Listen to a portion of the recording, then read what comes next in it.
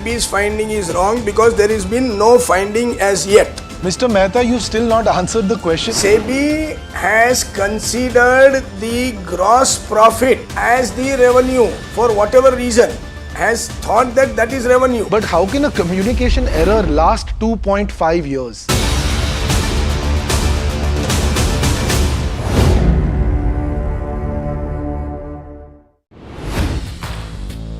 Hi, I'm Tamanna Inamdar. Watch me on NDTV Profit, where I break down the day's biggest business stories. What happened, why it matters, and what it means for your money. Hi, I'm Neeraj Shah. Watch me on NDTV Profit for the most incisive market intelligence and meaningful corporate conversations. And I'm Alex Matthew. Markets, mutual funds, insurance, personal finance. I help you cut through the noise and make smarter financial choices. And here's where you can watch us.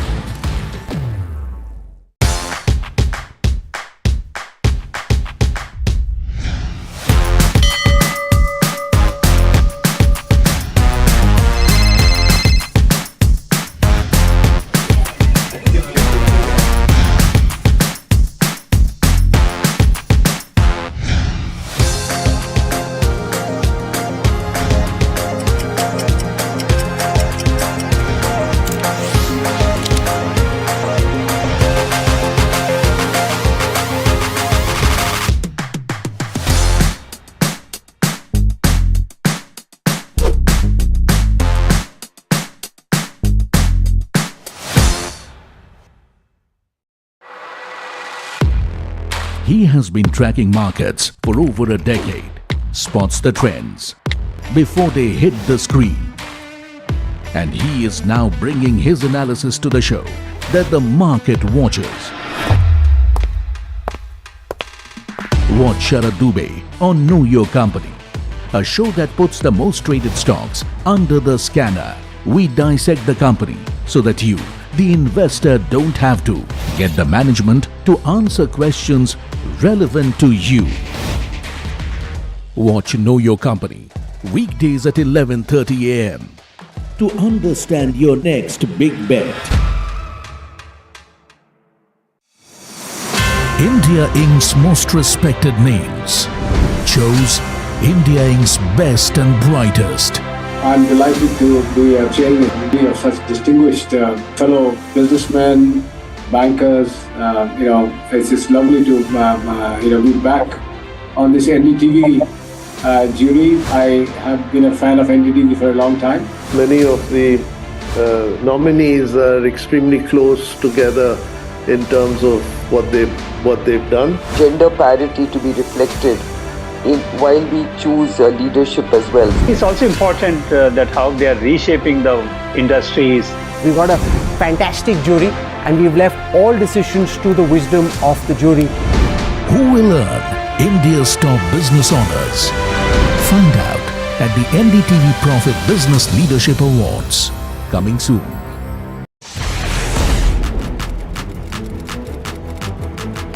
When the headlines move fast, perspective matters.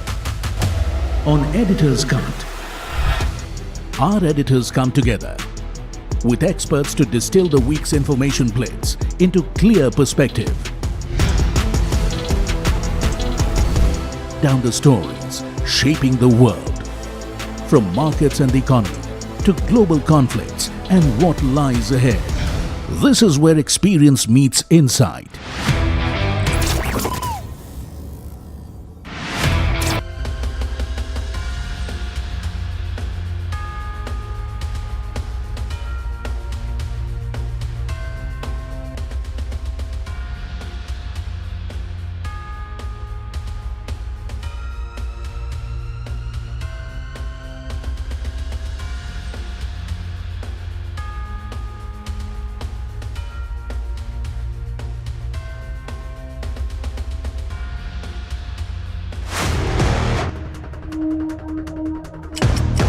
You're watching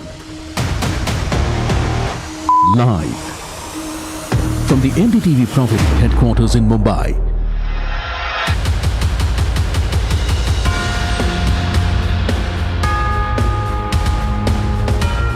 This is India Market Open with Tamanna, Alex and Neeraj.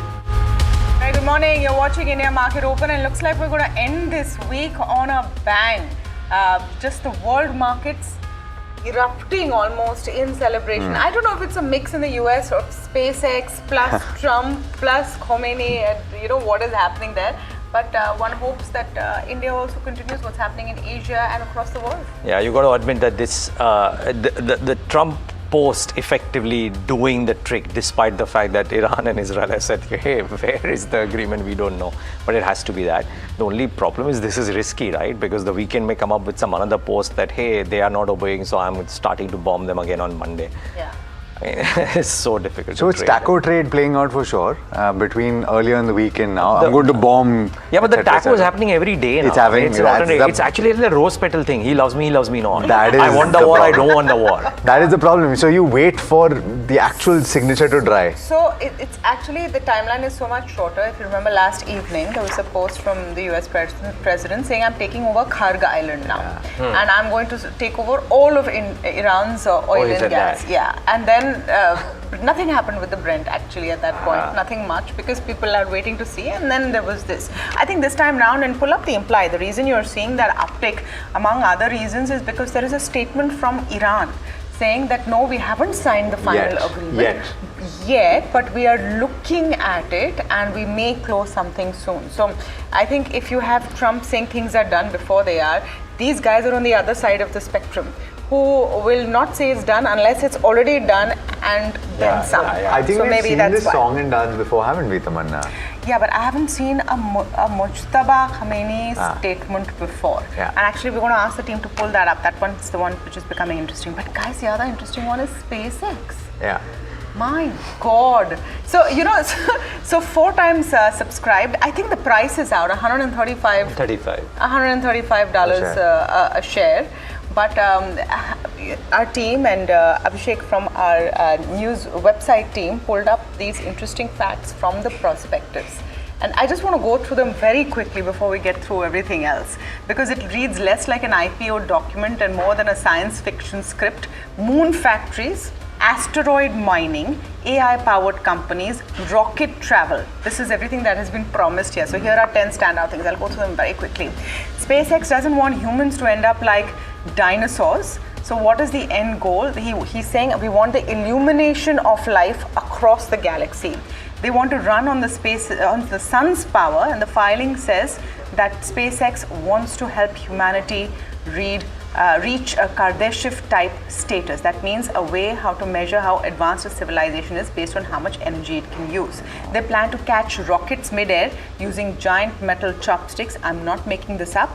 They're saying, why launch from Earth when you have the moon? SpaceX envisions building satellite factories on the lunar surface. To achieve its AI ambitions, SpaceX says it may need to send 1 million tons to orbit every year. The company also wants to build AI data centers in space. And another eye-catching idea, mine the moon, bring the resources back to Earth. So the filing describes MacroHard, an AI platform designed to help operate entire companies, and one day a rocket ride could replace long-haul flights. So yes, they want to mine asteroids as well. Maybe all of this could happen, I don't know.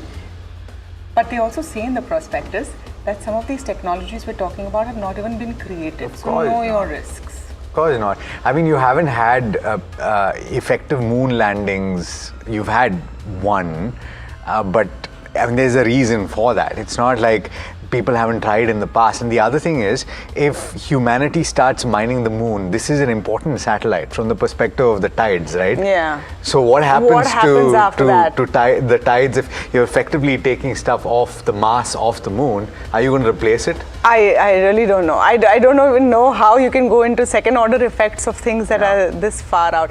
By the way, Elon Musk has put in a condition that he will get 1 billion shares of SpaceX only if he hits the target of building a colony on Mars. With 1 million people. With at least 1 million people. What is known, guys, though, is 2 things. That one, that some of the profitability targets are around the corner, especially if they succeed on the orbital piece, and then AI centers out there in the cloud. So that is one thing. What is also known, though, is that for all the fancied IPOs in the last decade, right, the drawdowns in the first 1 year are very, very large, and which is why I think a lot of people are saying that hang on for SpaceX to come off a little bit, because the data, guys, Facebook in year 1 down 54%, Snap 56%, Uber 68%, Pinterest 70%, Lyft 79%, Rivian 88%, Robinhood 90%. So a lot of these stocks have cracked massively in year 1 after listing. But this is 4 times oversubscribed. Yeah, a lot of All them of them were. A lot of them were. Okay, and 30% retail participation. That book is huge. Okay, so as excited as we are, we're going to look at what's happening globally as well. US market zoomed ahead of the historic SpaceX IPO and Trump halting his plan of Iran attacks. Let's pull up those indices and you will see that huge improvement you saw. Nasdaq 2.5% up, Dow another 900 points up. So if it closed 900 points down, it recovered all of that lost space, and the S&P 500 also doing well. Futures also in the same direction pretty much. Bond yields have cooled sharply, so you have to look at all of the signs. It's not just the equity markets. Bond yields have cooled sharply after Trump has pulled back on his plan to attack Iran. The 10-year was at 4.47%. In fact, let's listen in to what Donald Trump said. We just made a great settlement of the war with Iran, and we're going to be subject to finalization of documents, which should get done over the next few days. Probably have a signing maybe in Europe, and it's a great thing. Stock market's up 1,000 points. That means they like the deal. So that means they like, if the market goes down, that means they don't like the deal. But it's been up, oil's dropped. Oil will start coming down to, I think, even lower than it was before. I said I was in Iowa. It was $1.85 a gallon. I don't know if I'm going to get there, but we're going to get pretty close. It's going to come down, and when oil comes down, everything else comes down. And most importantly, we have a deal that Iran will never have a nuclear weapon, which was the whole purpose of what we had to go through to get this. So it was a very big thing. But we have a signing soon, and the documents are in pretty final shape. So we'll see. We'll see. Very good. Should be done. That should be done pretty quickly. It has to pass between this memorandum of understanding and final deal being done. Help is going to go relatively quickly, but it's I mean, the straits are going to open immediately. This one signing, maybe it'll be Saturday or Monday. Where's there a deadline, though, to get from this to a final deal? We think it's going to go pretty quickly. I don't want to say a deadline, because if I say a deadline, you'll say, oh, he didn't meet the deadline. You know, this is like, it's not going to matter much, because it's going to get signed. And the strait is open. But the straits have been open for a number of months already, and you just didn't know about it. You know, you as reporters weren't able to get it. I just announced yesterday that we bought a lot of ships, so nobody knew about it. I guess we did a pretty good job, Peter, right? But we brought many, many ships across, and millions, hundreds of millions of barrels of oil were brought across. All right, Brent prices, that's what's important to see. Below 90, I think for the first time in several days, and Brent prices actually came off sharply after that statement that you're seeing. Let's pull up the latest on Brent, and that's going to be an important indicator for markets as well, 89.33. I want to pull up Asia very quickly, show you what the rest of Asia is doing. You've seen the India implied already, nearly 4% up on the Nikkei, and of course India following suit. Kun Go, head of Asia research at ANZ Research, joins us this morning. Very good morning to you. Can we believe him this time?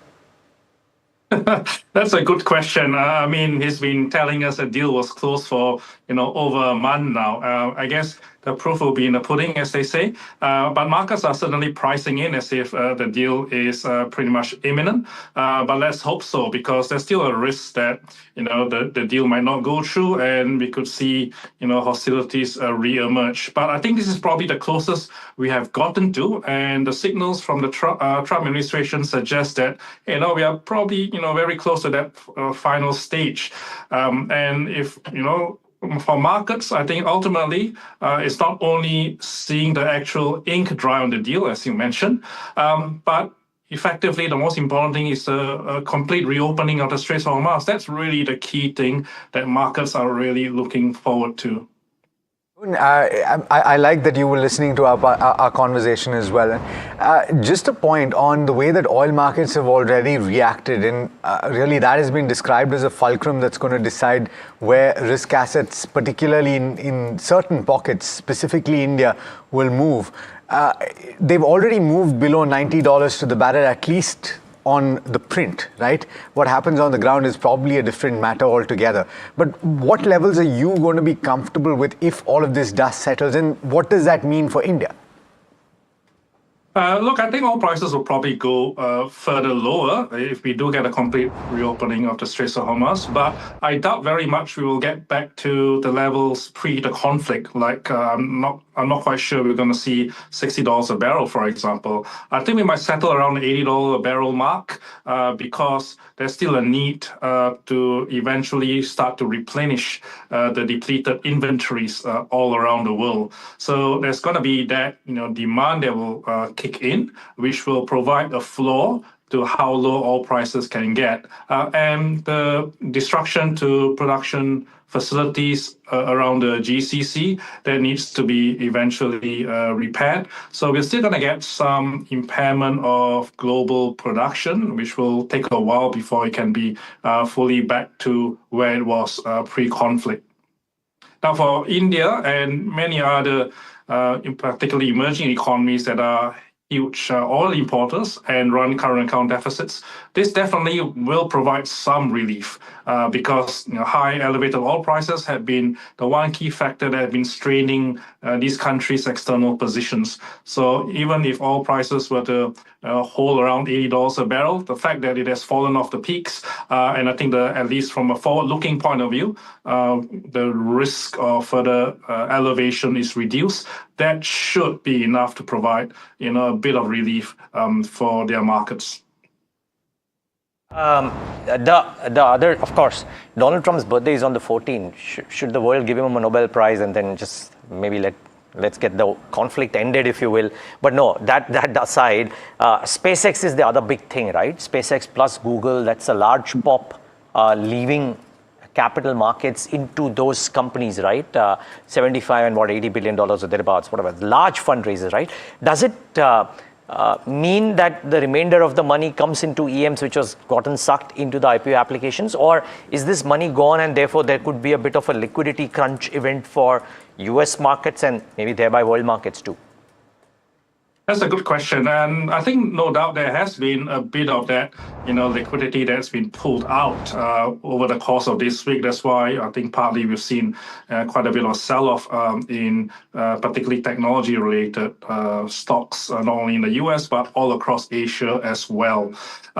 So I think all eyes will be on how successful this IPO is. I think if we do get a clear takeoff, excuse the pun, I think that will then provide confidence to get back in. We might start to see a continued recovery in the Asian markets, especially if this deal between US and Iran do get formalized and the Straits gets opened up. I think that's the best combination of news that investors can hope for, which I think will set the stage for a very positive outlook for markets next week. On that note, Khun, thanks so much for taking the time. Hopefully when we speak next, we will not be speaking about the war anymore. Thank you. Somebody is hopeful. I'm very hopeful. Sorry, that laugh just escaped me. No, I seriously do hope that is the case. Okay. And which is not to say that we'll invite Khun only next year. We will hope to speak to him next week. So let's put that out there as well. But let's talk about what's coming from the other side, because it's equally important, right? Ultimately, it's been described at the start of this conflict. We were talking about it as a tango between three. And Iran is one of those parties, obviously. So therefore, what are they saying? They've said that no final decision has been made on the possible US agreement. Iran says that it has not made a final decision on a possible agreement with the US and will not compromise on its red lines in negotiation. The statement, of course, adds, this is, of course, Baghani, or rather Bagai, who is making this statement. He said that a large part of the negotiation text has been finalized by the US, repeatedly changed its positions during the talks. This is important to bear in mind. So there's no final outcome on this yet. No, so the reason why I have been saying that this is important is because this is, first of all, their foreign minister. Yeah. It's an official statement. It's not via Tasneem or Fars, their news agencies, which otherwise are proxies for what they want to try and say. And he has said a large part of the text has already been finalized. It's not final, but that is the closest they've come to say that there is this much progress that has been made. I think that's a cue that markets are perhaps looking Certainly, and that's the reason why you're seeing risk assets and commodities react the way they have. But let's talk about Indian equities and what happened in trade yesterday. More of the same, really. You had foreign institutions that continued to sell to the extent of about 2,000 crore rupees in trade, 4,200 crore rupees bought by domestic institutions. So they continue to deploy the funds that mostly retail investors are pumping in. Equity markets have continued to slide, though, after a brief respite on Tuesday. You had the Nifty 50 that ended lower by as much as 0.2%, having stayed in a 250-point range. There was quite a bit of chop and churn through the session. The Nifty Bank remaining resilient, closing 0.1% higher, but more or less mapping the Nifty 50 slide in the second half of the session, and that was led by HDFC Bank and a couple of others. Private sector banks losing ground towards the end of the session. The Nifty 50 failed to hold gains, dropping as much as 0.7% from the day's high.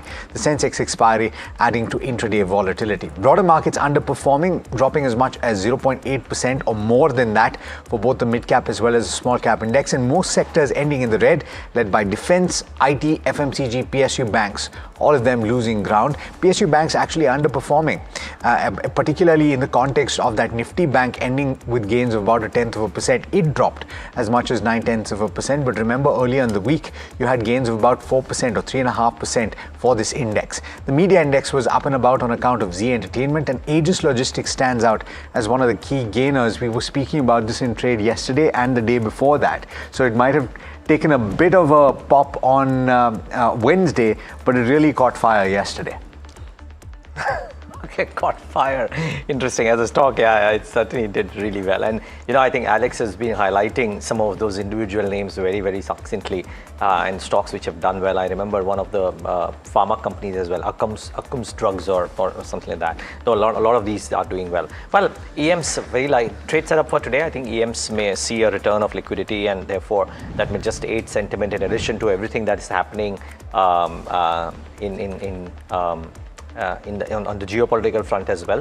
All sensitives, frankly, key beneficiaries today, but I think it's risky to carry that trade into the weekend. And if they start off with a bit of a pop, I wouldn't be surprised to see some people take off some money in the second half of trade, because why would you want to risk that going into the weekend wherein another statement might come in and Monday morning might look just completely different? So if I was a sane investor and if I had some money on oil sensitives sometime during midday today, I would probably take that money off the table. And therefore, I think the consistencies in betting, in laying a bet is on select pharma and defense names, because those continue to be key bottom-up stories. And you're seeing reactions, right? Yesterday, Unichem Labs was up a whole 20% at a point of time. And we're seeing that those kind of moves happening with so many names that you probably see pharma, you probably see defense as being the ones which you want to bet on from a sustainable perspective, as opposed to trying to bet on all sensitives which may move one way on a day and then quite the other way on the next. So keep an eye out for all of those. But yep, lots of things to watch out for today as well. Yeah, I think oil is going to be the big one from our perspective, and you've seen Asia already rally. So Asian stocks are rallying on the Iran deal optimism. Brent is below $90 a barrel. That's important from our perspective. You have positive technical reversal which is expected on the Nifty and the Bank Nifty as well. So that becomes a key one to look at, and we can move ahead from there. So, those are some of the factors. There's a strong setup for private banks, pharma and healthcare today, which becomes key. The Nifty support levels are at 23,100, 23,000 and 22,800. Meanwhile, for the bank Nifty, supports at 54,600, 54,800 and 55,000. So take a look at some of those. Resistance levels for Nifty at 23,300, 23,400 and 23,500. For the bank Nifty, it's at 55,300, 55,500 and 55,800. But let me go across to Puneet very quickly for the F-1 setup. Well, thank you for that. Well, it's been a very interesting week, to say the least, as we continue to look at some spaces, some pockets that are doing well as well. And for the Nifty, huge implied open indicating a start in the red, in the green, sorry. So used to saying start in the red as of now, but start in the green, 23,500 odd will be something to watch as well at this level. But very importantly, what has been the case for the last 2 days, we've actually seen selling from the highs going into the lows as well. Today will be something to watch as to how we end this week. Banking has been the other space which has continued to do well at this point of time, above the 55,000 level yet again. But what has been also important is the fact that 55,500 continues to be a near-term support, as we've seen buying across this level. So very interesting if we could retract to those levels and then see the second round of buying. It has been an index that has done well along with pharma for this week. So watch out for that. In terms of the cash markets, yet again a sell number for foreign investors, and for index long, we have jumped to almost 10 odd % versus that 7 odd % that it highlighted at. But in terms of open interest distribution, that continues to be across the key levels as well, of 23,500 for the calls and below that for the puts. But not too much stock specific action, but that's the key aspect for the F&O setup today. Got it. Okay. All right. So that's quite interesting, right? In that those, I like the fact that Puneet got stuck with opening in the red today, because he's gotten so used to that taking place. But let's talk about stocks. Yeah. Happiest Minds first on my list. They've launched an agentic AI platform that's called REL AI. They've built an enterprise-grade agentic AI platform which integrates AI across entire software development lifecycle. It's used for enterprise software delivery, and there's no platform migration or retooling required for the enterprise. So what's the big deal about it? It claims up to 40 to 60% faster application modernization timelines. It targets 3x improvement in engineering productivity. It can reduce support costs by 30 to 50% as per early implementations, and supports application modernization, data engineering, and cyber security operations. It comes after Emphasis launched the enterprise platform TRIA. So even while we look at all of these global AI stories, and there's exciting things happening there, interesting to focus on what listed IT companies are doing. The other one I'm looking at is Oil India. This is actually a thumbs down on Oil India. Morgan Stanley has maintained an underweight with a target price of 404 rupees. They believe the share price will fall in absolute terms over the next 30 days. So it's a very clear prediction coming in from Morgan Stanley. They're saying 5% impact on Oil India's earnings on recent royalty rate changes. Gas average selling price increases will underperform street estimates. Fuel refining profitability drops almost by half as the impact of tax benefits unwind, and headwinds from slower pipeline network expansion as well. They're saying they prefer ONGC within that upstream segment as compared to Oil India. The third one on my list is Goldman Sachs' view on Ola Electric, and I thought this was noteworthy because this is one company where the views always on it are so polarized. So Goldman Sachs has maintained a neutral and actually hiked its target price from 34 rupees to 38.9 rupees. The stock, of course, trading at 45 right now. They're saying the update for recent fundraise and latest electric two-wheeler penetration has changed. The May 2026 electric two-wheeler penetration in India rose to 9% versus 7.9% in April, and Ola Electric's market share was 8.7% for May 2026 versus a year-to-date low of 5%. So there is an uptick there. FY27 to 29 revenue estimates are up between 2 to 3%. Better liquidity situation for the company is also what they see. So Goldman Sachs has a very different view on a company which in the minds of investors and some cohort of investors was written off for a while. So I thought that was noteworthy. Yeah, certainly. And it has been buzzing, Ola, in the recent past. It's had a few good days. On top of my list is standard disclosure actually, but it generally tends to have stocks in focus on account of that. So I've given it a neutral rating. It is Cyient, and they fixed the 17th of June as a record date for their 720 crore share buyback. Now, it may look like a small number, but in the context of Cyient, it is pretty big. There are 9,300 crore market capitalization company.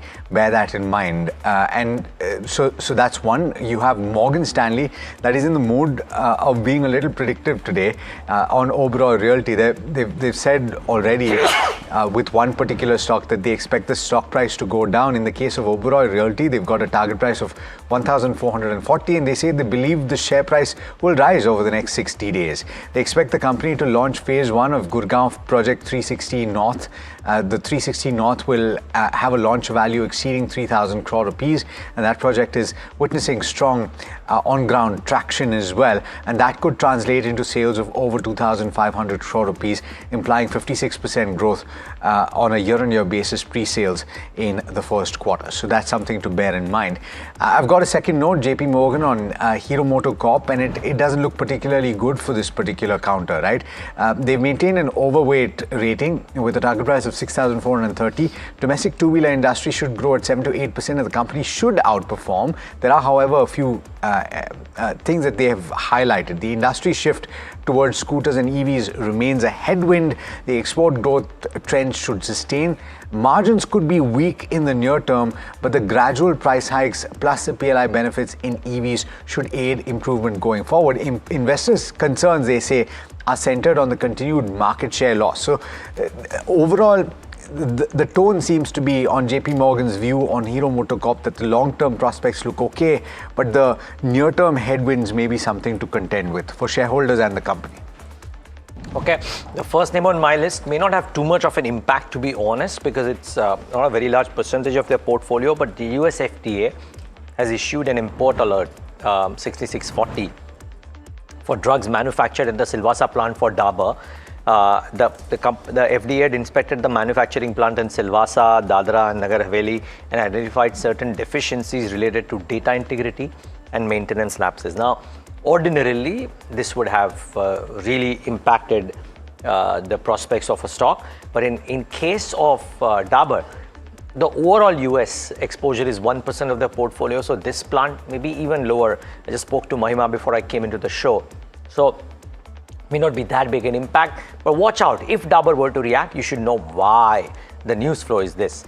Vintage coffee, some smart money is betting on it. Now, what's happened yesterday is that SBI Funds Management has purchased about 16.8 lakh shares of Vintage at 158, an additional 38.5 lakh shares at 153 per share. The stock was up marginally in trade. Watch out, SBI Funds names attached in the buyers list. Who knows, might bring about some bit of excitement in this stock, so keep an eye out for this one. I will watch out for MTAR after the kind of big gash that it had yesterday, right? Sharp downtake, stayed 11% lower as well. Now, on a key call, on a call with some key investors, which they probably did with a brokerage, the company said that there is no impact expected on Bloom DD from the news. They've received no communication from Bloom.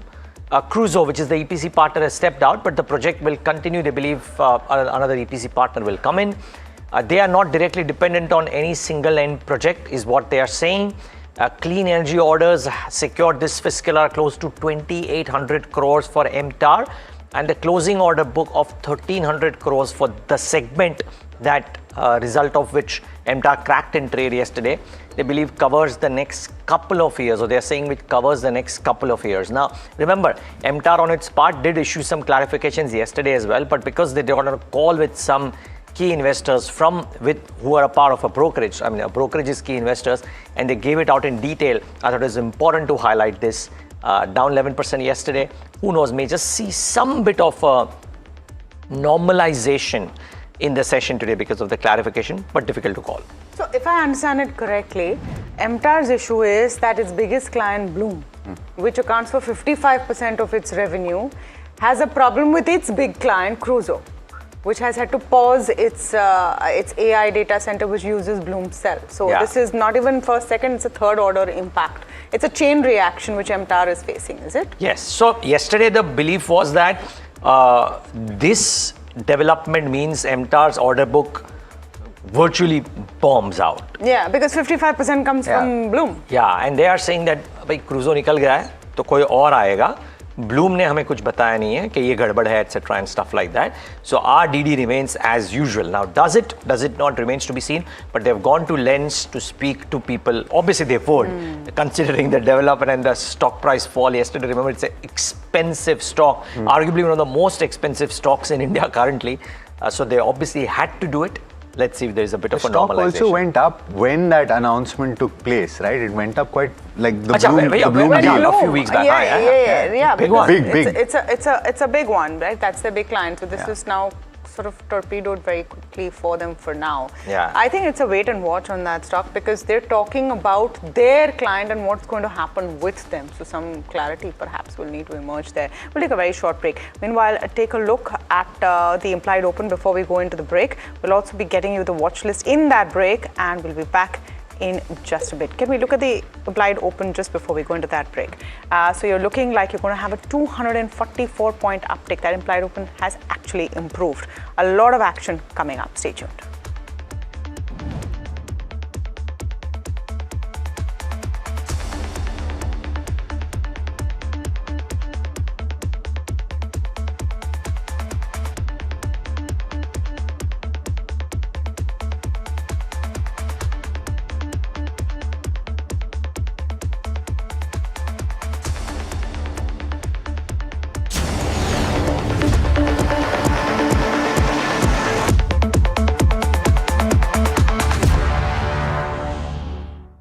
This is where the future shows up first.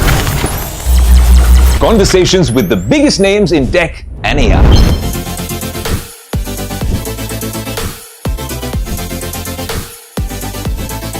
Putting tech through its paces. No fancy jargon or spec sheets, just what matters. If it's shaping the future, you'll see it here first. The Tesla Model Y. This is Tech 360, real talk, real reviews across the NDTV network.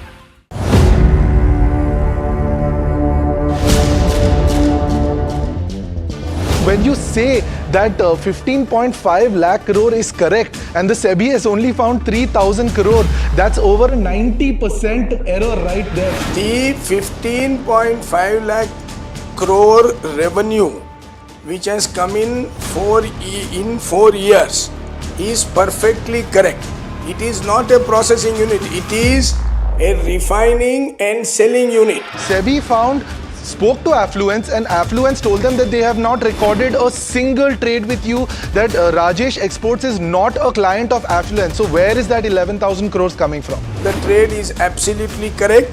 We have given all the required clarifications to SEBI in this regard. You're directly saying that SEBI's finding is wrong. They found that certain numbers of trades have been done from your personal account. I am not telling SEBI's finding is wrong because there has been no finding as yet. Mr. Mehta, you've still not answered the question. SEBI has considered the gross profit as the revenue for whatever reason. Has thought that that is revenue. But how can a communication error last 2.5 years?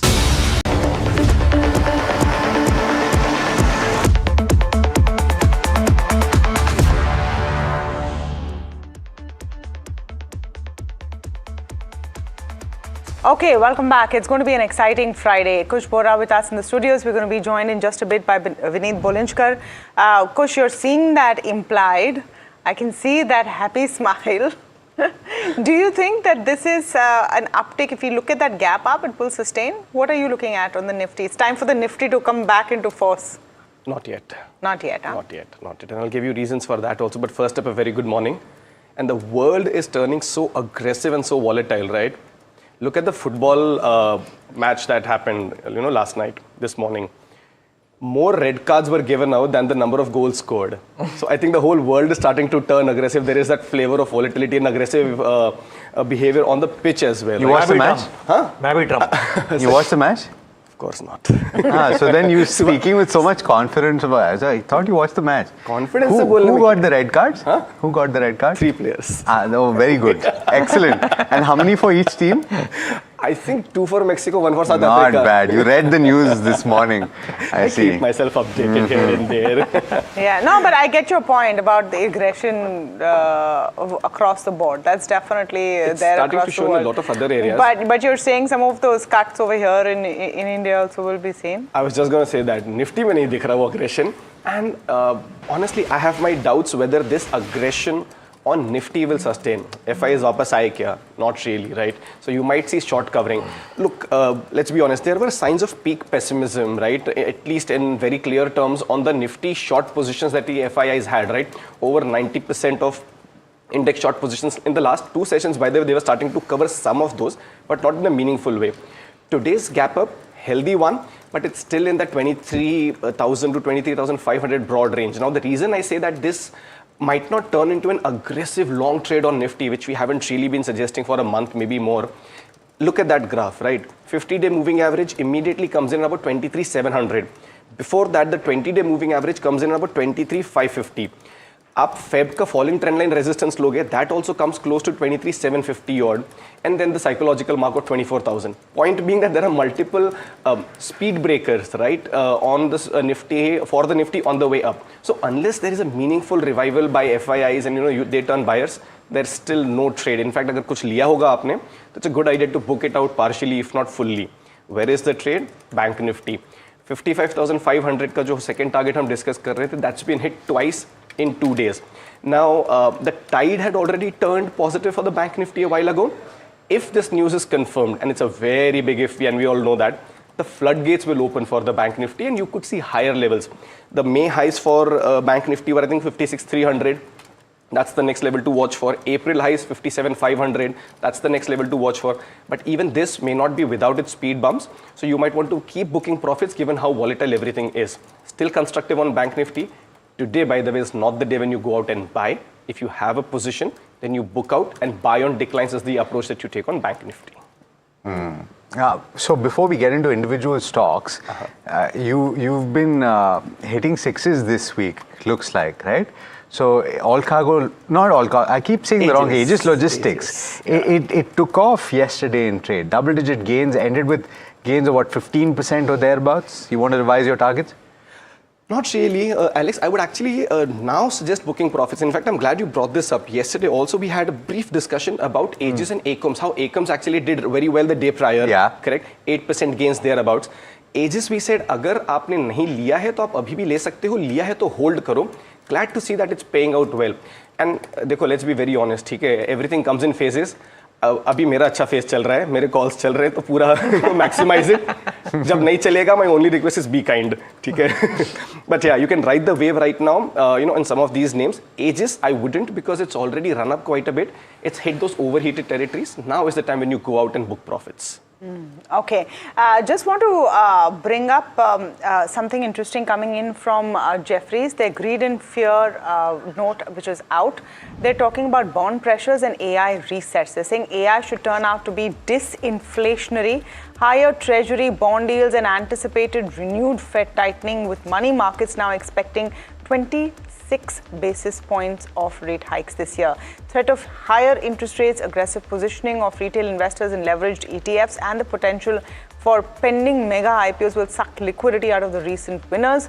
That's from the global US markets perspective he's speaking, but regional and emerging market investors have now sold a record net $30 billion of Indian stocks year to date. Indian stocks selling primarily due to fund flows into Taiwan and Korea. Asia ex-Japan long only portfolio weight is how they have placed it. They're up on Lodha developers, and in that same portfolio they're down on SBI Life Insurance, Zomato and PB Fintech. So some of those coming in from Chris Wood. Just on some of those stocks which are on the downside, SBI Life, Zomato and PB Fintech, any views there, Kush? SBI Life, Zomato, okay, PB Fintech is perhaps an exception, but yes, okay, SBI Life did well, but near term, I don't think there is so much traction for you to go out and really pick them up right now. I would be wary in some of these names, really. I mean, once I start seeing traction, maybe, we could come back to these, but not now. Not now. Be a little mindful. I wouldn't even call it an accumulation zone on SBI. Eternal, perhaps. Okay. Let's talk about individual stocks that you like. Yeah, finally, a big bank makes the cut, and that is Axis Bank, right? This one, by the way, has seen good traction, good movement, volume accumulation, also very healthy. 1300 resistance being taken out, so there could be some short covering that could come in on Axis Bank. By the way, like ICICI also from a trading perspective, but for now, Axis Bank for targets of 1345, 1375. 1285 is where you keep that stop loss. KSH International, this is the other one. Here also we've seen good traction. Some profit booking did happen yesterday along the way from higher levels, but with the kind of setup that that the stock has, and it's starting to hit that resistance level, so slightly preemptive, around that 850 mark. So for targets of 850 and 875 with a stop loss at 800, you can consider KSH as a long trade. And Manorama makes the cut again. It hit the target one yesterday, but then cooled off a bit, marginal negative, on this one. So the trend continues. So you could still consider this for a long trade for targets of 1576, 1626, and a stop loss at 1476. Okay, we want to ask you about MTAR. We were discussing it a short while ago. So a huge hit on the charts. Do you see some signs of a rebound? I want to also ask you about an Ola Electric and an Oil India, just on the focus of brokerages as well. So I will avoid Oil India for sure. Haven't really been bullish. Continue to remain, neutral to negative on these names. Technically speaking, also there is resistance at about 410, 405 marks. So maybe if it comes close to that, or if you have a position, you could keep your stop losses there. But really not very constructive on some of these names. Ola also, I haven't really been constructive. It might see some profit booking after having crossed the 200-day moving average. But if you have a position, fair enough, there is momentum you can hold, keep your stop losses at about 41. MTAR, that's the one that you have to watch for. A big downside on the back of very heavy volumes, largely can be attributed as profit booking, but with the indices indicators turning negative, I will wait on this one. Supports near 5700, 5800 zone. If it comes closer to those levels and sustains, that's when you consider buy. For now, just put it on your wait and watch list. I do want to ask you, Sorry, no, I had a question on Z actually. And the reason why this is important, simply because Z on now for a number of days actually has been doing very well. Football World Cup starting means Z5 subscriptions, some people on the table may have taken as well, to my left and to my right. But be that as it may, it's actually had some consistent moves. Is it now approaching points of resistance, or is that some time away? Or are there some levels away? I am, how do I put it? I'm hearing a lot of stocks today, which I generally wouldn't be constructive on. I mean, just to name a few, Z, Ola, some of these, granted that they've got momentum going for them, but just an observation. Also, by the way, I don't know how true it is, haven't really tried it. But now there are, online complaints that Z's perhaps changed the plans. No, they've reverted. They've reverted. There was an original complaint that they had promised three devices and they went to one, and then there was a bit of an online backlash, and they've gone back to three. They've gone back to three. Fair enough. So, yeah, I mean, if that wasn't the case, then sentimentally also that would have been a dampener. But yeah, I mean, talking about just the momentum bit, yes, Z's got some momentum going for it. If I had a position, I wouldn't really book out right now because the volume accumulation is healthy. After a while, this stock's actually crossed the 200-day moving average, sustaining above it, near-term indicators obviously on the positive side. I would definitely continue holding on to it. I wouldn't really buy afresh. For me, immediate targets for this one are 122 and about 135. And a strict stop loss at 102 or 100, you can round that off. So it's got the momentum going for it. It's not a sustainable and a long positional trade for me. As and when I get profits on names like Z, Ola, I'm happy to book them out. So just a small point on Z, it's an interesting deal that they've struck, right? Because so FIFA was in the market for this World Cup and was tagged at $100 million. And ultimately, Z has gotten this World Cup and the next World Cup for $60 million. Yeah, because they waited out till the very last minute. No one knew how much it would be seen in India because it's the time difference is is not really amenable to large viewership. Yeah. By the way, just because we're talking about Z5, all NDTV channels, including NDTV Profit, can be seen on Z5 platform. There you so go. please go out there, and if you want to see us on one more place, I'll never lose an opportunity. I love it. You shouldn't. Please, you can watch us on Z5 apart from wherever you are seeing us right now. But let me go across to Sharad to talk about a very interesting take that Bernstein has on India's power sector. Now, this has been in vogue, right, Sharad? We talked about two other brokerages who had a take on power sector yesterday. What is Bernstein saying this time? Well, yes, they have also stated now the entire process is now becoming, you could say, a structural story and not a cyclical story, and out of which the highest target prices, which I could gather from the report, Adani Power, there's a good significant target price upgrade coming in from 177 to 220 rupees. JSW Energy also, there is a slight increase in the target price. Vari Energies also see almost a 15 to 20% bump up coming in the target prices. Also, the report has stated, interestingly, that there's a fresh boost coming in because of weather, energy, security, as well as data center. All these three themes are firing, and that is why the power and the power ancillaries are doing well in trade. Demand is finally seeing some respite, and they are retaining a 1x GDP multiplier on this, and supply, there's a higher chances of evening power shortage in the coming next 3 years. Now, over the preference, Bernstein is preferring private Indian utilities on the other hand, which are trading at significant premium, but thermal players, they have given buy on dips. Preference is still on the non-solar part, which is, of course includes the thermal, nuclear and the battery segment. NTPC is the preferred name, and they are also positive on the power lenders, preferring PFC over REC. PFC over REC, and both of those counters, by the way, losing considerable ground in trade yesterday. Sharad himself had discussed why that probably was the case. Parag Thakkar, head fund manager, Fort Capital, joining us on the phone line today. We're not getting to see him this Friday. Parag bhai, I want to ask you about the power sector, and let's not talk about banks today, though I can't see you in aankhon se ishara saying we won't talk about banks, but let's talk about power sector. What do you make of it? Yeah, so basically, see, power demand growth is good for this year. May month was 11% YOY growth. Plus, you have this data center story, which is a long-term structural story. But I would say that I would go with regulated ROE utilities like NTPC, Adani Powers of the world, or JSW Energies of the world, rather than the companies which have kept it open, right? So if you have a completely tied up long-term power supply with SEBs with a regulated ROE of 15.5%, and you put on capacities which are already tied up, so you, in short, you are assured of the cash flows in future. Those kind of power companies are good buys just because demand is increasing. And see, another risk factor which I would like to highlight is that because this year summer was very hot and May demand was 11% YOY, and this year power demand is expected to be YOY up by 6%, people are getting over bullish about it. If next year again the summer falters like it did last year, then again all these stories will take. So you have to be very careful in paying valuations. That is my limited point. Let's talk about PNB, and I had a conversation with the managing director and chairman, Ashok Chandra, and the topmost question, of course, is what he anticipates will be the response to the FCNRB offering. They've pegged their offering at a little above 6%. Listen into that conversation. Let me start by asking about the FCNRB rate that you will be offering for the 3 to 5 tenor. Where have you pegged it at, and what is the kind of response that you anticipate?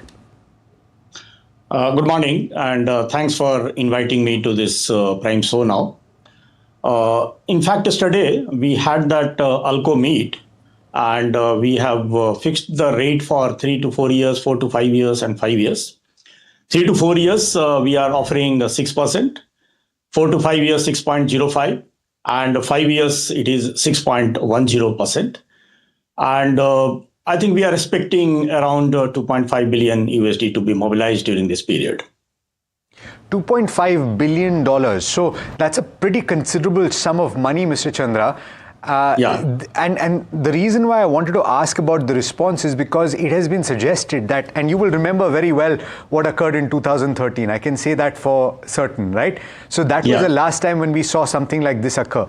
It has been suggested, Mr. Chandra, that the gap or the spread between global rates and Indian rates was significantly more at that point of time. It is not as attractive right now, and the currency may not move as sharply as it did back in 2013 when this announcement was made.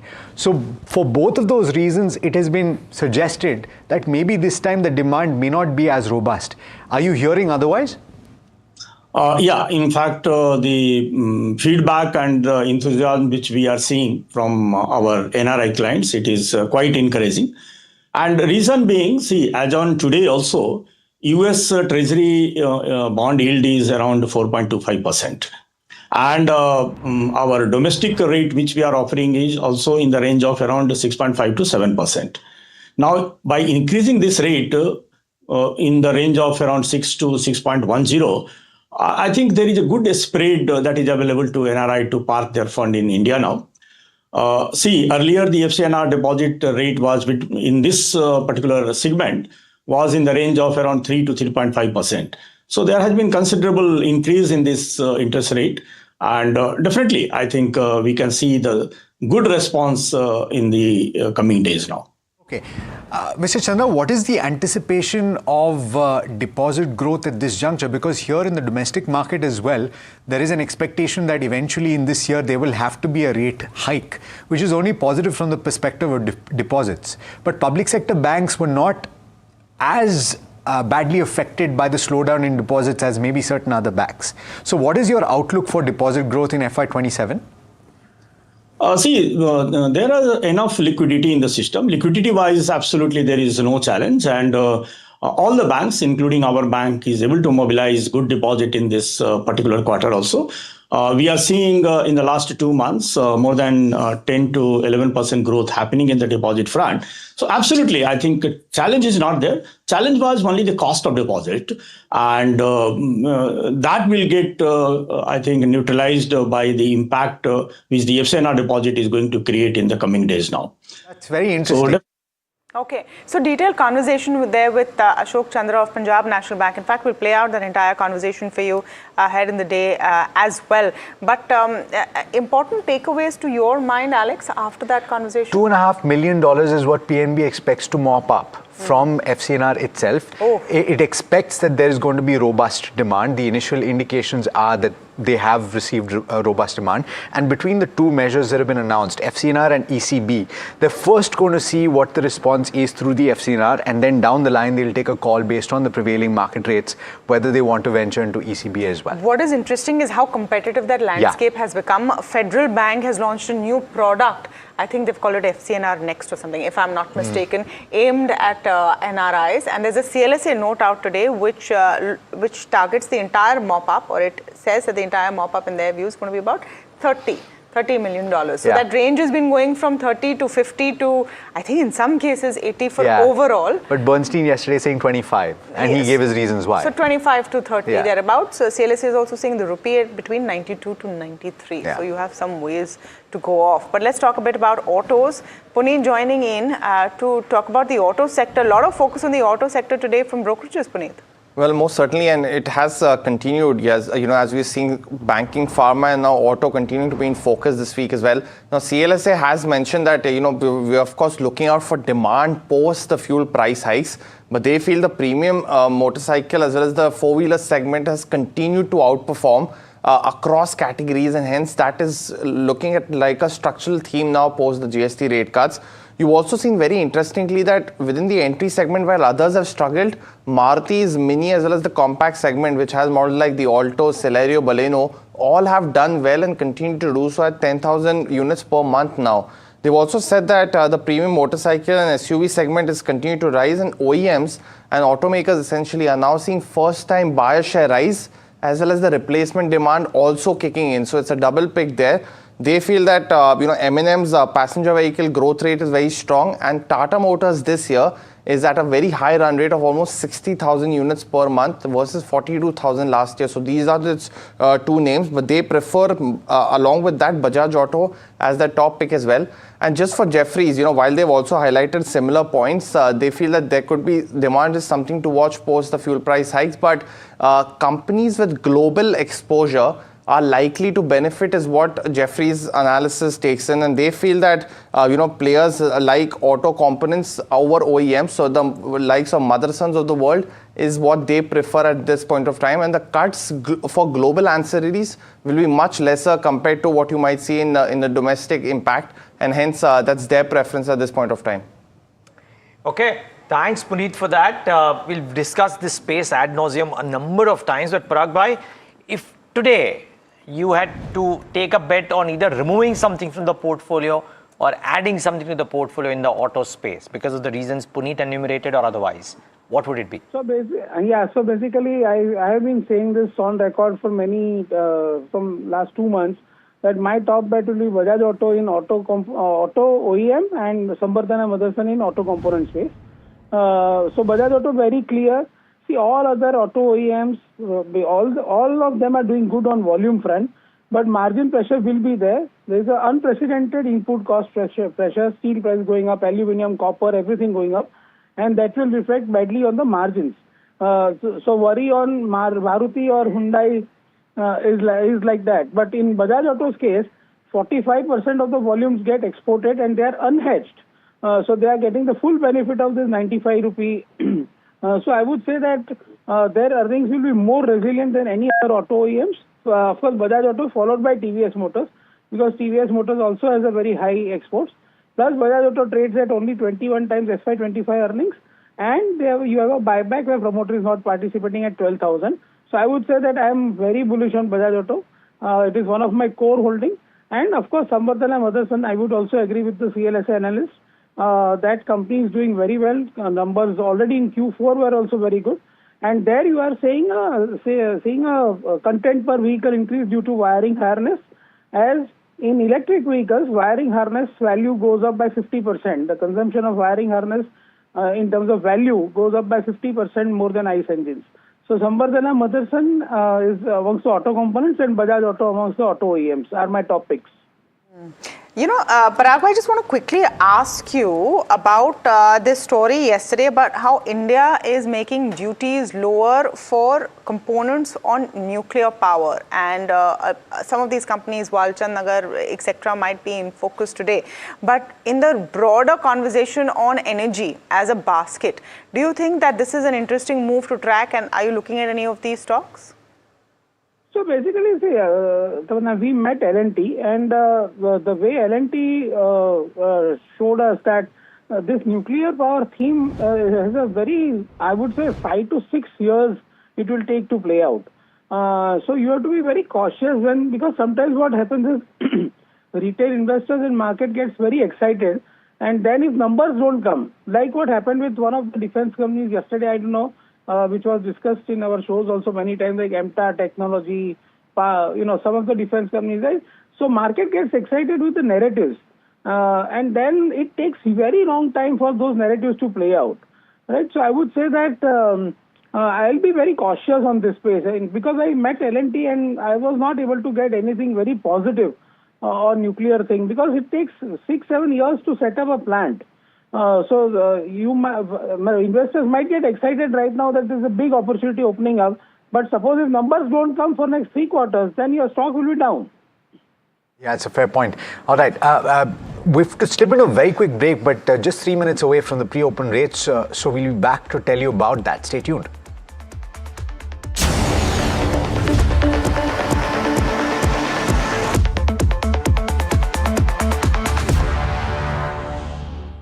This is where the future shows up first. Conversations with the biggest names in tech and AI.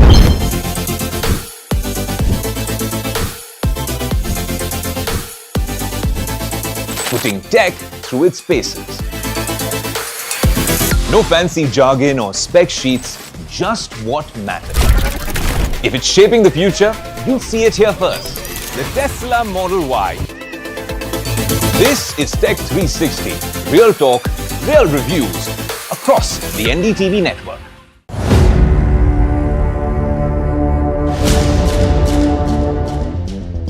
When you say that 15.5 lakh crore is correct and the SEBI has only found 3,000 crore, that's over 90% error right there. The 15.5 lakh crore revenue which has come in 4 years is perfectly correct.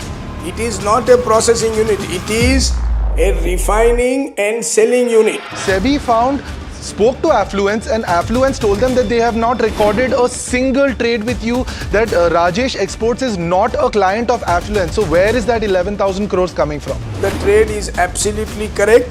We have given all the required clarifications to SEBI in this regard. You're directly saying that SEBI's finding is wrong. They found that certain numbers of trades have been done from your personal account. I am not telling SEBI's finding is wrong because there has been no finding as yet. Mr. Mehta, you've still not answered the question. SEBI has considered the...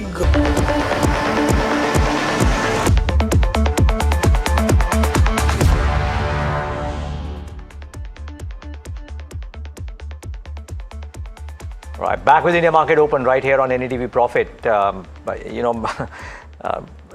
traffic in Bandra Kurla complex this morning is unreal, is what I'm getting on my feeds. And today was supposedly a request for getting no cars into BKC. It doesn't work. This is not funny. We would hope that the infrastructure allows all of us to come via public transport, but unfortunately, that isn't the case. But the markets, they are doing well. So, pre-open rates have started. I think the Nifty is behaving a bit more sedately than what it ideally could or would. Let's wait and watch how it shapes up. Maybe the Sensex is a bit more optimistic than what it should as well. So it'll settle somewhere in between. But keep an eye out for banks. I think this is the rising tide. So therefore, almost everything which is linked to the Nifty might actually do well. You might actually even have a Reliance which has underperformed for the last few days do okay. Oil prices have come off, and therefore some of the oil sensitives like Interglobe Aviation, Asian Paints, etc., HPCL, BPCL, etc. could also do well. So keep an eye out for some of those oil sensitives as well in the session today. And not too many stocks in news, but a few of them certainly in news, and we'll keep an eye out for those too. A lot of brokerage notes, by the way. Morgan Stanley's been on a roll with tactical calls for stocks which will not do well and do well over the next 60 days. Oberoi Realty and Oil India, I believe, feature in that list. So keep an eye out for all of those. But I'm very, very interested in knowing, Kush, if we start off about 1% higher today, would you take a trade on the Nifty from those levels? Quick call. No, certainly not. Today is a day when you book profits. Even if the index was to go, let's say, about 1% or so higher from there also, you don't really take trades from those levels. Risk-reward ratio is just not favorable. Also heading into the weekend, guys, you never know what post comes out on Truth Social which may actually get the markets completely gone the other way. So yeah, not a bad call. In moments from now, we'll get to Rahul Arora as well to talk about his thoughts. Very quickly, Parag Bhai, from amongst the stocks which are in news, we spoke about MTAR Tech quite extensively. They've given some commentary as well yesterday saying that there is no impact, but it's a stock that got literally decimated in trade yesterday before recovering a little bit. But what do you think of it? A stock which was at 8,300 is at 6,300, still very expensive. They've given a clarification. Would you be interested in it? No, I am not interested in. I've seen when the stock was rising, and the business might be good. I'm not saying the customer, everything is genuine, business might be good. But I've seen some amount of promoter selling in that stock when the stock was going up in a perpendicular way. So I would not touch this stocks. I'm happy with my ICICI Bank. It is doing well. No? So ICICI Bank, Bajaj Auto, Grasim, JSW Steel, Bharti Airtel. Parag Bhai, I'm happy with that pack. Parag Bhai, but a lot of our viewers may not necessarily be happy only with an ICICI Bank, hence trying to ask you about some of the others too. So my general view is, Neeraj, my general view is that, chasing this momentum in expensive stocks, just because they are going up with some orders coming in, that too, in this case, of course I don't own this stock, so I don't have anything to do, but just because you have asked, that there was one particular customer which was booming and which was giving them a lot of orders, which might be true also, but I would say that Just check now. Promoter has been selling that stock gradually. Very valid point, by the way. That's a very valid point Parag Bhai is making. Because promoter selling in MTAR Tech has been very, very sharp. Actually, fairly consistent as well the last pull that 2-3 up. weeks. Let me try. We should pull up that data. Sorry, I don't. Ideally, I don't want to speak without data, but I've seen a number of posts now when the promoters have been selling in MTAR Tech. So and this is something Parag Thakkar tracks very closely. What the promoters are doing in the company as first rates which are coming in on the pre-open session. Look at Praj Industries took a cut yesterday and seeming to bounce right back in the early minutes of the pre-open trade. Hexaware Tech in focused, Happiest Mind Technology, nearly 4.5% up. We talked about the new AI platform that they have launched. It sounds quite interesting. Happiest Minds is the one that I'm talking about.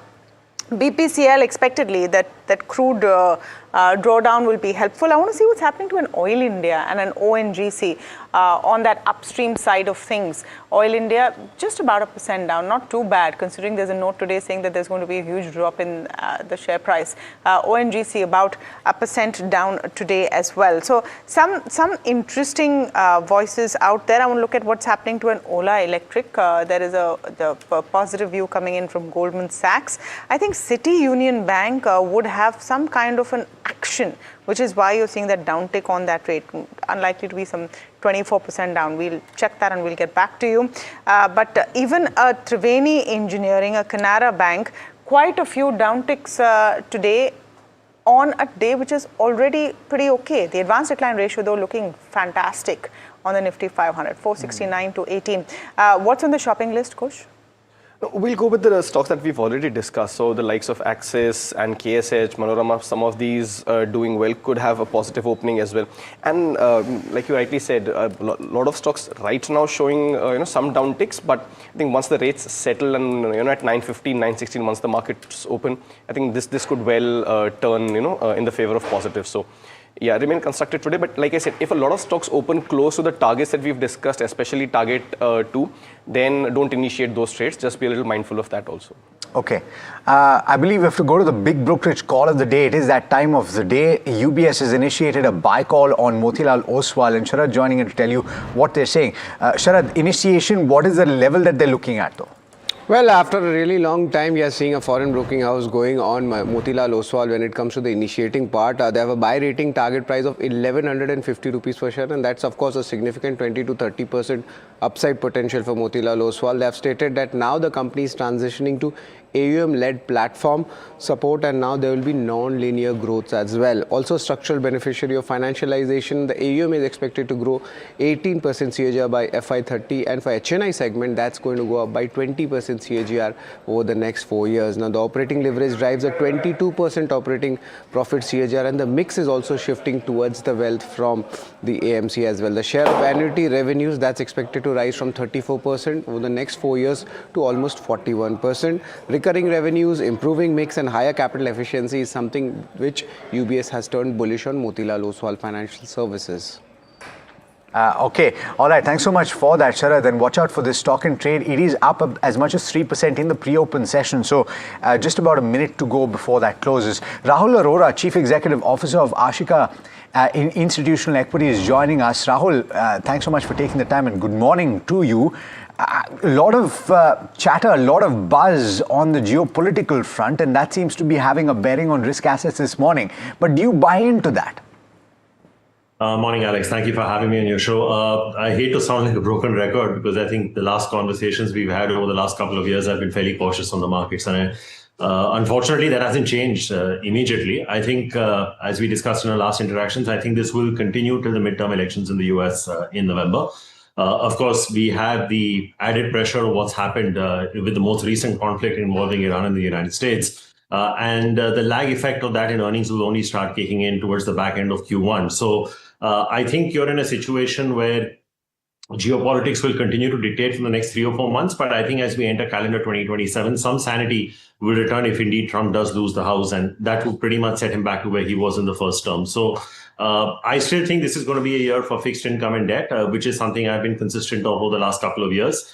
But that being said, Alex, I think the market will not test you for price corrections, according to me. I think the worst of price corrections is over. I think at best, you'll probably get a 10% fall in the Nifty in a worst case scenario. That is even if it gets there. But my sense is, as we discussed on your last show as well, I'm fairly constructive that the Nifty will be at 35,000 by next Diwali. I think that view has not changed. But again, like I said, I think that's more a view and a momentum that will probably kick up in calendar 2027 as opposed to calendar year 2026. Sorry, can you repeat the Nifty level that you're looking at? I missed that.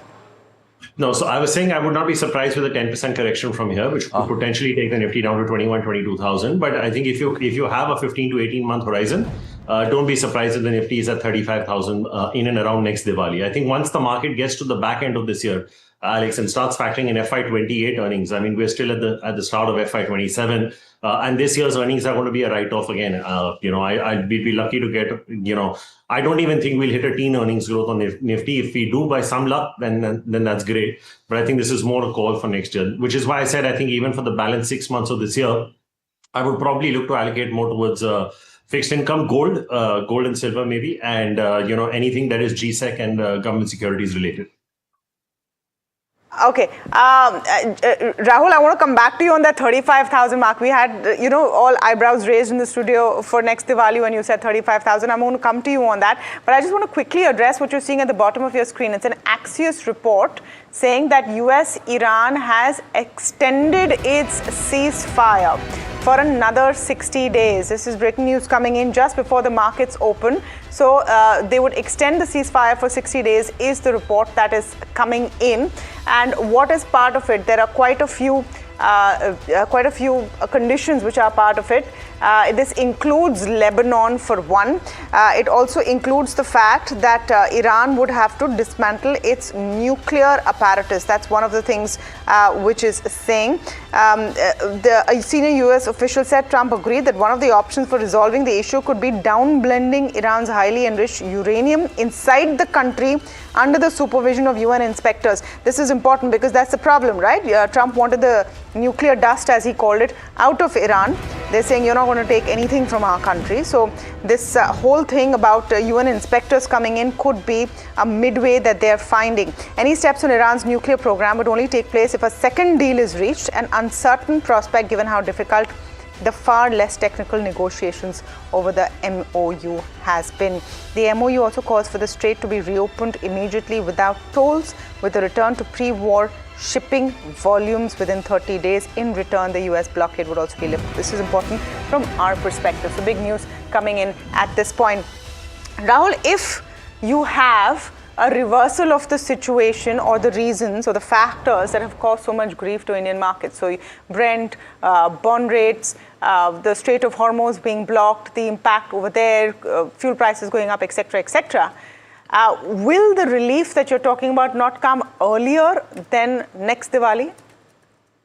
No, I don't think so, Tamanna, and I'll give you 2 or 3 reasons for that. So one is what you read out is no surprise to anyone because the biggest global event in the world is taking place in the United States right now in terms of the FIFA World Cup. And I don't think they want to be distracted with, estimated $9 billion of earnings that are likely to come in over the next 39 days. So this news flow doesn't surprise me. That being said, I think Tamanna, people don't. One sec, Rahul. I have to ask you, why would they sign an MOU and extend the ceasefire because of FIFA? Even if the strife is going on, how does that make a difference? What's the connection there that you're drawing? They just don't want to be distracted as a nation, right, Tamanna? I think you want your entire focus on security and other aspects when you're hosting such a big event. And I don't think you want to be distracted on international fronts when you've got such a big event happening domestically. I think it's just a mindshare thing. I think, and it can't be a coincidence that this is coming just a day after the FIFA kicks off. That's just my view. Reserve the right to be wrong, but I think that it kind of adds up. But to the point on earnings, I think, Tamanna, people don't know how much this is going to impact earnings. I think because we don't know how much inventory corporate India had. We don't know the second and third order, impact. So let's just take crude, right? If it's crude, it's not just crude. It's going to feed into freight, octroi, travel costs because petrol has gone up. We are in an era where I think most of the people on your channel would have come and said that they're expecting interest rates to go up by anywhere between 50 to 75 basis points over the next 12 months. So then you have a situation where interest costs are going to rise. So I don't think anyone has a handle on how this is going to play out. Add to that, I don't think we know what IT companies are going to guide at the end of Q1. We saw, for example, what happened with HCL Tech at the end of last quarter. It was down 10% after it revised its guidance down. So there are a lot of unknowns, and which is why I think there is no hurry to enter the market. I mean, see, you had a situation where a 7,000 Nifty went to 28,000 in less than 2.5 years. So if you have a 2-3 year pause after that to just correct anomalies, there's nothing wrong with that. I think, if you look at valuations even today, consumer companies are coming to you at 45 times 1 year forward. They're not going to report 10% earnings. While IT companies' valuations are definitely cheap, but look at durables and electricals players. They're still trading at between 40 to 50 times. Again, 12-13% kind of growth. The Nifty would have actually been at 28-30,000 already had this conflict not happened. And that's because credit growth had come back to 15-16%. And that was a huge positive. But now the problem is people are believing that, there will be NPA issues because so many parts of the economy will be affected. If banks get into a deposit rush in a rising interest rate environment, there'll be pressure on net interest margins, which could put downward pressure. So I think just piecing together the unknowns, I think it's probably a better call to take closer to Diwali on how the next year will pan out as opposed to this year. And don't forget, Tamanna, FIIs don't have any compelling reason to buy India right now because why is the FII selling happening? It's happening because the money is going into AI-related stocks. We don't have a play here. And which is why the Bank Nifty has suffered. So I think that's why my call is more, sort of uncertain for the next 3 to 4 months. Agreed. So don't do anything next 3-4 months. Maybe try and bet after that or take a call after that. Rahul, stay on. We'll come back to you post-market open. Kush, we'll take in your top calls as well or other reviews on some of the active stocks post-market open because the markets are about to start. We'll have a splash of green on open. The question is, what extent? And is it durable for the rest of the day? 268 points. So, right, what we said, right? I mean, 0.5% was looking a bit fuzzy. This is more realistic, about 1.5% or thereabouts. Bank Nifty, 1.33%, not surprised. Broader markets looking extremely buoyant, 1.4% for the mid caps, maybe slightly more than that for the small cap index, 1.5% for the small cap index, 1711 to 123, and the number will keep on changing, of course. But good, sharp market breadth on open. A tick of green out there. Markets are doing well. Let's get the heat map up on the screen, show you what is moving and what is not. Very little red, by the way. 4 stocks, and no surprise, ONGC is in the red because oil prices have come off. Shriram Finance, the ultimate beta play for whenever the markets move up or down, up about 3%. Indigo, no surprise, they're up 3%. L&T, any Middle Eastern ceasefire-related developments, L&T would definitely react, is reacting today. Some bit of consumerism in trend, Bajaj Finance, Eternal, Maruti, and then there is HDFC Bank and Adani Enterprises and Geofin. Well, you have to admit HDFC Bank's 2% uptick is really giving that support to the market. And then almost everything else, ICICI Bank is up about 1.5%, so that too is doing okay. Just the point contributors will show you how much HDFC Bank is really contributing to this morning's gain. Out of 280, 47 or 48 odd points by HDFC Bank alone, and then ICICI Bank and Reliance pull up the rest. Not too many losers, which is actually great news. Good start. Let's hope this lasts. Oh, fantastic Friday coming up after a while. But if you look at it, just about 1% up on the Nifty. So put that in perspective as well. Want to pull up the broader markets and see if that stream is continuing. And you saw the advanced decline ratio looking pretty positive. So definitely it is. 1.5% up on the Nifty, mid cap 150. Advanced decline ratio skewed towards the buyers, 1998 versus 147. Over 1.5% on the small cap 250 as well. Let me pull out the sectoral heat map for you. And just take a look at what's happening there. Nifty Realty, this has become sort of a weather vane for market mood. Drops sharply when the mood is bad, and it's not a very representative index, so it's interesting that this happens on and on. The Nifty defense also up about 2%. Auto stocks are doing well. Small cap right up there, a complete green screen. One of the worst performing is the Nifty CPSE and the IT sector index, which is also about 0.5% up right now. Let's go to individual stocks, and when everything is up, it gets a little tougher to pick up the clear winners, but I want to look at those impacted by oil, and Brent under 90 is great news for HPCL, BPCL, IOC. You're seeing all of those stocks between 2 and 3.5% up right now.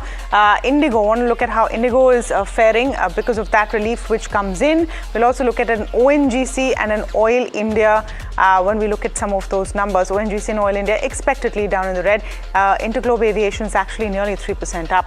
MTAR, is there a recovery in MTAR after all of their explanations? 8% up this morning on MTAR. G&G Electronics also in focus for various news pieces, but MTAR about 8.5–9% up after 11% downtick yesterday. Happiest Minds is in focus because of its new AI platform. I want to look at Walchand Nagar, HCC, NTPC. Their nuclear power duties have been eased. Those stocks up and about. HCC about 5% up. And just let's look at Sagility very quickly. They have an acquisition about $30 million. So that was also doing fairly well today, about 2.5% up. So fair bit of winners today. Oh, absolutely. Just a pocket of losers. If I look at the 500, there's practically just about 20 or less stocks that are losing ground. Some of the top gainers stand out, right? Aavas Financiers, HFCL, by the way, be a little careful with this one because it's had a bit of a slide and it seems to be finding some takers at these levels, but up about 5%. It generally gets locked in upper or lower circuit, so don't get stuck in one direction or the other. Actually, one direction would be fantastic if you get stuck, right? But Motilal Oswal is up and about. It is 4.7% higher, initiation of coverage by UBS, so that is positive. You have a couple of others. Netweb Technology is doing well, 7.3% higher. You have IFCA that's up about 5.4% or thereabouts. RK Forging, and by the way, a few automotive ancillary companies doing particularly well.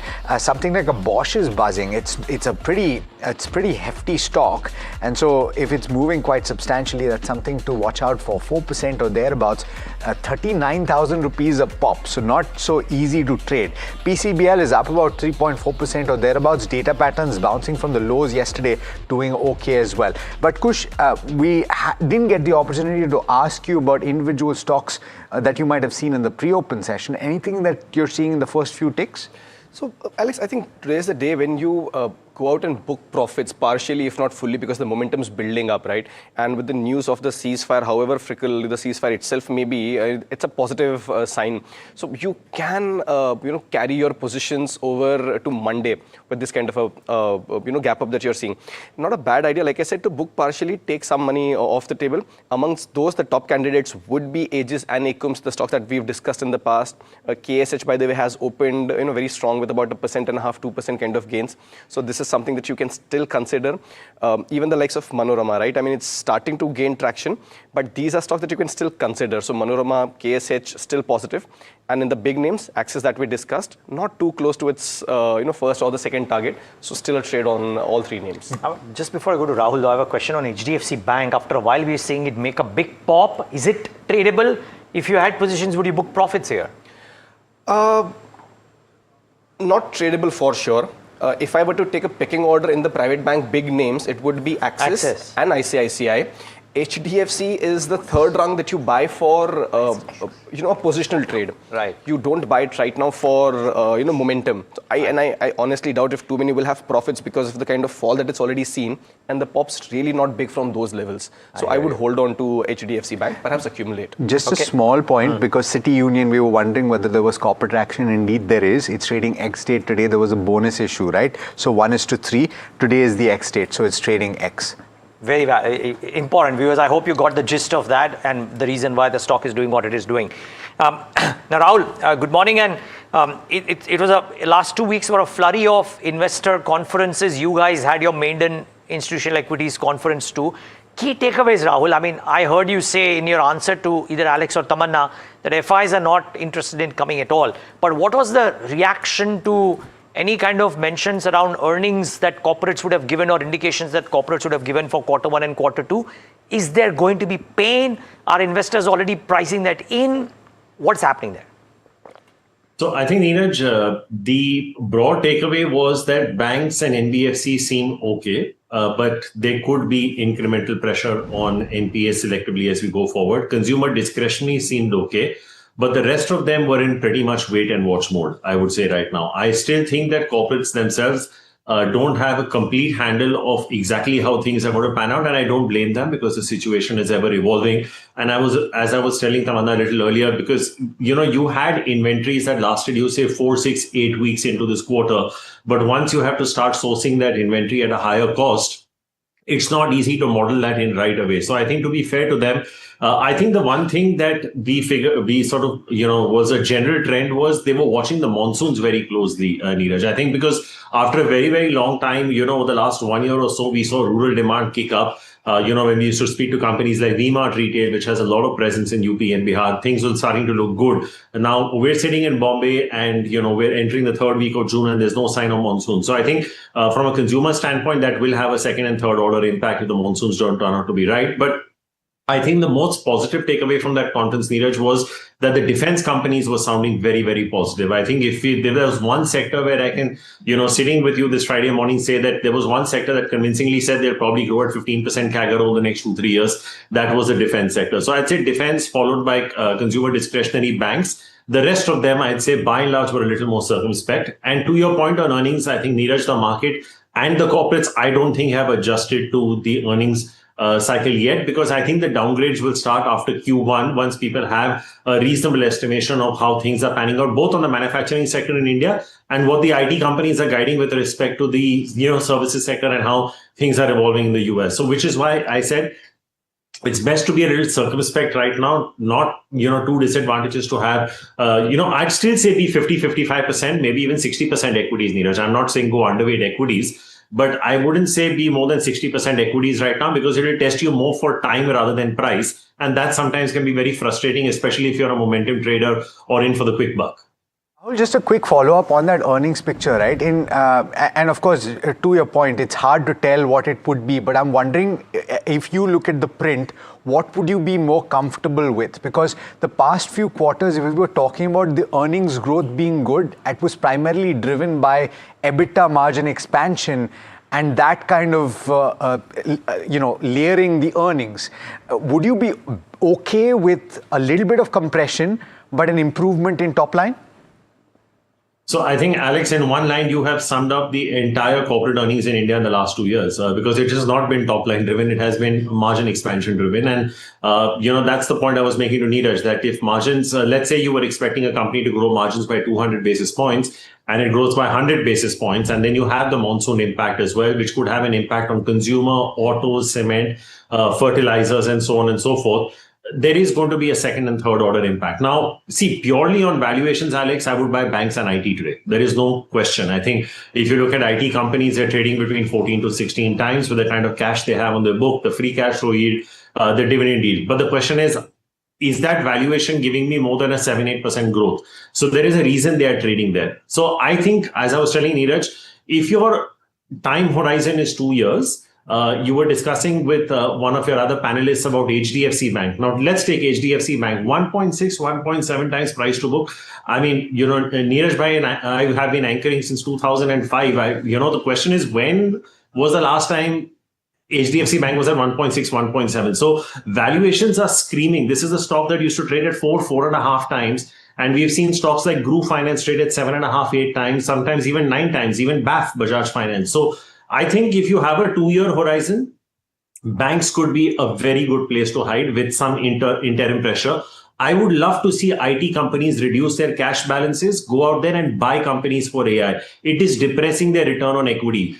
Go out there, make a bold acquisition, something like what Coforge did. There is no reason to sit on such high cash balances when you can buy growth and have your stock re-rated. So I think if IT companies do that, that could land up being the dark horse. And trust me, because of the under ownership, if there is an IT company in India that takes that move, you'd be surprised how quickly they can move up 40-50%. So I think banks, defense, consumer discretionary, IT companies, if they're able to show good deployment of capital, and maybe selectively pharmaceuticals, that would probably be the bend of my portfolio at this point. Okay, thank you so much, Rahul, for joining in today. Always a pleasure to speak with you here on NDTV Profit. Let me go across and put the spotlight on some corporate news. Narayana Health is guiding for a strong FY27 growth backed by aggressive expansion and aggressive capex. The India business remains the core growth driver, while the UK unit is emerging as a key growth engine. Before speaking with the group CFO, Sandhya J, let's go across to Varsha to speak about what is happening with the company. Varsha. Well, Narayana is a story, of course, for the capex that they are doing, the expansion that they're doing, and also the UK business is actually the next growth driver for the company. Talking about the capex and expansion, well, they have an aggressive expansion across Bangalore, Kolkata, Raipur, and other cities, and the large pipeline they've been targeting at around 7,600 plus beds over the next few years, which is scheduled from FY27 to FY29, which will be a mix of greenfield, brownfield, and lease expansion. India remains a largest contributor for them. Cayman Island, if you see, they've seen a strong growth in hospital and insurance revenue. And UK business is the new growth driver for the company, which has completed 2 quarters post-acquisition. So capex and UK business are 2 main highlights when it comes to Narayana. Okay, I'm actually going to take that outlook to Ms. Sandhya, who's joining in now. Thank you so much for your time to us. Healthcare stocks as a cohort has been in focus for the market for some time for several reasons, including that they're safer business when everything is happening around the world and there's so much geopolitical chaos. But I want to get a sense from you, Ms. Sandhya, that is that really the case? What is the kind of outlook you've seen? What has this quarter and the previous one looked like for you? Good morning. Thank you for having me here. If you see the story of Narayana, like your colleague was highlighting, it's in 3 parts. One is the India business. India business has been posting strong growth and margin expansion. And that's coming on the back of throughput optimization, better bed utilization, better value procedures, payer mix, etc. And all of it is organic. We have not added any capacity. There is a huge expansion plan, but most of it is greenfield or built to suit in nature, and it is coming over the next 2 to 3 years. And therefore, we would continue to grow the India business organically. As far as the Cayman business is concerned, it has seen growth both in the hospital segment as well as in the insurance segment in Cayman. And there is a substantial growth that has come through. Margins have got diluted in Cayman because of the insurance business. But if you just keep the UK business out and look at India plus Cayman together, I think we've held our margins stable last year to this year. UK has been a new acquisition for us. We integrated from November, and of course it comes with a very stable top line, stable cash flows. Margins are slightly diluted, and that's why the overall dilution has seen. From an outlook point of view, I think for the industry, if you look at India, I think a large part of India's growth story is coming for most companies from capacity. For us, we do believe that there is a lot of organic headwind to grow within the existing capacities as well. So I think we believe that there is definitely continued scope for organic growth in India. As far as the other markets are concerned, Cayman is quite stable. UK, I think a lot of our focus will be in terms of improving the margin profile of the business. Just from the FY27 outlook, you talked about organic growth as having a lot of scope. What is going to be your mix between greenfield and brownfield in this year going ahead? How are you looking at it pairing out? So we have announced about 2,000 crores, 2,000 beds, 3,000 crore of capex, but none of it is coming up in FY27 for us except one small hospital which is coming up, which is not going to have a material impact. So we are not having any inorganic revenue addition coming, at least from the projects that we have announced so far. And if I look at specific capex in FY27, you're saying this 3,000 crores gets deployed through FY27? FY27, 28 and 29, yes. Okay. Just one quick point I wanted to ask you is, are you seeing any impact on inbound medical tourism, especially from GCC countries, hampering you in this quarter specifically? Medical tourism is not something that we focus on as an organization. So historically, we've always taken a view that whenever patients, of course, we still get a lot of patients coming in from Bangladesh and we deliver services to them, but then we have not focused on medical tourism. So we are neither impacted nor benefited by medical tourism. Ma'am, good morning. This is Alex here. I just want to understand. So, when you're talking about 2,000 beds, this is primarily going to be added in 28 and 29. So, therefore, where will you end in 28 as per the blueprint that you've drawn out, and where will you end in 29? So most of the capacities will go live back end of 28 and towards early parts of 29. Okay. So that is from a bed capacity point of view, we are adding almost 30% more than our current beds. Now, these are all large projects and therefore they're going to take time to scale up, and that impact coming on our top line and bottom line. Though what we are also believing is that bed is not the only factor by which we should measure the revenue. It is about throughput. So the way we've invested in tech and the way we've been able to process more throughput through the same capacity, if we can continue to replicate that model in our newer capacities, we do believe that we do have a chance to break even a little faster and be able to process higher volumes when we get there. That is exactly the question, right, ma'am? Because a lot of hospitals currently undertaking significant capex. This is a need of the hour, of course, and nobody's questioning it. The only point is how quickly do you turn that around? So what is the kind of occupancy that you would need and the volumes that you would need and the mix perhaps that you would need of operations in order to achieve that? And do you anticipate that it will happen in FY29 or will it be longer? The current hope is that as our facilities go live, we will be able to process more throughput. There are two things here. One is that most of our capacities are going live in places where we have significant presence and brand recall, Bangalore, Kolkata, Raipur, etc. So therefore, we are believing that that benefit we will get. The second piece is that all our new facilities are going live with our tech-first AI-native models, which means that whatever we've achieved over the past several years, you know that from 2016, we haven't added a single bed in any of our hospitals, and we have significantly grown our revenue. So we will be able to deploy our tech-enabled model in these hospitals more effectively.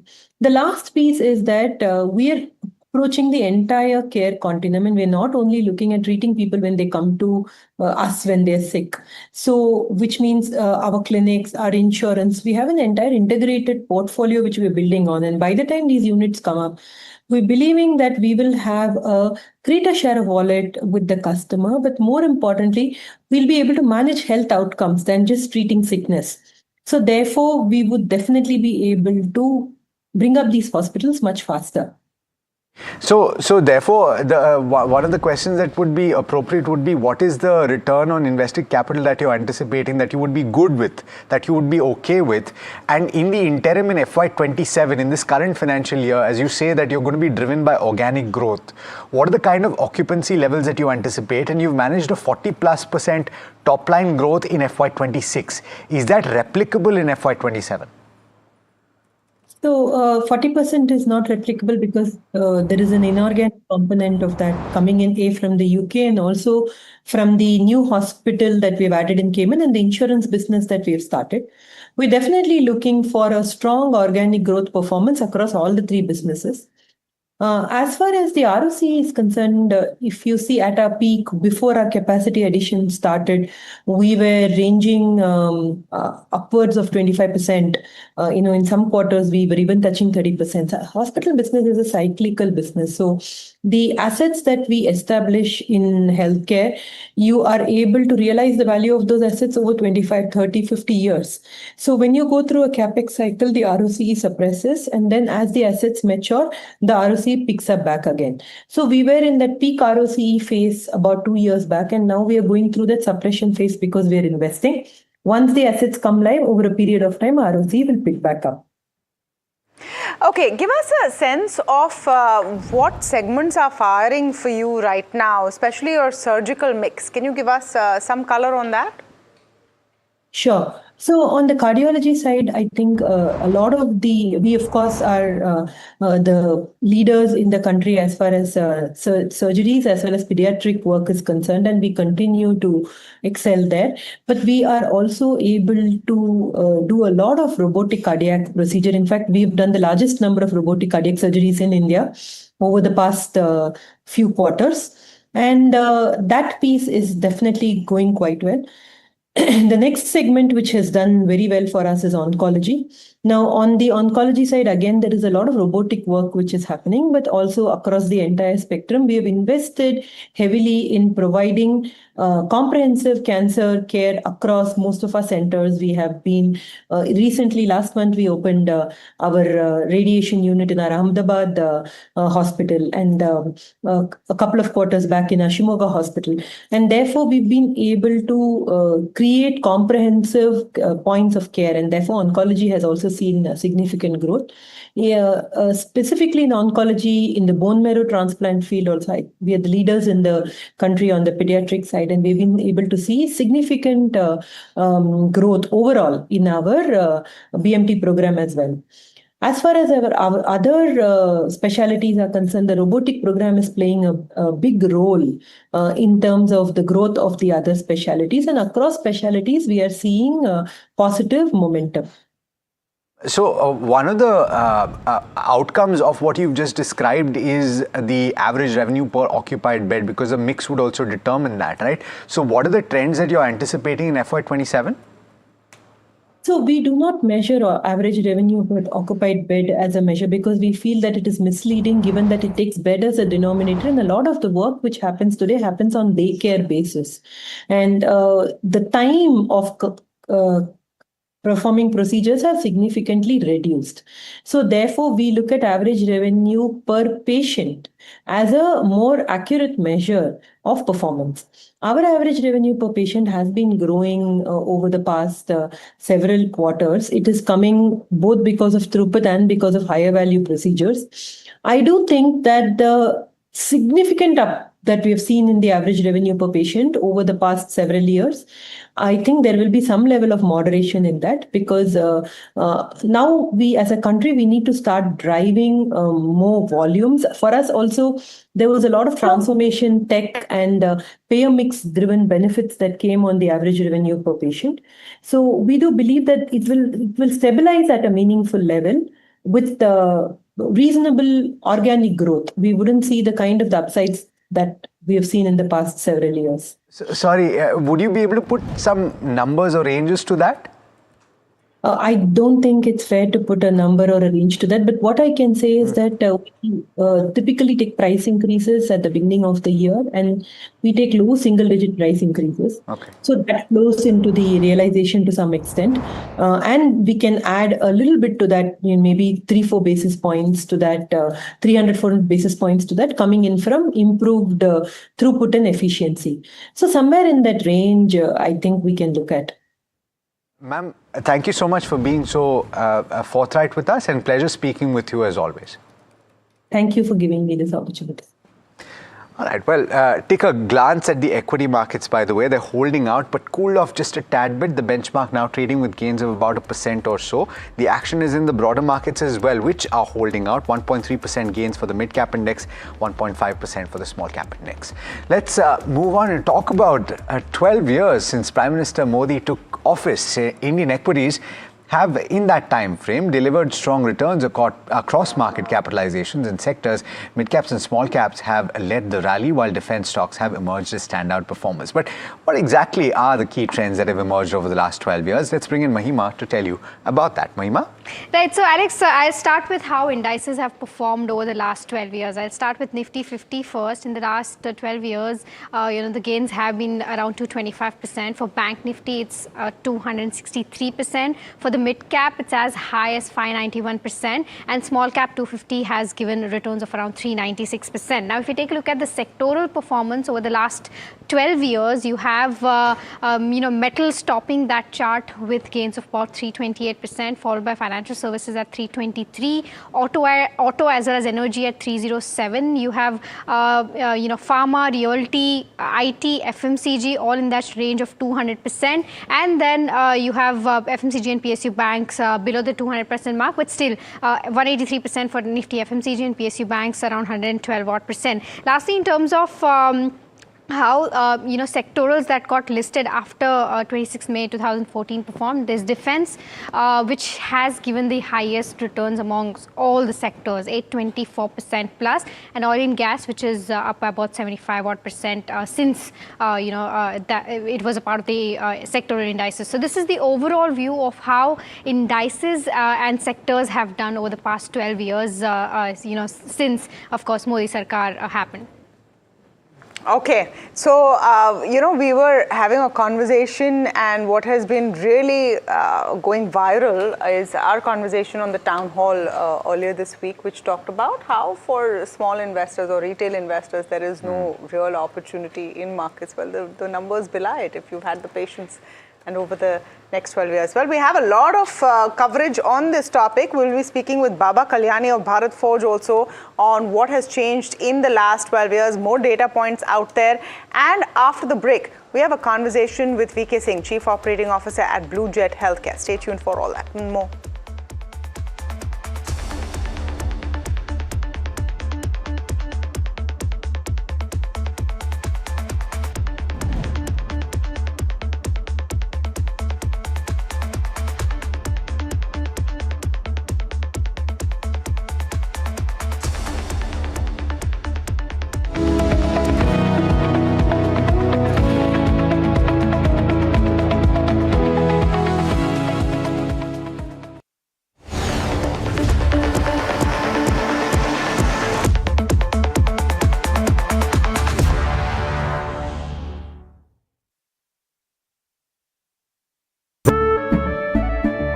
केसरिया से मन जोगी हुआ रे दिल झूमे देखो मतवारा हुआ रे केसरिया से मन जोगी हुआ हर पल मनाओ केसरी त्योहार विमल बोलो जुबान केसरी। अंबा शक्ति प्लांट की वर्ल्ड रेनाउंड टेक्नोलॉजी देती है स्टील को ज्यादा ताकत हर बार। अंबा शक्ति SDTMT। This is where the future shows up first. Conversations with the biggest names in tech and AI.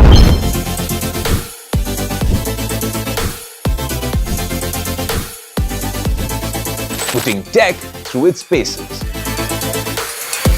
No fancy jargon or spec sheets, just what matters. If it's shaping the future, you'll see it here first. The Tesla Model Y. This is Tech 360. Real talk, real reviews across the NDTV network.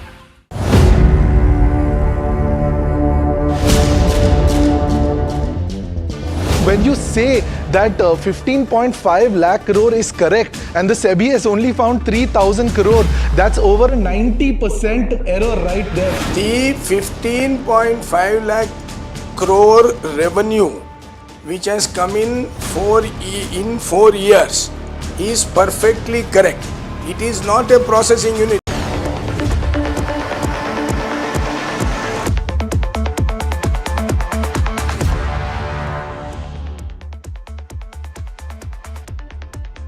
Most watched. Okay, back with India Market Open right here on NDTV Profit. About 1% higher, so not bad going for the markets per se. But healthcare as a space has done really, really well. And there are potential beneficiaries of the China Plus One shift in global pharma following the US flag on Wuxi.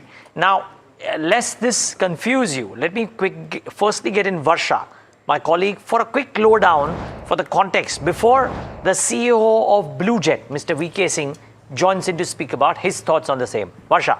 Well, thank you so much for that. You know, the story over here is better times for Indian CDMO companies, as Pentagon has put WuXi AppTech on a list of Chinese military-linked companies, which means that if US companies continue to work with WuXi, they risk losing US government business, and hence companies will try to reduce the China exposure, and Indian companies are expected to benefit from this as global pharma looks for non-China alternatives. Now, where Bluejet Healthcare stands over here, they have a strong relationships and track record.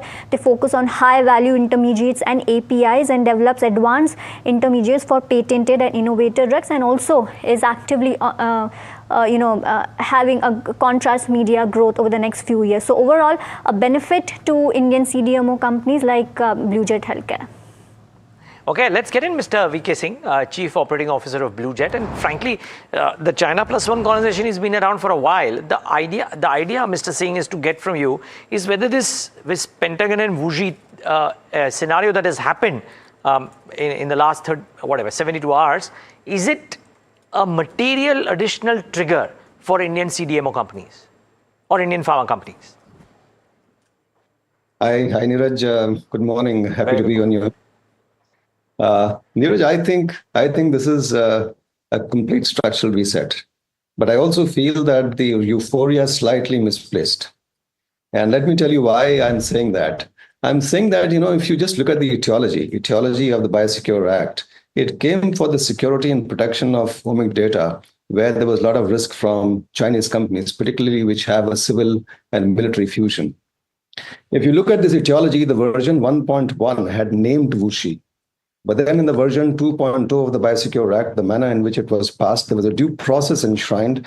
The name was removed, but then there was a process for listing. Now, in the last 72 hours, as you very rightly said, there's been a Pentagon designation of WuXi on the 1260H list. But there are certain caveats. The first is that there's a wind down of the grandfathering clause, which in version 1.0 was 8 years. In this version, will be 5 years plus whatever time you take to notify as a part of the FAR. So it'll be, let's say, effectively 6 or 7 years. So running contracts will not get impacted. Also, the second caveat is that this is only for federally funded projects, which means that if a company has got 2 programs running, one is federally funded, and they are doing something with WuXi or some Chinese company of concern, like they say, company of concern, then that program will get impacted. The program which is not benefiting from federal funding, from any government department, that program will not get impacted. Although this is on paper, because if a company does that, there'll be so much burden of proof and burden of compliance that it's going to be difficult. The other thing is that companies like WuXi are doing reshoring in a huge way. Today, I think, given the Delaware expansion, they're putting up 20% capacity or 30% capacity of their global capacity on US. And so is WuXi Biologics. I think they have 30-40% of the global capacity now getting reshored to US. So there are mitigation strategies, there are caveats, there are exclusions. And that is the reason that I'm saying that while it's a structural reset, the euphoria could be a bit misplaced. Okay. So is the euphoria misplaced from a for lack of a better word, the timing or the time taken perspective? Because over the longer term, could this materially become a euphoric scenario? Is my question really, because it may start off small but eventually become big. Can that happen? Neeraj, and as you said at the outset, that is it panning out as a part of the overall China Plus One strategy? Yes, I completely agree with that. Okay. For the last 2 years, or maybe a little more, the boardrooms have been having this conversation that how should we ourselves also, because the Indian pharma sector also has a huge dependence on China, and there is a huge geographic concentration. So we should de-risk our supply chain, make it more resilient, and at the same time, what should we be doing to benefit from this, the need for diversification that all companies have in the Western world. So this is clearly a conversation that we have been we have been having, and it's not a phenomenon that's been triggered over the last 72 hours. This has been an ongoing debate for the last 2-3 years, and therefore, particularly with the Pentagon designation, I see, two things happening. One, that the new incubation business will start moving towards India. I don't see any other country which has the credentials that India has as far as pharma and biotech is concerned. And as a consequence of that, you will see more CDS getting signed, more customer audits on the ground, more client visits on the ground. And I think that's already visible. But the old contracts may continue. Nevertheless, even in those old contracts, we as a country may have the right of first refusal. Mr. Singh, I appreciate the fact that you've been so candid talking about the euphoria and laying out the timelines that even if companies in the US had to move away from Chinese suppliers, it will take 6 to 7 years. My question is that the advantage seen by the street was the competitive edge that Indian companies would get. Without the help of this Pentagon missive, are we not as competitive? How do we really stand vis-a-vis Chinese suppliers in the US market, and how can we get more competitive? See, as far as biotech and biologics are concerned, and as far as the new technology platforms are concerned, like ADCs, etc., I think China is far ahead. Today, if you look at the ecosystem in the biotech ecosystem in the US, at least 70% of companies have got some sort of engagement, small or big, that's not material, but some sort of engagement with WuXi. And that was the reason why in the Biosecure Act version 1.0, they were named. And there's a very clear civil-military fusion as far as WuXi is concerned. So they are entrenched in the market. But at the same time, they are WuXi AppTech itself. I'm not talking about the group. It's a $7-8 billion company. Even if 20% or 30% of the business gets struck down by this Pentagon designation, and that a part of that business migrates to India, given the fact that we are so small today in the global CDMO play, I think it's going to have a needle-moving impact as far as the Indian CDMO sector is concerned. Let's talk about your company for a bit. What is FY27 looking like for you? What is this quarter looking like for you? Have you had any disruptions geopolitically? If you can just fill us in on what has been happening. See, if we have to benefit from the China Plus One or Biosecure Act or whatever, or even for our own growth, the two key pivots are capacity and platform diversification as far as R&D is concerned. I think in the next 2 to 3 years, our capacity will double. And in the next 4 to 5 months, our R&D talent pool will also double, and the number of labs will also double. So at BlueJet, I think we are preparing ourselves for good growth.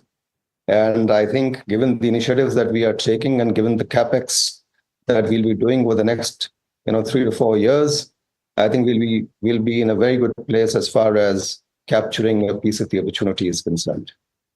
Mr. Singh, just wondering, the promise is great. You maintain top line growths as well, but just for the benefit of people who won't be listening in to this afresh, don't know the history of BlueJet as well, the operational metrics have come off a little bit, or I would say from your standards, quite a bit, right? In FY26 or FY25, or even maybe a couple of years ago, you were at 36% EBITDA margins versus what you've done in FY26. And I believe the primary culprit was Q3, but be that as it may. What happens even if you double capacity over the next 3 years? Do operational metrics get maintained at 30% off, or do they go lower, or do you have the possibility of scaling them higher? See, initially, maybe there is some sort of a dip. I can't say that with certainty because in our PI segment, the volumes have started rolling out. But even if that happens, because we'll be doing a lot of CapEx, even if that happens, The moment the operating leverage starts kicking in, I think our numbers could be better than what we have historically posted. Investor saying, well, we wish you all the best for that and more. Thank you so much for taking the time out. Look forward to talking to you again, of course. Thank you. Thank you so much, Naresh. Thank you.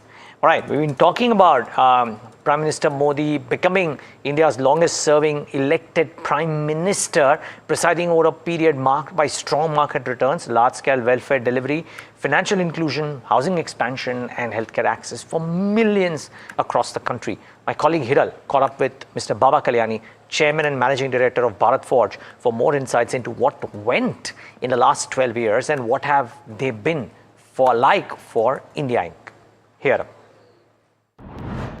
A veteran who's actually seen the changes as well. What do you make of this journey that India Inc. has had in the last 12 years?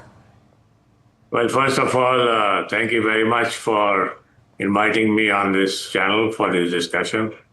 I'd like to congratulate the Honorable Prime Minister for a very successful completion of 12 years from the time he got elected in May 2014 till now. I have seen him right from 2014 for many years, going with him for many trips that he has been abroad. Japan, Germany, France, UK. But what strikes me the most is that right from 2014 till now, wherever he goes, whatever he says, it is always India first. Everything is put Bharat first in the context and then create the narrative that's required to make it happen, whether it's investments, whether it's technology, whether it's getting products, etc. I think as far as the manufacturing industry is concerned, he has been a godsend for all of us. The 2014 December plan of Make in India, which was architectured by him and involved almost every ministry in the government, and many of us who participated in that created the roadmap for Make in India. I was part of the defense team that time for the whole Make in India program in 2014 December.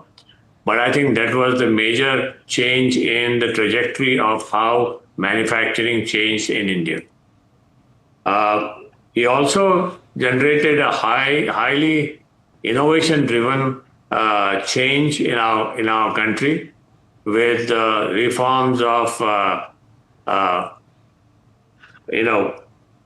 Atmanirbhar Bharat, reforms of getting new products innovated in the country, bringing in new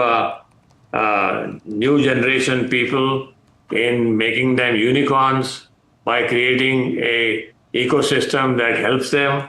So I think he has done a lot in this area, and especially if you look at Atmanirbhar Bharat in the defense sector, this whole thing happened around, it took 2-3 years. So first was the change in licensing procedure, which happened very quickly. Then when late Sri Mohan Parikarji was the defense minister, he brought in many changes under the Prime Minister's directive to make the changes in procurement, make products that are reserved for the Indian industrial sector.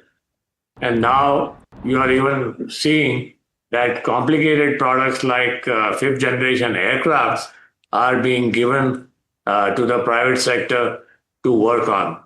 So this is the big change that has happened in the defense sector. Defense exports have gone from a few hundred crores in 2014 to almost something like 26,000 crores last year. So things are moving at a very fast pace, and it's thanks to the leadership and policy changes that the Honorable Prime Minister put in. I think they were very important for the country to bring the country into a new direction.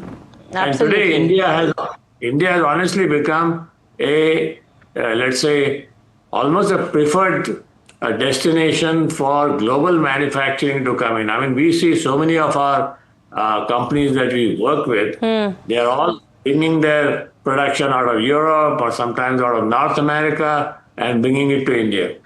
So I think it's a big change. We surely have a long way to go. We are not where China is today. So clearly, we have to aim high. Our ambitions have to be high. Right. But that's the direction the Prime Minister has set for 2047. You know, Okay, got it. All right, so you'll be able to watch that entire conversation and more conversations like that through the day. But we have to slip into a very quick break. On the other side, we're speaking with Hiranand Savlani, who is the ED and CFO of Astral, and we'll be talking about their specialty chemicals play. Stay tuned for that.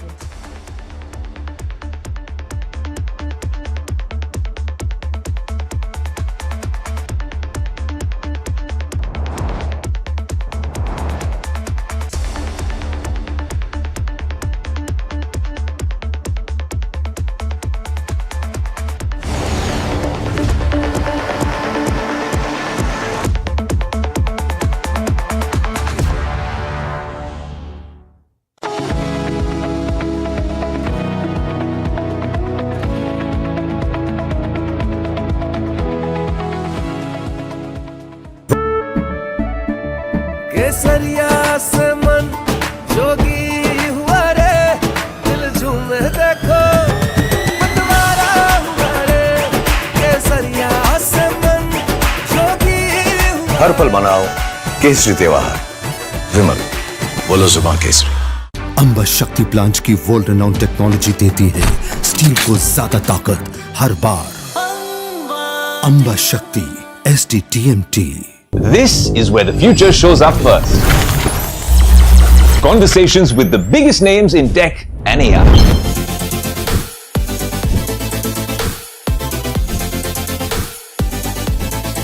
Putting tech through its paces. No fancy jargon or spec sheets, just what matters. If it's shaping the future, you'll see it here first. The Tesla Model Y. This is Tech 360, real talk, real reviews across the NDTV network.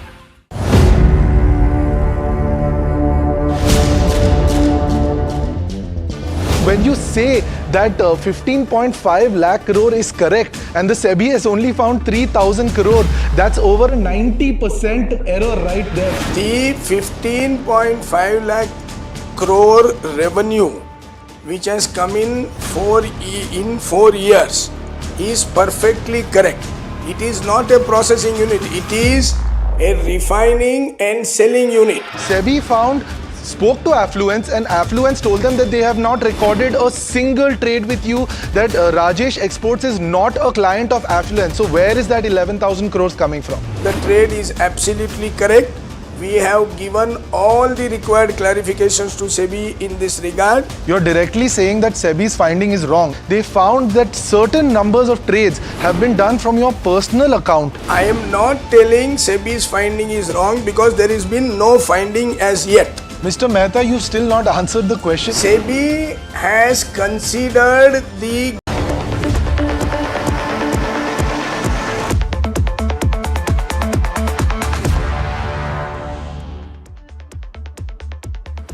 Welcome back. We're continuing our conversations with corporates this morning, and this time we're talking about Astral. It's acquiring a 60% stake in DSS in an over 39 crore deal. The company aims to strengthen backward integration in specialty chemicals and improve cost efficiencies with the potential for future scale-up as well. We're going to be speaking with the ED and CFO of the company, Hiranand Savlani. But before we do go to Mr. Savlani, let's go to Puneet to just talk about the deal and what it means for the company. Puneet? Well, thank you for that. Well, 4 key points, as you mentioned. Companies acquired a 60% partnership interest in differentiated as well as sustainable solutions, or DSS, for 13 odd crores. Point number 1 is that this has been done through its subsidiary, expecting the transaction closer by August of 2026 and by then as well. And this will bring a strategic fit to Astral's, backward integration into key raw materials that they've highlighted in the past as well. Now, for DSS specifically, they are engaged into specialty chemicals as well as materials. They are used in electronics, aerospace, renewable energy, as well as defense, what the company has highlighted. So the question being, what could be one of the bigger spaces within the specialty chemical usage? And the second important question will be on revenue ramp up, because currently DSS has very low revenues, as well as what is the goal essentially over the next few years will be something to watch from this conversation, as well as the backward integration play, as well as the long-term margin benefit to watch out for Mr. Savlani. You said it, all right. Thanks so much for setting that up for us. Mr. Savlani, let me come straight to you to give us a sense on what the thinking was and the way that the deal is structured as well. The benefits that will accrue to you, how quickly will that come through? And can you describe that for us in the context of FY27? Yeah, so I can tell you that this company was at the initial stage of development. This company is having close to about 13 to 15 patents filed in their name. And I think many of their patents are already granted and many are under the pipeline. So when we meet them, we understood the product profile and we were very excited that these kind of profile, particularly in India, no company is having. This is the only company in the country which is 100% import substitute. None of the products are going to be manufactured in India, at least at this stage. Future, I don't know. But most of are import substitute. And the best part is that we are targeting close to about 500 crore revenue in the next 5 years. And out of that, almost 35 to 40% we are going to use for our backward integration. Because these products are going to be used in our main flagship product, that is the epoxy bondtite brand. In that, the hardener which we are using, that it is the base raw material for that. So I think this is a very perfectly fitted to our synergy, and many more products they have already developed, but commercially they have not put because they were not having the financial support. So now with this Astral stain, they are going to commercialize everything in the coming time. Right now the capacity which they are having close to about 5,200, which is going to take care of close to about 100 crore revenue, and which we are targeting that in the very first year itself, that is I'm talking about current year, FY27, we are targeting to be close to about 60-70 crore rupees revenue. And in that, almost 50 to 60% will be used by the Astral itself. So we are expecting too much from this company, and the way they have developed the product, and close to about 15 scientists are working in the organization. So this will not only support to our backward integration, but they are going to support in a very big way to our R&D department. Because in this kind of chemical product, R&D department is the biggest strength. So we are expecting that also the current existing setup of R&D of Astral is going to get a big boost with this acquisition. Mr. Savlani, let me ask you a couple of follow-ups from that. And you're talking about 5,200 MT of capacity right now to take care of 100 crore revenue, of which 60 to 70% is going to be, or rather 60 to 70 crore is going to be yours, right? I'm just wondering about whether this company is going to have to add capacity, to what extent, and what is the kind of spend that you will have to put in place for that added capacity? So I think we are targeting put another 50 crore rupees next year, because we will first work out the plan and everything. So we have identified that what will be the first mover. So 50 crore we are targeting to infuse in the next year. Out of that, close to about 30-35 crore will be capex, and around 15 crore kind of working capital. Because these all are the high-end specialty product, and that margin profile will be minimum 20 to 25% EBITDA. So maybe 2 years down the line, they may not require the working capital money also. And many of their products are so high, and I can tell you right now they are working for one order which they are shortly going to execute. They already received. That product is €65 per kg. So you can understand here that rather than capacity, the value addition is very high. So I think investment will not be there, but the realization will be very high and the margin profile will be very high. I just want to ask, so therefore this is going to be significantly used for your backward integration and whatever emerges through R&D down the line as well. But specifically on FY27, the kind of expectation that you have, 100 crore or thereabouts, right? What is the kind of impact on consolidated margins? So consolidated margin will not be going to be a big impact, because in the very first year, 70-80 crore revenue is not a big thing. But from the next year onward, it is going to improve a lot. So I think once we will be working out exactly the number, we will be able to communicate to you. But I communicated to you that the minimum margin profile of this company will be 20 to 25% EBITDA. So you can work out that much benefit will be available to Astral. Mr. Savlani, sorry. So there are two backward integration pieces, right? The CPVC resin plant and this. You mentioned 20 to 25%. FY28, you are FY26, you are 16%. FY25, 16%. FY24, 16%. Are you saying in FY28 you could actually reach 22% EBITDA margins? I'm not committing at this stage. Let us everything work out, because our expectation, we communicated earlier also in our analyst meet also, we communicated that now Astral big bang focus will be on the backward integration. And as a part of that strategy, we are going into the CPVC backward integration, and the parallelly now with this company, we are also going to go into the backward integration. But Neeraj, I can tell you this company is not restricted to only backward integration. Backward integration is going to contribute 35 to 40% of revenue. But the sizable revenue is going to come from the other businesses also, which is the product they are going to shortly launch, because they have already finalized everything, products and the patents are already granted, but commercially they have not launched. So now we are going to commercially launch. So that is going to quickly give us the revenue, and all are the high-end margin products. The extent of revenue, Mr. Savlani, that you're seeing. Good morning, Tamanna here. So I told you that we are expecting in next 5 years minimum 500 crore kind of revenue and close to about 20 to 25% EBITDA. In what timeline? 5 years. Over the next 5 years. And do you think this accrues equally among those 5 years? Does it get front-ended? Can you give us an idea of what you see in the next year or so? So like I told you, this year we are targeting close to about 70 crore kind of revenue. Next year will be close to about 150 crore kind of revenue. And like that, we will ramp up every year. Okay. Thank you so much, Mr. Savlani, for speaking with us here at NDTV Profit. Thank you. Thank you so much.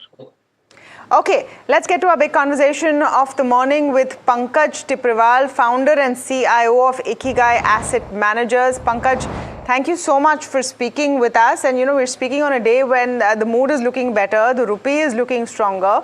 It's actually wanted to start talking to you about a point that you made on your social media handles, where you talked about the potential that Indian export-facing companies have, which is not necessarily being seen.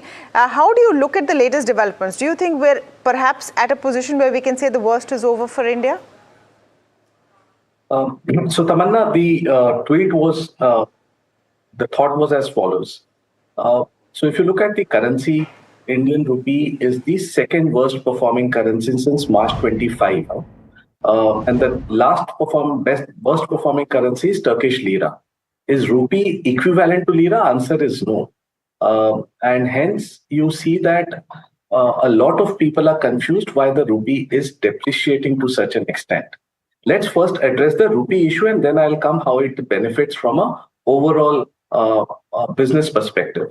On the rupee side, everybody think current account is the main culprit. Answer is partially yes, partially no. So last year we had an absolute current account deficit of $35 billion. And assuming crude stays at between $100 to $105, incrementally $60 billion gets added to current account. 35 plus 60, $95 billion on a $4.5 trillion economy. That's roughly 2% of the entire GDP. Is it very alarming? Answer is no, because in the past we have seen 4.5-5% of current account deficit. Yes, partially it explains the rupee depreciation and the nervousness of rupee. But the real culprit, if you ask us, is the capital account. 2 years back, our capital account was $90 billion, led by FIs and led by FDIs.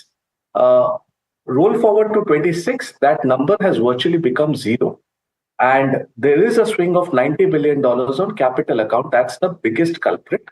And the third one is, if you look at the data, the importers were quite complacent between 88 to 90. And as the rupee crossed 90, there was a panic among importers to hedge themselves. And exporters withdrew themselves because the rupee was depreciating very fast. That created a shortage of dollars. And hence you saw rupee depreciation to the extent of 12% in the last few months. Our thought is that if the currency is weak, you can look the glass half empty, half full. But the sense we are getting speaking to a lot of businesses on ground is two things. One, yuan has appreciated by almost 22% against Indian rupee over the last 1 year, whereas rupee has depreciated by 10 to 12% against the dollar. There are two opportunities brewing in front of us. One is the export. So if you remove, logically, we think only IT as the exporter, but there are many other sectors which benefit out of it. Textile apparels, capital goods and engineering. You look at precision, engineering parts. You look at the specialty chemicals part. A lot of these exporters will benefit from the tailwind, and many companies are saying that there is reverse inquiry coming from countries where Chinese were dominant, because India's cost competitiveness has increased substantially. One is the currency, and second, Chinese government has withdrawn the export rebates from 1st of April, ranging from 7 to 15%. And hence, Indian businesses who are leaders in export are seeing that traction starting to come in.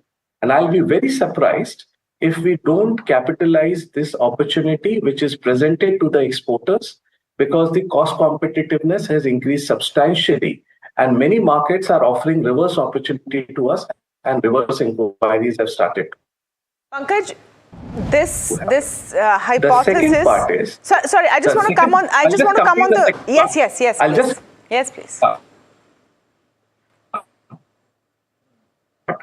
Last 3 years, in many areas, Chinese imports were creating a havoc for Indian manufacturers.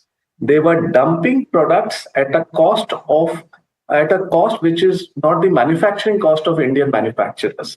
And hence, with yuan appreciating, logistic cost doubling, and with export rebates being withdrawn, we are seeing the second opportunity, which is the import substitution. And many sectors which were a victim of Chinese aggressive dumping into India are seeing better times ahead. Yesterday, I was with a couple of chemical companies, and they are saying that the export quota by Chinese manufacturers has gone reduced because there's a dictate in China that first catered to domestic and then exports. Earlier, it was opposite. They were exporting and whatever was remaining was to the domestic market. So I believe many sectors who are probably a proxy to import substitutions and were victims of very aggressive price competition from Chinese will also benefit. So that was the idea that, yes, currency is depreciated. There is an opportunity brewing both on export side as well as the import substitution side, and we should see that opportunity from a portfolio perspective. Okay. No, so apologies for that interruption, Pankaj. The only point that I was trying to make is that hypothesis, does that change once the rupee strengthens, which it will, after what the RBI and the government have done recently to attract foreign investors into government securities? The expectation is rupee now strengthens to 92, 93 levels. Does that hypothesis then undergo a change as well? Not really, because the 12% depreciation is very, very high. Yeah. Look at any of the global major currencies, they have appreciated against dollar, and here is rupee, which is the second worst performing currency after Turkish lira. We are not Turkey. Let me repeat it again. And the second point is that there will be some appreciation as we believe that rupee is oversold. But even after that, our cost competitiveness versus dollar and versus yuan has increased substantially. And I think Indian businesses should see that as the biggest opportunity for us. And on the import substitution side, let me be very clear. There is a very substantial arbitrage of about 20 to 25%, which is now sitting with Indian manufacturers, which was not the case 12 months back. So even if there is a 2-3% dilution, if currency appreciates to 90 or 92 levels, still there is a decent opportunity for us from that perspective. Got it. Pankaj, I trust you to give the numbers in a great way. Just to simplify it for our viewers, where within this large export opportunity, the sectors may be small, but the number of businesses which are doing this is fairly large. Where is the best bang for the buck available? Is it textiles? Is it some odd place? I mean, people are talking about a Pokarna and some others too. Is it auto ancillaries? Is it IT services? Where? Across the board, Neeraj. So textile apparels, after a very long time, I am seeing positive commentary by companies and entrepreneurs. I have not seen this kind of a commentary for last many, many years. Look at the entire auto and export potential. Look at the complex engineering export potential. Europe is diversifying from all these manufacturing because of energy cost. And all the other countries, including India, which has a manufacturing base, are benefiting out of it. Look at metals and minings and the first and the second derivatives of metal and mining, whether it be explosive, whether it be grinding media, all which are exporting. INR cost realization in dollars are benefiting out of it. Look at the entire specialty chemical space, both on the import substitution side as well as on the export side. I think both the sides we have the competitiveness starting to begin. I think these are many sectors which probably can offer opportunities from a portfolio perspective. But mind you, it won't be uniform for all companies in the sector. The key will be bottom-up stock picking. Key will be the cost structure of these manufacturers and how much moat they have in their products and how much competition Chinese were playing against each of them in different markets. So I think broadly speaking, these are the sector: capital goods, engineering, auto components, textiles, specialty chemicals. But in all these sectors, bottom-up approach will be needed. And we have already started seeing, Neeraj, market is too smart. Market is smarter than all of us. Since the start of the war, there is a Nifty manufacturing index. Look at the performance of the Nifty manufacturing index versus Nifty itself. There's a 12 to 13% outperformance since 28th of Feb. That manufacturing index, whereas market is saying that the low-cost competitive manufacturing of India probably will do far better than the broader market itself. True. So that index is outperforming the Nifty as we speak over the last 3 months. Absolutely. Running out of time, Pankaj, but I want to squeeze in one question, which is that you've spoken about export-facing companies, but what about the domestic ones? Are there any that are attractive to you right now? Because I know you've done your ground checks. So one thing which I'm very clear and where I have a difference, and I spoke to your channel last couple of weeks back, I think the street is behind the curve on revenue growth for corporate India. And across the board, when I'm meeting companies, there is a price hike of 5 to 15%, somewhere in between that. Add to that some volume growth. I am mindful of the fact that there will be some volume destruction, some demand destruction because of higher prices. But even if you add a nominal volume growth, you're talking about between 15 to 25%, depending on which industry, which company we are talking about, revenue growth estimates which will happen. Mind you, this quarter, which has gone by in March, the non-BFSI segment out of the top 500 companies, which is 404 companies, delivered 13% revenue growth, where you had just 20 days of the West Asia crisis fitting into that. Now the price hikes which have happened will be for the whole quarter and for the coming quarters. And hence my belief is when revenue growth comes in at 15 to 25%, a lot of your fixed cost gets absorbed and operating leverage starts to kick in. So brace yourself for the next few quarters in many sectors and industries, especially the home building product industry, whether it be tile, whether it be wood panel, whether it be faucets, you will see a revenue growth much higher than what the street is estimating, because 5 to 15% on an average has been the price increase. Add about 6-7% volume growth, you will see between 18 to 25% top line growth, which not the street is factoring into. And many consumer discretionary names will also surprise you on the revenue growth, is my sense. Yeah. So bottom up basis, I think you have to be very on the top of the things, and revenue growth is where I think our estimates in the in-house versus the street estimates differ. And if that comes in, that could be a surprise factor for the street. Certainly, Pankaj. And I'm sure that we'll speak post Q1 as well to get a better sense of how this pans out. Thanks so much for taking the time. Pleasure speaking with you as always. Thank you so much. Thank you. All right, we're completely out of time on this edition of India Market Open. From the three of us and the team that put this show together, thank you so much for watching. Stay tuned. Up next is Ask Profit.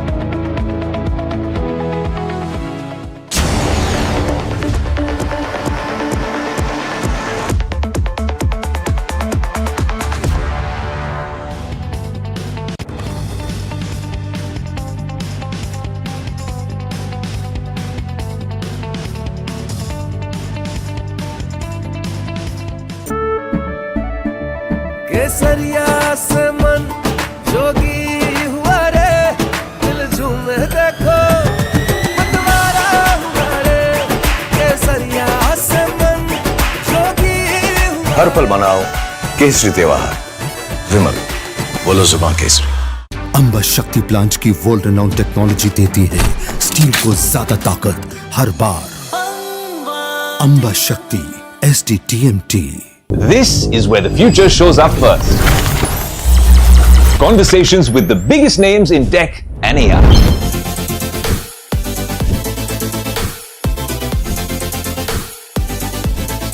Putting tech through its paces. No fancy jargon or spec sheets, just what matters. If it's shaping the future, you'll see it here first. The Tesla Model Y. This is Tech 360. Real talk, real reviews across the NDTV network.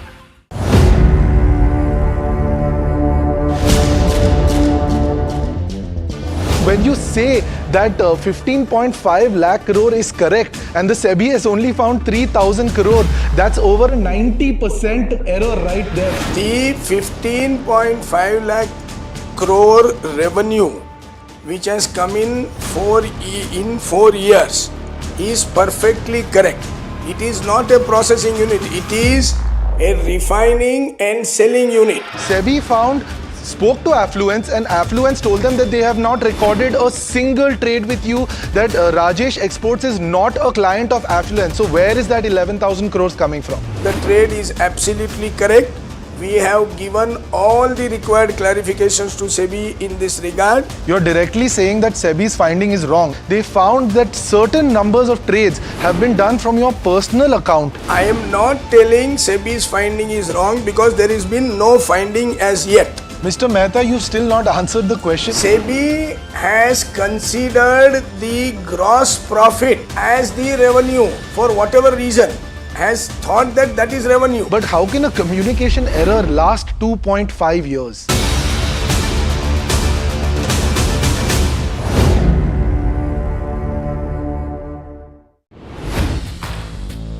Hi, I'm Tamanna Inamdar. Watch me on NDTV Profit, where I break down the day's biggest business stories. What happened, why it matters, and what it means for your money. Hi, I'm Neeraj Shah. Watch me on NDTV Profit for the most incisive market intelligence and meaningful corporate conversations. And I'm Alex Matthew. Markets, mutual funds, insurance, personal finance. I help you cut through the noise and make smarter financial choices. And here's where you can watch us.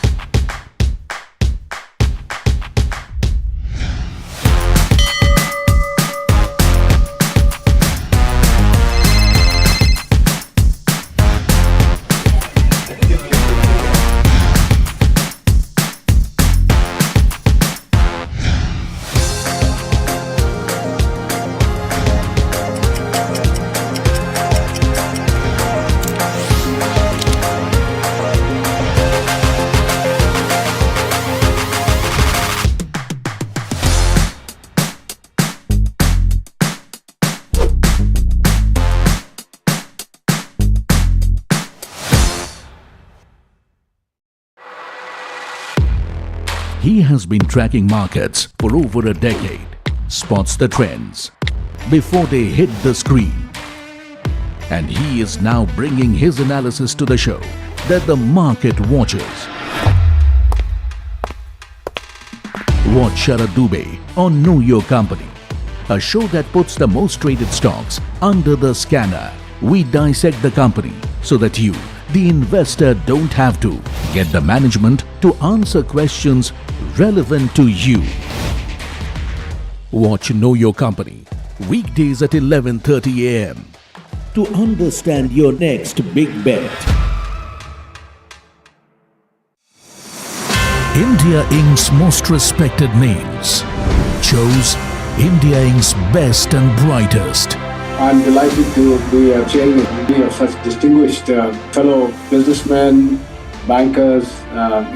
It's just lovely to be back on this NDTV jury. I have been a fan of NDTV for a long time. Many of the nominees are extremely close together in terms of what they've done. Gender parity to be reflected while we choose.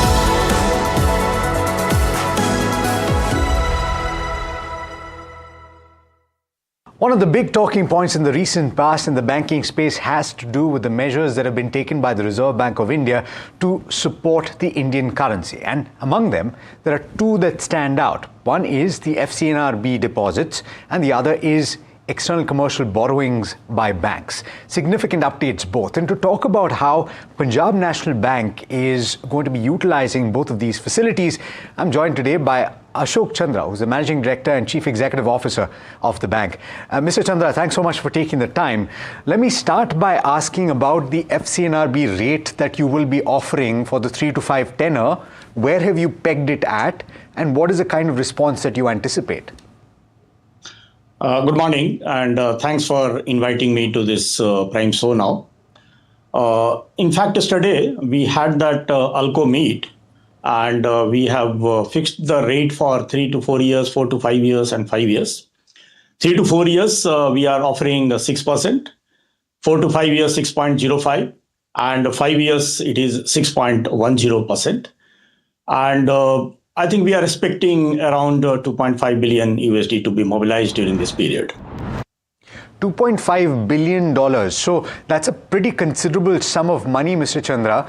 And the reason why I wanted to ask about the response is because it has been suggested that, and you will remember very well what occurred in 2013. I can say that for certain, right?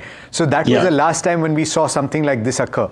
It has been suggested, Mr. Chandra, that the gap or the spread between global rates and Indian rates was significantly more at that point of time. It is not as attractive right now, and the currency may not move as sharply as it did back in 2013 when this announcement was made.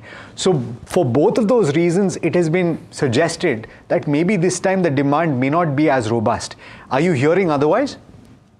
In fact, the feedback and enthusiasm which we are seeing from our NRI clients, it is quite encouraging. And reason being, see, as on today also, US Treasury bond yield is around 4.25%. And our domestic rate, which we are offering, is also in the range of around 6.5 to 7%. Now, by increasing this rate in the range of around 6 to 6.10, I think there is a good spread that is available to NRI to park their fund in India now. Earlier the FCNR deposit rate was in this particular segment was in the range of around 3 to 3.5%. So there has been considerable increase in this interest rate. And definitely, I think we can see the good response in the coming days now. Okay. Mr. Chandra, what is the anticipation of deposit growth at this juncture? Because here in the domestic market as well, there is an expectation that eventually in this year there will have to be a rate hike, which is only positive from the perspective of deposits. But public sector banks were not as badly affected by the slowdown in deposits as maybe certain other banks. So what is your outlook for deposit growth in FY27? There are enough liquidity in the system. Liquidity-wise, absolutely there is no challenge. And all the banks, including our bank, is able to mobilize good deposit in this particular quarter also. We are seeing in the last 2 months more than 10 to 11% growth happening in the deposit front. So absolutely, I think challenge is not there. Challenge was only the cost of deposit, and that will get, I think, neutralized by the impact which the FCNR deposit is going to create in the coming days now. That's very interesting. So definitely, I think there are 2-3 advantages. One is the cost of deposit to all the banks will come down. And second important aspect will be that we will have the stable deposit for a longer period, because many of the deposits which we mobilize for under the retail and the bulk and the CD, I think these are all for maximum 2 years, 3 years. That is the maximum amount that comes under that segment. Here, 3 to 5 years bucket we are going to mobilize. So banks will be in a better position to manage their the ALM And after all, the cost of deposit is also likely to come down. Absolutely. So from that perspective, the utilization of this $2.5 billion that you're anticipating, how is that going to take place, Mr. Chandra? What is the implication on the lending side? Lending, see, as of today also, our MSME is growing more than 21%. And the retail is growing at 17 to 18%. Agri sector is growing very fast now, 15 to 16%. So all these sectors are doing very well. And I am expecting that this momentum will continue for a longer period. This year already we have given the guidance in the very beginning of this financial year that around 13 to 14% growth will be there in the credit side. And I think definitely we will be able to manage this fund which is going to come from the FCNR route in a very, very effective way. Okay. So I'll come back to the margin picture in just a bit. But in terms of the ECB, which was the other big announcement, Mr. Chandra, due to the RBI relaxation, what is the quantum that you anticipate you might be able to raise, or what are the plans there? See, there are two things to understand in this. ECB already, the public sector undertakings, they are availing that. And in that, bank is not having any impact because of this utilization. Now, the latest circular which has come from RBI, they have allowed the offshore foreign currency bonds, that OFCB, to be utilized by the banking industry in India to be done now. And I think we are analyzing the guidelines, compliance requirements, and what are the positive, negative of this, the guidelines going to be there on our book. I think we are ready to take a call on that particular route. We will see that how much we are going to mop up through the FCNRB route, and then we will take a call, because for this OFCB, the duration is also longer, and we can take a call after 1 month's time how this FCNR, the things happens in our bank now. Okay, but let me ask you from the perspective of your investor or potential investor, Mr. Chandra, off the top of your mind, as you've probably contemplated this, what are the potential advantages to having this offshore foreign currency bond? I think we need to wait and see that how the FCNR deposit comes up.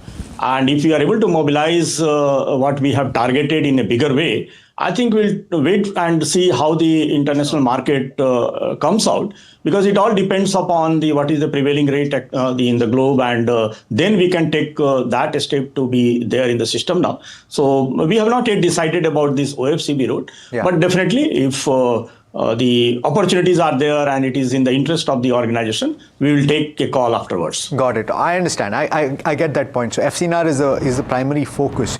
Yes, on the MCLR side, and I just want to check, Mr. Chandra, how much of the lending book currently is still MCLR? Because we've been seeing a few lenders raise rates, not by a very large amount, but 5 basis points, 10 basis points here and there. See, we have around 30-35% book is linked with the MCLR. And I think we are still holding our existing rate now. At the end of this month, when the ALCO committee meets, and then we will take a call, because it is purely related with the cost of deposit and other factors to decide the MCLR rate. So we'll wait and see that how the things happens in the system now. Okay. Just leave us, sir, with a final outlook on the NIMs as well, because you've pointed out that your cost of funds will get a fillip or get a benefit on account of FCNR. And we're likely to have seen the bottom of the rate cutting cycle. So we're only expected to see rates get higher in the current financial year. So what is the outlook for NIMs, sir? See, this year, the guidance which we have given is between 2.6 to 2.8. That is the guidance which we have given. Now, once this FCNR deposit starts coming in the system, I think definitely the cost of deposit will come down. And if we are able to mobilize the targeted 2.5 billion USD, I think in the long run with this itself, we have calculated that somewhere 7 to 10 basis point improvement should happen in our final NIM. Understood. And sooner rather than later, because ultimately the mopping up of this will take place in the shorter term, right? In the next couple of months itself. Yeah, because the route itself is open up to 30th September. Understood. So definitely we need to mobilize this entire fund before 30th September. So most of that advantage might come through in the second quarter, Mr. Chandra. Absolutely right.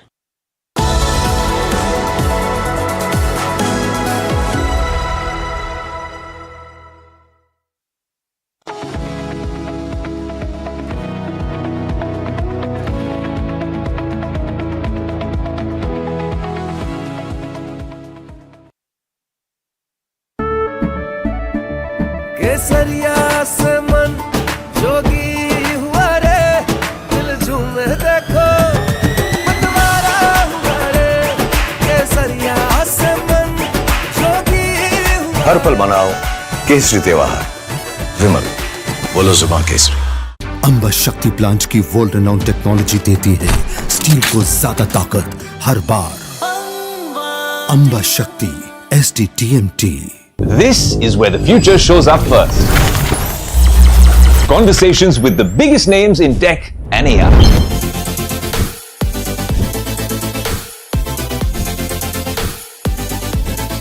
Putting tech through its paces. No fancy jargon or spec sheets, just what matters. If it's shaping the future, you'll see it here first. The Tesla Model Y. This is Tech 360.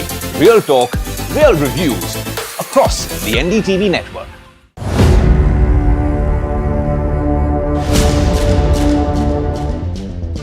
When you say that 15.5 lakh crore is correct and the SEBI has only found 3,000 crore, that's over 90% error right there. The 15.5 lakh crore revenue which has come in 4 years is perfectly correct.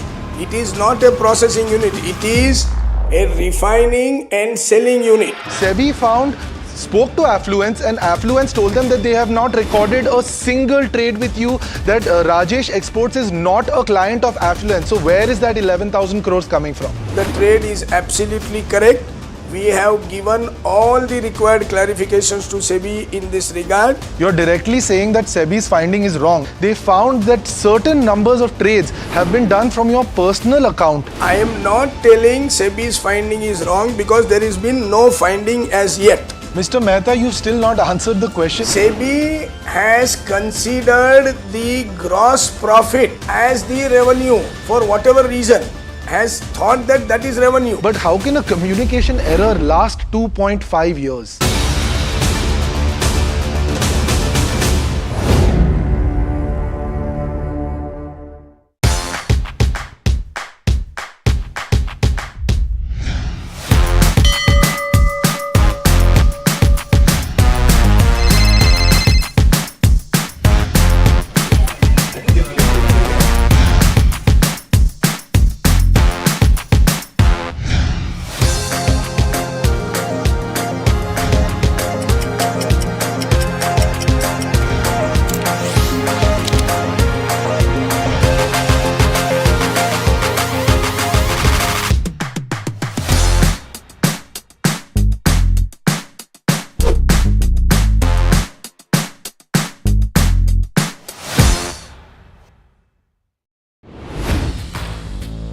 Hi, I'm Tamanna Inamdar.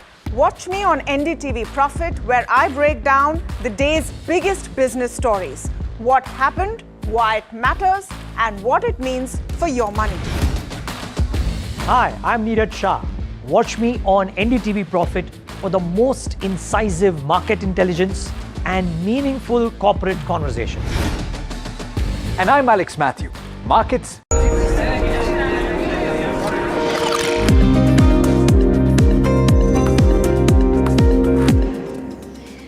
Welcome, you're watching Ask Profit here at NDTV Profit. I'm Mahima Vachajani, and with me, as always, is Puneet Zaveri, and this is a show that gets all your stock-related queries answered. For viewers who are tuning in, you can either give us a call or send us your queries on the WhatsApp number that's flashing on your screen up there. But before we start doing that, let's take a quick look as to how the markets are doing. Till then, you can send us all your queries.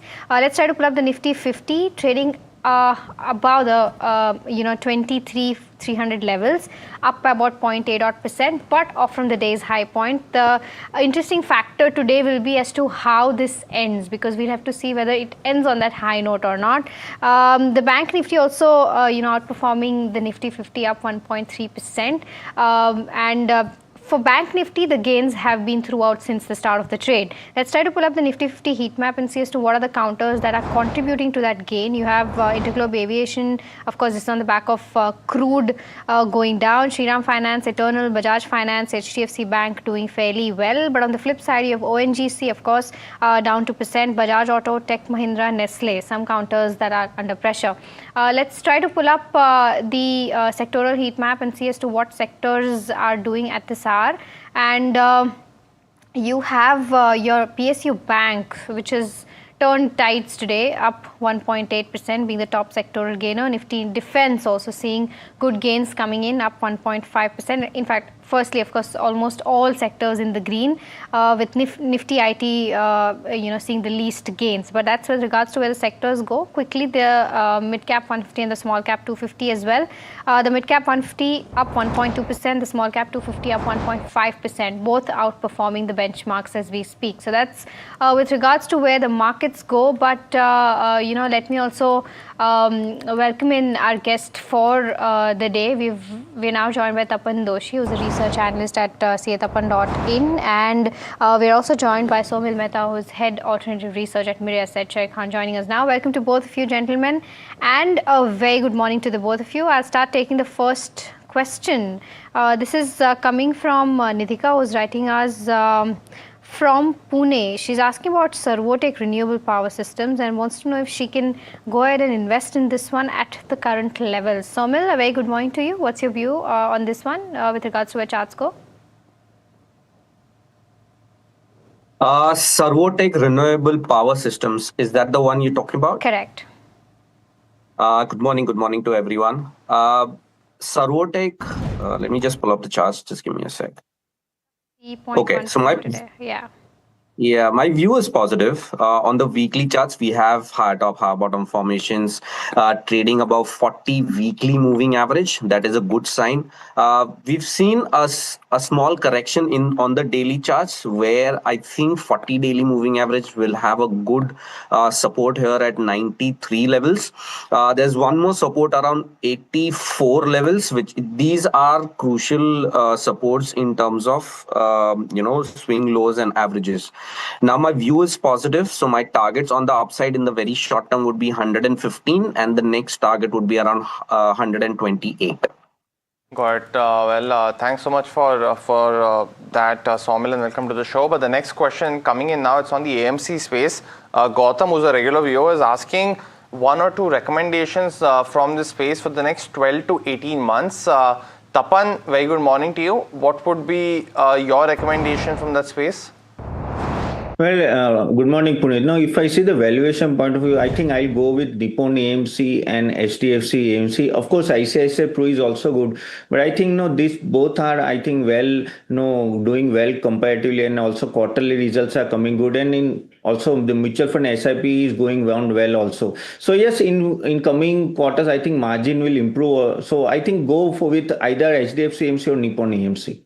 Okay, the next one that we have is on Titan. Akash from Bengaluru is holding 20 shares at the levels of 3490. He wants a 2-year outlook on this one and whether he can average at the current levels or wait for it to dip a bit. Tapan, what's the view like? Well, you can do an SIP manner investment because see, the stock is almost 14-15% down from the top, and the July demand is going to come up in the next few quarters, because of the festive season and marriage season and all that. Again, store addition is continuing. Again, their watches business and all that is doing well. So I am quite positive in Titan, but it will be in SIP manner he can invest. Well, since Akash had the question, it had to be on Titan. I don't know if either of you have watched the new show to get the reference, but I hope if you haven't, it's a good one to watch. That's a weekend recommendation for you. But the next one coming in is from Ahmedabad. Venkatesh is asking, what's a favorable time to consider Time Technoplast or Cross Limited? Both are smaller names, Somil, on the charts though. Either of those that you would recommend to buy at this point of time? The Time Techno definitely a good pick for long term, not in the very short term. In the very short term, probably it will slide till 150, 153 levels. But Time Techno I definitely like. The breakout on the upside is around 188, 189. little on the higher side. But yes, for longer term, Time Techno would be my pick. Right, okay. Time for a rapid fire round. Tapan and Soumil, try to keep your answers as short as possible. The first one is specifically for you, Tapan. Anil Singh wants to know as to what stock in the chemical sector can he go ahead and buy right now to include in his portfolio? Well, I think Deepak Nitrate, that will be the one. Okay. But also on Sagility, Tapan, Debashish Mohanty from Bhubaneswar is holding almost 1,000 shares at 45, asking if he should, average down right now. Would you recommend that? No, not now. Hold for one more quarter, then only. Okay, Cupid is the other one. Sushila from Bellary is bought it at the levels of 136. 1,577 shares is what she's holding. She wants to know the targets on this one. Soumil? Cupid, definitely positive. My targets would be around 180, 190 levels, but keep a very strict stop loss, very volatile counter. K Guru from Chennai wants to know if Honeywell Automation is a good long-term buy. Tapan, for the next 2 years, would you recommend that? Yeah, he can add it. No problem. Okay, the next one is on JK Tyre. Kiran from Hyderabad is holding 268 shares at the levels of 606 rupees and wants to know if she can continue to hold, add more. Soumil on the charts. See, in the short term, negative. In the medium term, negative. But in the long term, I think it's at a very good level right now. I don't recommend to average out, but you can hold. Sumit from Delhi wants to know if Lupin is a good pick for fresh entry for the next 1 year. There has been some run-up on this pharma name, Tapan, but would you recommend still buying at this point of time?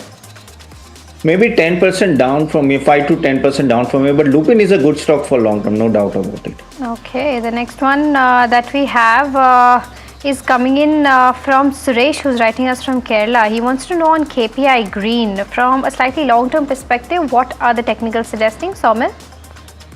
I think KPI Green, you can hold on to the stock. In the very short term, it can go down till 350, 355 levels, but hold on. Okay. The next one that we had is, on Tata Steel, Shobha from Bangalore bought shares at 202 Sawmill. Stocks dipped a little bit from those levels, but does the up move continue to her buying price and then further above? See, Tata Steel definitely a good buy at this point of time. It has corrected. I'll hold on to the stock. Do not average. It can go down till 190, but hold on. Okay, the next one that we have is coming in on Sagility. Our viewer has around 10,000 shares, I think, at the levels of 43.5 and wants to know as to what are the targets that one can see from a short-term perspective. Soumil, on the charts. Sagility, right? Sagility, definitely hold on for long term. In the short term, yes, it can go down till 36, but yes, hold on. The next one that's coming in is on KSH International, a recent listing, Tapan. Is it a good bet for the next 12 months is what our viewer is asking. No, not now. Don't add it. Just wait for 2 more quarter, then only take a call. Okay, Azad Engineering versus Sansera, which one is a better bet from a 1 year point of view, Tapan? Azad. The next one that we have, and this one's from Harsha from Vijayawada on Hero Motocorp. She's holding shares at 5250. Tapan asking if it's a good time to add more at the current levels. Yeah, he can add. Okay, the next one is on HFCL. Aarti from Bengaluru wants to know if it is a good buy today at 170. Let's try to pull that up. Again, today back in upper circuit again for HFCL. What's the view like on the chart, Soumil? Definitely positive. Keep our stop loss at around 160 and hold on. Got it. But Soumil, are you still positive on HFCL to go up from these current levels? Because the run-up has been quite stark, right? It's been taking support at around 20 daily moving average and 10 daily moving average every time it comes down. Even yesterday, it has taken support at 20 daily moving average and it has bounced back. So every time it does that, it will continue the trend. The day it breaks that the average, it will go down then. So you keep a strict stop loss. Got it. A strict stop loss there on HFCL, and we're getting so many queries on this stock as well. The next one's Gaudium IVF, bought at 100 rupees by a viewer Ahmad. He wants to know if he can hold on for the next 1 year. What would you recommend here, Tapan? Yeah, currently hold it. Okay, the next one is from Mani, who's writing us and asking about BEL. It's got 500 shares at the levels of 288. Continue to hold or sell, Saumil? Hold, definitely hold. BEL is one of the best on the defense side. On GHCL also, Saumil, E. Venkatraman is holding shares at 486, stocks down from those levels. Is it a good time to average or just continue to hold his current holdings? See, I don't, hold on to it. I don't, recommend to average, but hold on to it. Got it. Well, that was the end of the first round of the rapid fire in this edition of Ask Profit. Saumil, we let you go on that note. Thanks so much for joining us and giving us your views. Tapan, stay on. A lot more stock-related queries on the other side after this very short break, so do stay tuned.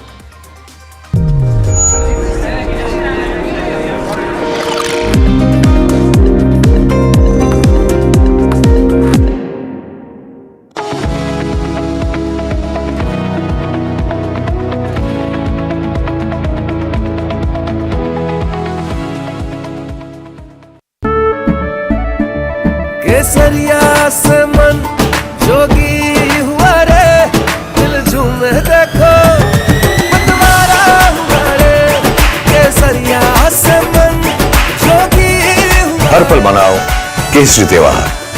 विमल, बोलो जुबान केसरी। अंबा शक्ति plant की world renowned technology देती है steel को ज्यादा ताकत हर बार।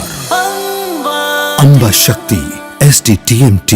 This is where the future shows up first. Conversations with the biggest names in tech and AI.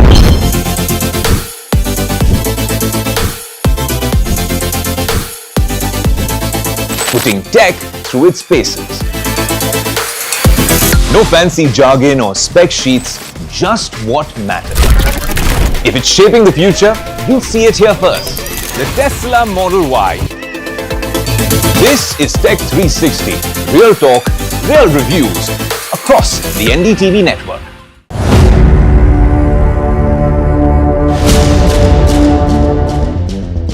When you say that 15.5 lakh crore is correct and the SEBI has only found 3,000 crore, that's over a 90% error right there. The 15.5 lakh crore revenue which has come in 4 years is perfectly correct. It is not a processing unit, it is a refining and selling unit. SEBI spoke to Affluence and Affluence told them that they have not recorded a single trade with you, that Rajesh Exports is not a client of Affluence. So where is that 11,000 crores coming from? The trade is absolutely correct.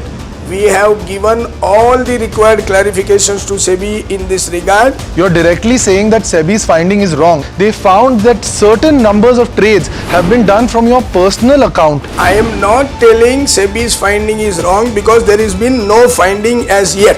Mr. Mehta, you've still not answered the question. SEBI has considered the gross profit as the revenue for whatever reason. Has thought that that is revenue. But how can a communication error last 2.5 years?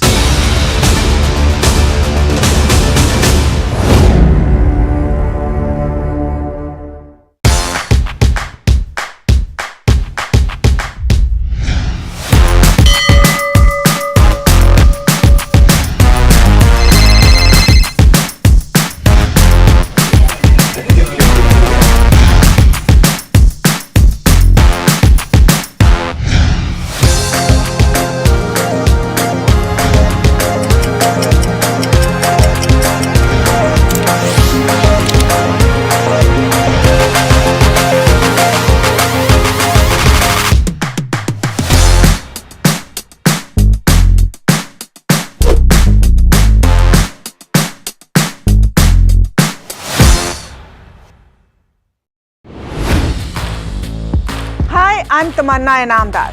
Watch me on NDTV Profit, where I break down the day's biggest business stories. What happened, why it matters, and what it means for your money.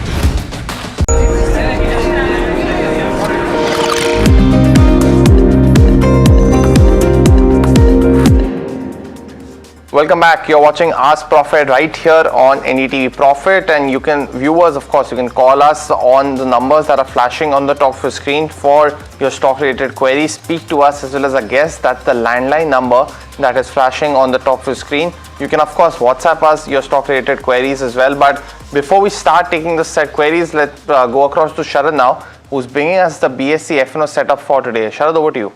Well, overall, if you look at it, both BankX and Sensex are doing really well in trade. A good gap up opening, and it's actually sustaining. There hasn't been a major fall coming in. It's actually sustaining support coming from most of the stocks. Of course, crude related derivative stocks also are actually doing really well. Good reversals coming in. On the other hand, of course, a little bit of slight sell-off in select metals, but overall, all the sectors are in the green. So, of course, that's where the momentum comes. Let's look at the key long build-up stocks, what's happening here in your radar, which are the stocks. To be honest, there's a good short covering at play as well. Our long build-up, we have Motilal Oswal and Interglobe Aviation. Motilal Oswal, of course, on the back of UBS initiating report as well. Of course, what else is holding up in short covering? Let's see. Of course, from long build-up, we also have the short covering candidate. This includes Ashok Leyland, one of the top gainers in the FNO segment, and Inox Wind, also good you could say positional setup coming in for this stock as well. Some reversals also at play. Long unwinding, let's look at the key candidates which are there, which should be in focus, and this includes, of course, ONGC and Oil India, and both of these stocks are reversing because of lower crude prices, and that's what we are seeing. So that's where the sell-off is also happening. But let's see for the sell-off, a short build-up, what's happening in this market. I doubt it will be that convincing. Yes, it's not that convincing. Bajaj Auto and ICICI Lombard are there, but definitely the market is totally skewed towards the bullish bets right now. Okay, all right, Sharad, thank you so much for getting us those FNO details. Let's start taking all your stock-related questions. And by the way, on this side of the show, to answer all your technical queries, we are joined by Deven Mehta, who's the Manager Technical and Derivative Analyst at IDBI Capital Markets and Securities, joining us now.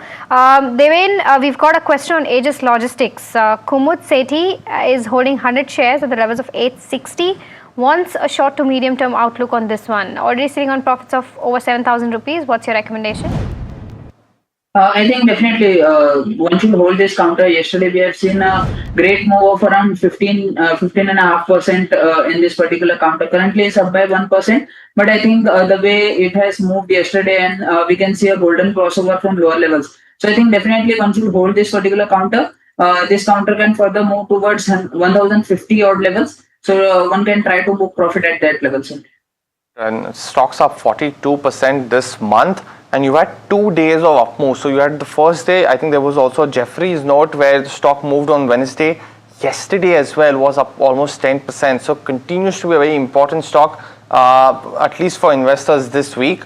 But the next question from Deepak, who's writing us from Kochi, and a very interesting one on Ramkrishna Forgings. Now his question being that is that stock a good bet for the next 2 years given the current valuations? Of course, last year was that big hit that the company had in terms of inventory mismanagement, and hence FY26 was also a very subdued year for the company. But he's considering already commissioned capex over the last 2 to 3 quarters, as well as the rail wheel factory. So he's done his research.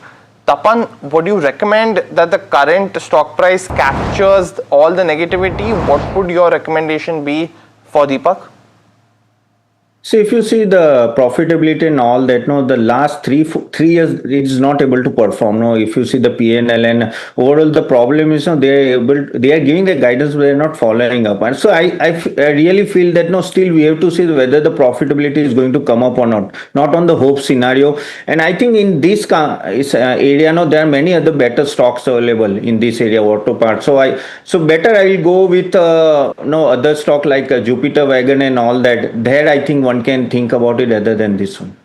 Okay, so that's the view coming in on RK Forgings. The next one that we have is on Solar Industries. Preeti from Bengaluru wants to know as to what could be the likely upside for the next 2 to 3 months on this one. Deven? Sure, I think Solar Industries is currently trading at 17,200. We have seen some profit booking from last 3 to 4 days. It is forming some lower top, lower bottom formation from last 3 days. So I think one should, if one is sitting in some profits, one should try to exit at current levels. This can correct towards 16,500 odd level. So one should try to avoid this particular counter buying at this level. And if it's in profit, one should try to book some profits. Got that view. Solar Industries again another good performer this year of 41% as well. But I think Sharad highlighted about the short covering candidate today, which is Ashok Leyland, and a viewer wants to know, Radhakrishnan, who's also from Kochi, if it's a good bet for the next 1 year. Now, Tapan, we've seen the stock correct from that 200 odd level to the current 140, 145 odd. Would you recommend it's a good time to buy now? Yes, definitely, Puneet. It's almost more than 30% down from the top. And if you see CV cycle is doing well, and in maybe after 1 or 2 quarter things will be better. So yeah, this is the right time to get in the stock. Valuation looks okay to me. Okay, all right. The next one that we have is on HPL Engineering. Geeta from Chennai, who's holding 200 shares with levels of 999. She bought it 6 months back. Wants to know if she can accumulate more, and if yes, at what rate. Devin, your view? One should not try to enter fresh in this particular counter. It is currently trading below its important moving averages, and we have seen a continuous low top lower bottom formation from last many days, and today we have seen a bounce back, but it is unable to sustain. So on the higher side, 780 is the stiff resistance for this counter.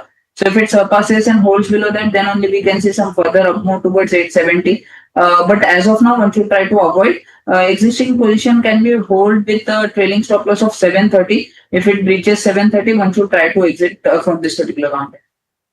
Got that view, Devin. But the next question coming in now, and it's on Tata Tech. Our viewer, has bought these shares roughly, and this is Kumud Sethi, who bought these shares at 691, roughly 6 months back. Stock hit, I think, 540 and then has rebounded post good Q4 earnings. But what would you recommend here, Tapan? Should he continue to hold, or is it a good time to book his profits?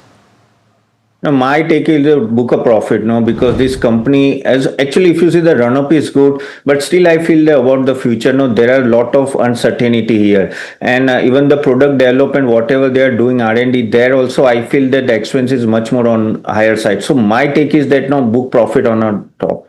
All right. Okay. The next one that we have is coming in on Swiggy. Our viewer, who has not shared his name, by the way, is holding Swiggy since the IPO at 395, and 80 shares is what he or she has in a portfolio.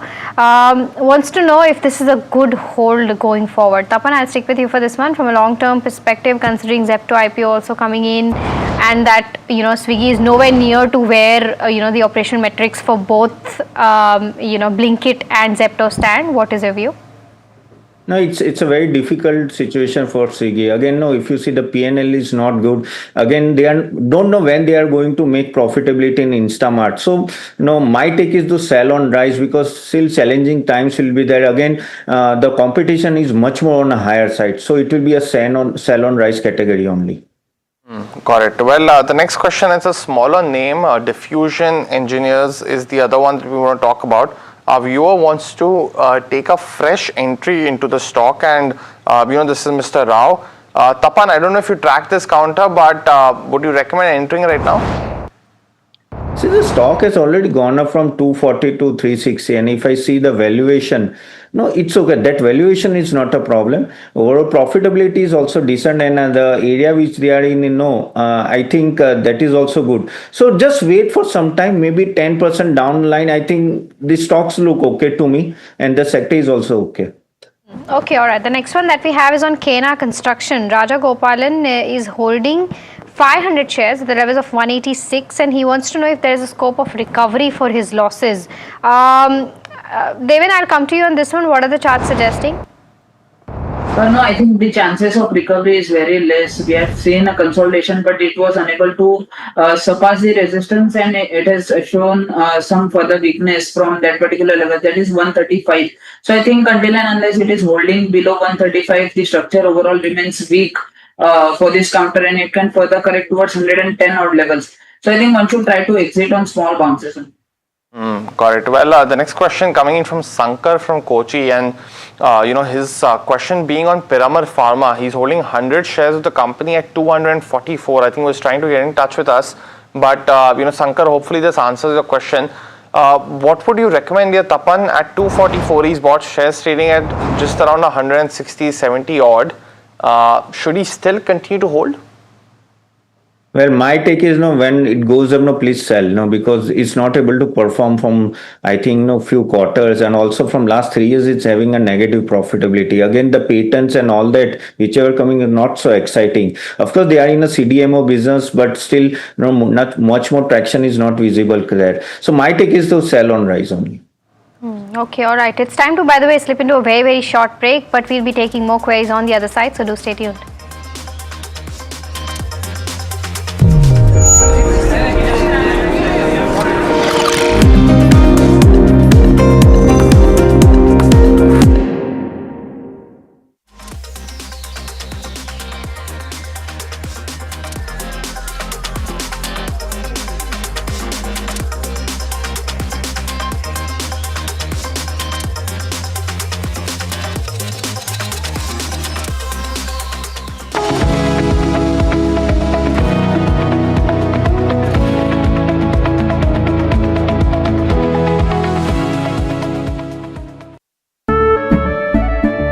केसरिया से मन जोगी हुआ रे दिल झूमे देखो मतवारा हुआ रे केसरिया से मन जोगी हुआ हर पल मनाओ केसरी त्योहार। विमल, बोलो जुबान केसरी। अंबा शक्ति प्लांट की वर्ल्ड रेनाउंड टेक्नोलॉजी देती है स्टील को ज्यादा ताकत हर बार। अंबा शक्ति SDTMT। This is where the future shows up first. Conversations with the biggest names in tech and AI.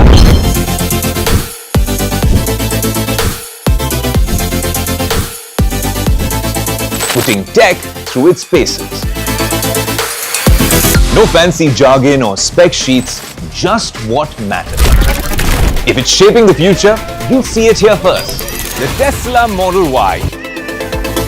This is Tech 360, real talk, real reviews across the NDTV network.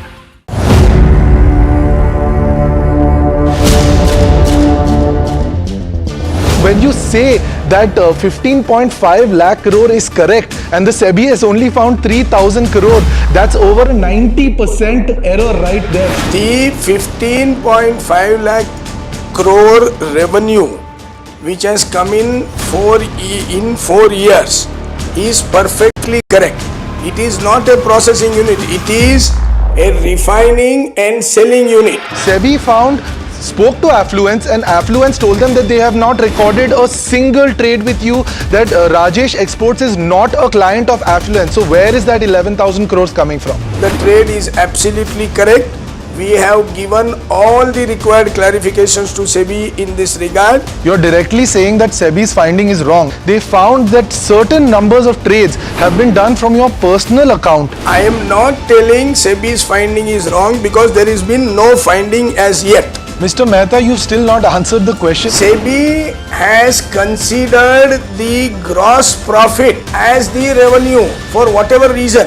Has thought that that is revenue. But how can a communication error last 2.5 years?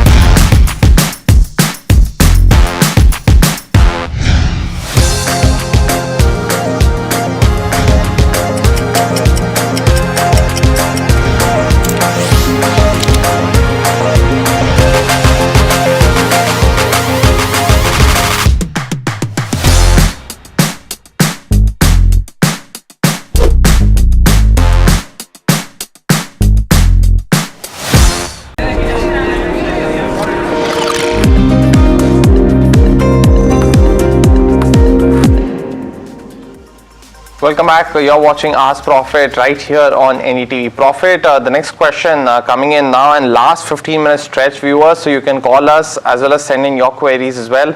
This one has come in from Tony Pereira. He's keen on buying a couple of stocks. He's mentioned on Interact Building Systems, Clean Science and Jyoti CNC. Now, Tapan, it's a very interesting list. Either of them that you like right now for the long term?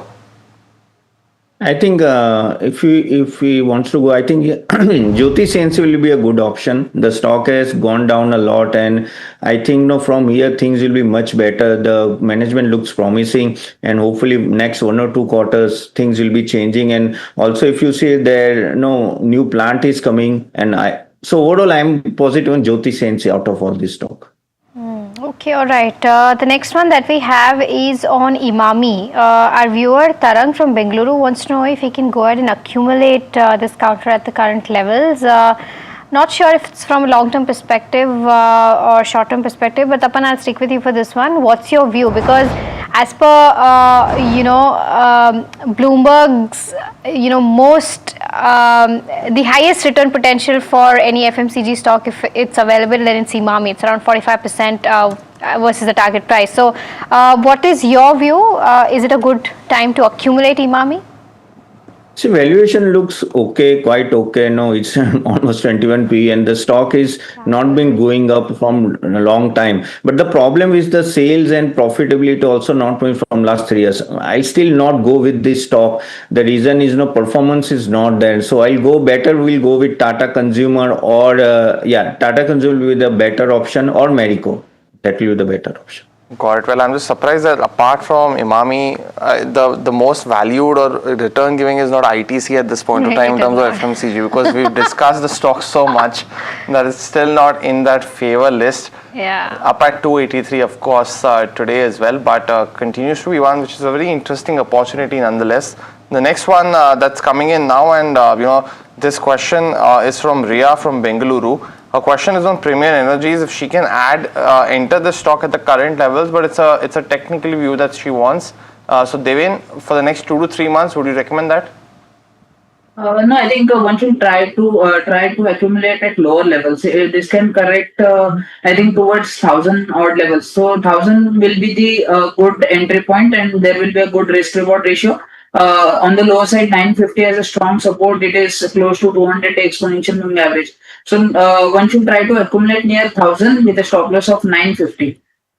Okay, the next one that we have is on Godrej Properties. Vinod from Delhi wants to know about this counter. He's bought at the levels of 2430 and says that he's sitting on a big loss. The stock, of course, is currently trading at 1662.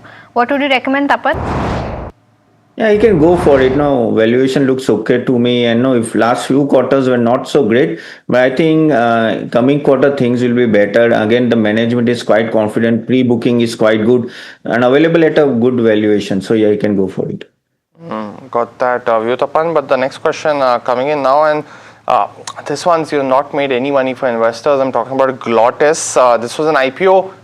Came in 2025 and has not given too much returns, and stocks trading at 67.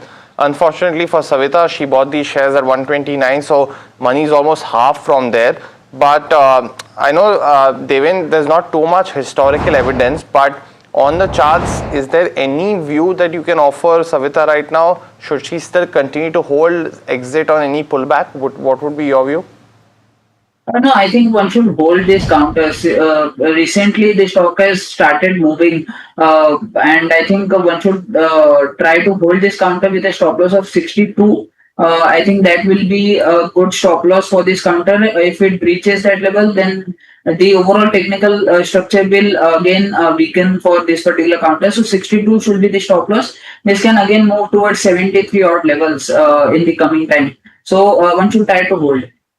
The next one that we have is on Vadi Energy. Siddharth bought it at the levels of 3240. 8 shares is what he bought from a short-term perspective. Wants to know if he can hold, exit, if the stock comes to his buying price. Devin, what would you recommend? I think he should try to exit if it comes near his buying price, because overall structure remains weak, and now currently it is consolidating in a range. On the lower side, one should hold with a stop loss of 2980. If it breaches these levels, then one should try to exit immediately. Got it. Well, viewers, it's now time for the second round of the rapid fire in this edition of the show. Devin as well as Tapan, you know the drill. First question coming in now on IGL. Our viewer Siva from Hyderabad bought shares at 155. and it has been holding for the last 3 months. Devin, we've seen geopolitical crisis have an impact on the stock, but what's your view on this one now? I think one should try to book profits. Okay, the next one is on Jyoti Labs. Praveen from Chennai wants to know if this is the right time to accumulate, considering the stock has corrected so much after the Henical news. Tapan, would you recommend that? No, not now. Next one's on a stock that's been on everybody's radar, but nobody owns it. It's MTAR Tech. I mean, some of them do, of course, but Jay Krishnan actually had and bought these shares at 7490. Stock seen, of course, a revival today, but they were on the charts. Is this as difficult as one to hold right now? What would you recommend? I think hold with yesterday's low as a stop loss, 6220. It's recovered all its losses All its from losses, yesterday, yes. up 12% as we speak. The next one that we have is on Tata Chemicals. Krishna from Bengaluru is holding 94 shares okay, the levels are not mentioned, but 21% loss is what Krishna is sitting at. Devin, what would you recommend? I think one should try to exit. Sudarshan from Hyderabad has bought into Nuvoco at the time of the IPO, Tapan, and his buying price is 570. So currently sitting on a loss. Should he still continue to hold this counter or switch to some other cement name? No, currently hold for 1 or 2 quarter more. Okay, Lakshmi Dental is the other one. Our viewer has bought it at an average at the current market prices. What Mohan is saying. No, sorry, his buying price is 420. He's saying can he average at the current market price? Any view on this, Tapan? No, don't average. My recommend is sell on rise only. Well, Nagesh from Bengaluru actually bought into ICICI Lombard at the time of the IPO at 661. So he's almost 3x on his money right now. Would you recommend, Tapan, for him to exit or still continue to hold? First of all, congratulations to him. No, currently he can hold. Stock is good. Okay, HDFC Bank bought at 800. 100 shares is what Arvind is holding. 2 years perspective. Continue to hold, Tapan? Hold, but I feel ICICI Bank is a better option. Correct. The next one that's coming in, it's from Murli from Hyderabad. He's holding shares of SJVN. Bought at 39 rupees 5 years ago and wants to know if he can hold on for another year. Tapan, stocks at 71. What would you recommend? Currently hold. The next one is on Zaggle Prepaid. Ravi from Mumbai has bought 200 shares at the levels of 330. It's come down to 200 now. Any scope of recovery, Devin, or should he book his losses? No, I think one should try to hold for bounce towards 220, exit near 220. Gautam from Tirupati wants to buy into Shriram Pistons. Tapan, valuations are pricey, but are these good levels to buy? Yeah, buy on dip, but stock is good. Buy on dips. Okay, the next one is on V2 Retail.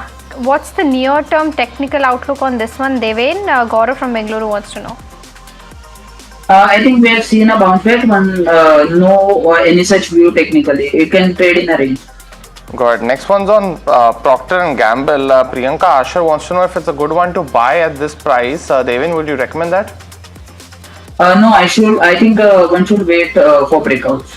Okay, Central Bank 1000 shares bought at the levels of 31 rupees. Continue to hold, buy further, Devin. Sorry, which stock? Central Bank. Central Bank, I think one should hold this counter. Next one, Suzlon, bought at 41 rupees and almost 3,200 shares by Sanjay. Tapan, he's of course sitting in profits right now, but asking if the stock can reach 65 in a year. What would be your view? Yeah, it can. Netweb Tech is the next one. Arjun Rao wants to know if he can continue to hold this counter. He's not mentioned the price or the quantity, but Devin, on the charts? I think one should hold this counter with a stop loss of 4050.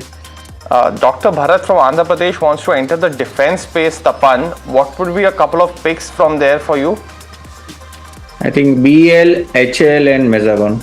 Okay, Laurus Labs bought at the levels of 1058. Saurav from Jaipur wants to know if he can continue to hold this from a long-term perspective. Tapan? Yeah, hold it. Is it the right time to buy quality walls? Tapan is the question. A very interesting one, but is this good at the current price?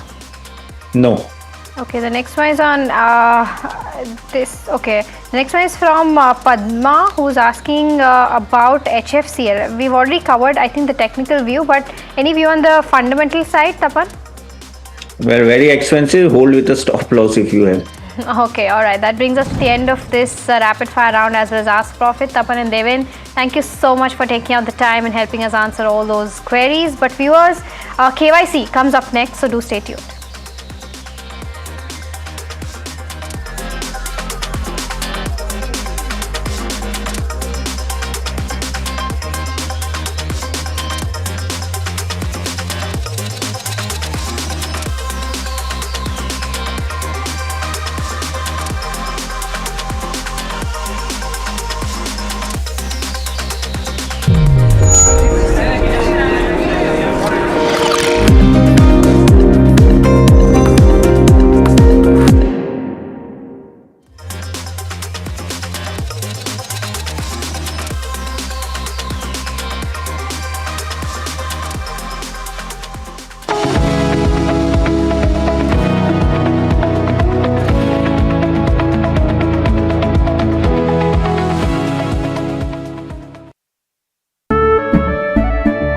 केसरिया से मन जोगी हुआ रे दिल झूमे देखो मतवारा हुआ रे केसरिया से मन जोगी हुआ हर पल मनाओ केसरी त्योहार।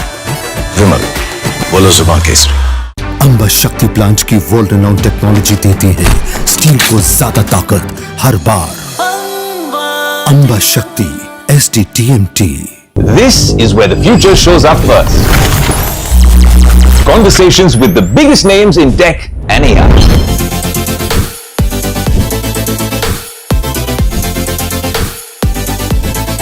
Putting tech through its paces. No fancy jargon or spec sheets, just what matters. If it's shaping the future, you'll see it here first. The Tesla Model Y. This is Tech 360. Real talk, real reviews across the NDTV network.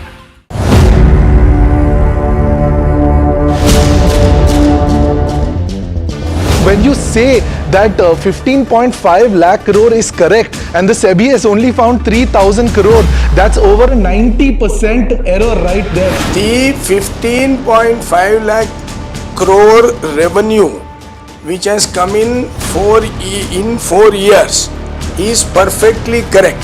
It is not a processing unit, it is a refining and selling unit. SEBI spoke to Affluence and Affluence told them that they have not recorded a single trade with you, that Rajesh Exports is not a client of Affluence. So where is that 11,000 crores coming from? The trade is absolutely correct.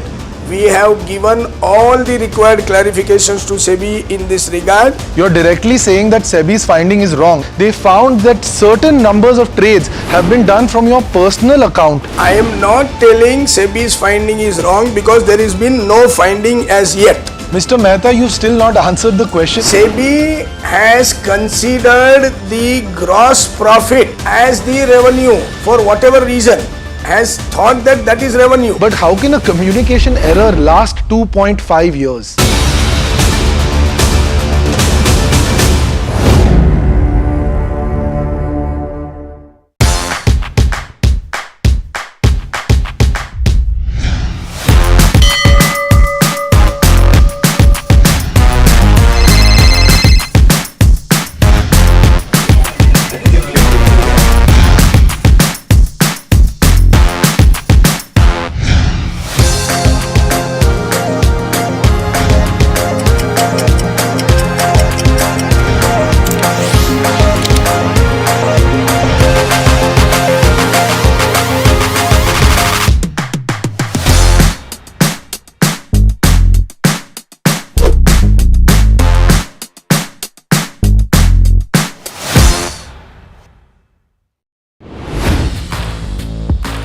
I'm Tamanna Inamdar. Watch me on NDTV Profit, where I break down the day's biggest business stories. What happened, why it matters, and what it means for your money. Hi, I'm Neeraj Shah.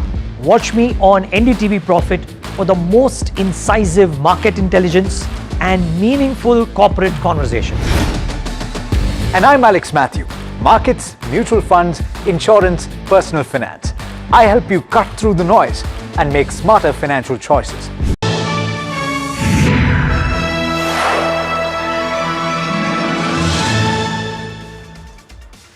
Hello and welcome to KYC. You are watching NDTV Profit with me, Sharad Dubey. In this KYC show, we get you the hottest companies in the small cap, mid cap, and even large caps at times, and why they are rallying, what's the new story looking like, and is there any alpha to be made or not. Let's decide the first company which is coming today, and of course, there are some hints. Try to guess it, and of course, you'll get it, I'm sure. It's the world's largest manufacturer of silica ramming mass. It's a Rajasthan-based company. It has been listed for a decade. Also, one more interesting snippet: the stock is up 11 times in the last 5 years, and also from the March lows, the stock has already more than doubled. I'm sure you must be knowing if you're tracking the small cap space and a little bit of hints about it.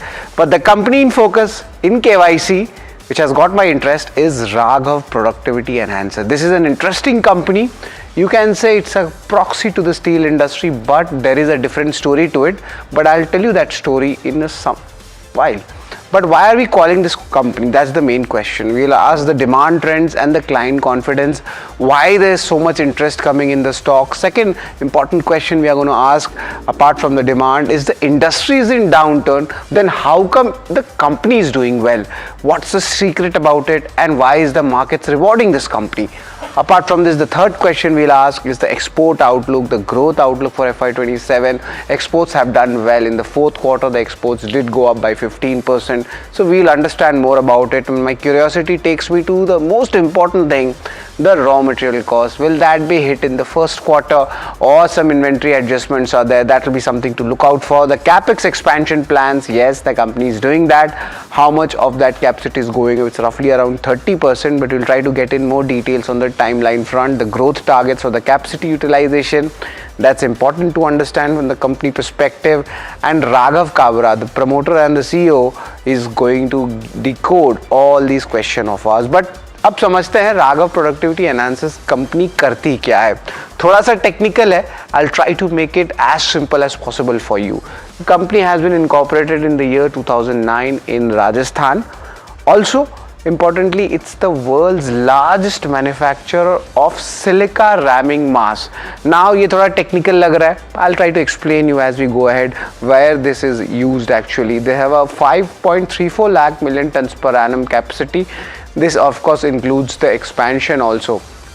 Apart from this, also we look at what this company is all about. The silica ramming mass. This is a refractory material basically, and it is used in induction furnaces, kind of a steel and a foundry industry work. So this is important. If note it down if you're hearing it for the first time. They have a good export exposure. 38 countries in the worldwide and almost 28 states pan India. Rajasthan में factory है, but presence all over India है. It's prominent in secondary steel plants, foundry and casting units. These are the places where the end user of these products are. So of course थोड़ा सा cyclical business ज़रूर है. The company has 14% market share in this key product, but they're targeting to double that, and that's a big claim. Targeting 30 odd %. So we need to understand how will the company go towards that and by when. Eastern southern markets, they contribute over 50% of the domestic sales, and that's what the company had mentioned in the fourth quarter earnings. Capacity utilization in March was 87%, and generally historically देखा गया है 80% के ऊपर का जो capacity utilization के बाद आप expansion करते हैं. Speaking of expansion, how things are moving out, of course there are two arms for it. This is the overall, you can see the units which are there currently, 4,14,000 million tons per annum. That's expected to go up almost, you could say 30% up, and this would be the final capacity expansion plan coming in for Raghav Productivity Enhancers. Apart from this capacity expansion, let's talk about the exports picture. The exports have resumed normalcy from the month of April, यानी कि first quarter के numbers में आपको exports देखने मिलेगा. Fourth quarter की बात करें तो of course the exports went up 15% and the customers have been absorbing the higher freight costs. So we need to understand what is the overall pass through looking like, and this is of course the picture I painted for the exports. Apart from this, the last 10 years history, there's a very interesting data point, and I picked out from the company. This is the volumes, ramming mass segment and the overall capacity, and over the last 10 years it was just an SME IPO company, and of course you could say a very small company. It has grown, migrated, added some new products, tie-ups, JVs, and the CAGRs of the good growth coming in. But what's working for the company? 30% expansion they are doing from the existing facilities. So Street is bullish on that. Street is also bullish on a strong performance company wise as you compare that with the industry. So this is a bit unique, and that is why it's gaining market share. Healthy return ratios, and they have maintained it, both ROCE and ROE numbers.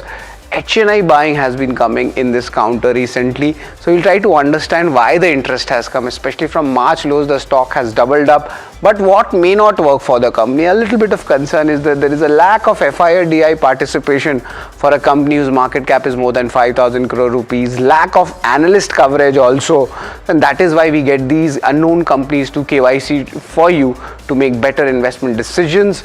And also the industry cycle risk is there in steel, in the foundry segment. So when it reverses, when the valuation reverses, you need to be very important. यानी कि आपको अपना entry और exit point जो है बहुत संभाल के देखना होगा. But let's try to understand the KYC ratings, how we judge a company in this, be it small cap, mid cap, large cap, भेदभाव नहीं होता है. Income statement, balance sheet, cash flow, the usual ones are there. Of course, we are going to get in the ROC numbers to see what has happened over the last 4 to 5 years. The street cred, how much money has been made in medium term, short term, long term. Of course, the shareholding comes in. Valuation, largely we are going to just do the historical work over the last 5 years for this counter, because there isn't no apple to apple comparison for this company. And of course the outlook, what the management is talking in terms of numbers, how the industry is looking like, we'll get you all these details. But let's start with the first one, that's the income statement, and largely look at the growth coming in the 3-year CAGR numbers, how it's looking like. We have revenue, EBITDA, even PAT, all of them 35% plus CAGR growth coming in.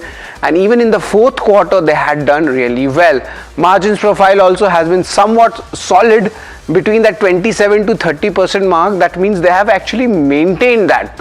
So of course the numbers look really solid, and that is why I have given income statement a strong thumbs up. Balance sheet, interestingly, the company is having a very lower amount, or you could say largely it's a debt-free company. Decent amount of cash balances comes in, but of course इसमें working capital लगता है इस धंधे में, and they have been able to manage it quite decently. So there's nothing very great about it, but they have done well as per the industry standard. So I'm going to give this a neutral rating when it comes to the balance sheet. So we discussed income statement, we discussed balance sheet.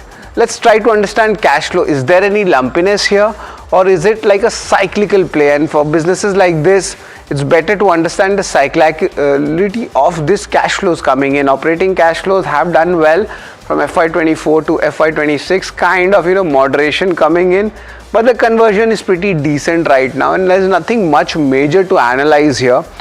So let's not waste our time. Let's go and give a neutral rating for the cash flow. This is important if you're looking at the ROC numbers. This has completely been above that 20% mark, and the company has been able to manage that. For a company like that, it's an industrial company, and having a 15% plus return ratio is a very good sign, and they have maintained that, and now it has touched the 30% mark. So I'm going to give this a thumbs up as well. Let's talk about the shareholding, and that is where my concern comes in. Promoters and public, it's been even Stevens, you could say, for the last 3 odd years. But the problem is, if the company is doing so well, there is a good momentum in the stock, then why come there is no FI or DI participation? So that's a big question mark for me, and that is why I'm going to ask, of course, our audience also, why this FI DI participation is not there. There might be an overhang in the stock, or is the float issue? That's the question to be asked. So it's a neutral rating when it comes to the shareholding right now. Let's talk about the street cred, and this time this has actually made a lot of retail investors happy. So congratulations if you are holding Raghav Productivity Enhancers, and especially the long-term investors. Last 5 years the stock has given you 11x returns. That means if you put 1 lakh rupees in the stock, you have sitting on 11 lakhs right now. From March lows also the stock has doubled up, and that's where my interest came in. What's happening in this small cap stock? So it is ticking in all the right features when it comes to the street cred. So we spoke about the 6 ratings, but let's see the valuations. And remember, जब stock ज़्यादा चल जाता है तो valuations बहुत महंगे हो जाते हैं. And yes, The valuations are very expensive if you are understanding and reading and studying the company right now. It's at 102 times for the trailing 12-month P, and at the 5-year peak, it went up to 150 times. So it's certainly not a cheap stock at all. We are at the top of the cycle, or the valuations are high. That's the main question. So it's a strong thumbs down when it comes to the valuations part. Let's talk about the outlook and let's see what's happening here. Of course, the momentum is expected to continue when it comes to the demand from the existing customers, and that is a good sign, especially when the industry downturn is going on, and the company had mentioned that. So company is doing really well. Apart from this, the capacity expansion is at play. I mentioned the amount is 30%. So that's what we'll be looking at, how they go about it. And this is the targeting market share from 30 to 14%, from 14 to 13%. That means more than doubling of market share, and that is a big claim. So outlook is very strong for the company as well. But let's try to understand what's the total KYC ratings for Raghav Productivity Enhancers, and this is the first time I'm getting this company in KYC. Let's understand where does the company stand. If you look at the numbers, the income statement has been done well. Return ratios for a manufacturing company is very, very healthy. Also, the concern for me is in valuations, because the stock has run up so much, and from March itself the stock has doubled up. But the outlook is something where the bullishness is coming from the management as well. So net, let's add up the entire KYC ratings, and the entire KYC ratings comes out to be 5.5 out of 8. It's largely, you could say, in line to positive from the average numbers we generally give a company in our KYC show. But to get in more perspective, we'll be joined in by Raghav Kabra, the promoter and the CEO of Raghav Productivity Enhancers, and interesting tidbits about him. He has over a decade of entrepreneurial experience, and remember, education coming in from ISB Hyderabad as well, and he has worked in Trust Group from Mumbai as well. So there'll be interesting conversations with Raghav Kabra, but just after a break. Stay tuned.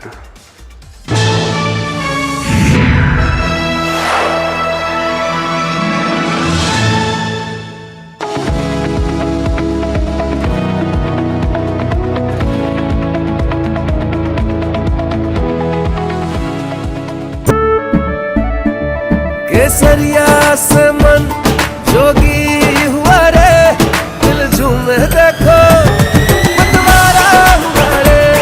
केसरिया से मन जोगी हुआ। हर पल मनाओ केसरी त्योहार। विमल, बोलो जुबान केसरी। अंबा शक्ति plant की वर्ल्ड रेनाउंड टेक्नोलॉजी देती है स्टील को ज्यादा ताकत हर बार। अंबा शक्ति SDTMT। This is where the future shows up first. Conversations with the biggest names in tech and AI.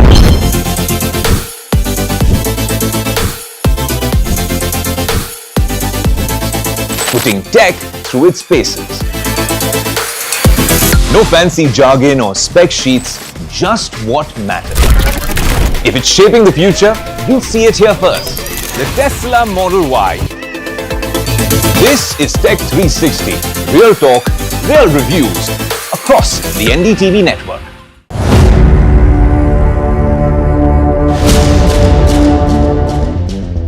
When you say that 15.5 lakh crore is correct and the SEBI has only found 3,000 crore, that's over a 90% error right there. The 15.5 lakh crore revenue which has come in 4 years is perfectly correct.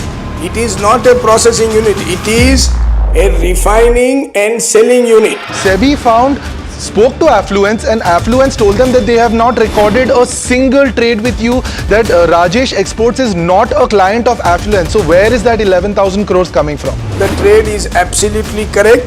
We have given all the required clarifications to SEBI in this regard. You're directly saying that SEBI's finding is wrong. They found that certain numbers of trades have been done from your personal account. I am not telling SEBI's finding is wrong because there has been no finding as yet. Mr. Mehta, you still not answered the question. SEBI has considered the gross profit as the revenue for whatever reason, has thought that that is revenue. But how can a communication error last 2.5 years?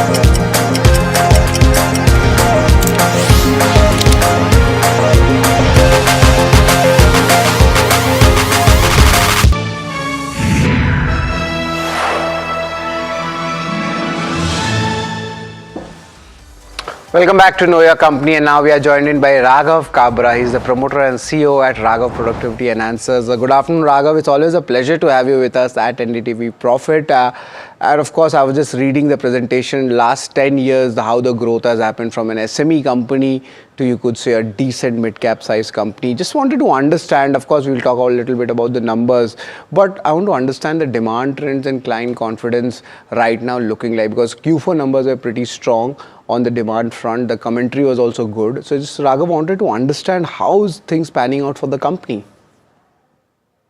Thank you so much, Sharad, for having me over here and to talk about our company, Raghav Productivity Enhancers. So see, from a demand perspective, we have seen tremendous demand coming in, which has largely been because of the unique product offering or unique solution offering that our company does.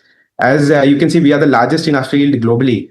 And if you see the numbers, we have grown from a capacity of 36,000 tons to now almost 5.5 lakh metric ton capacity. And every time that we have added capacity in about a year or so, we have filled that capacity up. This is because of the demand coming in from the induction furnace manufacturers who are making steel and foundry products globally.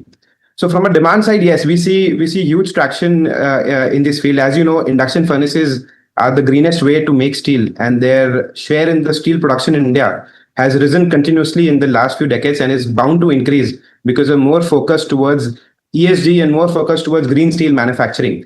So from that side, we are very, very positive about it. In terms of client confidence, yes, our wallet share in every client or every customer that we supply our material to is generally above 90%. And we've been able to take market share from the unorganized industry towards ourselves being the only organized player in this industry.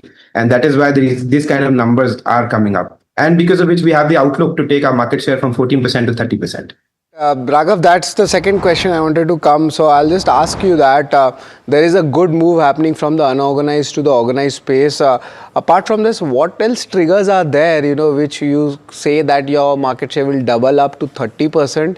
And also how different your company is compared to the industry, because the industry is not fully out of the woods yet.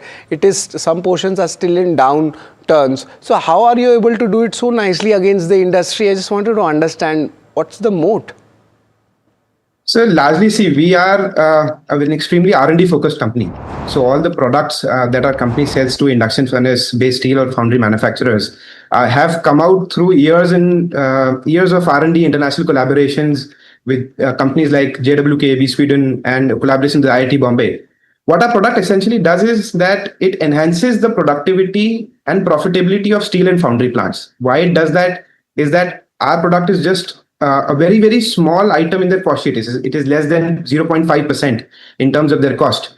But the effect that it has on the productivity of furnaces is very, very huge.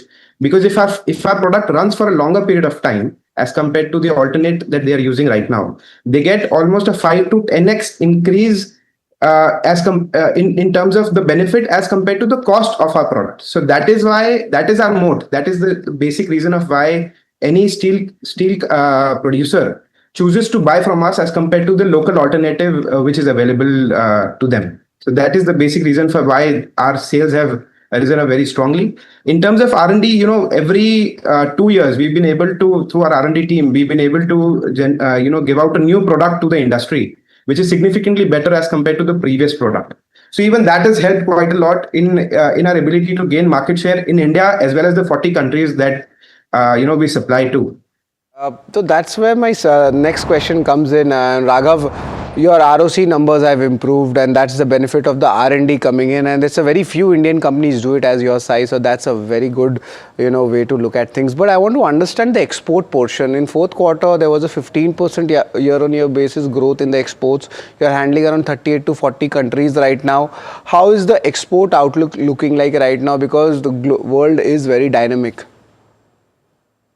So, see, definitely the global scenarios right now are very challenging. But what we have seen in particularly in this quarter is that our export sales have increased tremendously. The reason for that is we are present in about 40 countries and the number of countries is growing. Our foray has always been that whenever we enter a particular country, we try to target the largest steel plant or the largest foundry plant in that particular country. And after that, once we are able to back them and show them the added benefit of using our product, then the rest of the companies in that particular region or that particular country automatically come to us. In the export side, for example, the Middle East is right now facing a lot of issues and the freights have risen up. And ours being a low cost item, the freights play a very important role. But even after that, our Middle East clients are buying from us at 3 times the rate at what they were buying previously, just because that they understand that when they use our product, the benefit to them is much, much more as compared to whatever they're buying locally.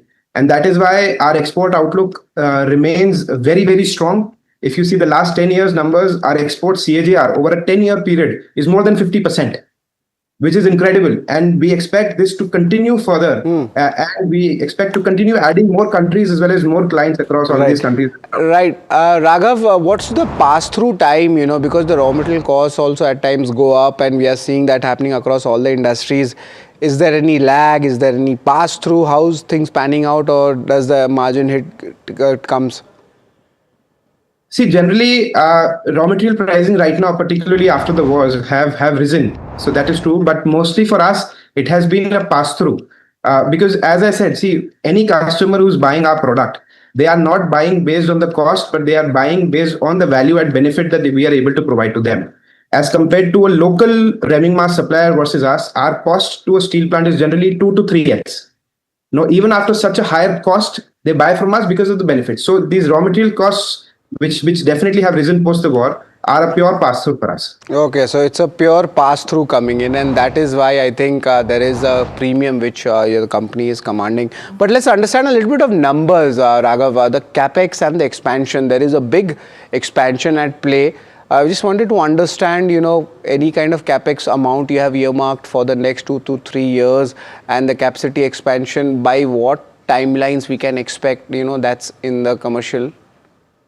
Yeah, definitely. See, so from FY23 to 26, we have gone from capacity of 180,000 tons to now almost 5.5 lakh tons. And currently, we have the demand to fill this capacity up within this year itself. So this capacity will be filled up. The problem that we are facing right now is that this is not enough, and we need to add in more capacity considering the kind of demand that we're getting from within India as well as outside India. So this will get filled up. The current capacity expansion will get filled up very, very quickly. We already have the demand for the same. The idea right now, what we are thinking is that we want to go from a 14 to 16% market share right now to over 30%. For that, we need to almost double the capacity that we are at right now to gain in those kinds of market share. We have the strong demand. We have fantastic products which are very well being received by the industry within India as well as outside. So that is the plan. If you see the ROC numbers, you will understand that to get from this capacity to almost a double capacity, we don't need a lot of capex. It is just about that we go about the capacity expansions in a phased manner, and that is what we plan to do. That's a pretty good perspective. A very short question before we end our interesting conversation. The R&D perspective, since there's a lot of it every 2 years, there's a cycle. Which areas now you're looking at, where there might be an interest? We do not need to know the entire information, but maybe the areas. That's a fantastic question. As I said earlier, see, we are an R&D focused company. We are a recognized DSIR by the Government of India recognized R&D house, and there's a very few companies in India who do this. So we are essentially a silica processing industry. So a silica processing company. Our R&D lies in how we make silica, and we've got several patents for the same as well. Silica is used in multiple different industries, ranging from glass to ceramics to artificial marbles and to semiconductor crucibles. These are two particular areas where we have spent a lot of time and our R&D projects in, particularly the crucibles industry, which are used in semiconductors, as well as the artificial marble industry. Both of these industries' supply chain is essentially silica. And no one in India right now is even thinking about, getting into the crucible line that we are in very, very advanced stages right now. So, as I said, we are a company who likes to think out of the box. We don't do what anyone else in the industry is doing. And that is why we are very, very Raghav, that means artificial marbles and semiconductor. You have given us a lot to think about and also, guess a lot. But nevertheless, it's always a pleasure to have a chat with you, Raghav, and best of luck for the future going ahead as well. Yeah. So that's the interesting management coming in from Raghav Productivity Enhancers, and they did give us a small hint in new industry they are going into, semiconductor as well as in the marble segment. Pretty interesting, but we'll try to understand, do the valuations justify right now? For interesting stories like this, stay tuned to NDTV Profit, and yes, keep watching KYC.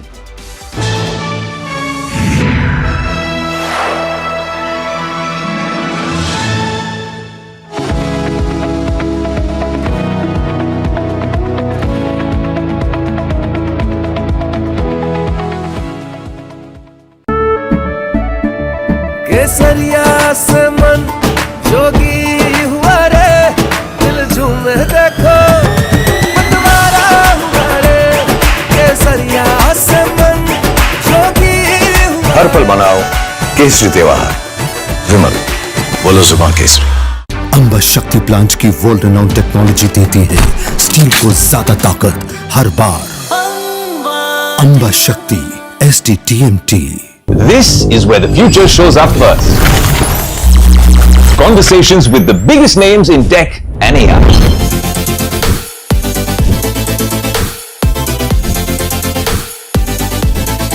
Putting tech through its paces. No fancy jargon or spec sheets, just what matters. If it's shaping the future, you'll see it here first. The Tesla Model Y. This is Tech 360, real talk, real reviews across the NDTV network.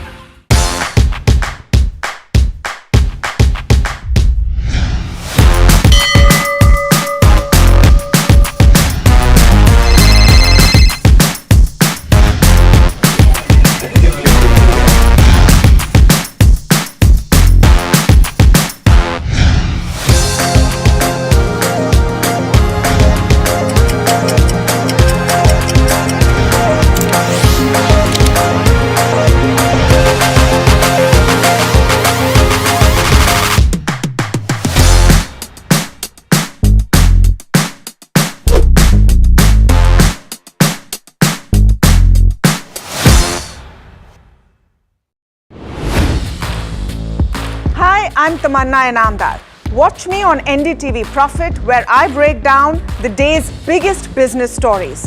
What happened, why it matters, and what it means for your money. Hi, I'm Neeraj Shah.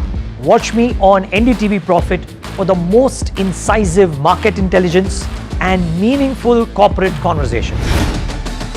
And I'm Alex Matthew. Markets, mutual funds, insurance, personal finance. I help you cut through the noise and make smarter financial choices. And here's where you can watch us.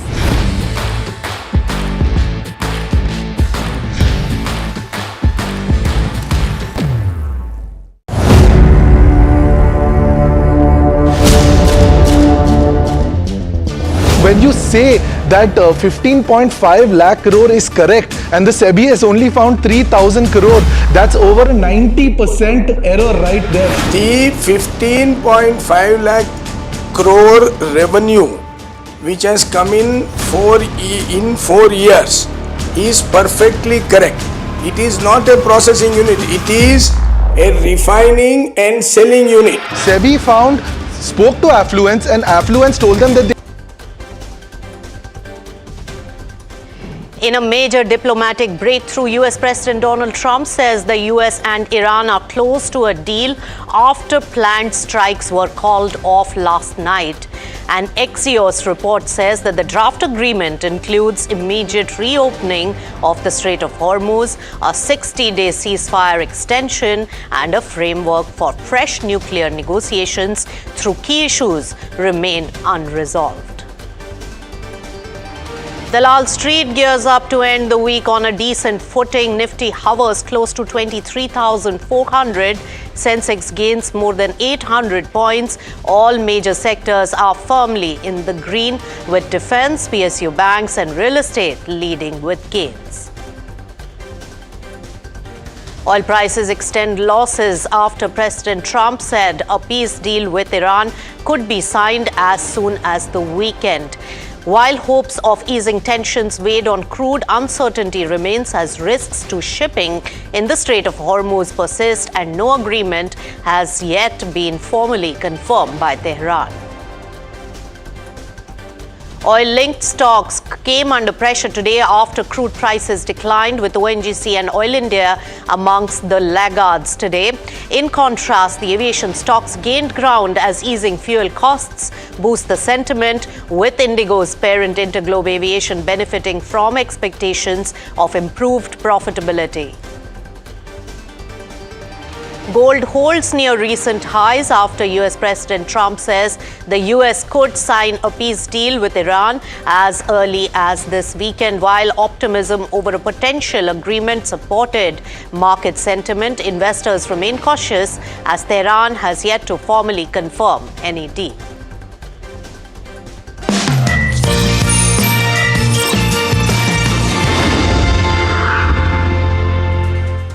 Hello and welcome. You've tuned into Markets at 12. I'm Nisha Poddar, and let's take a look at the market. And yes, after a long period, looks like the market is really gaining and in good shape today and continues with the momentum. See how the stable, the Nifty chart is really looking. So no aberration and a continuous flow. A lot of it really depends on the kind of peace deal that is in expectation over the weekend. Also, crude has a huge role to play, because as soon as crude really softens and uncertainties, or at least negotiations, are reaching some inflection point in the US-Iran deal, the markets really stabilize. Let's also take a look at the internals. What's really aiding the market today? And remember, bank is the quasi-play for the economy in India, and therefore HDFC Bank is really taking the lead in terms of top gainer on Nifty 50. So remember that out of the 220 points that is gained on Nifty 50, a large part of it, or at least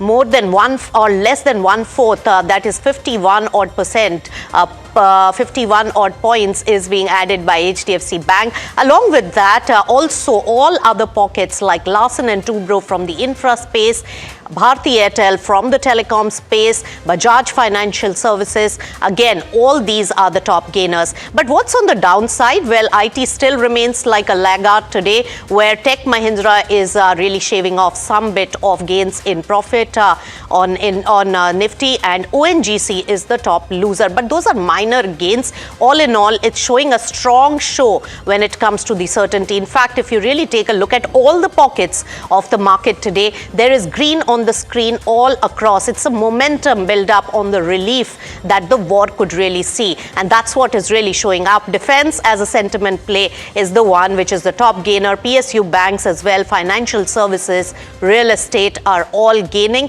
Nifty IT is the lowest in terms of gains, but at least in the green is some consolation coming in for that sector. Watcher Vikas Gupta, who's the CEO of Omniscience Capital, really joins in to give his expert take. Vikas, pleasure to welcome you on NDTV Profit. What do you make of, I wouldn't say a relief today, but the kind of volatility that we are seeing over past many sessions on an up day and a down day, depending on the global cues and the war front dialogue that's really going on? First of all, thanks for having me. Pleasure to be here. So, see, we would still not rule out the volatility, right? We have seen this many times before on positive sentiment of the hopes of war. And that's what keeps the markets going up and down within a range for the last several weeks, I would say, right? So it's a good thing. It's a welcome thing today that it's all positive and across the board, which gives support to the retail investors in terms of sentiment. And the main important thing is 3 years from now, people are going to say that 3 years, 5 years, I don't know, somewhere when you look back, you're going to say this was an amazing time and we should have entered the market then. That's right. In the long term, we all are dead. And when in hindsight, we have much more wisdom, Vikas. But at the current moment, we'll have to go with the motions. At this particular time, when defense has again come back with a surge today, IT has been a laggard for quite some time. What are the pockets that you're really seeing for investment and to capitalize on the kind of valuation drop that last many sessions have given to many stocks and sectors? So, nothing to do with today's price action, but PSU Banks has been our top favorite for quite some time now. Okay. And when I say that's more than a year and a half, that is the most favorite sector in our opinion. That's the way to play the economy. And it's amazingly cheap, right? Single digit P's, unbelievably strong balance sheets over 20-year, best balance sheets, you would say healthiest balance sheets with CRARs, at 15, 16, 17 plus, NPAs below 1%, 0.5%, and so on. And already the growth is there, already double-digit growth for most of the banks. ROEs are 15%-ish. And we expect that the growth will be even higher going forward as infrastructure and all those investments start taking place. ROEs will be higher, and then naturally people will have to follow and reprice or re-rate it. So this is a very long-term pick in our opinion, which is also unlocking as we speak, right? That is one of our favorites. Private banks is the second favorite, and third favorite is the power sector, which we think is the way to play the global AI. People keep saying India is a non-AI. The way to play AI in India is through the power sector. That's an interesting point you made, Vikas, that to play India's AI game is through the power sector. Now, power sector now has also become a very broad canvas, with the thermal power also increasing its importance after a very long time as we are in search for more fuel resources in the absence of crude, and that crisis really panning out because of the Middle East tension. But on the other hand, the renewables as well as the EV space and other ancillaries which are related to electricity and electric vehicles as well as various other segments. How do you play the various segments, and in terms of the valuations, they have run up quite a bit in the anticipation of their growing importance. How would you play that for a short-term game? And of course, in the long run, probably that energy transition is here to stay. So absolutely. So even before this trigger of the crude oil prices, the Iran war, etc., triggering the transition from traditional fossil fuels towards electric vehicles, which was already there, right? By 2030, we had to have 30% electric vehicles. But this triggered even more. Same way people, dependent on LPG, etc., they wanted to move towards electric cooking, etc., right? Because of this crisis. So that was the extra trigger. But the big three drivers, we have done this about a year back, report. The big three drivers for electricity in the long run is data centers, number two is electric vehicles, and number three is the railway electrification. So these are the primary driving factors. And right now, just recently, we are working on a report on data centers because things have changed significantly in last 1 year. Because of our Indian data center laws, data has to be in India. We generate around 15 to 20% of global data. I believe that will be even more going forward. And all of that has to be stored in Indian data centers, which is fine. But now we don't have Indian AI models. So even when a Google or a Anthropic or whoever is doing it, when they want to run models on Indian data, they will ideally have to retrain their data to have a really high quality Indian models. And of course, Indian firms will also do. And the training costs are much, much more intensive in terms of usage of the CPU and usage of the power compared to the inferencing. So we are at least now at the stage where next 2 to 3 years, first data centers have to come in, and then the data has to be stored and Indian models have to be created, which is extremely high intense. And then the inferencing will start. All right, Vikas Gupta, very interesting thoughts there. Thanks for all the takeaways on the market expertise. Thank you so much for joining on NDTV Profit. But of course, crude oil prices below $90 per barrel after a very long time is auguring a good news for the Indian markets. And so is the rupee really reacting positively as well and is strengthening in trade today. So those are the two important factors really impacting the market. But let's take it to the key driver, that is the geopolitical tension and what's happening there. So India has firmly really defended its Russian oil purchases, remember, arguing that energy security, not geopolitics, really drove the decision. External Affairs Minister S. Jaishankar pointed out that the global powers encouraged such buying from Russia when markets really needed stability, highlighting what it really called the inconsistency of shifting sanctions and selective principles. Hear out. So again, because we keep coming back to Russian oil. Look, when we didn't buy significant amount of Russian oil till 2022. Circumstances compelled us to get into that market. And I must say, the Russians have been steady suppliers because they put the cargoes out there and you go out there and buy oil, whichever is the most reasonable and available oil. But I do want people to remember this. At that time, the US specifically asked India to buy Russian oil to stabilize the world markets. Okay?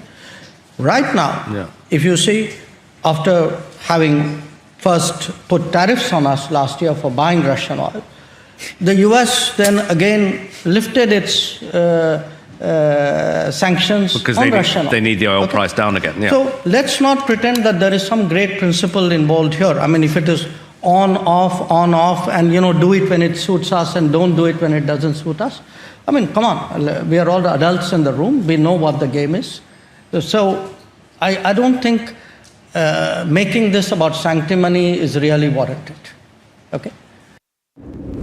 All right, so that was S. Jaishankar talking about the India's choices of oil purchases when we had no other choice. Really taking a look at the oil purchases, all linked to the geopolitical tension. And remember, overnight in a major diplomatic breakthrough, well, the US President Donald Trump says that the US and Iran are close to a deal after the planned strikes were called off last night. And an Axios report says that the draft agreement includes the immediate reopening of Strait of Hormuz. A 60-day ceasefire extension is also something which is on the cards. Let's take it straight to an expert to understand how much of this really makes sense at this particular time. Could there be a flip-flop in the negotiations, and what are the aspects and factors to be watched out for? Dr. Deep Pal, who's the Director of Geopolitics and Policy at Koan Advisory Group, joins in. Dr. Pal, always a pleasure to welcome you on NDTV Profit. Overnight developments when it comes to the US-Iran negotiations, what do you make of it? And from Indian standpoint, what's going to be important for us? Right. Thank you for having me, Nisha. Always wonderful to be here. Look, as far as the deal is concerned, you mentioned the Axios report. We have all seen what President Trump has had to say. And the way I look at it is that we have been here before, so I'm going to be a little cautious before the actual signing is done. I mean, he has talked about how the Vice President Vance is going to be in Europe as soon as this weekend. We saw something similar when the negotiations in Pakistan were going on. We heard about how they were ready to emplane to depart for Pakistan for a signing. However, also let's keep in mind that the representatives of the Iranian side have said that they have not finalized the deal. They have not gone through every line of the deal and agreed to every line of this deal. They have also talked about how, in their experience, there have been multiple times when the US has changed the terms of the negotiation. So these continue to be there. I just want to highlight that. Having said that, I think this is definitely movement in the right directions. This is definitely indicating that there is forward movement. We know the Qatari negotiators were in Tehran over the last 2 days trying to hammer out some kind of a deal. So with all of this in mind, I think we are moving forward towards a deal, something that the entire world would want, something that the markets would want. The oil prices have gone down today, which definitely suggests that there is something in all of this saying that seems positive, that seems forward movement. So as well as if you think about the fact that President Trump is getting into the period of celebrating the 250th anniversary of the United States, if he manages to sign a deal before that, that will definitely give him bragging rights during the celebrations. His popularity has been down back home. Inflation numbers have been rising. So this is definitely a win that he wants. I think there is movement, but I am still going to be a little cautious about how much of this is already done and how much of it remains to be done. Right. So, Dr. Deepal, a very important point raised by you, and totally I align with that aspect as well. While we all are taking it positively, the markets are taking it extremely positively, but then the flip-flop has always been there. And also, while US president may be under pressure, it is not just US which could be really taking this particular decision, because Israel angle is also very strong. How much will you really ascribe to Israel's positioning in that particular geography and its own historical, baggage that it has with Iran, and then their pressure points also to keep the war going? Israel has actually been spoiler quite a few times as far as the US's interests in trying to get a deal done over the last few months. If you've seen, very recently we read about how President Trump actually yelled at the Israeli Prime Minister, called him crazy, and many other names that we shall not mention on air. But the fundamental difference between Israel and the US as far as the Iran issue goes is in the difference in objectives. Israel's objective from the outset has been to try and affect regime change, and once in Iran, and once they figured out that was not going to happen, they definitely wanted to lead to a situation where Iran and its proxies, as we have seen in Lebanon, they be subdued to a point that does not challenge Israel in the coming months. Now, that is not something that the US had signed up for, right?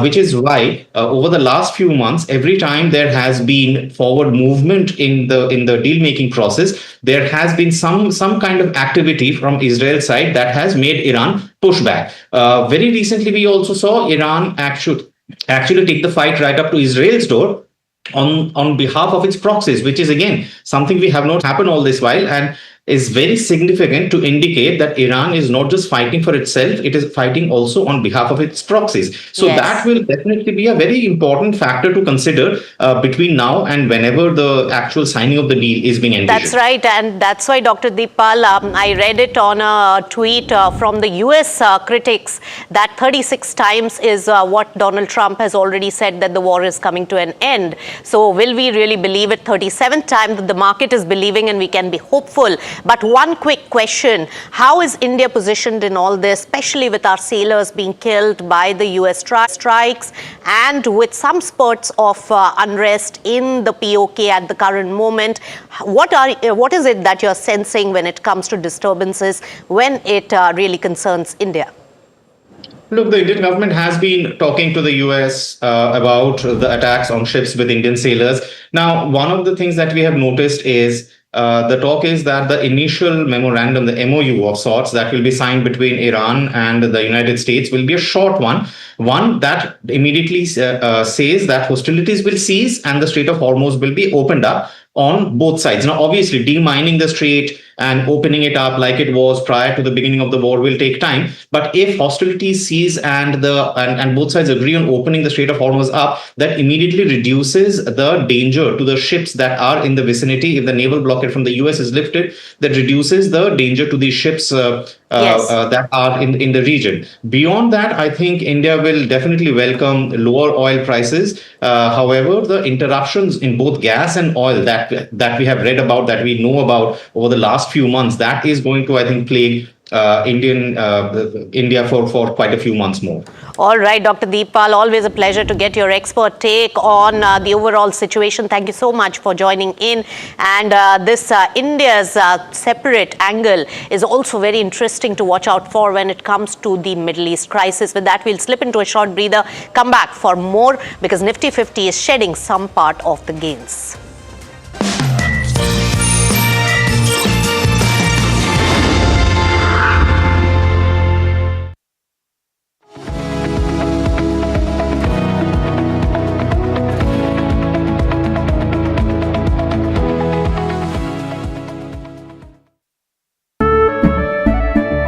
केसरिया से मन जोगी हुआ रे दिल झूमे देखो मतवारा हुआ रे केसरिया से मन जोगी हुआ हर पल मनाओ केसरी त्योहार विमल बोलो जुबान Kesari This is where the future shows up first.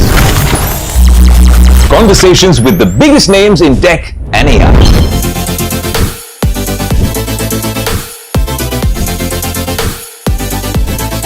Putting tech through its paces. No fancy jargon or spec sheets, just what matters. If it's shaping the future, you'll see it here first. The Tesla Model Y. This is Tech 360. Real talk, real reviews across the NDTV network.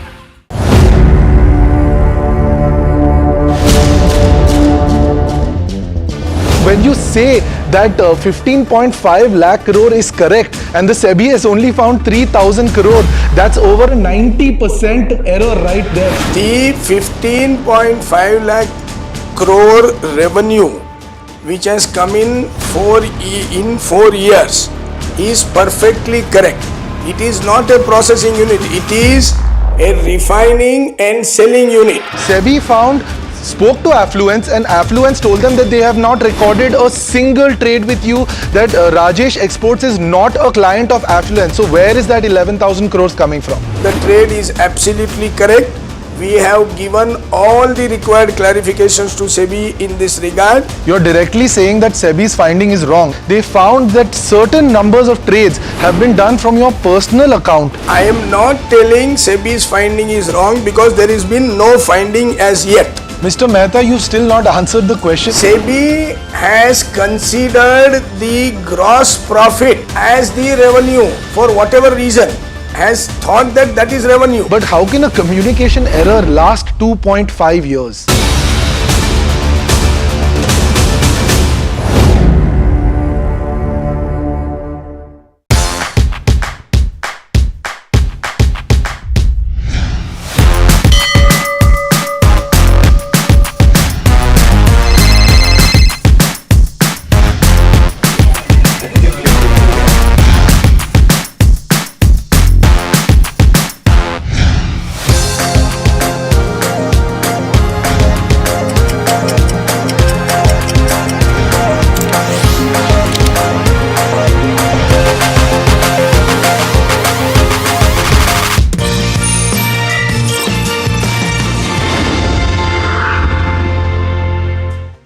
Welcome back. You're watching Markets at 12. And yes, markets shaving off some bit of gains at the current moment at Nifty 50. Take a look also at HDFC Bank. Those are the gyrations that the market is really going through. But there are many stocks which are really buzzing in trade, gaining on momentum. Jasmeet is right here to get us the entire list. Jasmeet, what all makes it to your list of buzzing stocks today? Well, Nisha, thank you for that. As rightly said, we see market cooling off a bit, but there are a couple of stocks which are buzzing in trade today on the back of the news flow. Well, starting off with the first one, I have MTAR Tech, where we see the management call coming up and we see recovery in the stock coming up. Stock is up nearly 13%. Well, what we see is the company says there's no impact from the overall Bloom DD from the news. Further, they also said that they have a very healthy order book going ahead. Well, the management restates that the EPC partner stepping out, but the project will continue what they have planned for. The project will have no impact with the partner stepping out. Further, they say they are not directly dependent on any single end project. While they also state the clean energy order book, which is secured in this particular fiscal year of roughly 2,800 odd crore, while the closing order book for the management stands at 1,300 crore for the segment, which will be covered in the next couple of years. Well, this was the first one that's buzzing on the back of this management commentary. Well, the second one is Happiest Mind. Well, the company, even Happiest Mind being an IT company, comes out with the overall new AI platform, which will help organizations shift from the pilot to product phase, where we saw yesterday TCS doing the same, and we also saw Emphasis recently doing the same. We have seen a lot of IT companies coming forward similar to Happiest Mind. Now, what the Happiest Mind platform does is it basically used as an enterprise software delivery system. Further, the platform integrates AI across the software delivery system. What's interesting is the overall saving that this particular software does. Now, what management says is they claim up to 40 to 60% faster application modernization is something seen by using this particular AI platform. Further, they also note that they target for a 3x improvement in the engineering productivity. While the management lastly states that they can reduce the overall support cost by 30 to 50%. That's what the early experiment is showing for this particular project. Well, something to watch out for how this turns out for the management going ahead. Well, the last one is a brokerage note. That's Morgan Stanley on the overall internet. They have given very comprehensive note where they compare a lot of stocks and they give the current image of how the internet stocks are shaping up. While they say they reiterate Eternal as a top pick, further they also make a note that Eternal has given good execution and a solid balance sheet over all this while they say favorable industry growth to be a tailwind for this particular counter. While this, I've also compared few of the stocks stating that how Eternal has performed well compared to Swiggy in the last month. Further, even Shadowfax has outperformed delivery by 28%, while Paytm was over penalized at 14%. Now, what management says is the earning downgrade risk still persists, and also the competition risk is something to watch out for. All in all, I do stay bullish on this particular sector. Right. Thanks, Jasmeet, for taking us through the entire list of stocks and news today. With that, completely out of time on this edition of Markets at 12, but keep it with NDTV Profit. Lots of market action on the other side. Thank you so much for tuning in.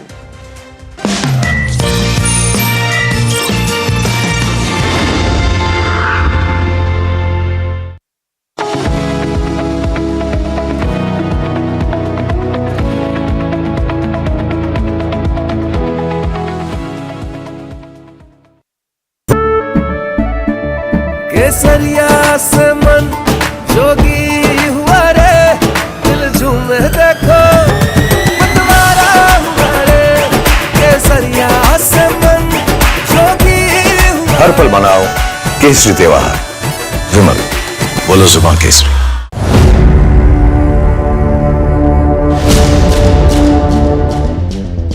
When you say that 15.5 lakh crore is correct and the SEBI has only found 3,000 crore, that's over a 90% error right there. The 15.5 lakh crore revenue which has come in 4 years is perfectly correct.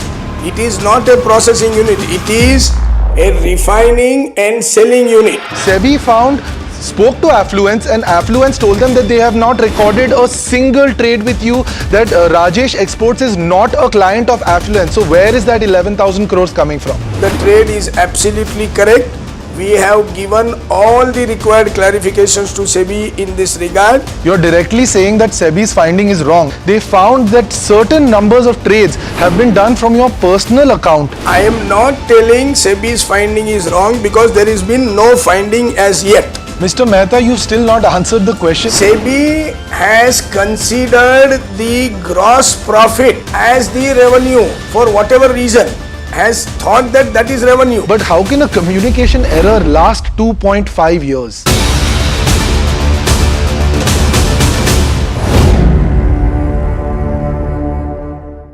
This is where the future shows up first. Conversations with the biggest names in tech and AI.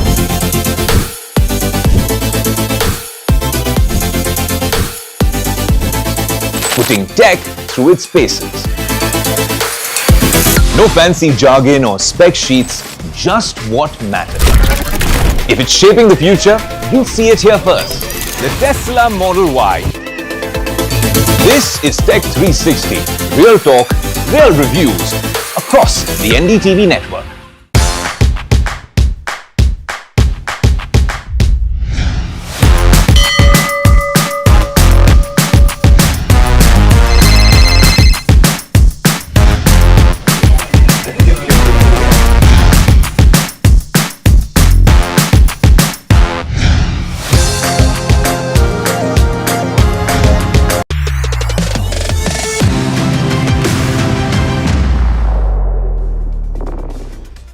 Hello and welcome back to NDTV Profit. You're watching Trending Stocks with me, Puneet Zaveri, as well as my colleague Sharad Dubey, who's joining us from the market pit. But Sharad, it's been a very interesting day today, continuing to maintain that 200-point uptake on the Nifty 50. Well, yes, that's right. Good afternoon, Puneet. And yes, the momentum is there after a good gap-up opening. The momentum is there for Nifty as well. Of course, it's up almost 200 points. The story remains the same for Nifty Bank. Also, let's pull out the chart and show you where the action is there for Nifty Bank. It's doing much better actually than Nifty, but it's holding up. Both of them are holding up. They are waiting for the new trigger to come as well.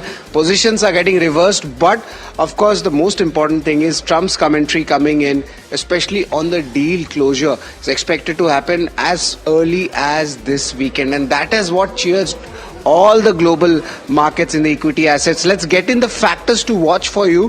What should be there, and what are the key levels you should be focusing on. The risk on sentiment is back. That's the most important thing. Second thing is, of course, looking at Nifty Bank, how things are moving. Let's look at the keys, resistance range. From this, what happens is a good momentum comes in from 23,400 to 23,600. And for Nifty Bank also, let's just pull out that ranges between 56,000 to 56,500. These are the key levels to watch out for. But value buying has resumed back in small cap and mid cap, and that's a good sign. All sectoral gainers are in the green. Buying is there in the financials and the realty was largely oversold also. So now the buying is coming in. Global AI trade has resumed. That is, the momentum is happening. The risk on sentiment is going up. Brent crude has slipped below that $90 per dollar mark per barrel, and that is what's helping a lot of emerging countries as well. Rupee is showing a good strength, a good technical reversal coming in.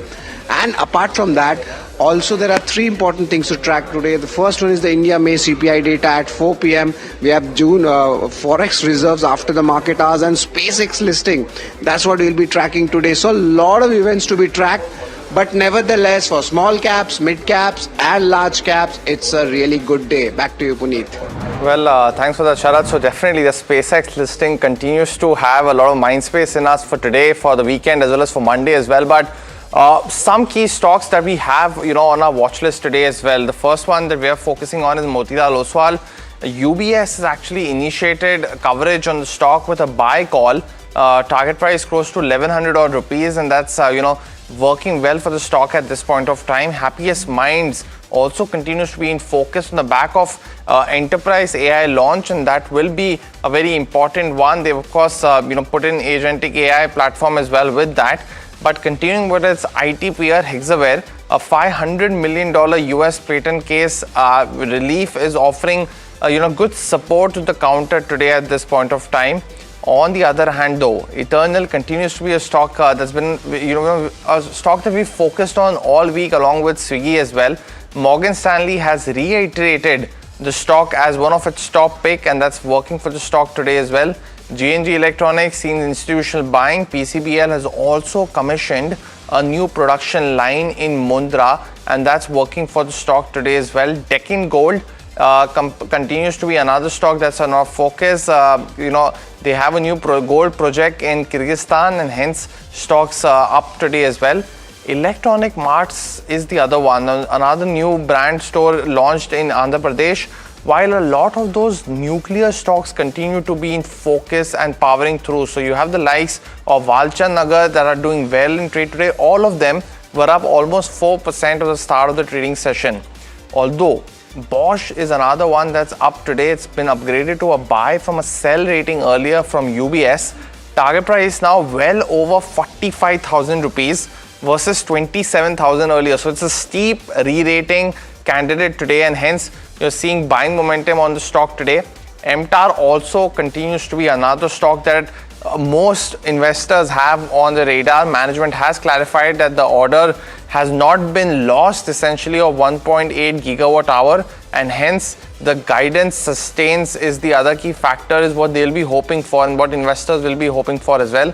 Aegis Vopak continues to extend its gains. The OMC counters are continuing to be in focus because crude has now fallen to around $90 a barrel, and that has had a negative impact on the exploration companies like ONGC as well as Oil India. And the other couple of companies, Asian Paints also one of the beneficiaries of crude falling. Hinware Home is buzzing on the back of volumes, and Equitas Small Finance Bank, that is the other counter. A bank is seeing a growth of almost 20%. You have a brokerage note on the counter as well, but Q4 gave us some indication that the worst was over and that momentum has continued through. So these are some of the key stocks that we have on our watch list today. But Sharad, over to you.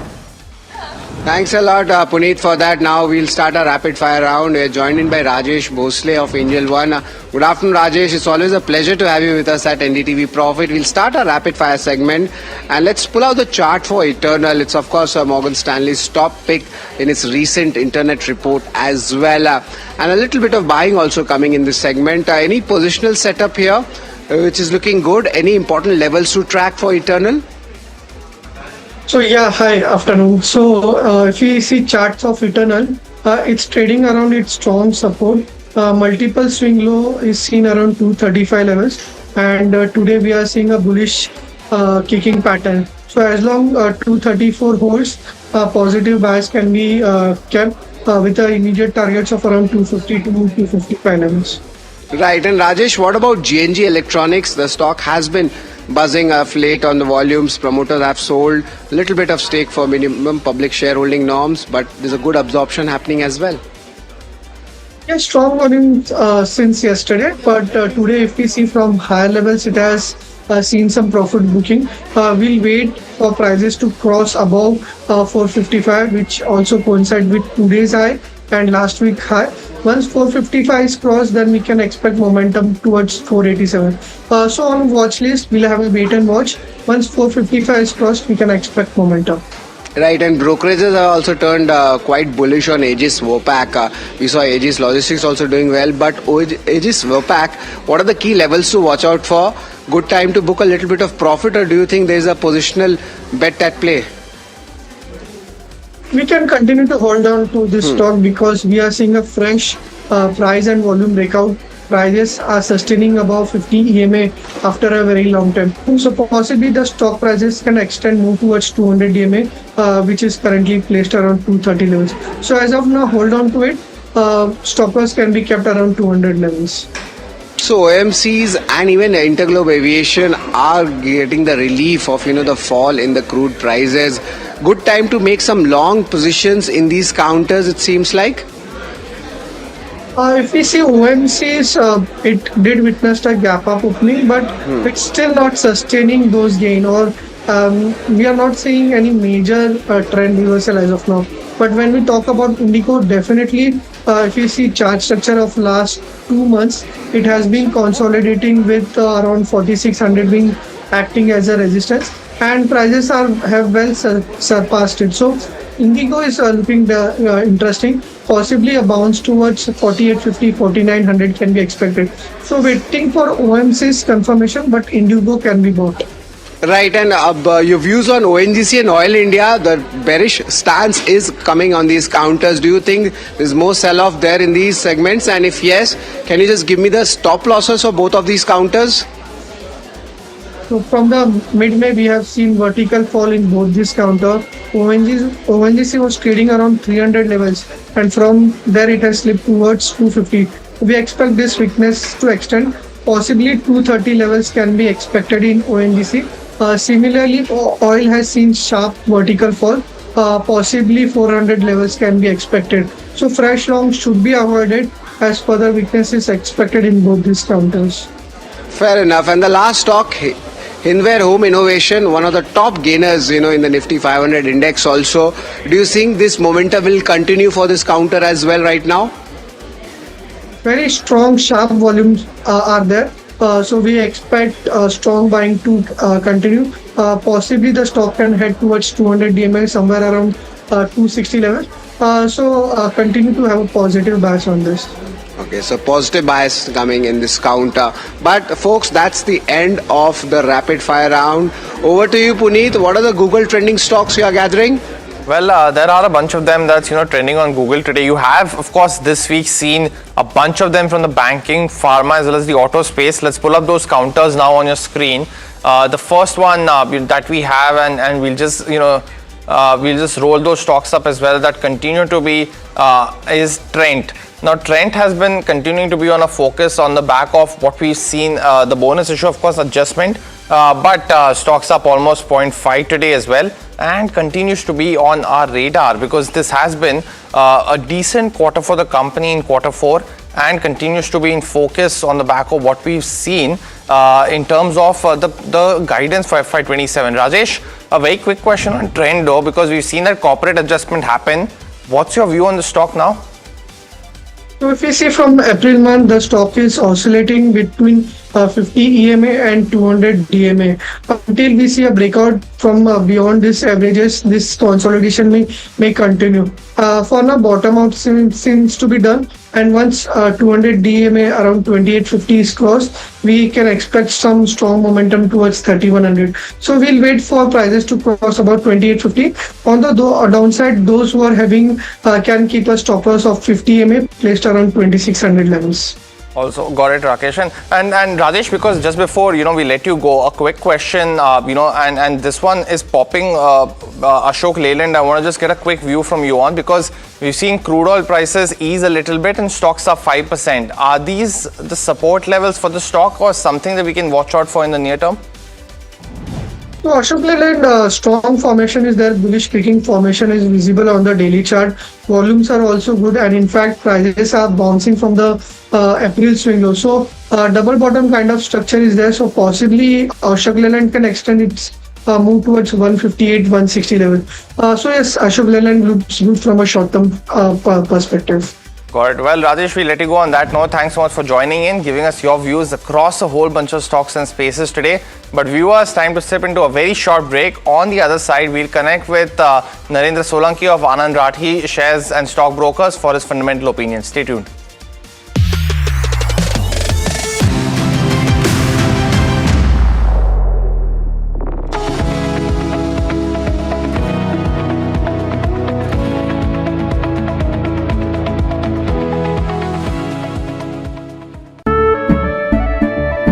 केसरिया से मन जोगी हुआ रे दिल झूमे देखो मतवारा हुआ रे केसरिया से मन जोगी हुआ हर पल मनाओ केसरी त्योहार विमल बोलो जुबान Kesari. This is where the future shows up first. Conversations with the biggest names in tech and AI.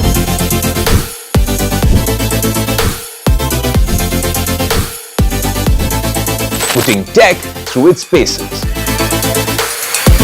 No fancy jargon or spec sheets, just what matters. If it's shaping the future, you'll see it here first. The Tesla Model Y. This is Tech 360. Real talk, real reviews across the NDTV network.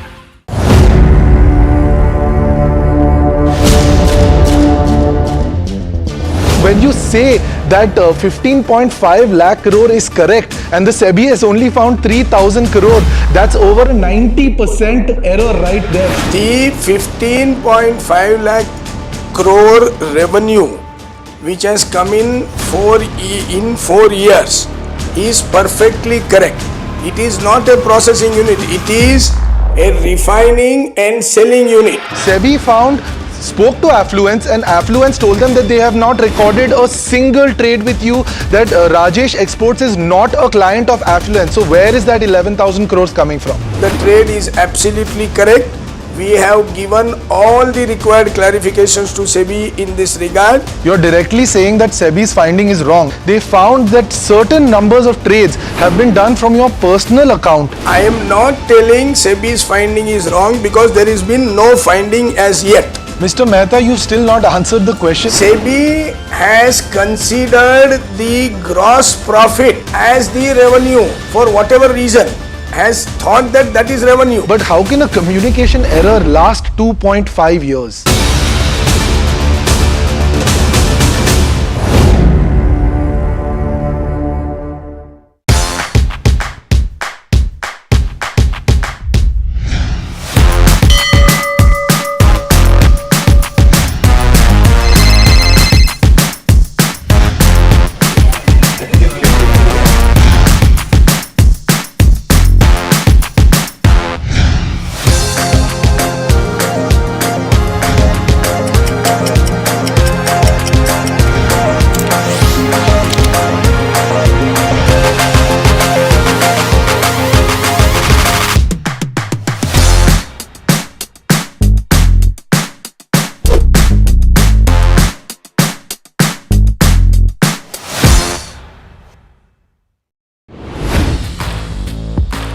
Hi, I'm Tamanna Inamdar.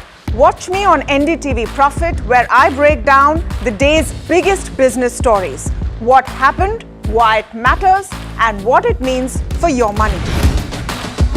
Hi, I'm Neeraj Shah. Watch me on NDTV Profit for the most incisive market intelligence and meaningful corporate conversations. And I'm Alex Matthew. Markets, mutual funds, insurance, personal finance.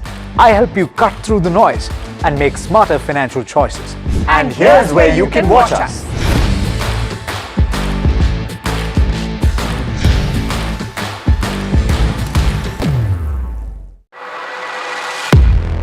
He has been tracking markets for over a decade, spots the trends before they hit the screen.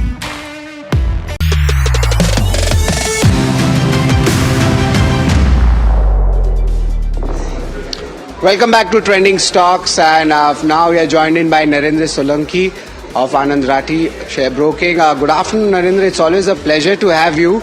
Interesting company is there. Motilal Oswal and UBS has initiated a buy rating for it, a target price of 1150 rupees, and of course AUM growth momentum. That is where the bullishness is coming from the broking house. 18% CAGR. That's the number we are looking like. AUM is also expected to expand by 21% CAGR, and also the recurring revenues and improving product mix is something which UBS is quite bullish on. Just to start with our conversation, Narendra, your views on Motilal Oswal Financial Services, fundamentally how is it placed, and any other capital market player also, if you are looking at, where do you think there is an alpha to be made? It can be an asset manager also.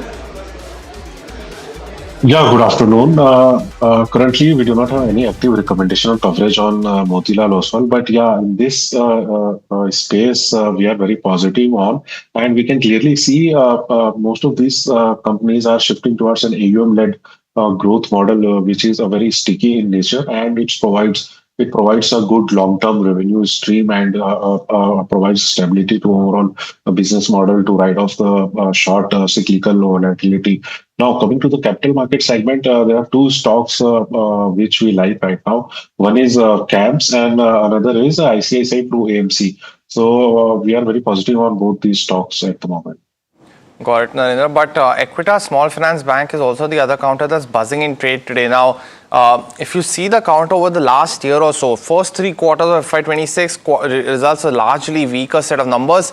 Q4 that changed through, and now Axis Securities has actually turned bullish on the counter as well. They say management is targeting a 20% growth in terms of assets under management. Asset mix also largely tilted towards that secured lending, which was the positive in the last year. And the MFI exposure, which is microfinance, of course, was the weakened aspect in FY26. Exposure will be limited to just 10%. Asset quality also remains under control as the larger stress from microfinance is behind, is what the company has said. Now, Axis remains watchful of the West Asia conflict, but margins could remain around that 7% mark amid what we've seen in terms of the rising cost of funds trend. But provisions will definitely be lower, is the key expectations. Credit cost, hence, expected at the 1.2 to 1.25% mark in FY27, and ROAs should also inch up to that similar level as well. But deposit mobilization continues to be a challenge, but the markets definitely had their opinion on what they feel of the numbers. It's been a good run, and if you can pull up the 1 month year-to-date chart as well, it's been a good one for the company as well. But Narendra, not sure if you have an active coverage on Equitas Small Finance Bank. It's almost moved 8.5% in just the last month or so. If not, any view that you have on these smaller finance bank companies and anything that you like? See, as far as Equitas is concerned, I think definitely there has been challenges in MFI segment, and what we have seen right now in the latest results is that there are early signs of normalization happening. It is still yet to be seen whether this sticks or not for the next 1 to 2 quarters. But in terms of asset quality, some normalization is happening on the positive side.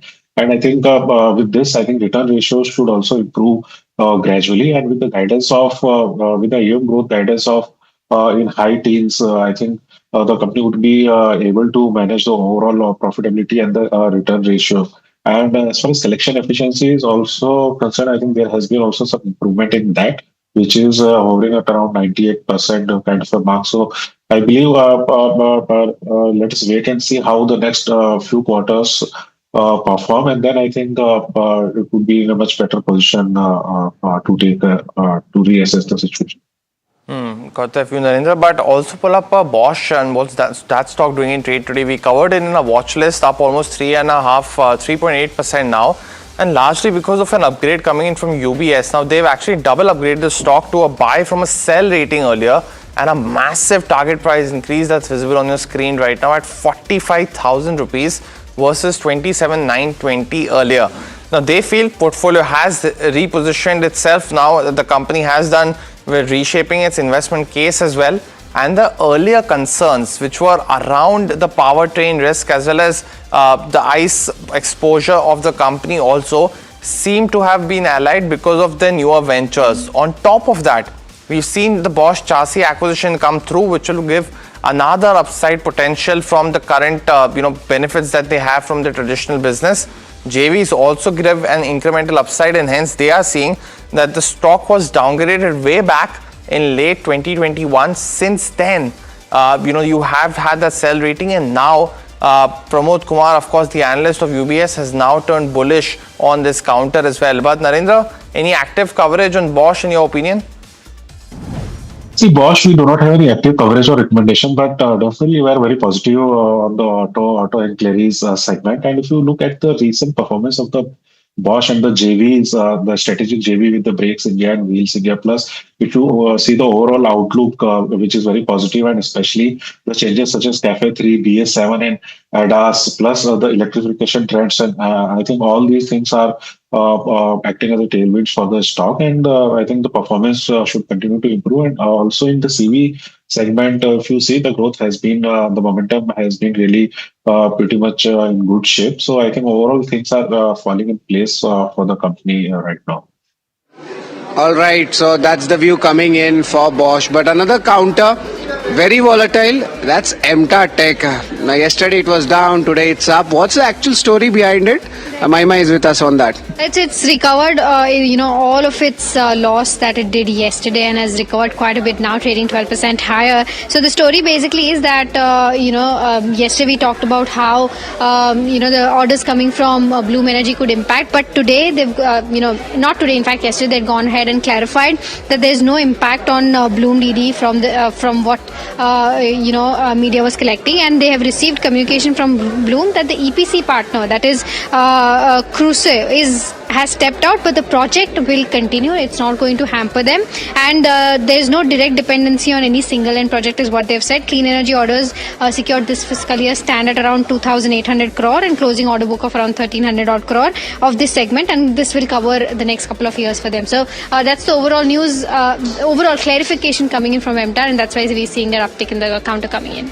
Thanks a lot, Mahima, for that. Of course, MTA Tech, everybody discussing about it, and of course, the management will also be coming in the closing show. So stay tuned with us on that. But Narendra, your view coming in for MTA Tech, this counter is very volatile. Valuations at times are questionable, but so is the growth. So what's your view on that? See, right now we do not have any active coverage or recommendation, but if you see this Bloom Energy issue, a few years back also this has been the concern, and it has been, we have seen that whenever any company's order books is predominantly dominated by a single customer or dependent on that, so I think these kind of issues crop up. But having said that, I think the clarification is sentimentally positive for the company. And the management is also aware of diversifying away from this kind of a heavy dependence on a single customer. Having said that, I think if you see the overall order book, which is decent, hovering at around 1,300 crore or so, so I think the execution remains the key item which needs to be tracked, and how the company is able to execute the future orders. So that would be the key monitorable. Plus, the company has also diversified into nuclear apart from clean energy. So in that space also, there is a huge ordering activity which should be coming down 2 to 3 quarters. Talk happiest minds, AI related announcements coming in. To decode that, we are joined in by Jasmeet. Jasmeet, what's happening here with happiest minds? Well, Sharad rightly said, a lot of AI stuff is happening around the IT stuff. Now, if you look at the Happiest Mind as a company, they have launched an integrated agentic AI platform. Basically, the regular software platform, but with AI in it. So now they have given a strong brief that they will be able to reduce a lot of costs with this. Let me read out for you all. It says that they claim up to 40 to 60% faster application modernization by this particular AI tool, while they also say that they target 3x improvement in terms of the overall productivity. And lastly, they also say the overall cost to support this particular project would reduce by 40 to 60 odd percent as per the earlier science of data. Now it's a wait and watch of how does this pass for the company going ahead and how meaningfully can AI expand, given that even TCS Infosys, they are creating a lot of AI based platforms so far, but yet there's no revenue from it. Right, thanks a lot for that, Jasmeet. Just in short, Narendra, I just wanted to get your views fast on this happiest minds. Are you looking at this counter? Yeah, definitely. We are also positive on the counter. However, looking at the current volatilities and most of the Indian companies are adopting and implementing the AI implementation tools, but they are, I think, facing a lag because of the fast adoption. And I think we may see some revenue trickling in at least after 2 quarters, and then maybe probably we'll see which companies would be leading the pack. But yeah, definitely there has been a lot of acceptance within the industry, and a lot of work is happening in the AI space. Right. So that's a pretty interesting take. Thanks a lot, Narendra, for joining us and giving your time to NDTV Profit. It's always a pleasure to have you with us. But folks, we are running out of time. That's all for Trending Stocks from me, Puneet, and the entire team who has put together this wonderful show. Stay tuned to NDTV Profit.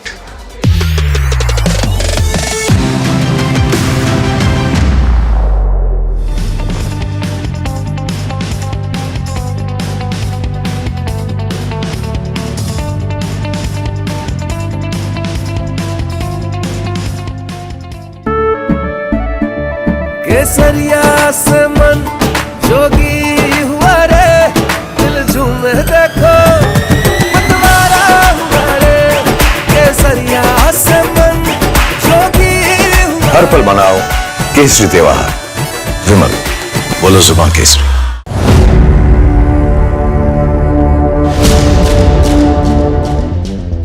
When you say that 15.5 lakh crore is correct and the SEBI has only found 3,000 crore, that's over 90% error right there. The 15.5 lakh crore revenue which has come in 4 years is perfectly correct. It is not a processing unit, it is a refining and selling unit. SEBI spoke to Affluence and Affluence told them that they have not recorded a single trade with you, that Rajesh Exports is not a client of Affluence. So where is that 11,000 crores coming from? The trade is absolutely correct. We have given all the required clarifications to SEBI in this regard. You're directly saying that SEBI's finding is wrong. They found that certain numbers of trades have been done from your personal account. I am not telling SEBI's finding is wrong because there has been no finding as yet. Mr. Mehta, you've still not answered the question. SEBI has considered the gross profit as the revenue for whatever reason, has thought that that is revenue. But how can a communication error last 2.5 years?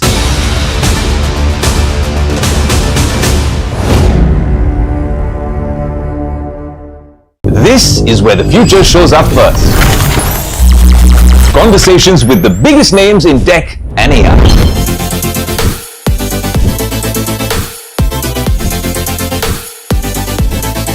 Putting tech through its paces. No fancy jargon or spec sheets, just what matters. If it's shaping the future, you'll see it here first. The Tesla Model Y. This is Tech 360. Real talk, real reviews across the NDTV network.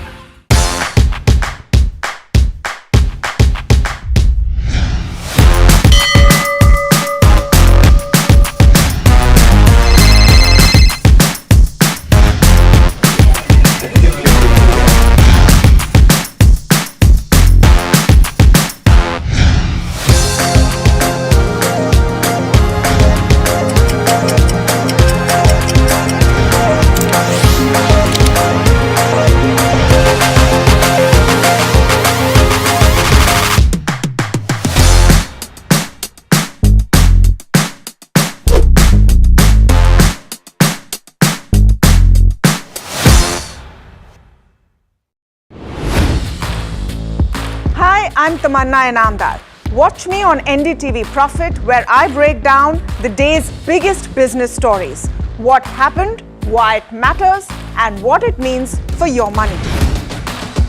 Hi, I'm Neeraj Shah.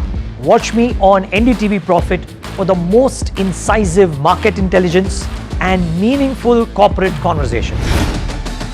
And I'm Alex Matthew. Markets, mutual funds, insurance, personal finance.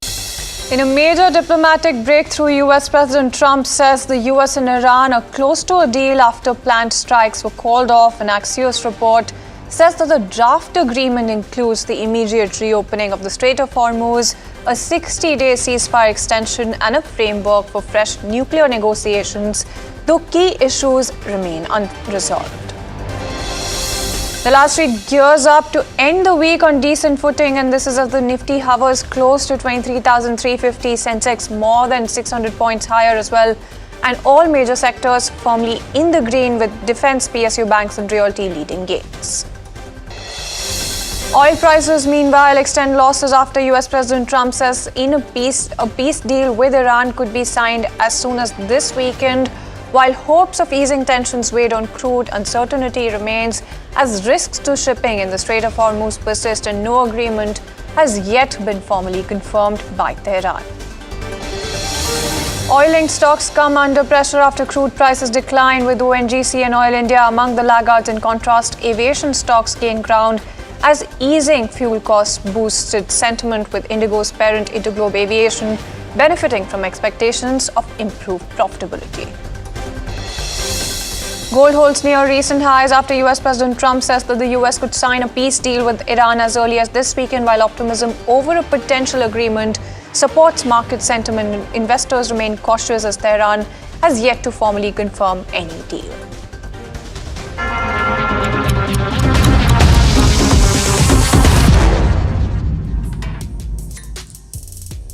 Good afternoon, you're watching Lunchtime Trades with me, Shreyansi Singh, and this is the show that gets you a roundup of everything that is happening in the world of commodities, news and updates as well on the top buzzers at this hour, all while you grab lunch. But before we do that, let's take a very quick look at what the markets are up to, because it seems that the last week is really set to end the week quite higher, whether you talk about Nifty or Sensex. When you talk about broader markets, they're actually outperforming the pack with about a 1.5% gain coming in for the small cap indices, and when you talk about mid cap as well, about 0.9% higher as well as we speak. Now, when you talk about the entire sectoral picture, there's actually just one sector that is on the back foot, and that is Nifty IT.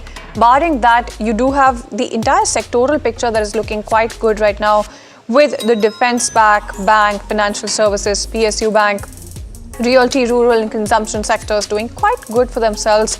When you talk about the list of gainers and losers as well, that also is emerging to be quite interesting. So there are a bunch of counters, like among the broader names, something like an IFCI that is standing out, something like an Exaro Tiles that is up about 20%, MPL Plastics, Autumn Investment, all of those counters doing quite good for themselves. But when you talk about the entire Nifty 50 pack as well, a bunch of stocks that are gaining in trade. And there's a very interesting market picture that you have right now. So something like an Interglobe Aviation stands out with that 3.5% uptick really coming in. And when you talk about MTAR Tech, that stock is doing quite good for itself as well. Bosch, that's one counter that's standing out on the back of a UBS initiation as well. So largely, that's the entire setup that you have right now when it comes to markets.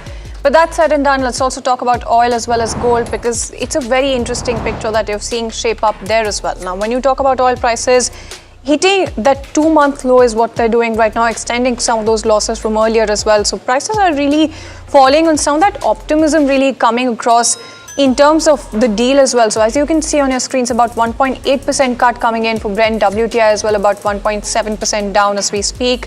And you do have the entire picture that is emerging for gold as well, in terms of gold really holding gains.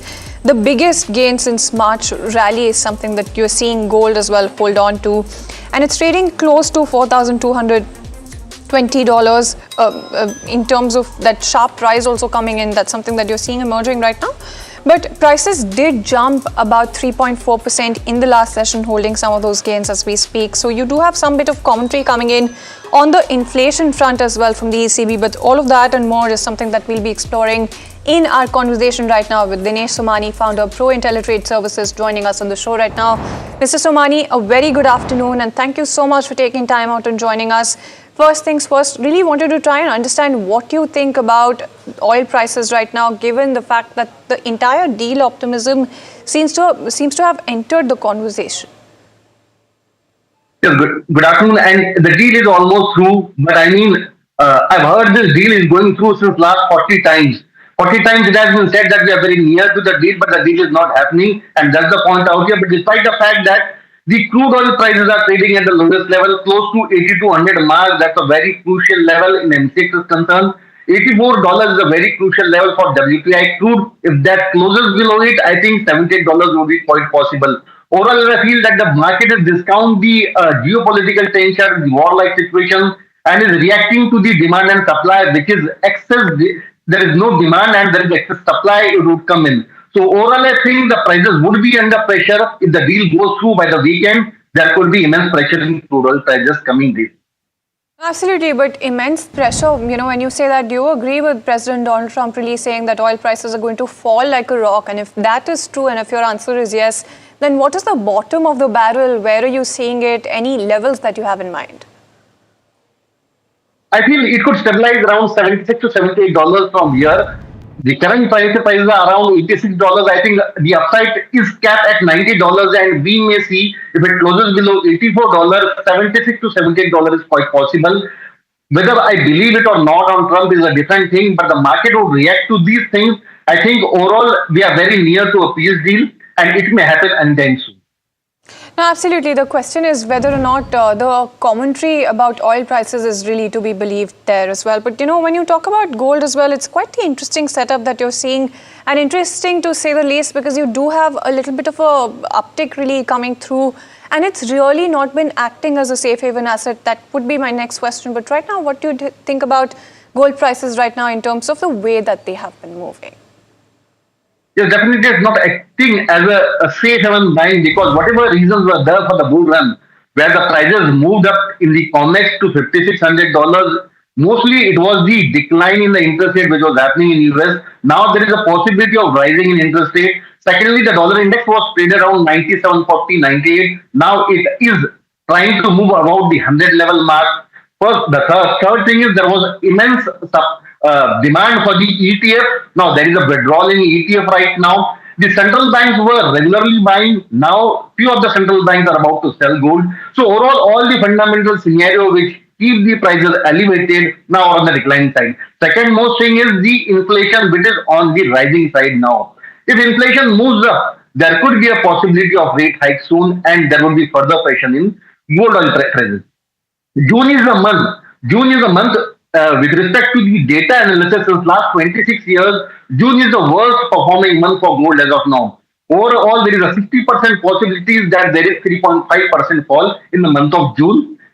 Previously, in 2013-14, there was an 11% fall. This year, in 2026, in the initial 11 to 12 days, there is almost an 11% decline in the gold oil prices. So any pullback rallies towards the $4,300 mark would be again as a resistance or a supply zone. Downside, we may see the sentimental level of $4,000 to be broken. $38-80 is quite possible in a month or two. Absolutely, and thank you so much, Mr. Somani, for helping us out with that update really coming in. Last thing that I really wanted to ask you is that, do you think that fresh buys seem to be the strategy right now when it comes to gold, given that the fundamentals, in terms of the commentary coming in from brokerages, in the longer term, they do suspect that the fundamentals remain quite strong? Definitely, gold fundamental will definitely remain strong. If you see the last 20-25 years data, gold has always been a good performer, given a compounded annual growth rate of 13 to 14%. Probably a year or two is there where we have a negative return. So accumulating gold from this level is very much advisable, but you have to keep it in tranches. Like we buy at $4,200, $4,000 and $3,800. That would be a good strategy right now. No, absolutely, and thank you so much, Mr. Somani, for joining us with all of those details when it comes to oil as well as gold and what to expect there really. But that's the word coming in terms of some of those insights. But let's also get you the word coming in from India in terms of us really firmly defending Russian oil purchases, arguing that energy security, not geopolitics, drove the decision. In fact, the word coming in from External Affairs Minister S. Jaishankar is quite important because he's pointing out that global powers encouraged such buying when markets needed stability, highlighting what it called the inconsistency of shifting sanctions and selective principles. Let's go across and listen. So again, because we keep coming back to Russian oil, look, when we didn't buy significant amount of Russian oil till 2022. Circumstances compelled us to get into that market. And I must say, Russians have been steady suppliers because they put the cargoes out there and you go out there and buy oil, whichever is the most reasonable and available oil. But I do want people to remember this. At that time, the US specifically asked India to buy Russian oil to stabilize the world markets. Yeah. Okay. Right now, if you see, after having first put tariffs on us last year for buying Russian oil, the US then again lifted its sanctions because on Russian oil. They need the oil price down again. Yeah. So let's not pretend that there is some great principle involved here. I mean, if it is on, off, and do it when it suits us and don't do it when it doesn't suit us. I mean, come on, we are all adults in the room. We know what the game is. So I don't think making this about sanctimony is really warranted. Okay.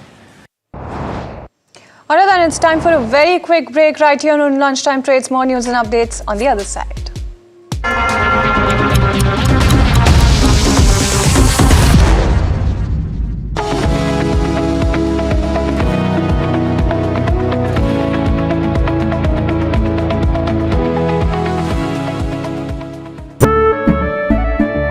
केसरिया से मन जोगी हुआ रे दिल झूमे देखो मतवारा हुआ रे केसरिया से मन जोगी हुआ हर पल मनाओ केसरी त्योहार विमल बोलो जुबान Kesari This is where the future shows up first.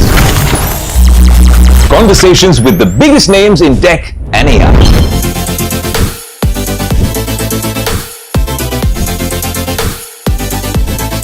Putting tech through its paces. No fancy jargon or spec sheets, just what matters. If it's shaping the future, you'll see it here first. The Tesla Model Y. This is Tech 360.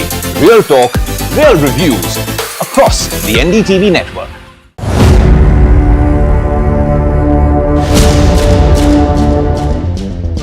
When you say that 15.5 lakh crore is correct and the SEBI has only found 3,000 crore, that's over a 90% error right there. The 15.5 lakh crore revenue which has come in 4 years is perfectly correct. It is not a processing unit, it is a refining and selling unit. SEBI spoke to Affluence and Affluence told them that they have not recorded a single trade with you, that Rajesh Exports is not a client of Affluence. So where is that 11,000 crores coming from? The trade is absolutely correct. We have given all the required clarifications to SEBI in this regard. You're directly saying that SEBI's finding is wrong. They found that certain numbers of trades have been done from your personal account. I am not telling SEBI's finding is wrong because there has been no finding as yet. Mr. Mehta, you've still not answered the question. SEBI has considered the gross profit as the revenue for whatever reason, has thought that that is revenue. But how can a communication error last 2.5 years?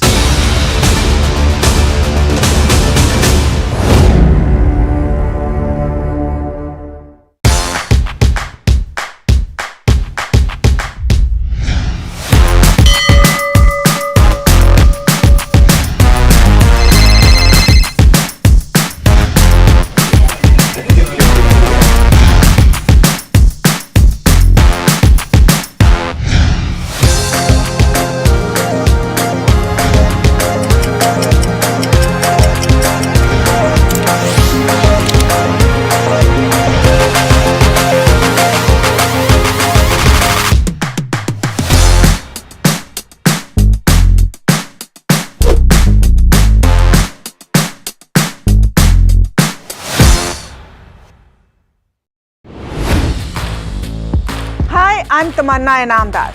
Watch me on NDTV Profit, where I break down the day's biggest business stories.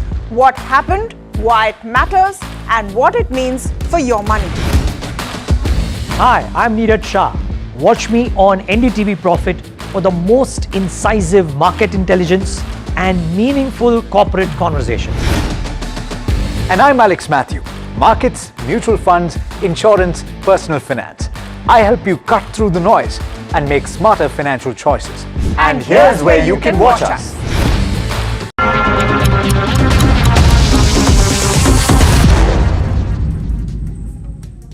Welcome back. Thank you so much for staying tuned in. Well, it's time now to put the spotlight on some of the stocks that are in focus right now. In fact, Jasmeet is joining in with just that list. Now, if you look at the particular counters in my radar, all of them are buzzing on the back of the news flow. Starting with the first one, it's MTAR Tech. On the call with the investor, company says they see no impact from the Bloom DD, what the news was, and they also said that they have received no communication from Bloom. While the EPC partner has stepped out, but the project will continue as it is. Further, they said there's no direct dependency on the single end project. While they also make a note that the clean energy order secured for this fiscal year stands at 2,800 crore, while the closing order book stands at 1,300 odd crore for the particular segment. While that's the reason stock is buzzing in today, still about 30%. While the next one is Happiest Mind. While the company launches its agentic AI platform, where the platform is used for the enterprise software delivery, while the platform also integrates AI across its software development cycle. What's interesting is the overall analogy the company has given, where the management says they claim up to 40 to 60% faster application modernization timeline with the new AI tool, while they also note that they target 3x improvement in the overall engineering productivity. While lastly, they also make a note that they can reduce support cost by nearly 30 to 50% as per the early implementation. While the last stock that will be in focus is the brokerage note, that's Morgan Stanley on Internet. Well, they have given a very comprehensive note on all the internet companies and they have shared their views. While what they state is they reiterate their Eternal as a top pick for the particular counter. They say the Eternal to have a good execution and solid balance sheet, and they also make a note that the favorable industry growth will be a tailwind for this particular counter. While the company also said that Indian internet capex has seen a drop of 8% up from March to 2026 peaks, and the similar trend is in the US market as well.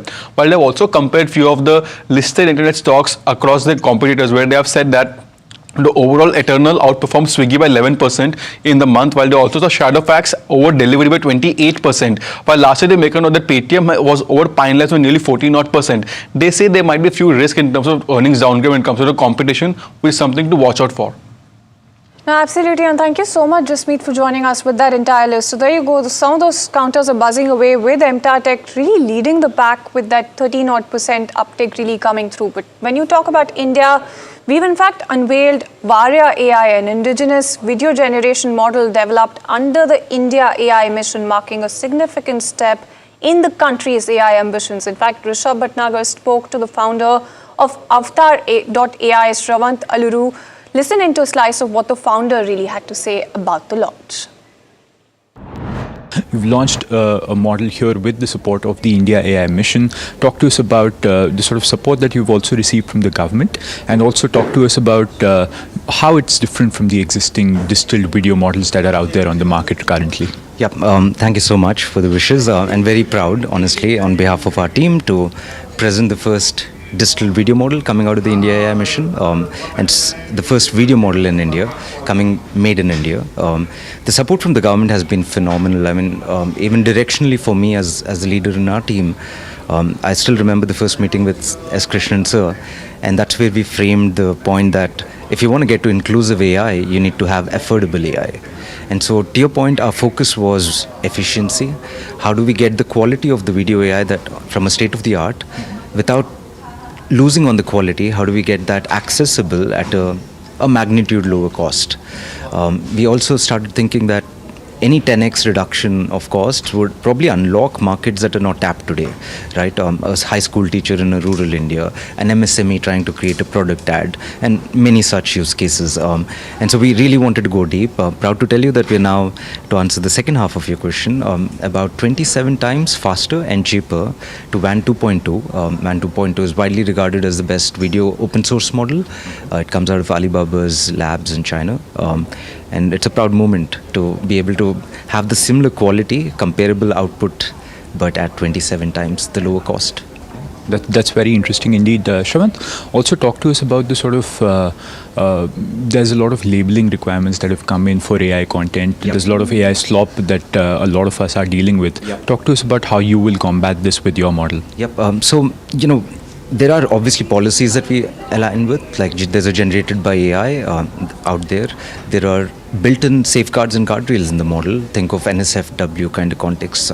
You don't want immoral and unethical usage of the model. So we just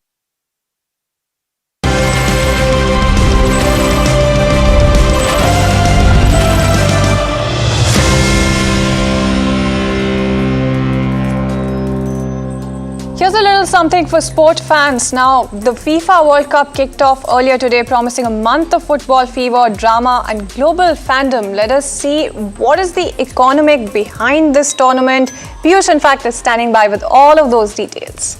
That's right, Shreyansi. The FIFA World Cup has started. It's not just a tournament, it is the biggest sporting spectacle on the planet, bringing together billions of fans every 4 years. The journey first began around 100 years back in 1930 when the first FIFA World Cup was held in Uruguay. Since then, only 8 teams have actually managed to lift the football's most coveted trophy. The tournament wasn't held in 1942 and 46 because of World War II, but it returned stronger than ever and grew into a global phenomenon. So today we are learning here, how does FIFA actually make money? Despite being a non-profit organization, FIFA generates billions of dollars through the World Cup ecosystem. The vast majority of FIFA's revenue actually comes from around 75 to 90% of it comes from sale of television broadcasting rights, with billions of viewers tuning in worldwide. Broadcasters are willing to pay enormous sums for access. Additional revenue streams include marketing partnerships, sponsorships, hospitality packages, ticket sales, and licensing rights. Demand for tickets is so intense that some tickets have reportedly been sold for more than $2 million on FIFA's resale marketplace.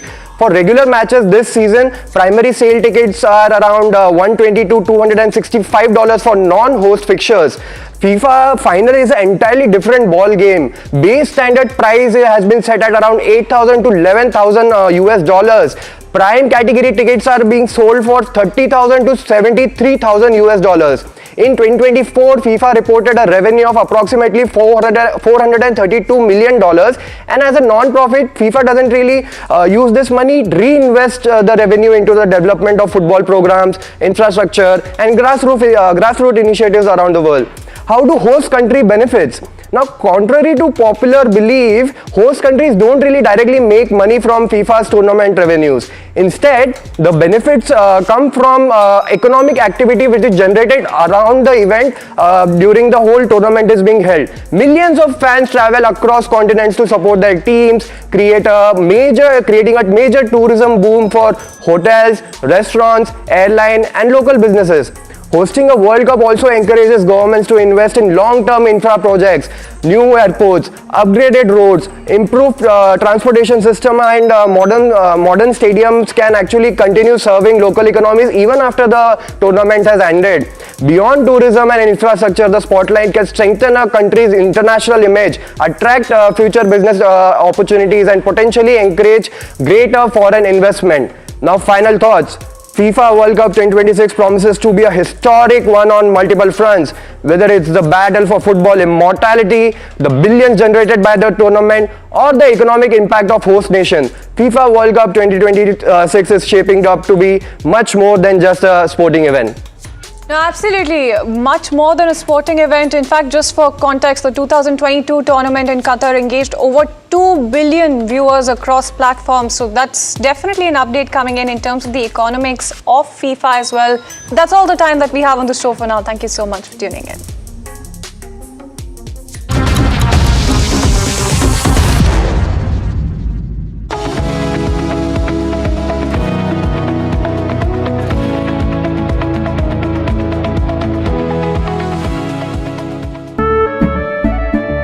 केसरिया से मन जोगी हुआ रे, दिल झूमे देखो मतवारा हुआ रे। केसरिया से मन जोगी हुआ। हर पल मनाओ केसरी त्योहार। विमल, बोलो जुबान Kesari.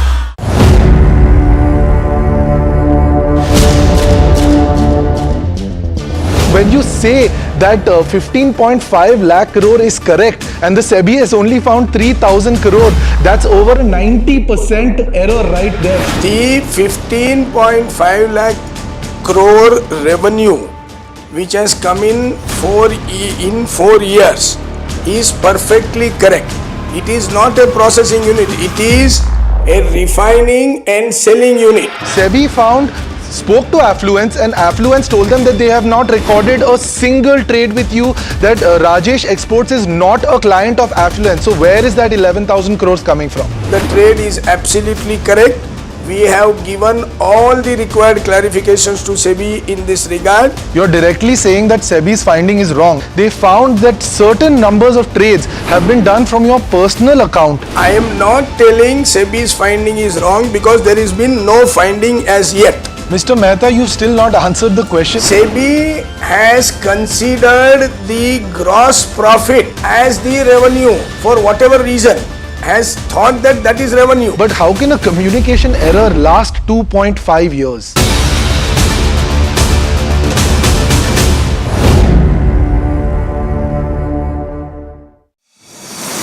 India Inc.'s most respected names chose India Inc.'s best and brightest.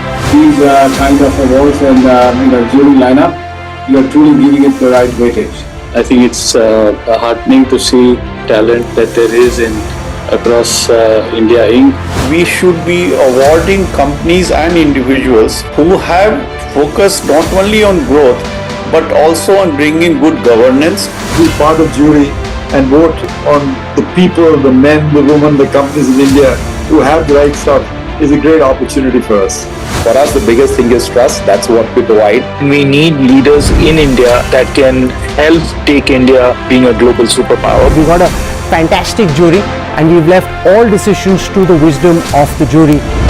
Who will earn India's top business honors? Find out at the NDTV Profit Business Leadership Awards. Coming soon.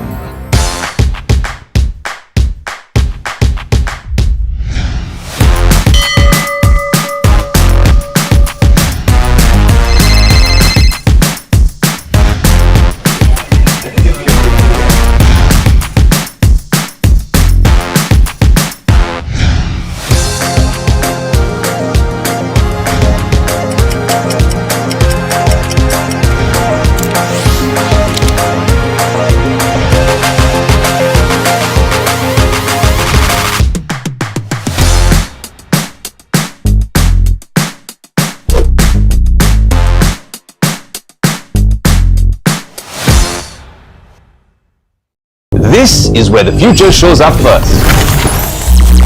Conversations with the biggest names in tech and AI.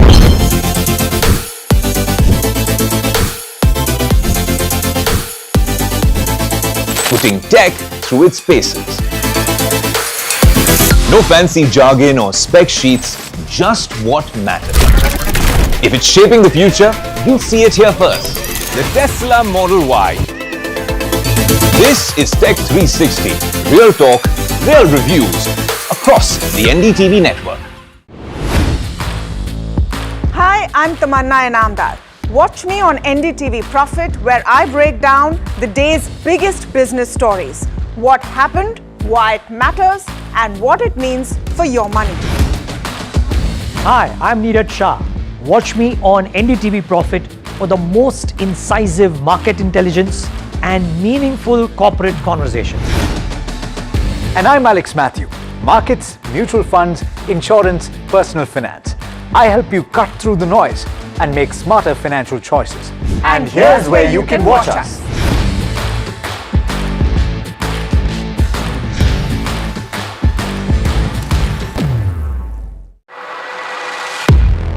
He has been tracking markets for over a decade, spots the trends before they hit the screen. And he is now bringing his analysis to the show that the market watches. What Sharad Dubey.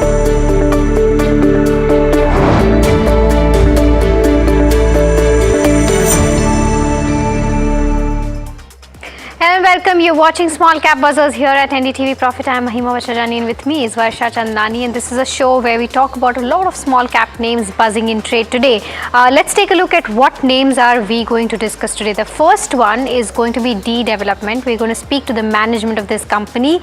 For them, overall, the capex cycle phase is over and cash flow generation from here on should happen, and the HRSG exports is a high margin business for them because it's asset light, and we'll have to see as to how that fares. Plus FY27 growth is tied to power business as a whole, and we'll have to see as to how execution takes place and how that translates into top line.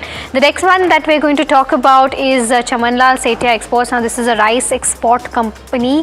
The volumes have surged 16 times its 30-day average today. It snapped its 2 days losing streak. The focus for them remains US-Europe growth going forward. We'll have to understand from the management as to how, even if there is any impact of the Middle East crisis also. The next one is Anu Pharma. The stock has gained for 2 straight sessions and has guided for 15 to 20% annual growth, and that's why we're seeing an uptick coming in on this one as well. And the last one that we're going to talk about is Hariom Pipes. FY27 will be driven by utilization discipline is what the management has said, and Metal Mart arm for trading push is something that is going to augur growth for the business. So these are some of the names that we're going to talk about in this small cap show today, but let's also start taking a look at how the markets are doing. Let's try to pull up the Nifty 50. There you go. It's up almost 1% and recovered quite a bit from its day's low point. Now trying to touch at where it started, around 23,455 was the high that we saw. We'll have to see whether it gets to touch that 23,455 levels or not. Let's try to pull up the heat map as well and see as to what are the counters that are contributing to this gain. You have Indigo flying in trade today, and this is on the back of crude prices coming down. Shriram Finance also doing fairly well. HDFC Bank, so heavyweight, doing its part, up 2.7%, followed by Bajaj Finance, Jio Finance, Titan, L&T. A lot of these names, gaining 2% each till Axis Bank here. But on the flip side, you have ONGC on the back of, lowering of crude prices down 2.5%. There's Tech Mahindra, which is also seeing a downtick of around 2.3%. So both of these names largely that are seeing a downtick in trade today. Let's try to pull up the sectoral heat map and see as to what sectors are looking like in trade at this moment. And private bank, yet another day of gains coming in for this one, up 1.8%. Financial services also doing very well. PSU banks today have turned its tide. Yesterday was in the red, but today seeing gains of about 1.5%. Realty also doing fairly well. Largely the action is on the positive side, but you have Nifty IT, which is turned into the red, down about 0.2%, and Nifty Media seeing the least gains. So that's with regards to where the sectors go. Let's try to pull up the advanced decline ratio as well quickly before I go on to Varsha for our small cap names. Largely skewed towards the buyers. 2183 is the advanced number that you're seeing, was that of a decline of 435, and the gap has widened and has been this since the start of the trade. Let's try to pull up the mid cap 150 and the small cap 250 as well. The mid cap 150 also outperforming slightly versus the benchmark, up 1.3%, and the small cap 250 clearly outperforming the benchmark, up 1.7%, and throughout the day it's managed to maintain that gain. So that's with regards to where the small cap 250 goes. But Varsha, what are some of the specific names in the small cap space that are buzzing today? Well, good day for small cap stocks, I would say. Let's pull up Hinware Home Innovation. If you see, the stock is buzzing on the back of strong volume here. 25 times of its 30-day average. Stock is up almost 12% in trade. You have Camlin Fine Sciences also buzzing in trade. Bhagrida Chemicals, even EPAC Prefab, it continues its rally. Stock has seen a huge rally. EPAC Prefab, if we can pull up that stock, it's almost up 5% in trade. Indoco Remedies continues its rally on the second day itself. Even G&G Electronics, yesterday the stock was up almost 14%. The news is Goldman Sachs, we have Motilal Oswal, key buyers and promoters had to sell shares because of some SEBI regulation, and these are the buyers, and hence the stock is buzzing in trade. It's up almost 4%. On the losers, you do have losers. You have Ritan TMT, Unichem Lab is also seeing some kind of pressure on the back of profit booking. There you go, the stock is down 2% in trade after seeing a huge rally in the last 2 days. Well, but the one stock which is in focus is of course D Development Engineers. post strong capex cycle completion and with a healthy order book in place, let's see where that conversation goes. Let's bring in KL Bansal, who's chairman and MD of D Development Engineers, to understand growth, execution and margin outlook ahead. So welcome at NDTV Profit. Always pleasure to have you. Let me start this conversation with the seamless pipe plant, which is a key value driver for your company. By FY27, you're expecting almost 60 to 70% utilization. Wanted to understand what is the revenue and EBITDA potential at peak utilization, and what's the timeline to become a fully qualified across all major customers since approvals are pending?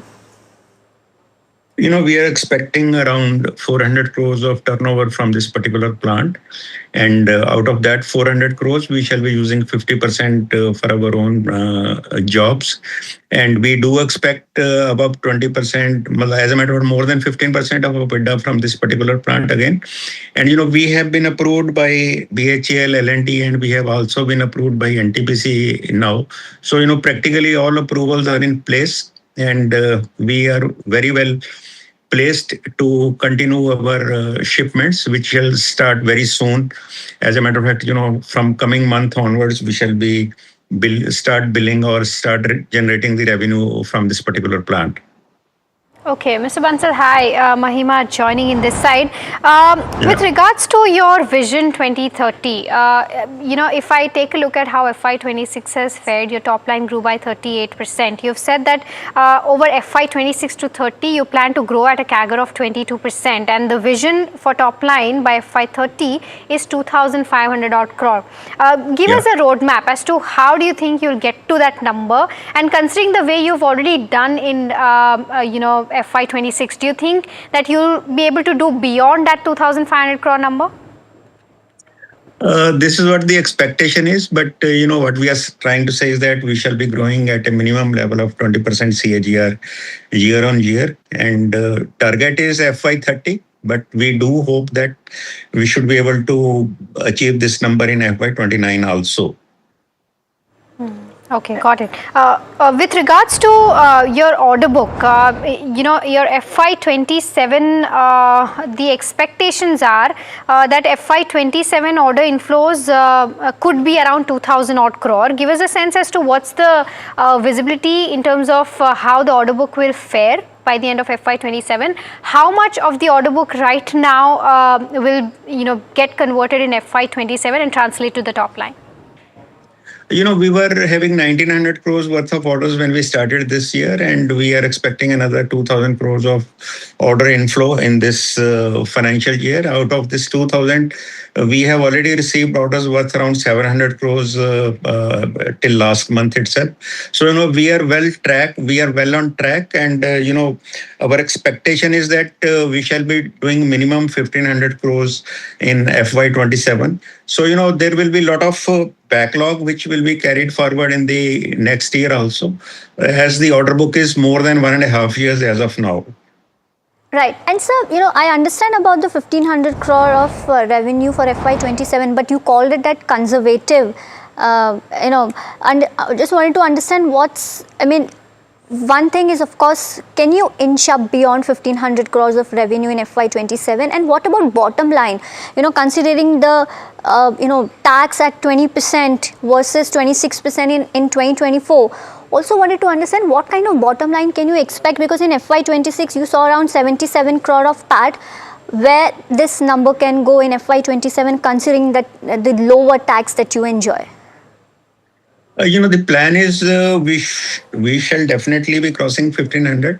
But how much we do it, we'll be able to get to know as we go through the numbers. But it's for sure that we shall be beating this 1,500 crores. And our bottom line, we are 100% sure of achieving plus 19% in terms of EBITDA margin. That is by FY30, if I'm not wrong. Is that correct? No, even for FY27. In FY27. Interesting. FY27, we are saying around 19% plus. Okay. And, by the time we reach FY30, it should be crossing 21. Okay, got it. Mr. Bansal, from what my analyst who tracks your company has told me is that your major capex is now completed, and that from here on your operating cash flow should convert. How much of a conversion are you expecting this is from an investor perspective that I'm asking, in terms of cash flow conversion that you're expecting in the next 2 to 3 years, and how much of that just want to get a sense as to how that is going to be utilized. The plan is, as we are growing, we shall be needing that cash for our growth itself. So exact numbers, I will not be able to tell you. You may have to calculate it yourself, considering 19% plus EBITDA. But it's going to be a lot of cash available, and that cash primarily we shall be using it for our growth requirement only, and very less capex, which may be required in the coming years. As we are eyeing very seriously the nuclear sector, which is going to be in a very big business in the coming future. And earlier we were expecting that it will come after 3 years. But now we do hope that it should come. We should be able to start generating some revenue. It's an expectation only after about 2 years. So, we have to be ready for that. So, some very little capex will be required, and we may be going in for that. And that also will be done from this cash accruals only. We are not planning for any more debt. And, we are already in the process of raising around 300 crores in terms of, preferential shares. Okay, because you said that you will be sitting on a lot of cash, any thoughts on whether any inorganic opportunities that you'll be looking at? Right now, no. Right now, no. Okay, and with regards... Sorry, go ahead. Yeah, we'll continue to concentrate on our core business only. Right now, there's no other plan for any inorganic growth. Got it. And because you mentioned nuclear, there was an update yesterday coming in that India has waived custom duty on nuclear power goods import. Any thoughts on this as to how this benefits the entire space? Because it's a very new and in a very nascent stage, right? It's going to be a huge opportunity, as far as we are concerned. Practically, there are very few players who are in the market to serve the upcoming demand. The upcoming demand is just not restricted to our domestic sector. It is going to be a global demand, and we are equipping ourselves for that. We are in discussion with few people for some sort of a joint venture also. It's still discussion only, so I cannot just give you any more details. So once it finalizes, definitely we shall be on the on the front runners in this particular sector, and we are already approved for many things already from NPCL. So that also is going to give us a great leverage to be on the queue in first few numbers. Two questions from my side. How are you diversifying beyond BHEL? Especially when L&T is moving faster on thermal. Number one, and number two, on exports. How big can exports become over the next 3 years? We are historically doing more than 50% export, and that's going to be the scenario in coming 3 years also. It will not fall down to, I think, less than 60% as per our current estimates. And as far as, you are saying diversification, we are already doing almost all the jobs for L&T. So L&T is one of the major customers along with BHEL. BHEL is a big customer, but L&T is equally big customer. We are talking to some other players also in the power sector. And you know very well that for HRSG also we have got a very large order book in place, so which will run for years. Our Thailand plant capacity has already been reserved for about 60% by one of the customers. So there is a lot of demand and there are a lot of opportunities, and we feel we are fully equipped and we are fully prepared to encash that opportunity. All right. Well, thank you so much, Mr. Bansal, for joining in and having a conversation with us. Pleasure to have you on our show. Thank you so much. Thank you. Thank you so much. Well, this was the development, outlining the growth prospects for us. But with that, let's also invite our fundamental guest for the day, Gaurang Shah, who's Senior Vice President at Geojit Investments. Gaurang, you heard the management. What's your view when it comes to development? Thank you, Varsha, for having me on the show. Good afternoon to all the viewers of NDTV Profit, to you as well as Mahima. A small disclosure, all recommendations that I'll be sharing, they're part of our fundamental research team recommendations from a long-term point of view. our company Geojit or myself, we don't have any kind of personal investments, no financial interest, no conflict of interest, but we share similar investment ideas with our clients. They might have their investment interest. So we remain positive on the sector overall. Varsha, no specific comments on developments because we don't have a coverage, but I was quite impressed with the kind of verbatim that the management was giving in terms of the capex cycle getting through and cash flows coming in via operational efficiencies, and of course the order book not only for this year but for next year, and their capability in terms of executing that that order book. More importantly, the opportunity that will come by.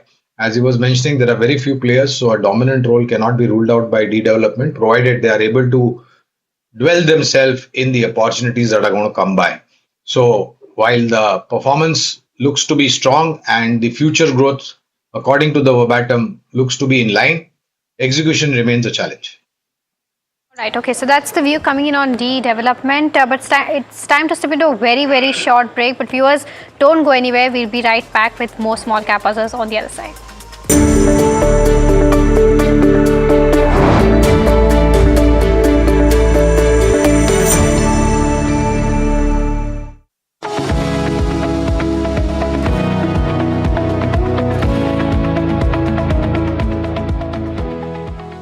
This is where the future shows up first.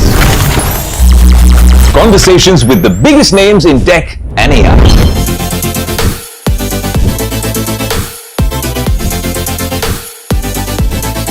Putting tech through its paces.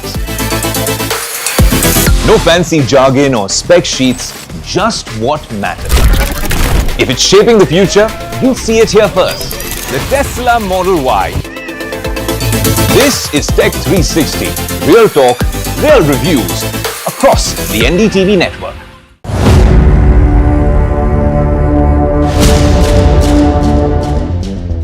When you say that 15.5 lakh crore is correct and the SEBI has only found 3,000 crore, that's over 90% error right there. The 15.5 lakh crore revenue which has come in 4 years is perfectly correct. It is not a processing unit, it is a refining and selling unit. SEBI spoke to Affluence and Affluence told them that they have not recorded a single trade with you, that Rajesh Exports is not a client of Affluence. So where is that 11,000 crores coming from? The trade is absolutely correct. We have given all the required clarifications to SEBI in this regard. You're directly saying that SEBI's finding is wrong. They found that certain numbers of trades have been done from your personal account. I am not telling SEBI's finding is wrong because there has been no finding as yet. Mr. Mehta, you've still not answered the question. SEBI has considered the gross profit as the revenue for whatever reason. Has thought that that is revenue. But how can a communication error last 2.5 years?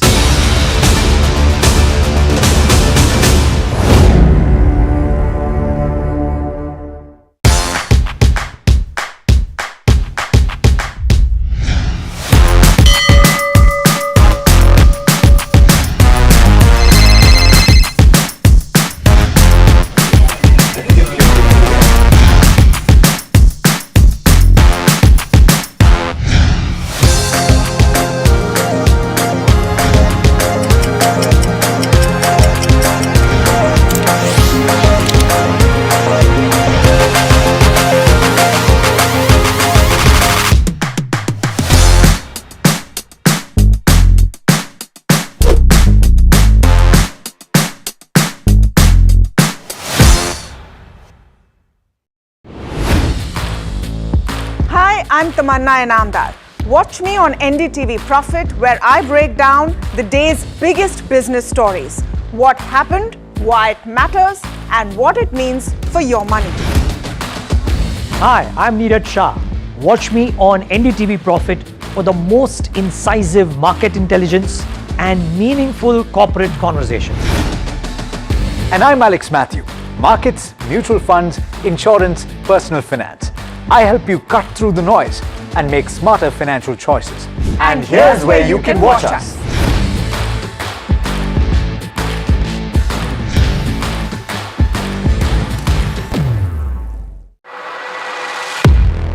He has been tracking markets for over a decade, spots the trends before they hit the screen. And he is now bringing his analysis to the show that the market watches. Watch Sharad Dubey on Know Your Company, a show that puts the most traded stocks under the scanner. We dissect the company so that you, the investor, don't have to. Get the management to answer questions relevant to you. Watch Know Your Company weekdays at 11:30 a.m. to understand your next big bet.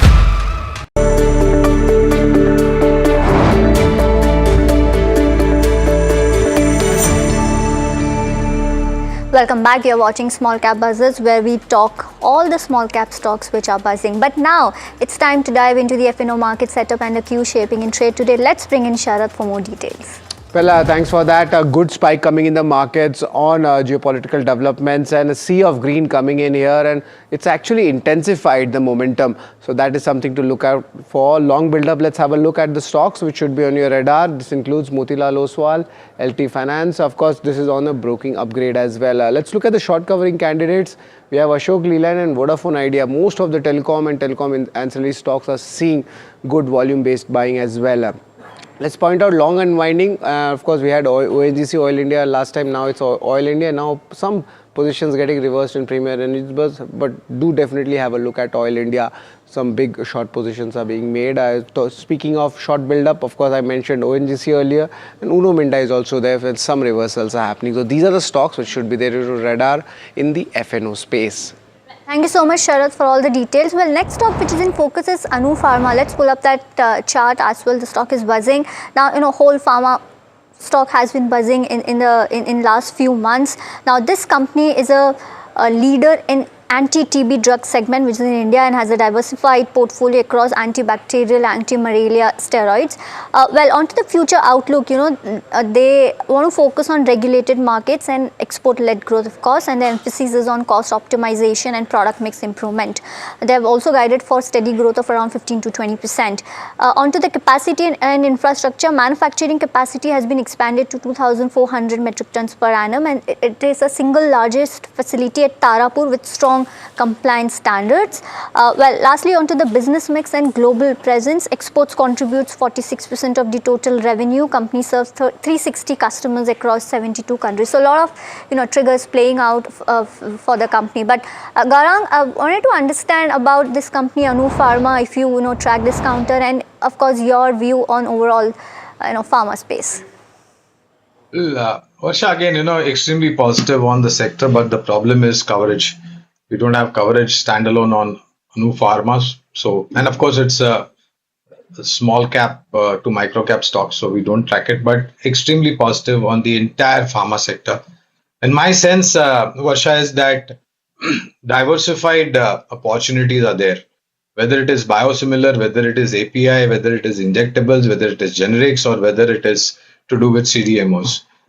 There are near-term hurdles in terms of what policy decisions are taken in the US, because we have a large part of our exports to US and the rest of the world.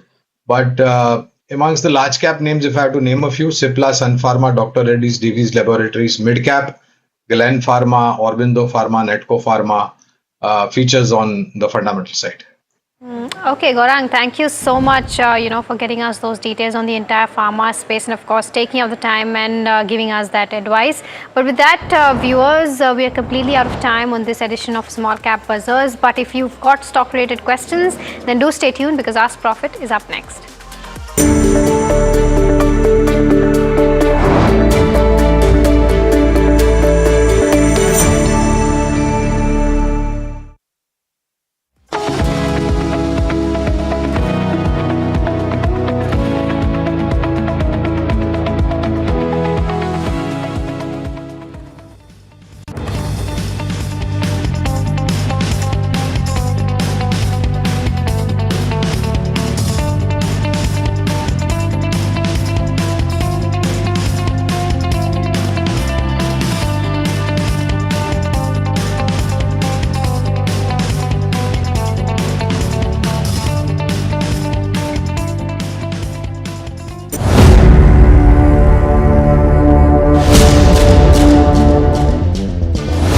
say that 15.5 lakh crore is correct and the SEBI has only found 3,000 crore.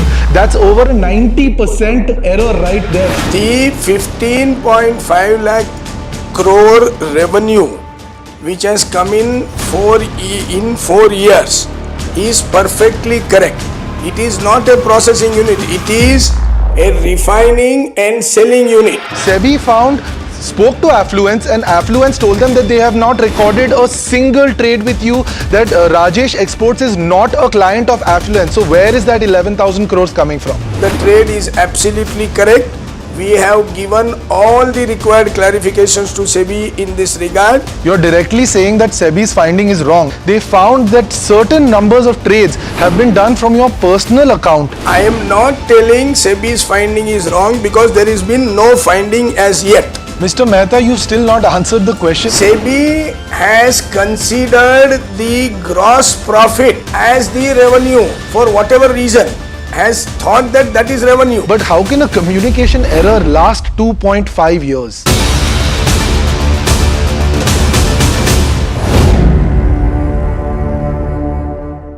This is where the future shows up first. Conversations with the biggest names in tech and AI.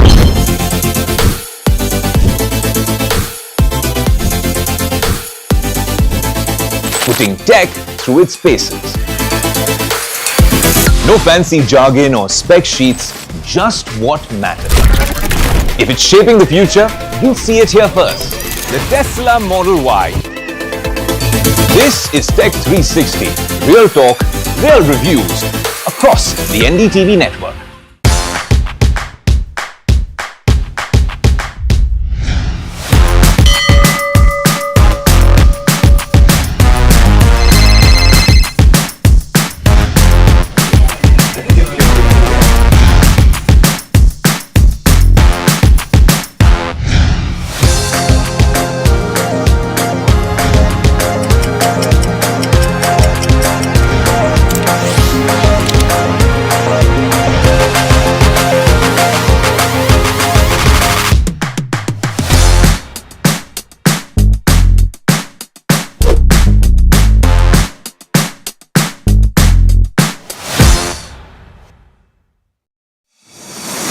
India Inc.'s most respected names chose India Inc.'s best and brightest. These kind of awards and jury lineup, you are truly giving it the right weightage. I think it's heartening to see talent that there is across India Inc. We should be awarding companies and individuals who have focused not only on growth but also on bringing good governance. Be part of jury and vote on the people, the men, the women, the companies in India who have the right stuff is a great opportunity for us. For us, the biggest thing is trust. That's what we provide. We need leaders in India that can help take India being a global superpower. We got a fantastic jury and we've left all decisions to the wisdom of the jury. Who will earn India's top business honors? Find out at the NDTV Profit Business Leadership Awards. Coming soon. Hi, I'm Tamanna Inamdar. Watch me on NDTV Profit, where I break down the day's biggest business stories. What happened, why it matters, and what it means for your money. Hi, I'm Neeraj Shah. Watch me on NDTV Profit for the most incisive market intelligence and meaningful corporate conversations.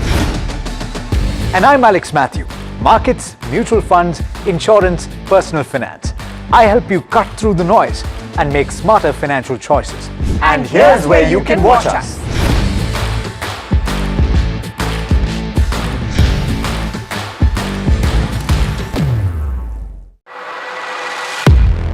He has been tracking markets for over a decade, spots the trends before they hit the screen. And he is now bringing his analysis to the show that the market watch.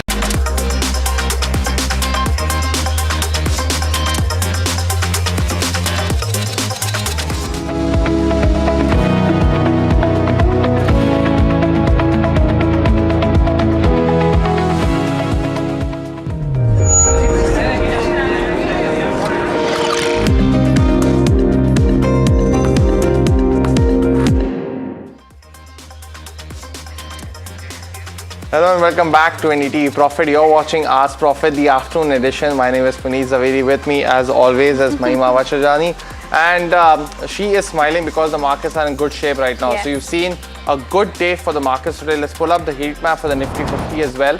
Individual movers that continue to do well at this point of time. We're up 346 points. In the last 1 hour, you see the sharp increase in the headline benchmark indices. So we've seen follow-on buying. So something like Shriram Finance, which was up 3%, is now up 5%. Indigo also continues to build on its gains. So does Bajaj Finance, continuing to be below that sub 900 mark, and now today finally up almost 4% as we speak. L&T is up almost 3.5%, and finally you're seeing some moves starting to happen on HDFC Bank as well, up 2.8%. So continues to do well. Eternal also up, so is Geo Finance, Tata Motors, PV, and then you're seeing some losses in ONGC because of course Brent crude prices below that or near the $90 mark as well. So exploration companies are under pressure, but barring that, continue to have a very good screen right now. Sectoral heat map also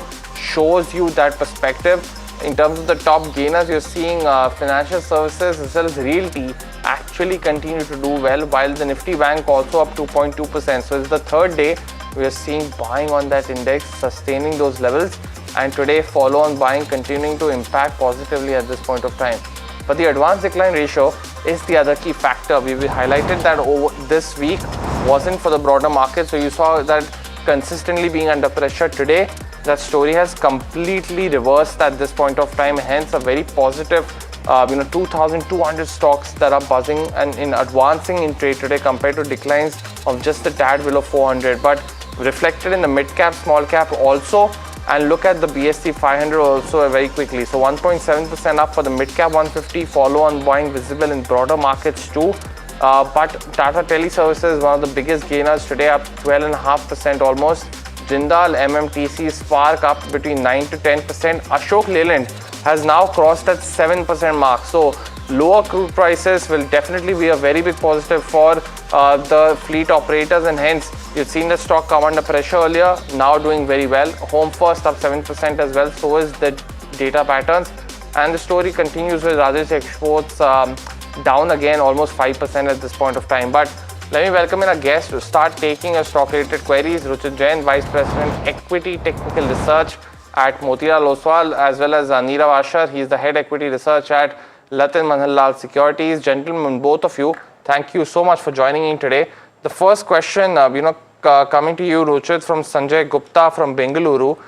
He's holding and wants to actually put money into one of these three counters: APL Apollo, Garden Reach, and Vikram Solar. Asking what's a better pick amongst these three names. What would you recommend? If you look at the momentum, then definitely both the stocks, APL Apollo as well as Garden Reach, have not seen that kind of positive trend over the last 2 days. Vikram Solar too has been in a sideways trend. So frankly speaking, I won't prefer any of these. But still, if it's compulsion that you have to choose any one of these, then Garden Reach can be preferred, just considering the relative outperformance of all these three. The next one that we have is on Anlon Healthcare. This is from Bhavani, who is asking this from a slightly long-term perspective. In fact, yesterday we spoke to the management as well. From a 176 crore top line in FY26, they are planning to grow to 800 crore by FY28. And that's why we've seen the buzz coming in that counter as well. But is this a good time to enter technically, Ruchit, for Anlon Healthcare? Well, some consolidation has been seen over last few days, and maybe I think some that sideways trend can continue going ahead. So support is around 14 and a half, but an overall trend seems to be consolidation only.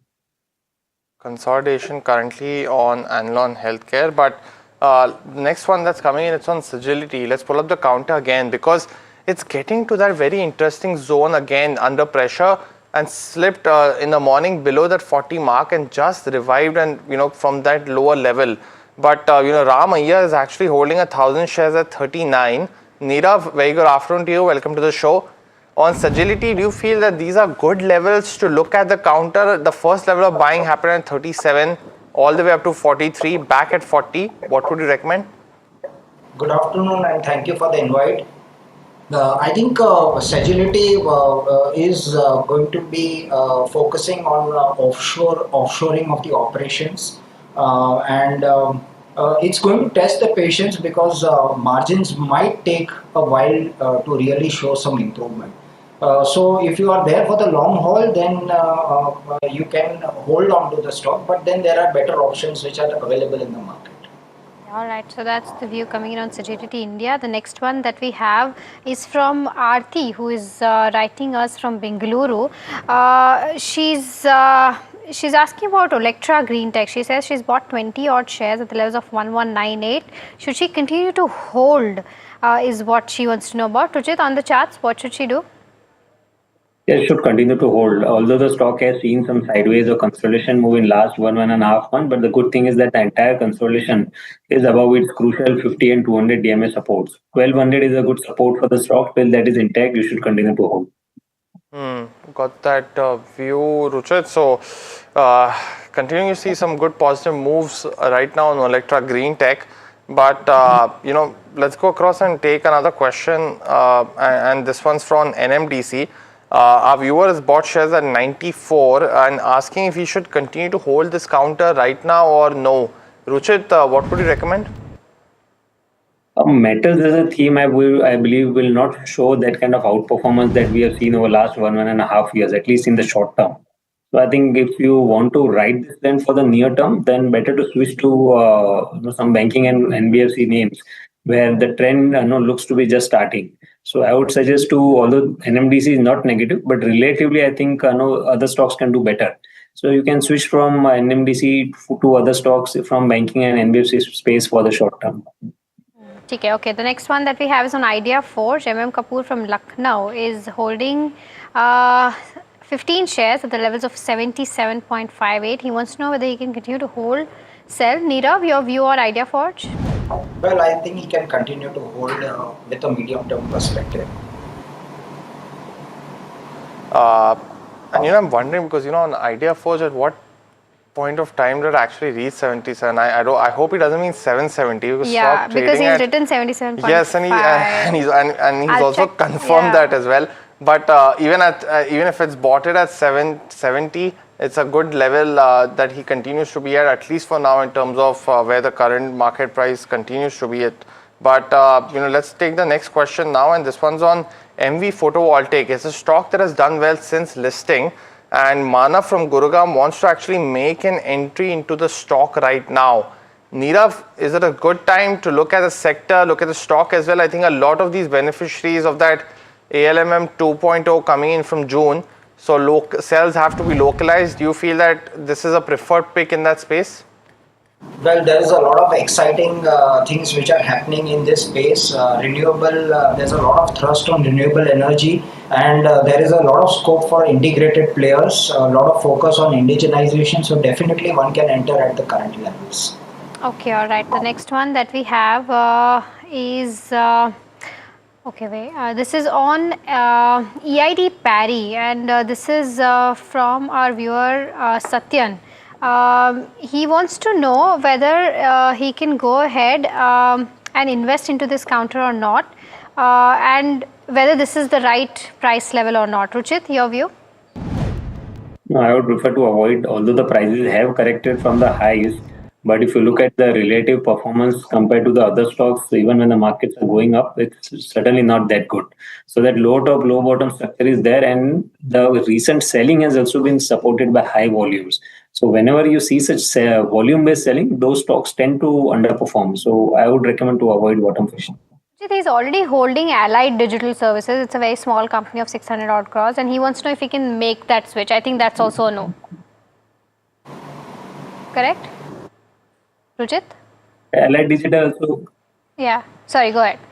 Yeah, Allied Digital also is in a downtrend. So I would suggest to exit from Allied Digital as well. But no, not to switch to that company which has also been an underperformer. Okay, I got your view on both of these names. The next one that we have is on two pharma names. Ramu from Hyderabad wants to know if we can go ahead and accumulate Alembic Pharma and Lupin from a 2-year perspective. Both of these, Neera, one of them, or if anything else that you like in the pharma space? Well, I think in pharma, one can look at Lupin as well as Wokhard. Both of them are looking very interesting. Okay, all right. So that's the view coming in on pharma. But with that, viewers, time to slip into a very, very short break. But we'll be answering more queries on the other side. So do stay tuned.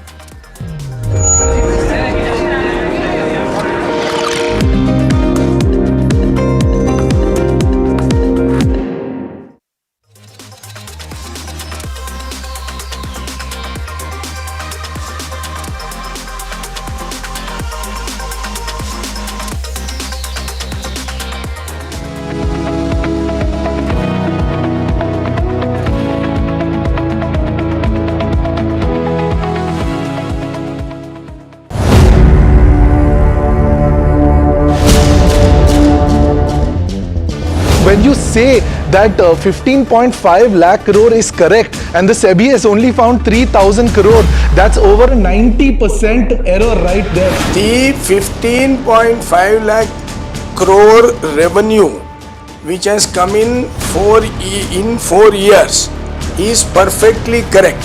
It is not a processing unit, it is a refining and selling unit. SEBI spoke to Affluence and Affluence told them that they have not recorded a single trade with you, that Rajesh Exports is not a client of Affluence. So where is that 11,000 crores coming from? The trade is absolutely correct.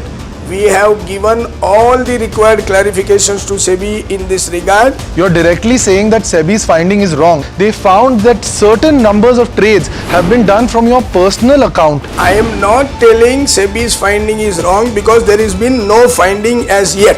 Mr. Mehta, you've still not answered the question. SEBI has considered the gross profit as the revenue for whatever reason, has thought that that is revenue. But how can a communication error last 2.5 years?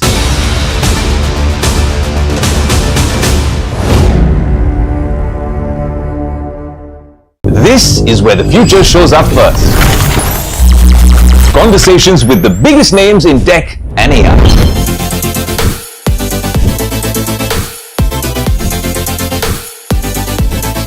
Putting tech through its paces. No fancy jargon or spec sheets, just what matters. If it's shaping the future, you'll see it here first. The Tesla Model Y. This is Tech 360. Real talk, real reviews across the NDTV network.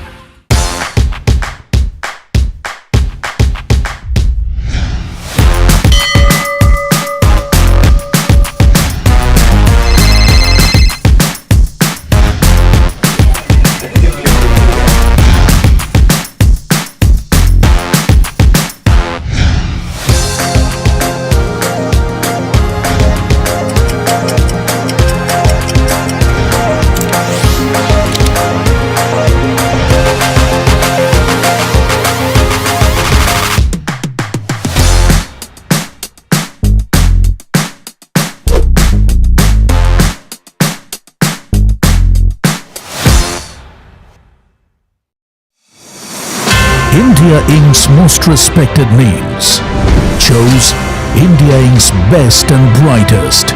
These kind of awards and jury lineup, you are truly giving it the right weightage. I think it's heartening to see talent that there is in across India Inc.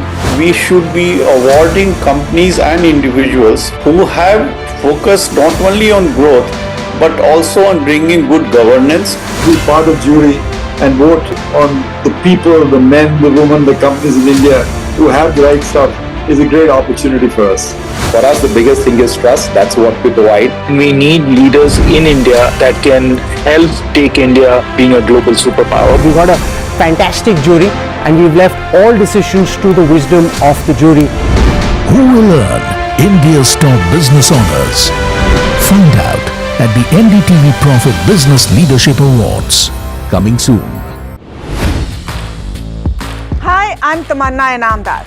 Watch me on NDTV Profit, where I break down the day's biggest business stories. What happened, why it matters, and what it means for your money. Hi, I'm Neeraj Shah. Watch me on NDTV Profit for the most incisive market intelligence and meaningful corporate conversations. And I'm Alex Matthew.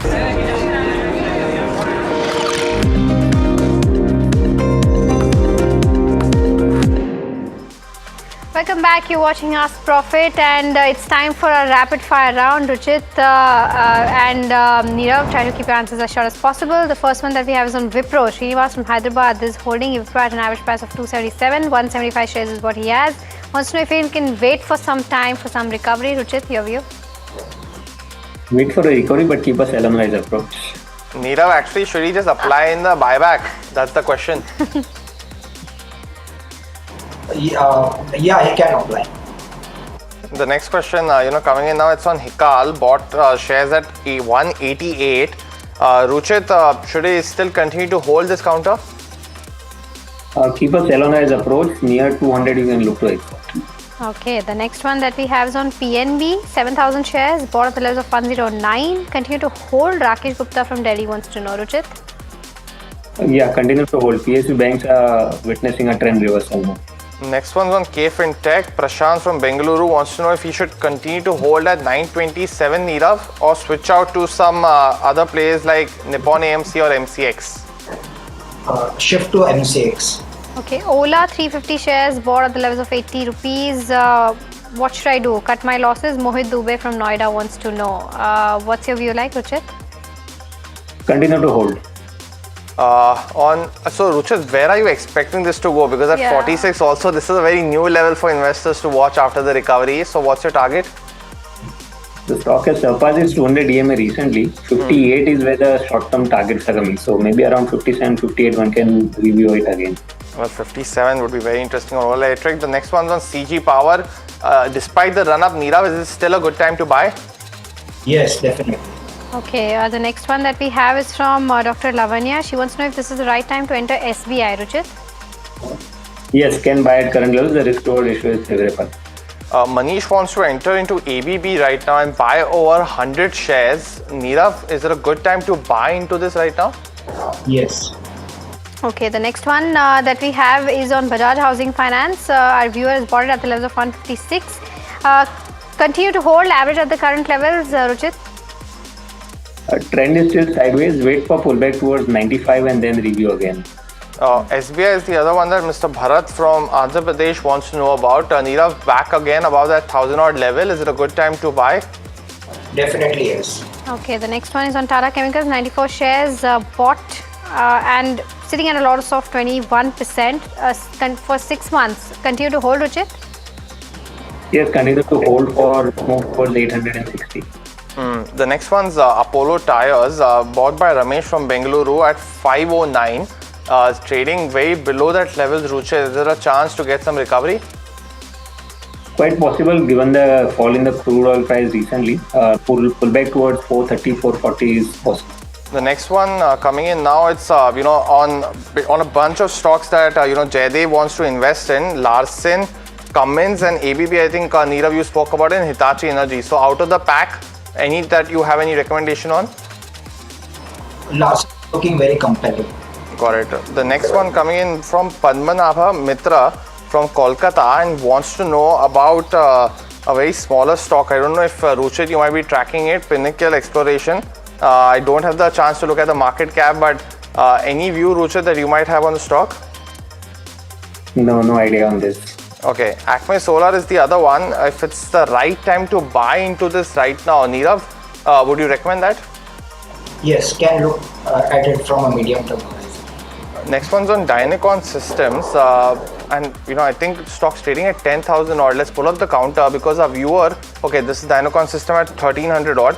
Our viewer wants to know if at 1320, Ruchit, he's bought 50 shares. At 1267, what's your view now? I would suggest to exit. The trend is negative. Got it. Well, got that view, but that was the last question of the rapid fire in this edition of the show. Nirav as well as Ruchit, thanks so much for joining in and giving us your view across stocks and spaces. But viewers, out of time on this edition of Ask Profit. Thanks so much for watching. Have a good weekend, and India Market Close comes up next.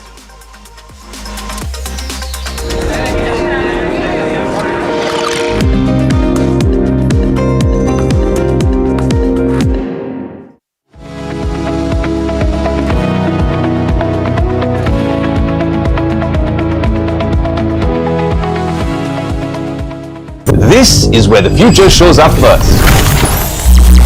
Conversations with the biggest names in tech and AI.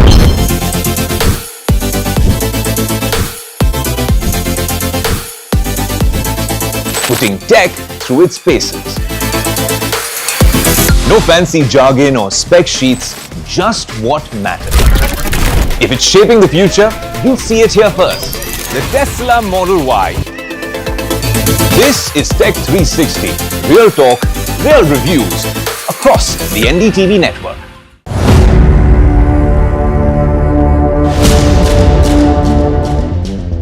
When you say that 15.5 lakh crore is correct and the SEBI has only found 3,000 crore, that's over 90% error right there. The 15.5 lakh crore revenue which has come in 4 years is perfectly correct.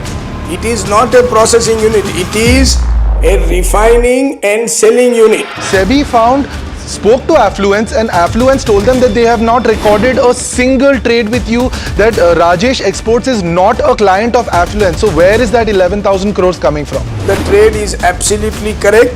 We have given all the required clarifications to SEBI in this regard. You're directly saying that SEBI's finding is wrong. They found that certain numbers of trades have been done from your personal account. I am not telling SEBI's finding is wrong because there has been no finding as yet. Mr. Mehta, you've still not answered the question. SEBI has considered the gross profit as the revenue for whatever reason, has thought that that is revenue. But how can a communication error last 2.5 years?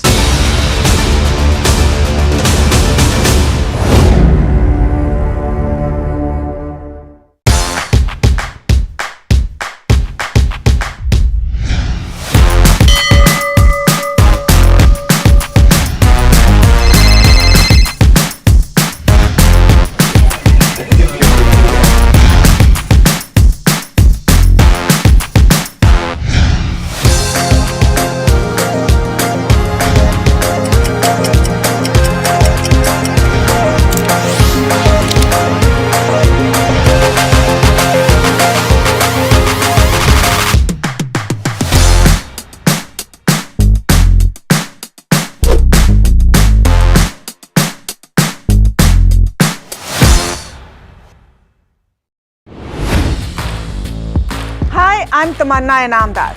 Watch me on NDTV Profit, where I break down the day's biggest business stories. What happened, why it matters, and what it means for your money.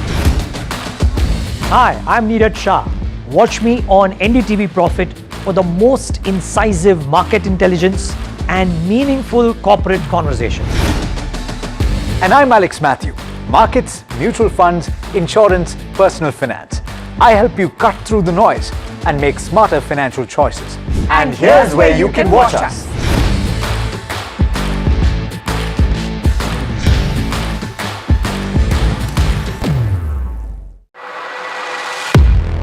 He has been tracking markets for over a decade, spots the trends before they hit the screen. And he is now bringing his analysis to the show that the market watches. Watch Sharad Dubey on Know Your Company, a show that puts the most traded stocks under the scanner. We dissect the company so that you, the investor, don't have to get the management to answer questions relevant to you. Watch Know Your Company weekdays at 11:30 a.m. to understand your next big bet. India Inc.'s most respected names chose India Inc.'s best and brightest. I'm delighted to be chairing a meeting of such distinguished fellow businessmen, bankers. It's just lovely to be back on this NDTV jury. I have been a fan of NDTV for a long time. Many of the nominees are extremely close together in terms of what they've done. Gender parity to be reflected while we choose leadership as well. It's also important that how they are reshaping the industries. We got a fantastic jury, and we've left all decisions to the wisdom of the jury. Who will earn India's top business honors? Find out at the NDTV Profit Business Leadership Awards. Coming soon.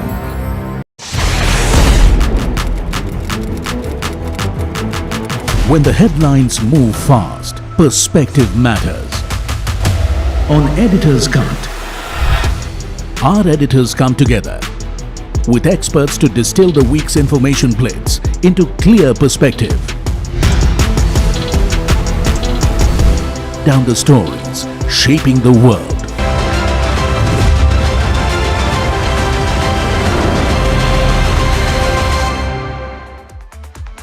Welcome, you're watching India Market Close, and what a day it's turning out to be. 23,500 has been crossed, nearly 400 points up on the Nifty, and the news which has come in the last 20 minutes is helping even further, isn't it, Alex? A Bloomberg report citing sources saying that Iran and US are very close to a deal. Yeah, and it builds into, and that's exactly the reason why you've seen that spike, but it builds into that positivity at the start, which was on the back of comments by Donald Trump overnight that suggested that things were moving in that direction. But he said it so many times in the past that you didn't know whether to believe this. I think this builds into that narrative. No, so the reason that this is being believed is because it's not comments coming from Donald Trump. Yeah. It's coming from the Iranian minister who is now putting quotes out there saying that yes, we are closing in on a deal. So that's what's maybe giving it credibility, because you haven't heard from them thus far. Nearly 2% up on this. Let's pull up the Nifty and show you what's working this Friday afternoon. Everything is up and about, and of course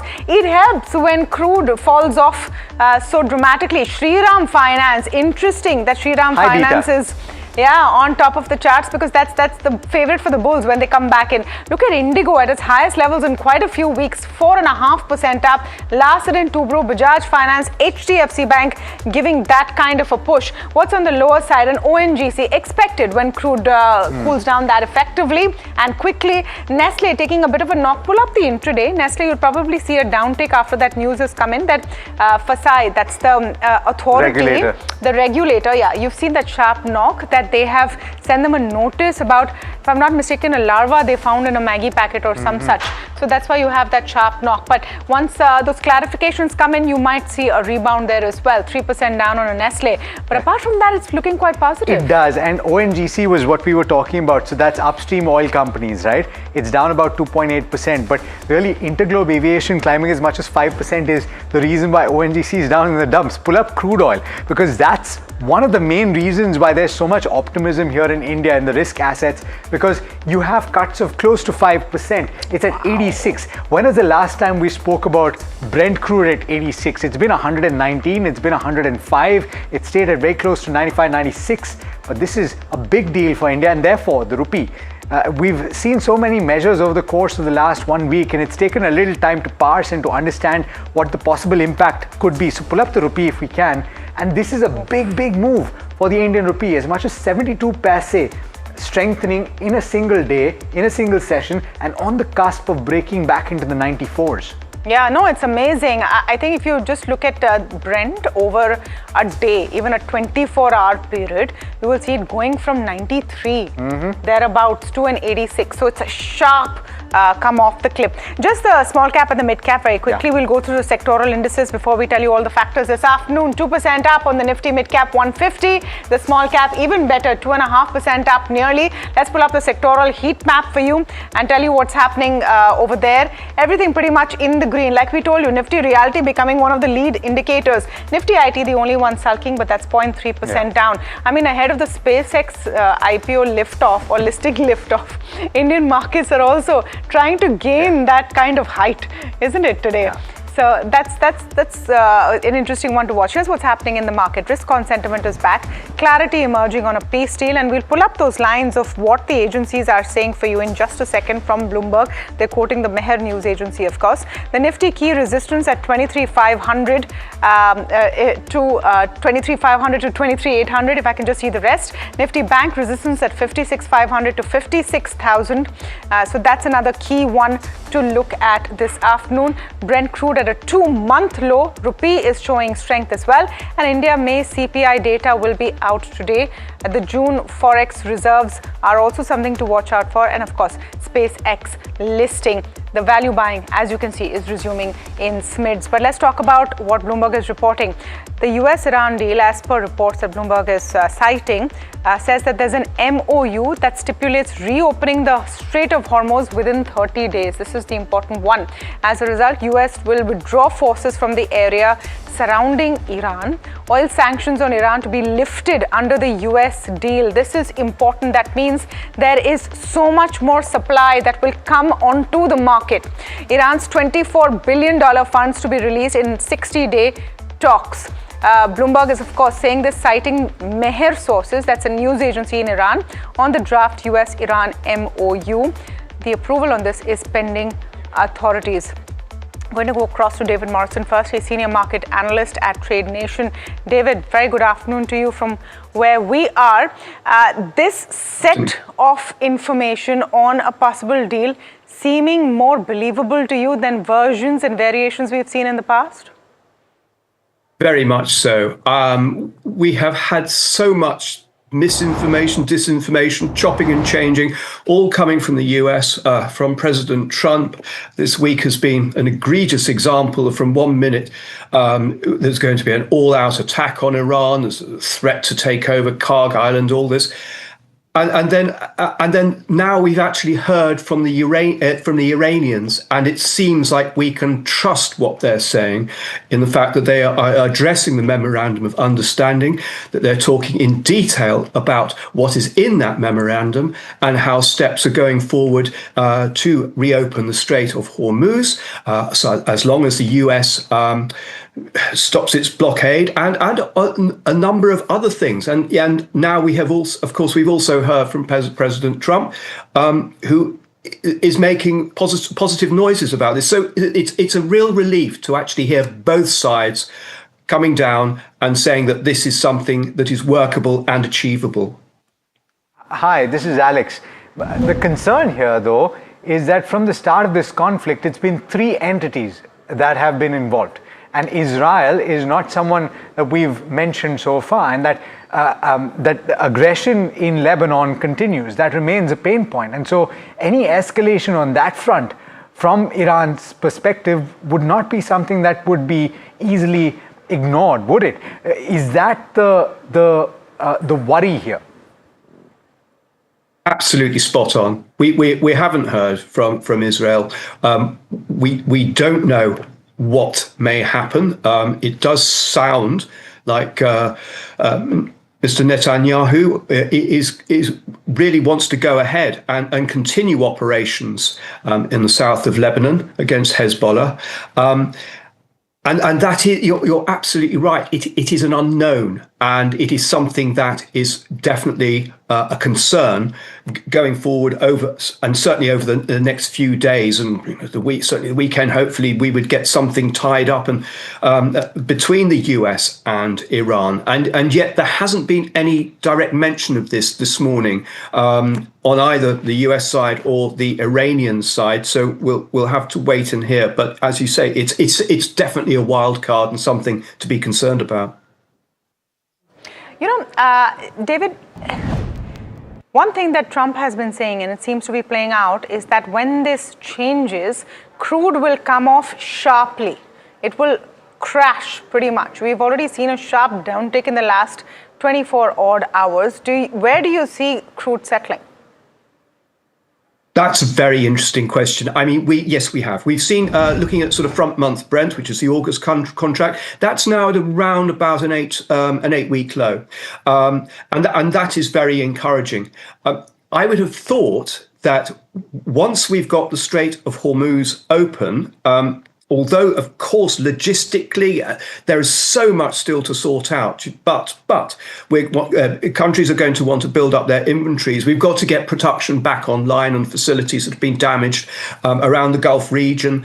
It's going to take a very long time to unblock the strait and to get shipping going through normally. But nevertheless, as far as the markets are concerned, I would have thought the reaction was, well, oil is now far too high in price. And especially if you add on to that the fact that the memorandum of understanding that the US and Iran are talking about is removing sanctions on Iranian oil. Add into the fact that we've also got a market which, going into this ahead of the war back at the end of February, was very oversupplied, and also with demand growth slowing quite markedly, with no slowdown in demand. So it's quite possible that we see an oil price, well, I mean, I would have said easily $10 to $15 below here. Maybe we go back to pre-war levels, 60 and even below that. I suppose sort of mid 50s was where we saw a very long time low. So I'm not suggesting that happens immediately, but I would have thought that we could take at least $10 off the price very quickly indeed. David, absolutely. And I wonder whether our conversation the next time will be completely different from what we're having right now. And hopefully that peace deal does come through. And this geopolitical tension, at least, is something that you can put to rest. Thanks so much for taking the time. Thank you. All right, let me invite in Gaurav Sharma, who's Associate Vice President and Head of Research at Globe Capital, as well as Ashish Chaturmota, who's Managing Director and Fund Manager, Apex PMS JM Financial. Thank you so much, gentlemen, for taking the time. And let me first go to you, Gaurav, because ultimately at this moment it's sentiment driven. It is the fact that crude oil prices are off significantly. The rupee is gaining ground significantly, and therefore risk assets are looking positive. How far can this go, though? Hi, Alex. Very good afternoon to you. Thanks for having me today. Very rightly pointed out, it is the crude that is coming down, and the reason is Trump's statement of a peace settlement coming in soon. We see a further decline in crude happening with these statements. Another 5 to 7 rupees cut in crude is pretty much possible towards 78, 80. It should somewhere test the support zones. Therefore, a further rise in Nifty index is also pretty imminent here. On the specifically talking about levels front, 23,500 is already where we are. We have surpassed and comfortably trading above this zone. 23,800 is pretty much on cards now. So I think these are optimistic times. Stocks and sectors which were deeply impacted, like the refineries, OMCs, are gearing up very well. They are into a fairy mode. Indigo, the airline stocks are doing in well. So I think this is basically a clear-cut outcome of what the news is. And if whatever Mr. Trump has said is true and it is finalized soon, certainly another round of 400-500 points is very much likely in the immediate 1 to 2 days. 400-500 points on the Nifty in 1 to 2 days. Exactly. Okay, so you're saying 400 to 500. So you're looking at maybe 24,000 levels by next week. This time. Yeah. 23,800 to 24,000 is the immediate upside resistance mark now. Okay. So another 5 to 7 point cuts in the crude oil prices will probably help Nifty to scale up to that level. Okay, I see. And so then what are the positions that you would take on the Nifty and the Bank Nifty right now? Larsen & Toubro is one stock that has been very... No, on the index, on the index itself. On the index itself. On the index, certainly we would be considering taking up long positions. This is the time we can carry out some of the long positions here. As we head towards the weekend, yes, generally, of late we have been trying to square off the position, but in the light of this particular move and the kind of up move that we are seeing today, we are pretty much hopeful a further up move towards the said levels is pretty much likely. So these are the times we can take up long positions. Okay, that's just astonishing. And you're saying this with such a cool face, cool expression. That means you're seeing it on the charts. Just to recap for anyone who missed that. Absolutely. Gaurav Sharma, Associate VP and Head of Research, Globe Capital, who's on our show as a technical analyst, is saying he's seeing if this trend continues and crude continues to come off, 400 to 500 points of an upside on the Nifty in the next 2 to 3 trading sessions. Ashish, are you feeling as optimistic? Hi, good afternoon, Tamanna. Definitely, I think markets have been struggling in a range between 22,000 to 24,000 for last, I would say, 3 to 4 months time frame. And now with India wakes cooling off, crude seeing a significant sell off, almost tested 120 odd dollars now, close to 90. And then if there's a further positive news flow which is coming, there is a very strong possibility of crude coming off to almost 80 odd dollars. And and with that, I think if rupee starts to see some strengthening, there's going to be a very strong short covering case for Nifty. And I think definitely 24,000 in a shorter term is a very strong possibility. But my sense is this entire downtrend or shorter term weakness which was being witnessed is going to see a bigger reversal. We are far ahead, far below this 200-day moving average of Nifty, which is close to 24,500. My sense is Bank Nifty is about to cross that 200-day moving average, and Nifty is going to retest its 200-day moving average, which is close to 24,800 to 25,000 kind of trajectory in the medium term. So my sense is the risk reward is extremely favorable after a very long time, and the further confirmation is coming from the cool off we are witnessing in India VIX and the CBOE volatility globally. So all put together, it's a very good time to, I think, reinitiate longs. And I think clearly a lot of these private banks which are very heavyweight in index, whether it's ICICI Bank, Axis Bank, HDFC Bank, they are bottoming out, and with the valuation comfort which most of these private banks are offering at around 1.7 time price to book, there is a very reasonable, I think, a valuation re-rating which is going to be seen in private banks, and these banks have got very significant weight in index. So yes, I think the momentum or the short term trend looks very promising at this juncture. What are the stocks that you're liking? Gaurav, you mentioned L&T briefly, but can you come in a little more detail of what you're liking right now? The L&T becomes our hot favorite here. As the dust settles in the Gulf region, L&T will be a clear-cut beneficiary of it. Apart from this, yes, we can look at the refinery stocks as well, because if the crude comes down, they will be on a lesser burden, and a quicker under recoveries would be very much possible here. Indigo, again, a clear-cut beneficiary of the war settling down, crude coming down, ATFs will come down. They won't have to take large and longer routes. The prices should also gradually should come down for the air travel. That will again benefit aviation stocks. So these are some of the areas which were adversely hit, and now when these stocks are there at a very advanced stage, and if they finally come in, that is what we can expect from these categories. Absolutely. You know, ultimately the fulcrum is crude oil prices from India's perspective. And of course, there are so many other commodities that will flow through that route, but everyone's eyes are glued to that crude oil price. Vandana Hari, founder and chief executive officer of Vanda Insights, joins us on the phone line just to talk about the latest move in the commodity. Vandana, good afternoon from where we're at. What are you witnessing currently in the crude oil market, and do you anticipate that there's a lot more that can happen on the downside with regard to the prices?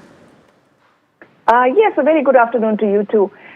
It does look, after several false dawns and so much noise and contradictory signals, it does seem like all the stars are aligned again. Seem or appear being the operative word here. I was just reading Iran's Mehr News Agency has put out a 14-point agreed MOU as per Iran, in which some of the points mentioned there seem to me a bit suspicious as to how the U.S. would agree to those. Especially around giving Iran control, some sort of a control over the Strait of Hormuz. So, in short, I think nothing is done until it's finally done, until the signatures are there on the MOU, and we hear the same interpretation, exactly the same news, and the same document from both sides of this war. I think, but yes. Ahead of that, as to be expected, the market is running ahead of the news, and as you can see, crude has stumbled more than 4% already compared with yesterday's settlement. I think crude is already on an anticipatory basis pricing in an MOU happening sooner rather than later. It seems like every time, and you said false dawns, I think that's an appropriate term to use, in that every instance where there was a positive update that came through or a message that suggested that this conflict was nearing its end, Brent fell pretty precipitously. The only question is, once we have that clarity, where do you see it settling? Because ultimately this is a new landscape that commodities will trade in. Absolutely. I think what that tells you how fraught this entire trajectory has been, and then the repeated near breakdowns of the ceasefire, the repeated skirmishes of military strikes against each other. What that tells you is that both parties believe they have the upper hand. I don't think any of that has changed. Both have dug in their heels. I don't expect that to change as an equally fraught period begins once the MOU is signed, which is, pinning down the details, the nuances of a nuclear agreement, which is going to be even more sensitive and even harder to find compromises on. So, yes, I think the MOU will be fairly under scrutiny. But probably there'll just be a huge sigh of relief first, and that's probably what you will see reflected here and is already starting to show in crude prices. So the market will, it's a knee-jerk sell-off first. Yeah. No, so Vandana, I completely agree with your assessment that till both sides don't have the same version of the deal, there are limitations to how much the markets can rejoice. But one point that stood out to me, which seems fairly new, is lifting sanctions on Iranian oil. Now, if that comes through, how much does it add on to the supply of crude? And couple that with the Strait of Hormuz being open in 30 days, where do you see oil prices going then? When we say they're going to come off, to what extent? Yeah, I would wait to see what exactly is agreed with regards to the removal of sanctions, because the U.S. will want to maintain some sort of a leverage as the nuclear negotiations proceed, right? And really, its main leverage, aside from the blockade that it has done of Iranian ports, it's one of its principal leverages is the sanctions. So I do expect a phased removal rather than a complete removal. What it means for supply is not really much. Iran has been pretty much supplying, exporting what it can, producing and exporting to its full potential. With the only difference that most of it has been going to China at heavily discounted rates. Once as and when the sanctions are gradually lifted, Iran will be able to command market prices for its crude, and its crude will be available for all the countries to buy. But in terms of actual supply, at least for the short to medium term, I don't anticipate any differences, any substantial improvement in production or exports. Okay, thank you so much, Vandana. Always a pleasure speaking with you. Vandana Hari, founder and CEO of Vanda Insights. Now, while uncertainty remains, softer oil is positive for India. How and which sectors and stocks will benefit? Sharad is joining in with more. Sharad. Well, yes, the crude is at its 2-month low levels, and interestingly, if you look at it, it's down almost 4 to 5%. But you must be wondering which are the sectors which will be impacted, and of course, we are seeing a big reversals all across the indices. So one by one, I'll explain you what's the key reason for it. The peace agreement between US and Iran may be happening as early as this weekend. This is the reports coming in. Now, this breakthrough may see some obstacles before these actual flows are actually, you could say, normalized. Also, 85% of India's oil consumption needs are being met by imports. Interestingly, India's oil intensity has declined rapidly over the past few years, but nevertheless, it's very much important, and it's also helping the markets as well. What's the impact happening for OMCs? It's positive. The market margins are expected to improve going ahead, and we can see BPCL, HPCL, all of them doing well in trade. 40% of the raw material costs for the paints come in. We have seen Asian Paints also doing well in trade. It's up almost 2%. And apart from this, if you look at the aviation stocks, Interglobe Aviation day is high, it's up 5%. Major raw material crude, the ATF prices, that's around 40% of the total costing.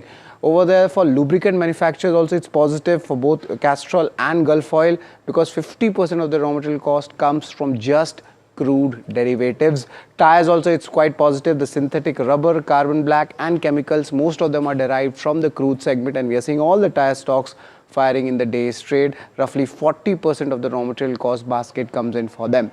Apart from this, the cement pack also is doing well. 40 to 50% of the cost directly or indirectly comes from crude or crude derivatives.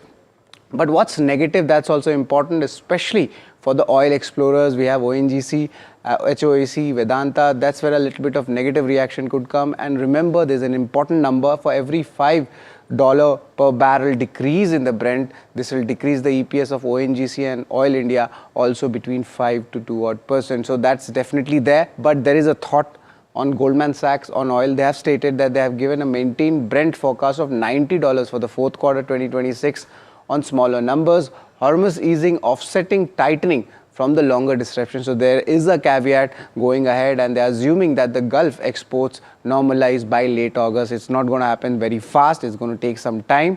And for 2027, the Brent forecast is at the $80 level. So this is the entire picture for the oil and gas segment. Okay, thank you for that. All right, let's talk about a company which is very likely to be a stock of the day, MTAR. The stock has rebounded and pretty much wiped off all of its losses that it has seen yesterday, about 13% up, and wiping off all of those losses.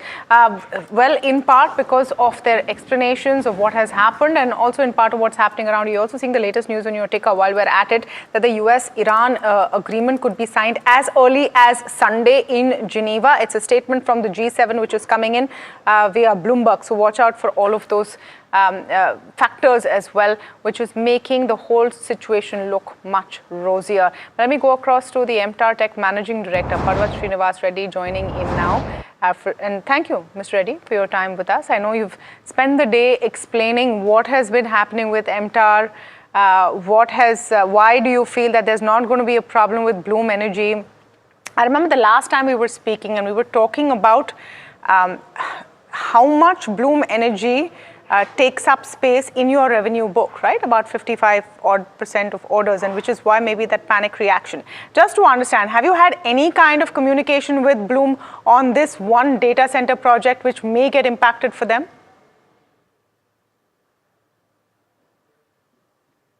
No, absolutely not. There is there's nothing which has been impacted. It's been a complete speculation, I guess. But as far as we are concerned, we are completely on track with what we are doing, and we're gearing up to ramp up and also add additional capacity. So absolutely, there is no indication from the customer whatsoever regarding this case, and we are working normally in terms of focusing more on how to ramp up faster and quicker, as we said earlier. So there is no change in that, absolutely. So, not between you and Bloom, but the origins of the problem was not about MTAR and Bloom. It was Crusoe and Bloom. So, has there been any kind of statement, explanation, denial, any clarity coming in on the whole root of the problem, which was the report that Crusoe is pausing its data center, which impacts Bloom, which the street feared in return would impact MTAR? There is nothing like that. Crusoe, there is a change probably in the developer, that is Crusoe. That's all. The whole project is intact. There is nothing. There's no change in the project as such. That's what I was trying to explain. So the whole project is on track, and there's nothing to worry about as far as any changes are concerned or a pause on the project. There is, due to certain timeline constraints, probably the developer is being changed. That's what we have come to know, and that's about it, and nothing more than that. Mr. Reddy, I'm just trying to understand this project, because from what I can gather, it's codenamed Project Jade, and this is highly anticipated by the market, tracked very closely on Wall Street as well. Can you give us some clarity on what this is and what your part in this is? See, basically, we have no part in that. We supply to a customer, and Bloom is supposed to what we come to know from the data available publicly is that 900 megawatts of power is supposed to be given by Bloom. So the project stands as it is. There is only the end customer probably wanted some change in terms of the developer, and that's what has happened. But there is no change in the implementation of the project or any indication from our customer as well regarding this matter, which might affect any of us in this whole scenario. Now, okay, so therefore, from that perspective, the question remains then, Mr. Reddy, with regard to the outlook for the current year, your FY27 guidance has actually been raised. Growth guidance is at 80% compared with 50% earlier. That remains? Absolutely, yes. It remains, and we continue to do that. There's no change in the guidance. That's very clear. So, Mr. Reddy, sorry, I'm just going to go back and pick up the thread on the developer business. That the developer is being changed and that may cause some delay in timelines. Can you give us a sense of what kind of delay would be in timelines if the developer changes? Any idea on why that developer is changing and any impact on you if there is a delay in timelines? There is no delay in the timeline. What we heard is that the developer is being changed because they feel there might be a delay in the timelines. That's the reason why they're changing the developer, is what we have heard. So at the end of the day, it has no impact on MTR or our customer in any which way regarding this project. Everything is as it was before. Understand completely that from your perspective all is well, which is why that rebound in the stock. But the reaction was so sharp, which is why it's imperative that, you know, I get into this in a little bit of more detail. So what I'm hearing right now is that the initial developer for this one project that Bloom had has changed because maybe they were taking too long. So they might change and go with someone else. Will that shift and transition have any impact on that particular project? The Jade project, I believe, as Alex was talking about? Absolutely, there is no impact. There is zero impact. It was unnecessary speculation or whatever analysis being done by the market, which was not required at all. Everything is normal as it is. Okay, so it was basically a 10% fall in Bloom that led to speculation and caused your price to drop as well. Is that it? Yeah, must be. I'm not too sure about that. Okay, one last question, and it's actually something that I asked you last time as well. You have this one big client, and I suppose the vagaries of this news flow impact that assessment from an investor point of view because of the concentration of one client. Is there a strategy to expand the client base and the revenue mix over clients so there's no over dependency on one large client? We are already doing that. It's not that we are not doing that. We are into various segments in different areas: nuclear, space, defense, oil and gas now, and we are expanding in all these areas. So we're not depending on one client. The absolute numbers in every segment are improving a lot, and over a period of time, you'll see a lot more traction coming in from aerospace and the civil nuclear program and oil and gas as well, which is being done. So I don't think we are really concerned about customer concentration, which is about 55%, because the absolute numbers in other areas are also improving tremendously. All right. Mr. Reddy, absolute pleasure, and thanks so much for your patience. I realize that you've answered the same questions in different forms and in different fashions over the course of the day. Thank you so much for your patience. Thank you. All right. Well, let's take a look at the markets, and it's a pretty picture. There's no other way to describe it. It's gains considerably. What you're seeing on the screen, though it's actually a downward channel, is actually also a pretty picture. I was looking at the Nifty and seeing what downward channel. No, You're talking about the USD INR. The USD INR. It's a pretty picture because moving down is always a good thing for the USD INR pairing. It is hovering around that 95 mark. It did briefly fall below 95. So you've hit 23,600 Yep. on the Nifty. That's important as well. Gaurav Sharma, before we let you go, quick word on the Nifty. Where are the targets now that we've zoomed through 23,600 so quickly? 23,400 was the resistance for the day that surpassed. Now we are into 23,600 plus levels. 23,800 is the next upside zone. I think this move should extend towards 23,800 to 24,000 zones. So I think we should hold on to the buy positions here. Things are looking very much optimistic.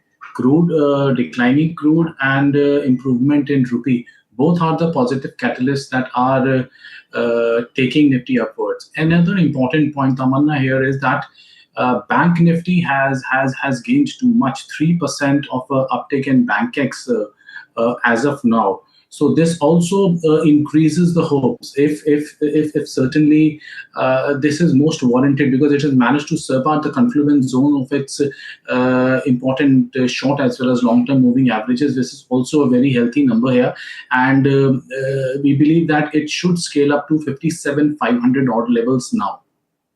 Okay. This is the spot number I'm talking about. Yeah, absolutely. And the numbers are looking good. On that note, Gaurav Sharma, Ashish Chaturmota, I realize that this has been a curtailed conversation, but thank you so much for taking the time. It's that kind of day where you're reacting to a lot of news points as well. And can I just make a quick point before we go into the break? Yeah. Sure. A short while ago, we put out a story by Bloomberg saying that the deal could be inked on Sunday at the G7 meet. Guess what's also happening on Sunday, June the 14th? What? It's Donald Trump's birthday. Aha! Is this a birthday gift to himself? Well, I hope so. The optics would be interesting to the world as well. The optics could be interesting. So MOU could be signed as soon as Sunday, is what G7 officials say. Maybe it's complete coincidence, but that's also Donald Trump's birthday. Yeah, well, it would be a gift, a return gift in multiple ways, and particularly to Indian investors. Returns galore. To the world. And yeah, what a party to have. All right, we'll hope for the best. It's definitely a party on the street. We're taking a very short break. Coming back with closing ideas. Stay tuned.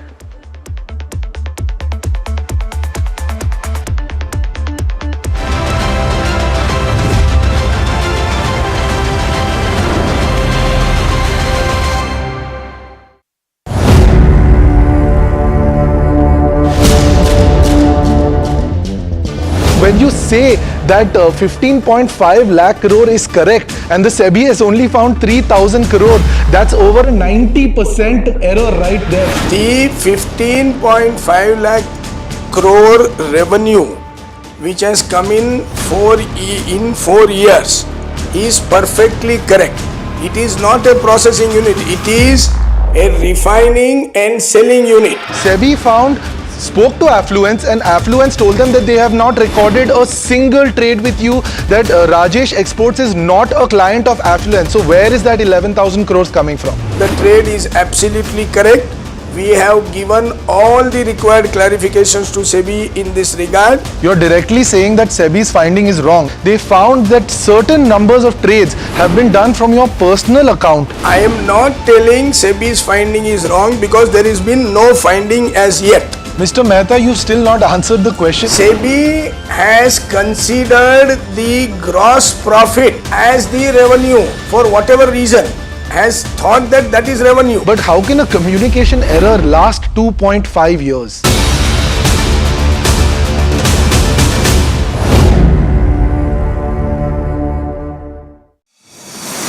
India Inc.'s most respected names chose India Inc.'s best and brightest. I'm delighted to be chairman of such distinguished fellow businessmen, bankers.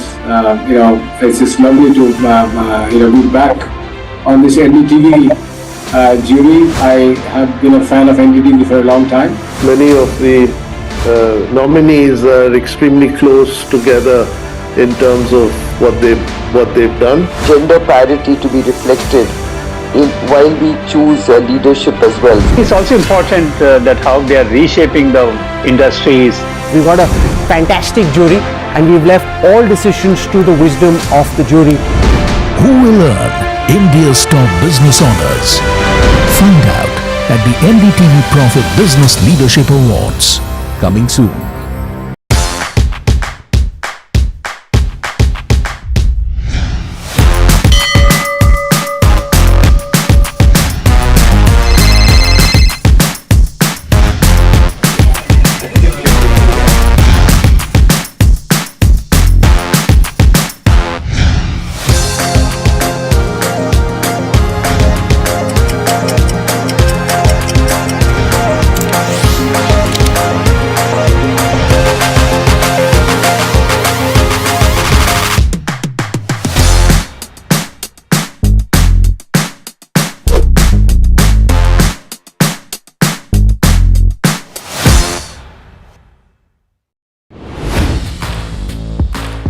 I'm Tamanna Inamdar. Watch me on NDTV Profit, where I break down the day's biggest business stories. What happened, why it matters, and what it means.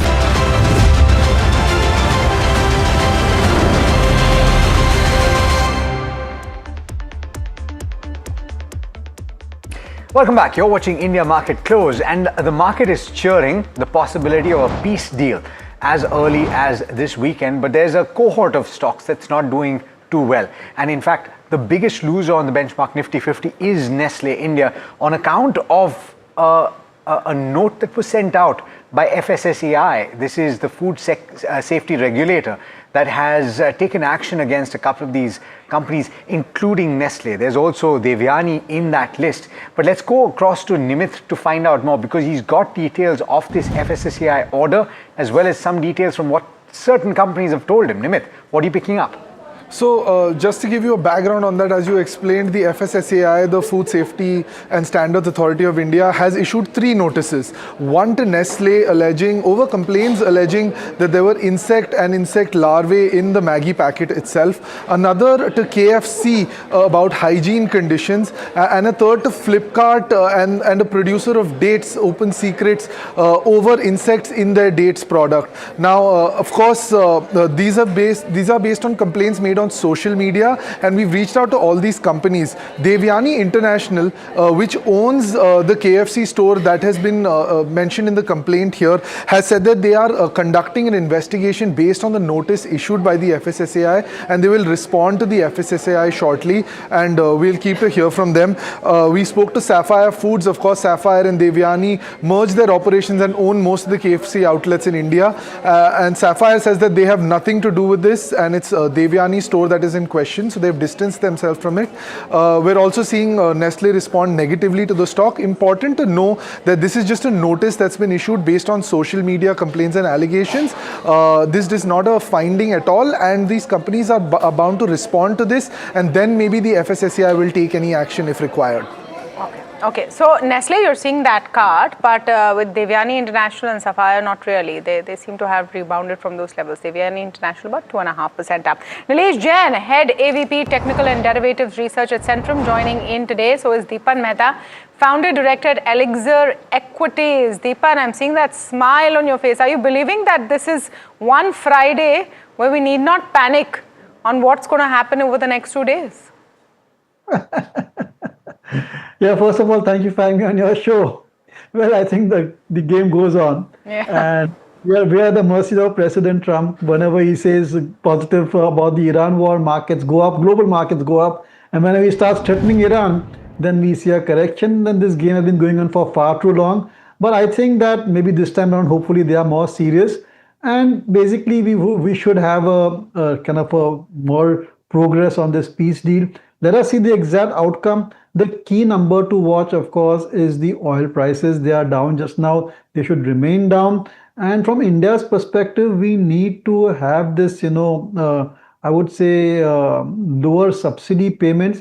So the oil price has to start to align and move towards the present petrol and diesel prices, so that the subsidy element is out, and therefore the kind of drain which is there on the treasury just now, that is curtailed. So I would say the key thing to watch for here is the oil prices, and if they correct further, then definitely our markets also can do well, and eventually I think the fundamentals will start to reverse.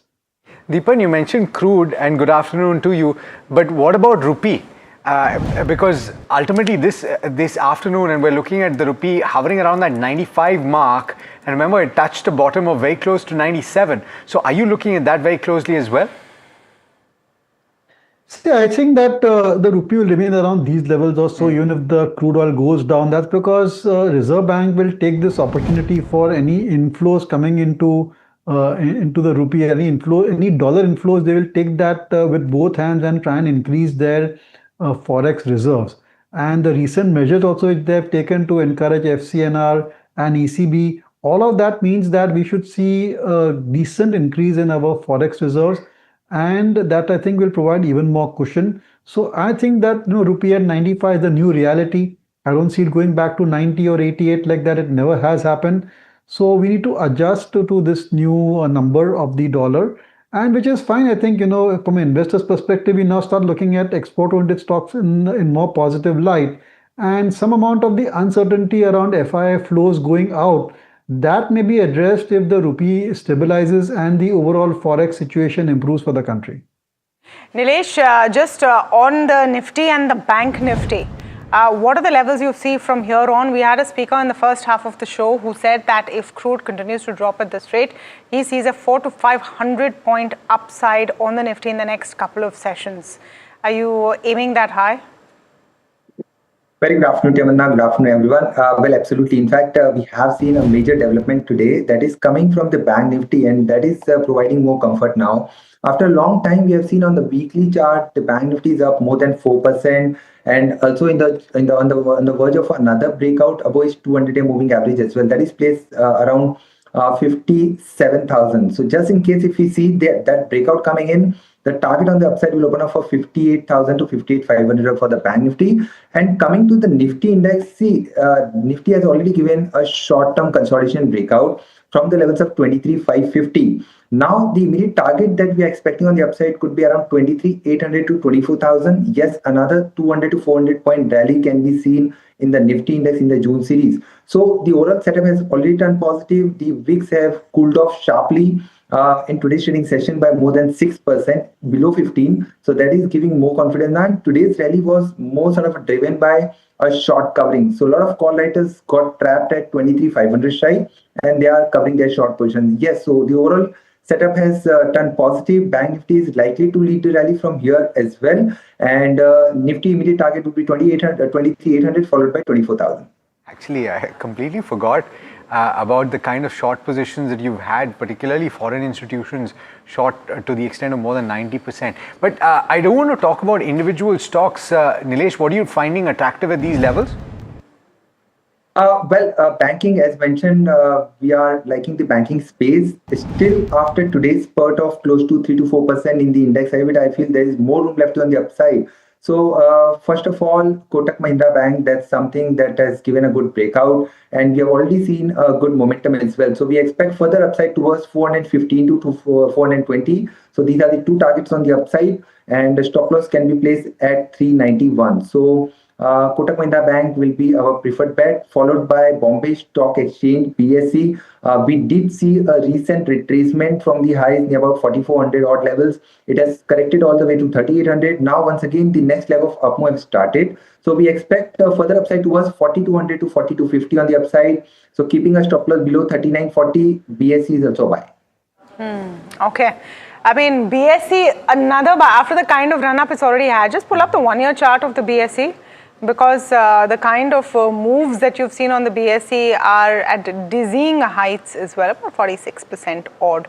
But if you're talking about dizzying heights and gravity-defying numbers, it has to be SpaceX. That mega listing today, we have a countdown on, 3 hours odd to go. We have live programming, we have reportage from outside the NASDAQ when it happens. So please stay with NDTV Profit for everything on SpaceX. But meanwhile, let me go across to Mahima, who's doing a bulls versus bear. We do this every day on the show, but this time it's about SpaceX. And the reason we're doing it, Mahima, is that once it lists, people can technically go out and buy the stock in India as well. Yeah, absolutely, Taman. And people should know both the sides of this IPO, right? And that's exactly why we are doing this bull versus bear. What I've tried to do is for each of its business, I've tried to pull the bull and bear case. So I'll start with the space business first. Here, the best part is that the Starship business that, everybody's been talking about, the Starship one, has cut its cost by around 99%. It's certainly the most positive thing. But at the same time, this is still in its testing phase with a zero commercial revenue. While, a lot of funds are going into making this viable, the same time, we'll have to see as to when this happens, because at the end of the day, this is related to, launching it into mass. The next one is the Starlink business, where almost 61% of the revenue comes for SpaceX. It's the only global low latency satellite internet with over 164 countries under their coverage. But if we take a look at the last 3 years, the ARPU for Starlink has come down from $99 to $66 per month, and still this business is running into losses. The next one is with regards to the AI business. Anthropic is set to pay around $1.25 billion per month for SpaceX compute through 2029. But at the same time, AI is losing around 0.6 billion per quarter, plus the capex is very high. For Q1 itself, it was around $7.7 billion, and it is going to rise from here on. So it is a very capex heavy business that they're planning to do. At the same time, it's also running into losses, all the three verticals. When it comes to the overall business, of course, the entire total addressable market is as high as $28.5 trillion. But if you take a look at the valuations and how the company has been into losses, priced at 94 times sales, price to sales, which is, like I've always said, beyond my understanding, and is sitting on losses of around $4.3 billion as of Q1 2026. So that's with regards to the overall business, but also with regards to Tesla and SpaceX merger. A lot of reports and brokerages are kind of covering this, and Wedbush believes that a Tesla SpaceX merger is possible in 2027, but this decision is not something that the public that is owning SpaceX will be able to make, because Musk controls around 85% of the voting share, and if he votes for it, that is going to happen. So this is with regards to the decision between Tesla and SpaceX. And lastly, overall conclusion of this bull versus bear, because yes, the company is building infra for the next century, which has an addressable market of $28.5 trillion, but at the same time, valuations, losses, etc. don't make sense. Plus, all the decisions are in hands of that one man, that is Elon Musk. So this is the overall view of the bull versus bear case of SpaceX. I think that last point is a big bear scenario as well. The way I see it, 85% in the hands of Elon Musk. He basically, the only way he can be removed from that board is if he decides to sack himself. Yes. Apart from all of the outlandish claims and promises made in the IPO prospectus, having said that, how can Indians get a piece of the pie if they wish to? Right. So now that, once it gets listed, there are just two ways. Of course, you can go ahead and just buy the stock if you have an international broking account. So that's one way, of course. And if you are already holding a NASDAQ index fund or a NASDAQ ETF, in the next 15 days or so, it is highly possible that SpaceX gets included in the NASDAQ 100 after 15 days, of course. And that's how, you will be able to, have a share of SpaceX. But there are, of course, two requirements for this one. First one, you need to have an international broking account, and secondly, the amount of the total amount that you can invest globally as per the liberalized remittance scheme stands at $250,000. So this is how if somebody sitting in India wants to be a part of the SpaceX company, this is the route. This is the route via which you can do it. Yeah, and if there's a Gift City fund perhaps that invests in SpaceX eventually, now or later, that is also something that you can use to have exposure. But bear in mind that if you're putting over 10 lakh rupees through the LRS route out, then as soon as you cross that threshold, there's a TCS, it's a tax collected at source that comes in. So 20% of whatever you put out beyond that point gets locked into tax collected at source. So effectively, if you're putting 10 lakh beyond that, you can only put in 8 lakh, and the rest you can net off with certain tax transactions that you will do over the course of the year. Here. Okay, so do your math. It's not impossible. And first of all, just wait and see what happens with SpaceX. Dipan, are you feeling FOMO looking at what's happening with SpaceX? Or are you finding ways to invest? Where is the FOMO? You can't invest, period. And I think you covered it very well. And I heard twice you say, your partner said over there, colleague said, that doesn't make sense, and that kind of, doesn't make sense. But that's her assessment. That's her, the way she's seeing it. Okay, you agree with it. I agree. It doesn't make sense. Why do you think these crazy, 4 times subscription, 30% for retail investors? What are they seeing that we're not understanding?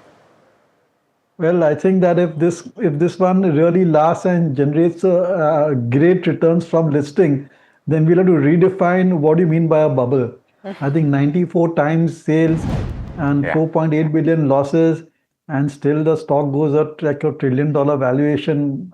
I don't know. I mean, it just doesn't gel with me.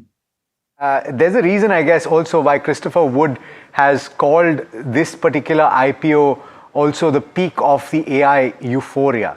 And we've seen this song play out before. Maybe the words were different, but the rhyme sounds similar, certainly. The dot-com run-up, ultimately you saw some similar euphoria. You probably see it. Do you see parallels? Yeah, well, I think that maybe it's not reached over there. There are pockets of outperformance, but the core hyperscalers are still at reasonable valuations. The 2000 bull market, the 2000 bubble was completely different. It was like this, lot of loss-making companies going at crazy valuations. So I think we're getting over there. It'll only end with a bubble, but I don't know whether we're actually over there as yet. Strange to me is the total addressable market figure. $20+ trillion. $28 trillion. Now, how are you? Is this intergalactic? Is it basis Earth? Does it include Mars? I'm not even making a joke. Does it include Mars, the moon, and the asteroids that will be mined? I have no idea. Is it the data centers in space? As Parag Bhai says, sometimes this is outside my circle of competence. Okay. Walchand Nagar, NTPC, as well as Hindustan Construction Company shares are buzzing in trade largely on account of government's relief on imports of goods used for nuclear power generation. Varsha joining in with more details.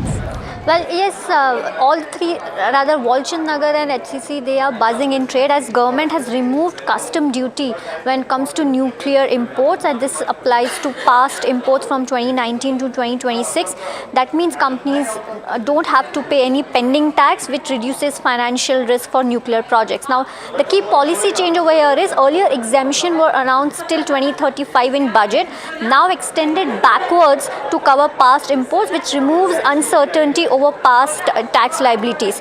How is going to have an impact on project costs? Of course, zero duty lowers overall project costs, which help reduce cost of electricity generation and also improves the viability of nuclear projects. And this also encourages faster execution of projects, supports capacity addition in nuclear power as well. Onto the private sector push, this supports investment under Shanti Act 2025, which improves returns for private participation and makes nuclear sector more attractive, and hence Walchand Nagar and Hindustan Construction, that is HCC, are buzzing on the back of this news as of today. All right, thanks so much for that. And these are par for the course, really. Walchand Nagar up about 9%, but guess what is close behind? With gains of about 8%. It's a Nifty 50 stock. It is Shriram Finance, which has proved to be high beta in the past. But Nilesh, the question is, from these large caps, would you pick any to ride what could be a build-up in momentum in a few of these names, or would you hold your horses and wait for the real news to come through? Well, Alex, most of them have already given a very strong run-up. If you see SCC, Walchand Nagar, both are up in the range of 8 to 10%. So first of all, it's not advisable to chase the momentum after this kind of a price spurt. Better strategy would be to wait a while, wait for a sustainability of this particular move. But on the other hand, if you see NTPC, we have seen a very strong rebound from its 200-day long-term moving average. So that can be a reversal play, a pullback play, I would say. Maybe towards the levels of 365 to 370 kind of level can be seen on the upside on the back of a pullback. So keeping a stop loss below 347, so risk and reward is looking favorable to play this particular pullback. But yes, coming to the NBFC space, you did mention about Shriram Finance. But if you see LIC Housing Finance, L&T Finance, or Bajaj Finance, all these NBFC counters have given a very strong rebound and a breakout as well on the chart. So yes, Shriram Finance is going to be our preferred bet within this particular space, and we expect further upside move towards 980-2000. So keeping a stop loss below 920, one can buy the dip in Shriram Finance. So, Deepan, what do you think is the primary reason that some of these companies are back in vogue? And as Alex is pointing out, bond yields are down. That could be one key reason. Is it also because with crude prices coming off, maybe auto sector gets another boost, and at least the Shriram Finance has a sizable vehicle loan book? I think could be some institutional order also. I think Shriram Finance is a well-discovered company. Yeah. And massive capital infusion. So we expect the company's growth rates to improve as well. And in times like this, when interest rates are rising or maybe rising and liquidity is scarce, I think NBFC like Shriram Finance will have an edge. Nothing specific new has happened in terms of any fundamental development or any news flow. It's just that sometimes these stocks, which have underperformed and which have been lagging, they come into limelight. And it's not that these counters are very liquid. So concentrated buying by institution can have this kind of a rally. But on the whole, I think the linkage of oil price to inflation, inflation to interest rate, that is being played out in the markets with the way the Bank Nifty and the related NBFC stocks have done well. Because the real threat over here is if the war gets extended, oil prices remain at elevated levels. At some point of time, RBI will have to increase interest rates, and that certainly will have a very sharp negative impact on the net interest margin of the entire lending community. Dipan, just your point of view on the earnings outlook, right? It's in any case, it's a hard exercise to take up. But in this kind of a scenario where you don't know where things are going and crude oil prices have cooled off dramatically, perhaps earlier than some people had anticipated, would you wait for the Q1 numbers to come through? And do you also anticipate that this kind of a knee-jerk reaction, you might want to hold off before you jump in whole hog into some of these names, right? Because you could have a rude awakening when the numbers come through in Q1. You're right. I think what bothers me the most is Q1 and Q2. It's going to be very challenging. You may have some kind of bad news or some accidents also when the corporate results are out, because companies' business models have been stressed as the supply chains have been challenged. They have had to absorb unusual high increases in costs also. So I'm very, I would say, perturbed about how Q1 and Q2 will emerge. But the key thing is that Q1 results start to come off somewhere around July or so, middle of July onwards or so. By then, I think if oil prices have cooled off and the war is over and done with, then investors will just say, okay, this Q1 was an aberration and things are on the mend. And therefore, they will take that in their stride. So if there are negative quarterly numbers for 1 or 2 quarters, investors will discount them and look for the period beyond these first 2 quarters as to once things get back to normal, then what the fundamentals look like and what the earnings growth is looking at. But let's just wait and see. I think, it's very difficult to call when the war will end, and after the war will end, what will be the situation in the Gulf, whether oil will flow freely or not, where will be the oil prices. It's just we are dealing with too many uncertainties over here. So either you have to extend your horizon for investing or just stay out for the time being. Okay, just very quickly, Nilesh, Shriram Finance, Ashok Leyland, both on the charts.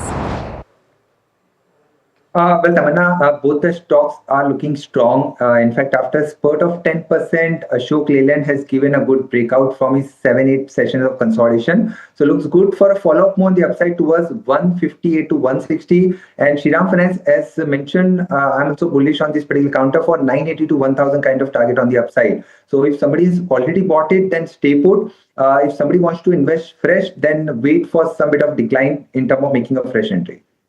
Clients, maybe, depending on what happens on the weekend. Thank you so much, Nilesh and Dipan, for joining in today. We didn't get a BTST from Nilesh because it's very tough to take any calls when things are so fluid. Yeah. Well, I don't know if it's on a rocket ship or what's happening, but Nifty 50 about 470 points up. The Sensex 1700 points up in trade today. Bank.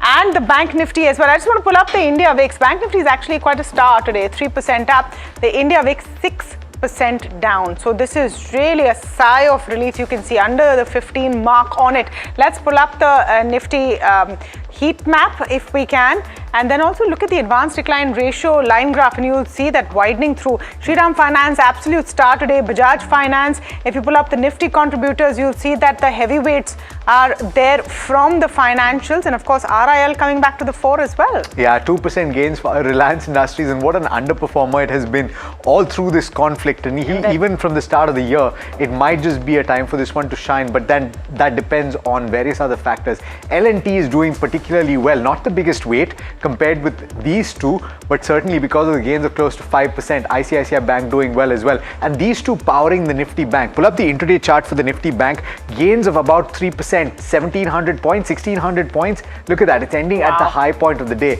Pull up the PSU banking pack as well, or the intraday for this index, and I want to see whether it's keeping pace. It hasn't in the recent past, but today it is. The PSU banking pack as well, gaining about 2.8%. But the fact is that this is a tide that's lifting all boats. Yeah. So we should pull up the sectoral indices and just give you a sense there. I suspect only the Nifty IT will be in the red, if at all, and even that is not. It's just at the lowest end and completely flat. But Nifty Realty completely zooming. Financial services, Bank Nifty, everything is up and about. At a weekend where usually people don't want to take the risk of going home with those positions, people are going in with buys. Yeah, 100%. And this is, as our technical analysts have also pointed out, some elements of short covering taking place as well, because some of these elements have taken place so quickly, Tamanna, that if you were short heading into today, then you've been caught on the wrong foot and you've had to cover very quickly and covering over a period of time. The fact is, it's a leap of faith, right? Because you're believing news reports which have gotten overturned very quickly in the past. We're going to have a very interesting conversation right after this break on Editor's Cut. Swaroop Mohanty joins in. We're talking about everything under the sun, including SIPs. That's going to be a big topic this week. Much reviled. Much talked about. Yeah. We're going to talk about our viral town hall. We know you've all been seeing the clips online, so we're going to talk about that, have a little debate about that. All of that on Editor's Cut after this break. Stay tuned.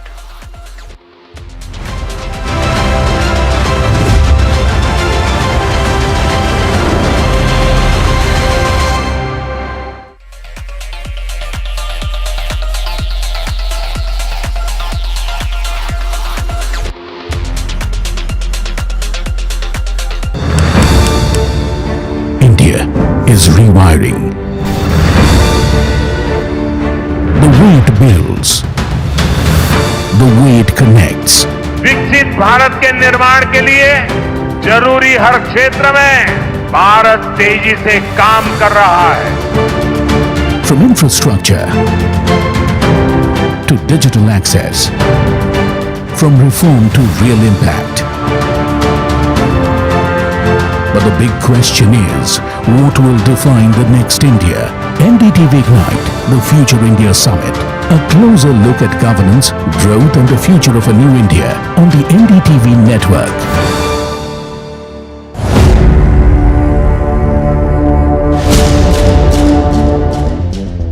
When you say that 15.5 lakh crore is correct and the SEBI has only found 3,000 crore, that's over 90% error right there. The 15.5 lakh crore revenue which has come in 4 years is perfectly correct.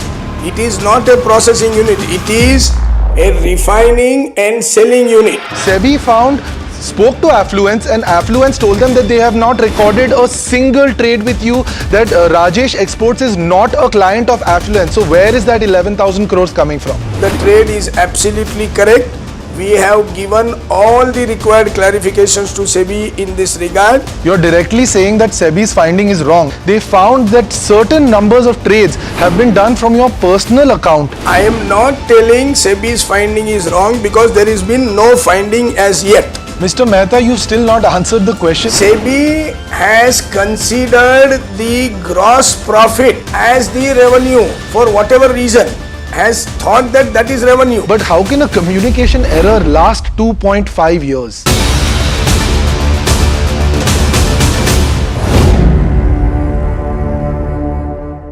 This is where the future shows up first.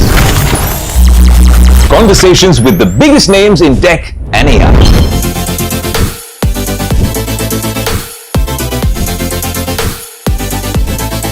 Putting tech through its paces. No fancy jargon or spec sheets, just what matters. If it's shaping the future, you'll see it here first. The Tesla Model Y. This is Tech 360. Real talk, real reviews across the NDTV network.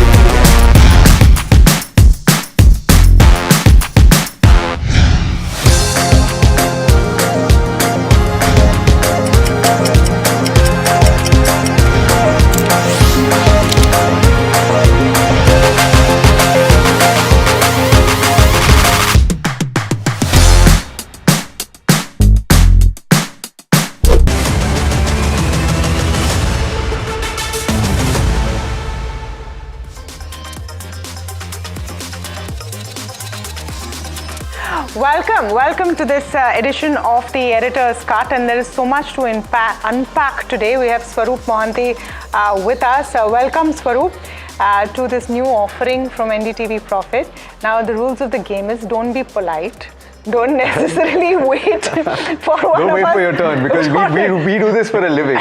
Don't wait for your turn. If you think that any point that one of us has made, and we'll just pull up the points of my take and Alex's take this week. But if you think that you don't agree with any of the points that we have made, please come in and say, "Okay, this doesn't make sense." That's perfectly what you want, and just come in whenever you want to. So it's Editor's Cut / verbal dangle.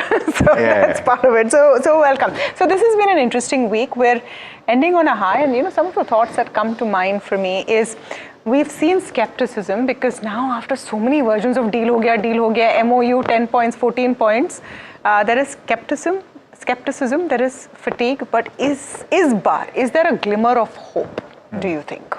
I think, I'll only look at it like it's been tried and tested some time when it is actually done, right? Because what's staggering for me, and this started with the Ukraine-Russia war, the closure of the war is dependent on the smaller country, not on the larger. It's the smaller country play, which when you look at it theoretically or whichever way, you're talking about the two largest powers of the world actually dependent on the smaller countries to close it, right? So till it does not close, I will not jump I don't conclude. That's where I stand.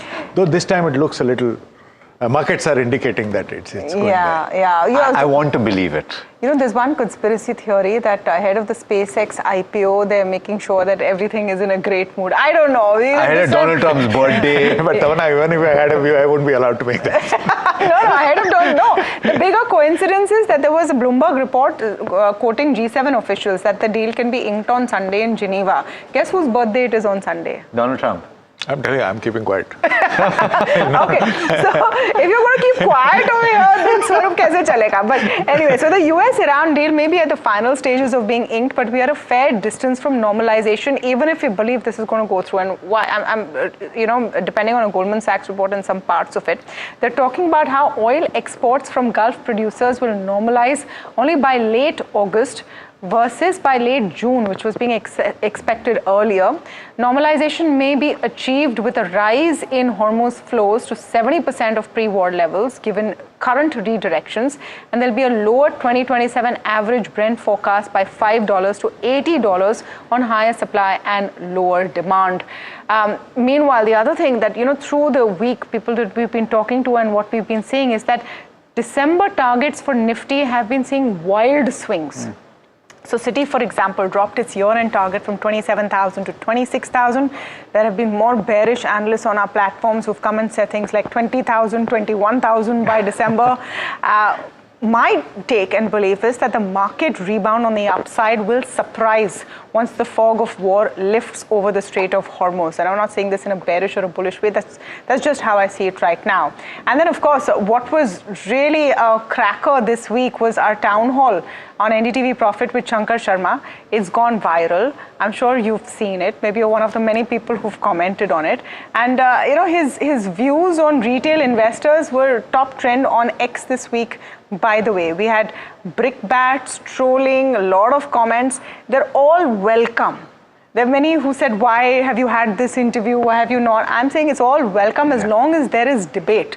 Some of the biggest market voices have come out in reaction to contention of what he's saying on whether the Aam Aadmi can actually make money in equity.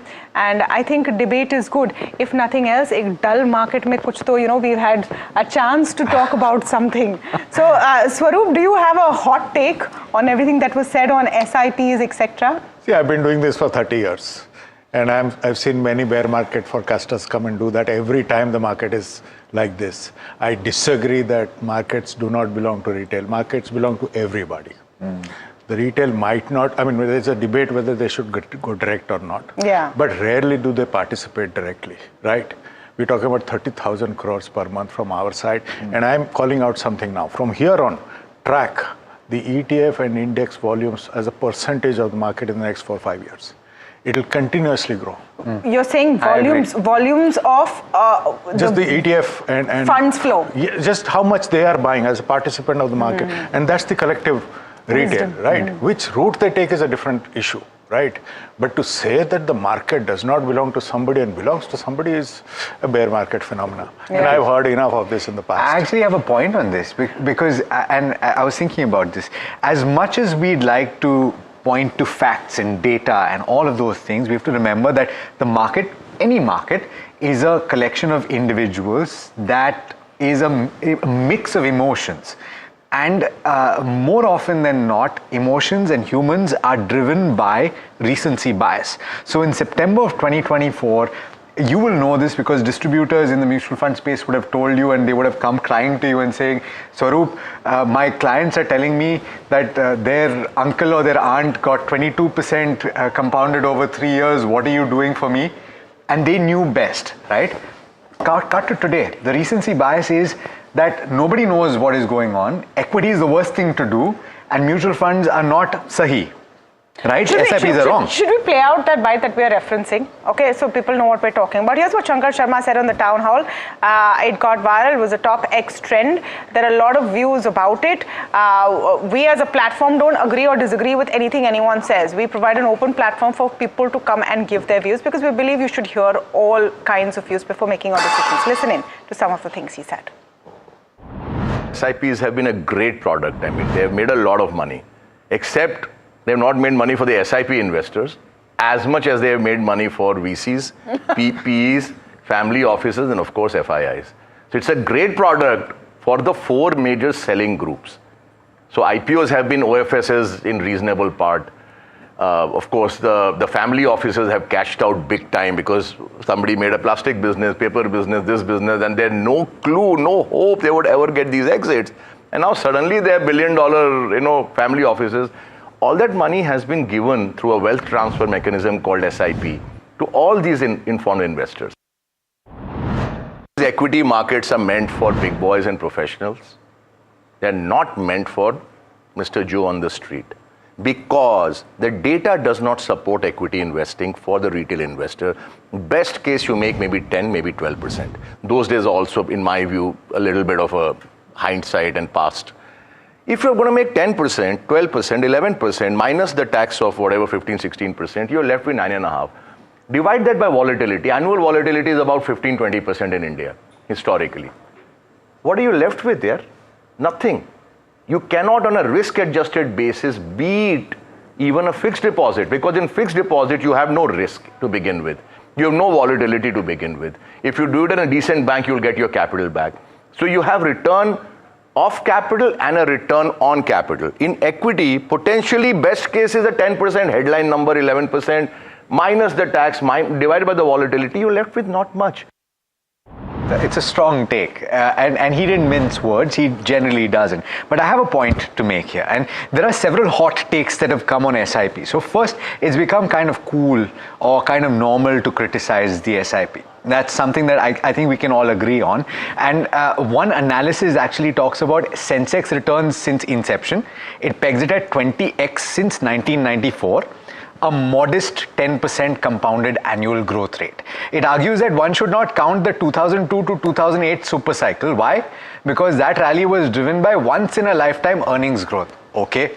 Post 2010, Sensex returns moderate to 9.4% compounded annual. The author suggests that 10% per year will diminish going forward. Now, why is this incorrect in my opinion? Compounded annual growth rate is not the appropriate measure for measuring SIP returns.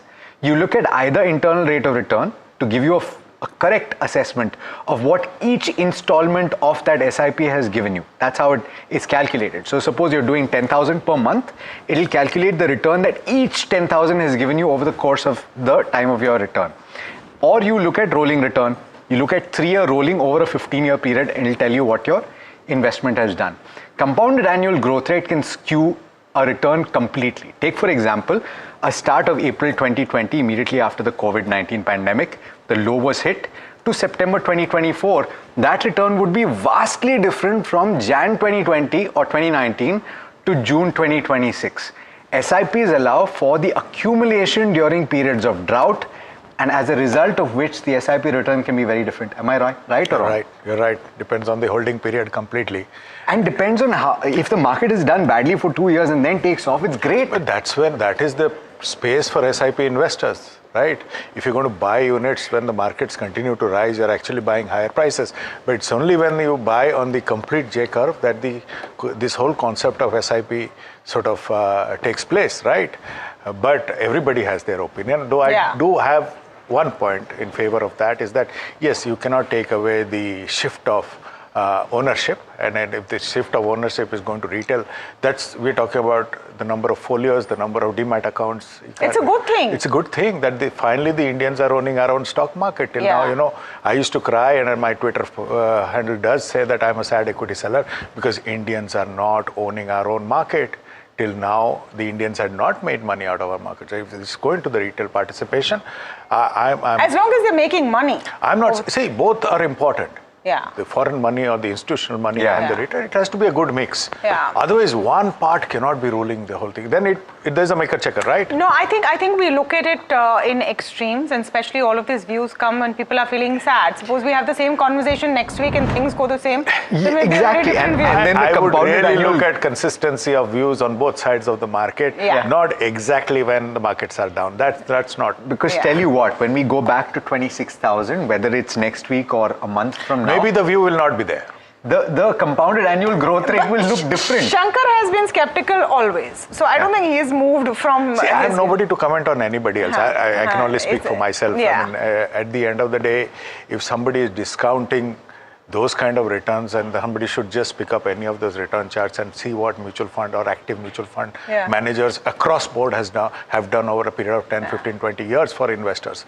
Now, whether investors are holding it or not, that's a separate issue. But that the returns are not there, I think is factually incorrect. My only point here is that as I see these criticisms, no real alternative is being suggested. FD, real estate and gold. I mean, think about it. We asked the question that was suggested. So so real estate, highly illiquid. You're saying no real alternative in your view, but the alternative was suggested. My view, okay. I'll tell you why I'm saying that.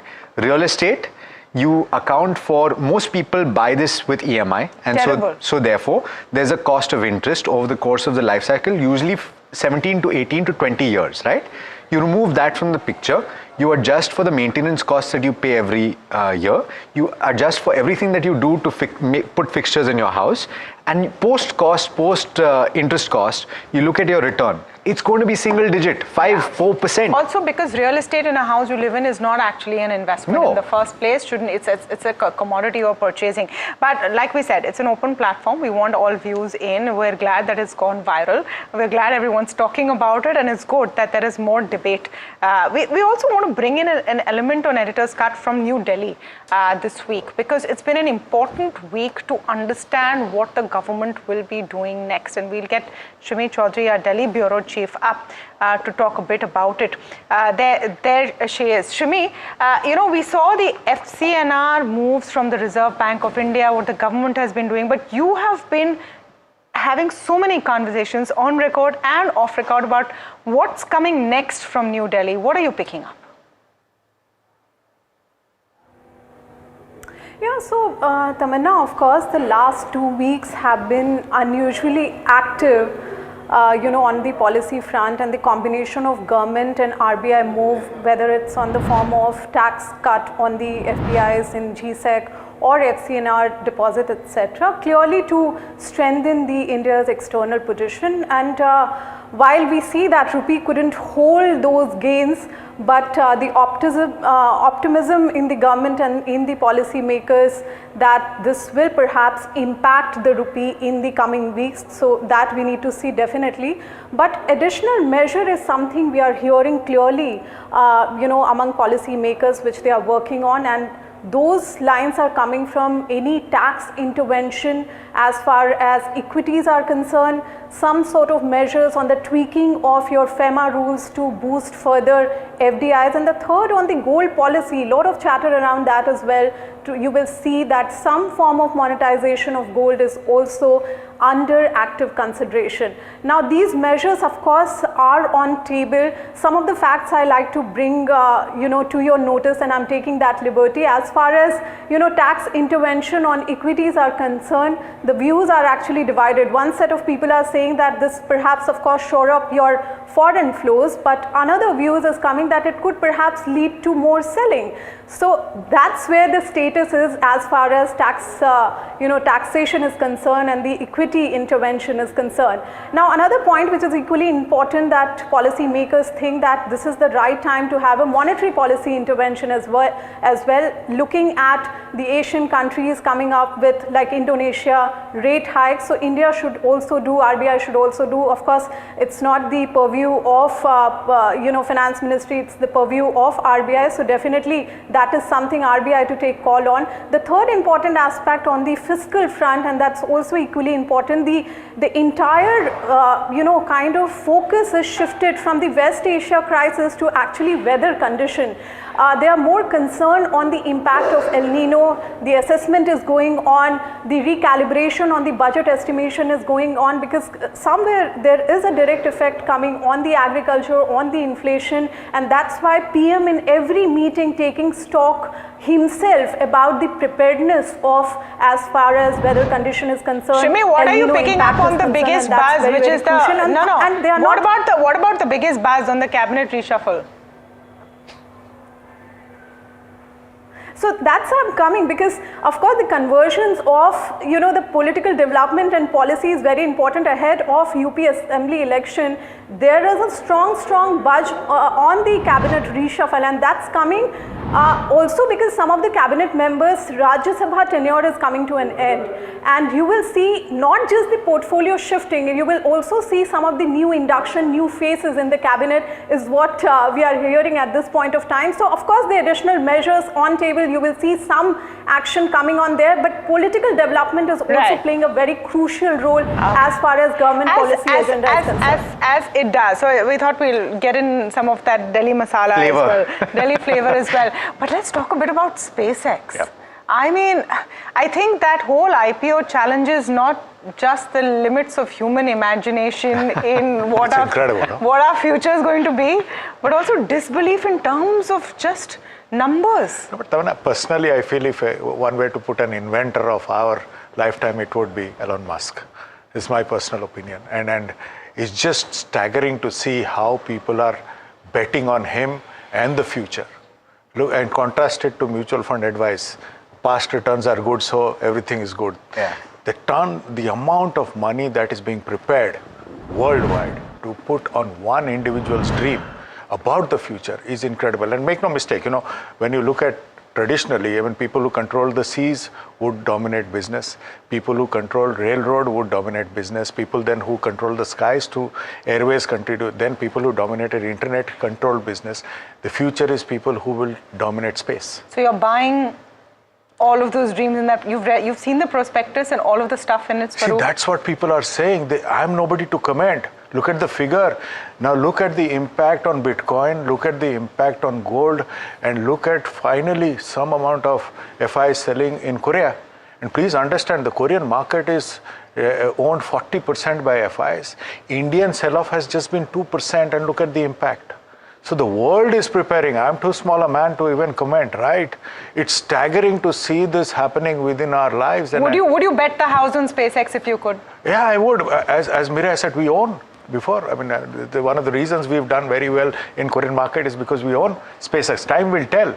But there is no doubt on a 10-year basis from here on that people who own a share of space will dominate the world. There's no doubt or debate on that, whether it will be SpaceX or it will have some other players, but he's the first of the block and he's dared. What is this 28 trillion TAM? See, that's the whole thing. When you look at us, we are limited within our space, and look at the monies that are there globally. I mean, crazy. Why SpaceX? Just see some of the raising of money that is happening globally.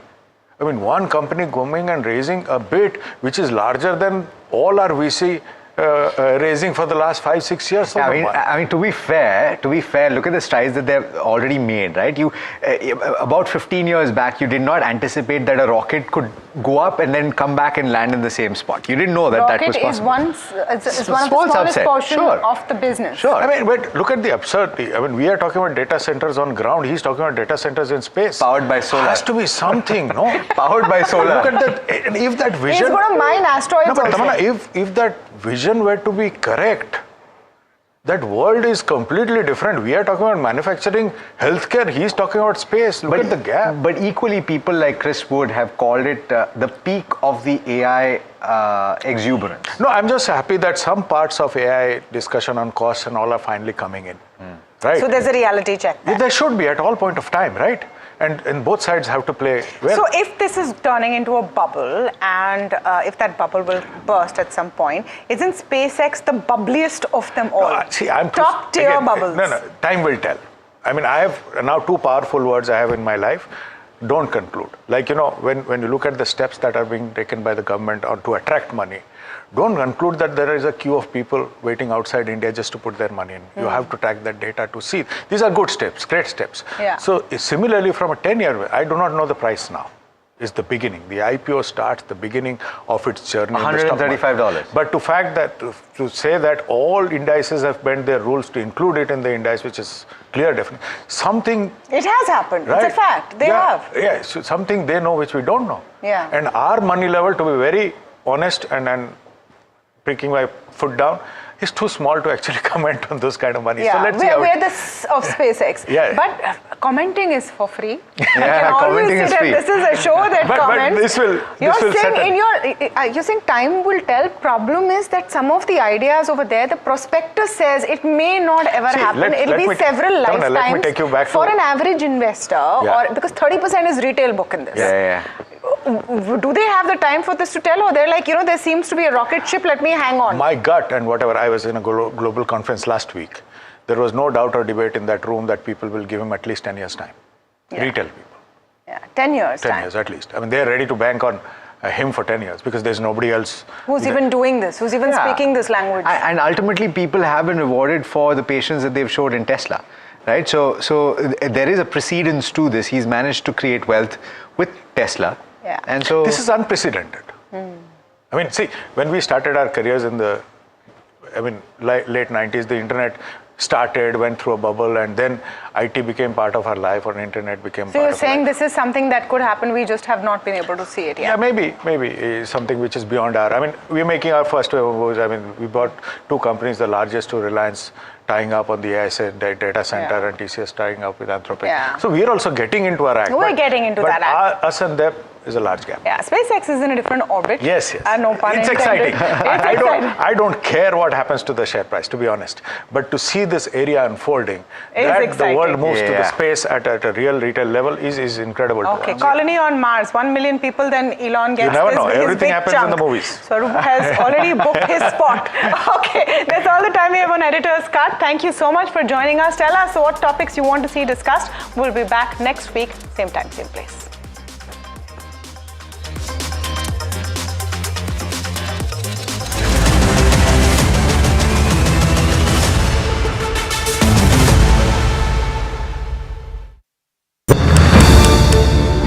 India is rewiring. The way it builds, the way it connects. विकसित भारत के निर्माण के लिए जरूरी हर क्षेत्र में भारत तेजी से काम कर रहा है. From infrastructure to digital access, from reform to real impact. But the big question is, what will define the next India? NDTV Ignite, the Future India Summit. A closer look at governance, growth and the future of a new India on the NDTV network.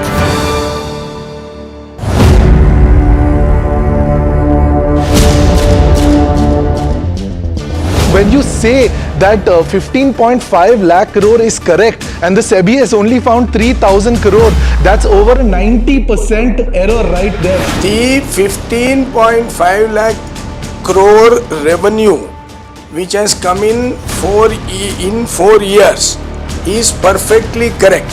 It is not a processing unit, it is a refining and selling unit. SEBI spoke to Affluence, and Affluence told them that they have not recorded a single trade with you, that Rajesh Exports is not a client of Affluence. So where is that 11,000 crores coming from? The trade is absolutely correct. We have given all the required clarifications to SEBI in this regard. You're directly saying that SEBI's finding is wrong. They found that certain numbers of trades have been done from your personal account. I am not telling SEBI's finding is wrong because there has been no finding as yet. Mr. Mehta, you've still not answered the question. SEBI has considered the gross profit as the revenue for whatever reason, has thought that that is revenue. But how can a communication error last 2.5 years?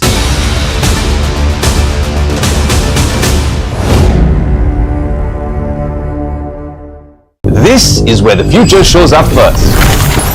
Markets surge in trade as sentiment booms over a potential US-Iran deal. Nifty reclaims 23,600 level as 40 Nifty stocks end in the green. Rupee extends gains for the second straight session today, strengthening nearly 64 paise to close at 95 rupees 12 paise against the US dollar. Sharp drop in global crude oil prices providing support to the domestic currency. In a major diplomatic breakthrough, US President Donald Trump says that the US and Iran are close to a deal. An Axios report says that the draft agreement includes the immediate reopening of the Strait of Hormuz. Oil prices fall over 4%, with Brent crude hovering around $86 a barrel. External Affairs Minister S. Jaishankar defends India's decision to buy Russian oil, stresses that New Delhi's choices were based on cost and availability considerations, questions Europe on arms exports too. 12 years of Modi government, big reform push, Ujjwala to Jan Dhan, Mudra to tax overhaul, from manufacturing, infra, insolvency to defense. NDTV Profit tracks India's economic transformation story in depth, full coverage. Tata Sons board met today for review of annual accounts. The meeting also coincides, remember, with Air India crash's anniversary today. Families remember their loved ones. The wait for delayed final crash report continues. SpaceX is set for a historic listing today at Nasdaq with a massive valuation of at a $1.75 trillion valuation. SpaceX IPO demand explodes with oversubscription of more than 3.5 times. FIFA World Cup Day 2, Canada to face Bosnia, but the forecast indicates clouds and a possible shower too during the day.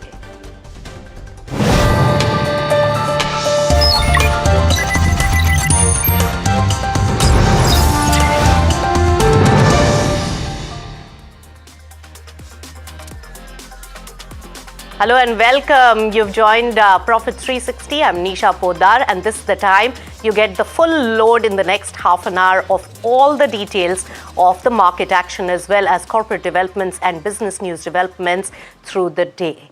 All right, let's begin with the markets. And markets wrapped up the week on a strong footing today, with the Nifty surging nearly 2% to close above 23,600 level, a level that it has reclaimed after a while the Sensex rallied over 1,695 points.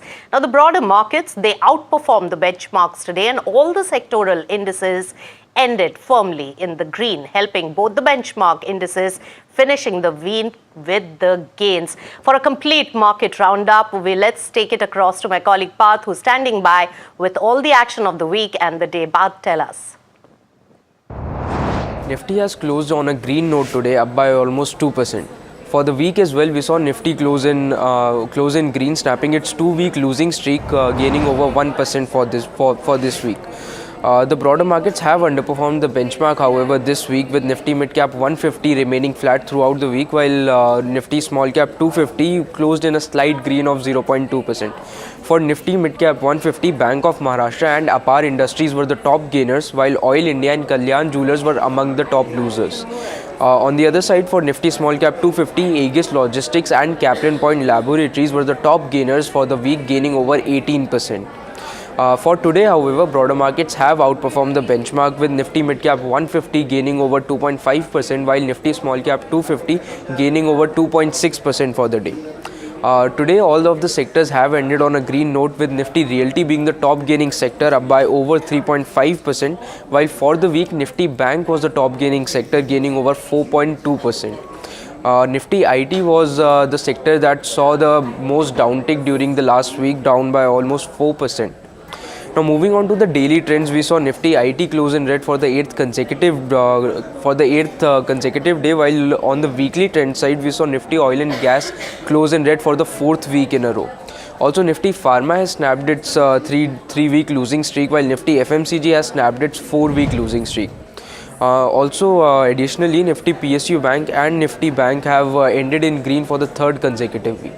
All right, good day of trade when it comes to the markets today, but let's also focus on inflation, which has been a big worry for the economy, but the May CPI inflation has clocked in at 3.93%. Now remember, this is against the estimated figure of 4.02%, so it's lower than the estimates, but on a month-on-month basis, 3.93% versus 3.48% that was clocked in the month of April. So May CPI numbers coming in at 3.93% versus the estimate of 4.02%.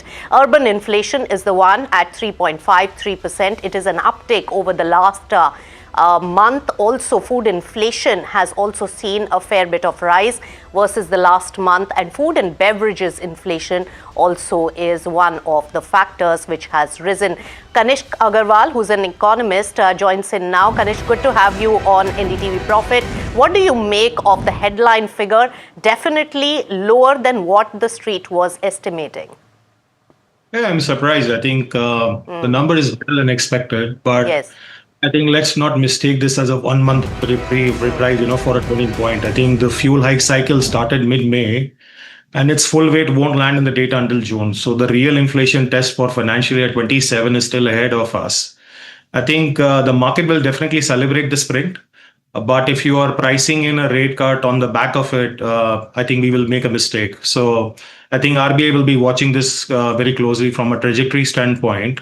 And then their own financial year 27 inflation forecast is around 5.1%. That's right, Kanishka. In fact, well pointed out there that, the war began on 28th of February this year. And whole of March and April, we had a subdued impact on the ground. And May is when it started trickling in. But I think the June figures would be a much better, clearer picture on that particular front. In terms of the internals, where do you see the good effect has really impacted the CPI inflation to come in below these street expectations?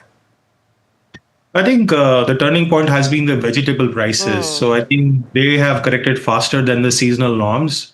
And I think they have partially masked the fuel hike price through. So market has reacted positively. We have seen that. I think, so there is a 1 month reprieve, as I said. I think June print will be the one that will give a better picture of this. That's right, Kanishka. But when we talk about June and most likely case scenario, and you can throw more light on that the full impact of the way the crude prices have been impacting the various sectors in different ways, and the inflation on the ground on the raw material as well. What are the estimates that you are building in for the month of June then? See, my estimate, I will be, I'm very cautious about my reading here because, for a third straight meeting last week and specifically cited the US-Iran war when RBI met. So I think a single below conscious print driven by seasonal vegetable correction is not the basis for me from a reversing course perspective. So I anticipate around 4.3 to 4.4% next month. Right. And in terms of the internals, where are you seeing the most amount of uptick in the CPI internals that can really come in for that estimate that you have given of 4.3, 4.4% CPI inflation for the month of June? See, for me, I think monsoon forecast is still uncertain right now, and El Nino risk is non-trivial at the moment. So if the Kharif crop underperforms, food prices will definitely spike sharply in August and September window as well. So the window is now to pre-position supply side buffers, food grain releases. I expect the government to give the policy on that as well. There should be some monitoring of the hoarding as well to ensuring the MSP procurement works. So if the government is able to drive through the policy and manage this hoarding, I think then we can see some better, in June. On the fuel, I think the fiscal math of an excise cut is easier to justify now. I think we have to wait for the crisis to unfold.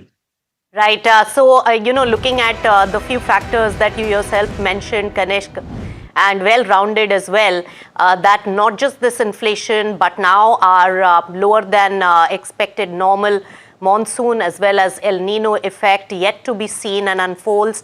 All this put together, the inflation on the ground could be on a sustained basis. How are you predicting the RBI stance on this particular bit? And of course, this CPI number is not something that RBI will take cognizance of, given the impact of war also not on the ground being seen. So what would be your summation for this week's, this month's number, as well as the RBI's move going forward as well?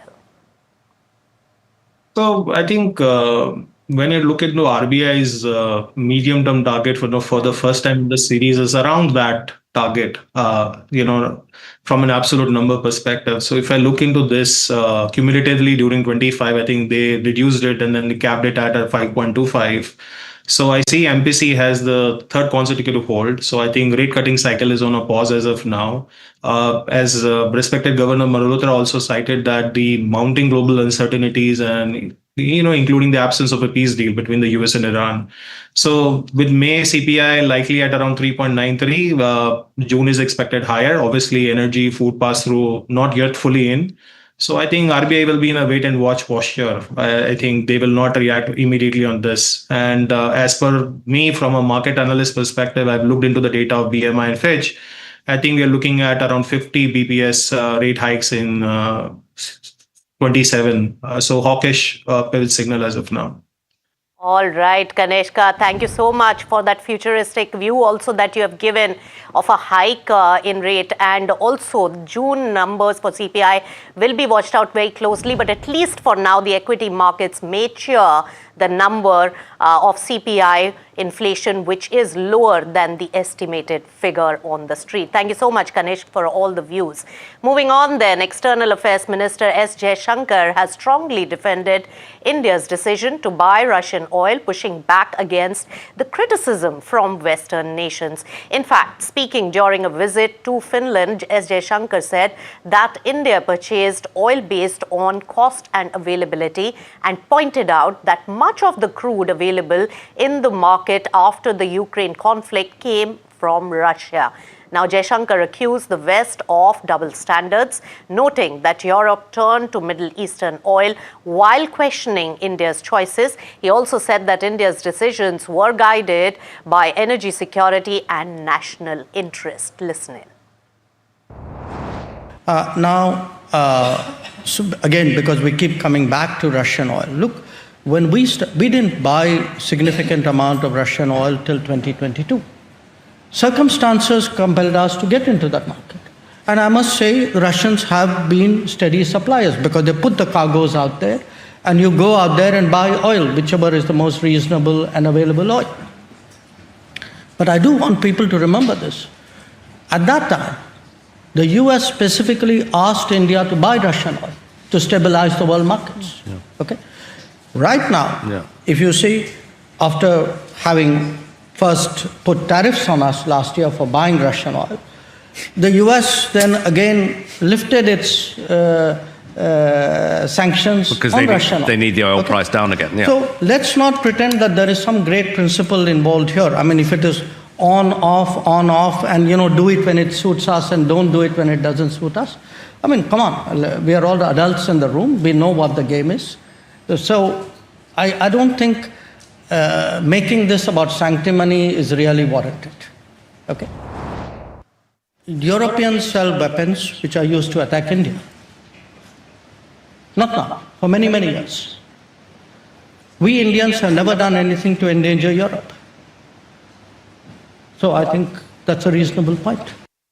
All right, so S. Jaishankar making some strong comments over there. Now, Middle East remains on edge as conflicting signals really emerge over a possible US-Iran deal. US President Donald Trump has claimed that an agreement with Iran could be finalized soon and suggested that restrictions and blockades could be eased once a deal is reached. But Tehran has really pushed back. Iran says that no final agreement has been reached with Washington, adding that while much of the draft text is ready, Iran has rejected the latest proposed changes and no final conclusion has been made. In fact, listen in to what Trump had to say about the settlement talks. We just made a great settlement of the war with Iran. And we're going to be subject to finalization of documents, which should get done over the next few days. Probably have a signing maybe in Europe. And it's a great thing. Stock market's up 1,000 points. That means they like the deal. So that means they like, if the market goes down, that means they don't like the deal. But it's been up, oil's dropped. Oil will start coming down to, I think, even lower than it was before. I said I was in Iowa. It was $1.85 a gallon. I don't know if I'm going to get there, but we're going to get pretty close. It's going to come down, and when oil comes down, everything else comes down. And most importantly, we have a deal that Iran will never have a nuclear weapon, which was the whole purpose of what we had to go through to get this. So it was a big, very big thing. But we have a signing soon, and the documents are in pretty final shape. So we'll see. We'll see. Very good. Should be done. That should be done pretty quickly. All right, all hopes attached to this peace negotiation between US and Iran to really take place over this weekend. With that, we'll slip into a short breather on Profit 360, but come back for more news of the day right after a very short break. Stay tuned.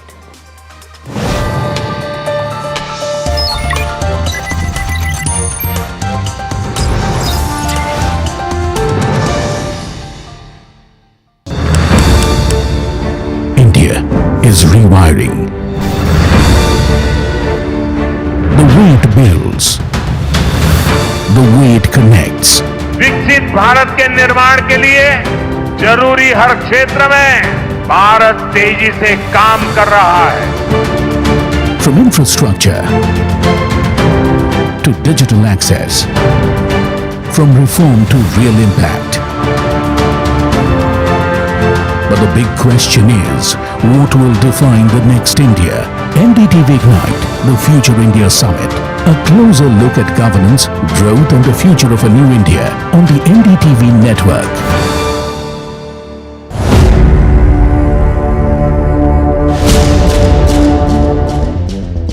When you say that 15.5 lakh crore is correct and the SEBI has only found 3,000 crore, that's over 90% error right there. The 15.5 lakh crore revenue which has come in 4 years is perfectly correct.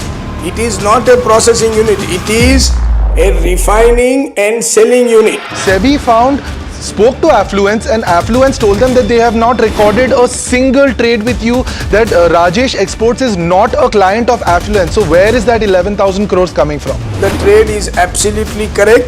We have given all the required clarifications to SEBI in this regard. You're directly saying that SEBI's finding is wrong. They found that certain numbers of trades have been done from your personal account. I am not telling SEBI's finding is wrong because there has been no finding as yet.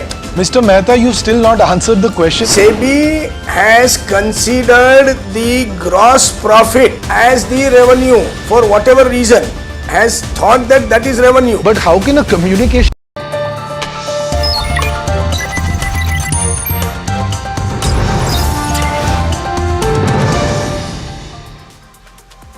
Welcome back. You're watching Profit 360. Now, 12 years on, the Modi government has brought in reforms spanning taxation, manufacturing, infrastructure, insolvency resolutions and defense.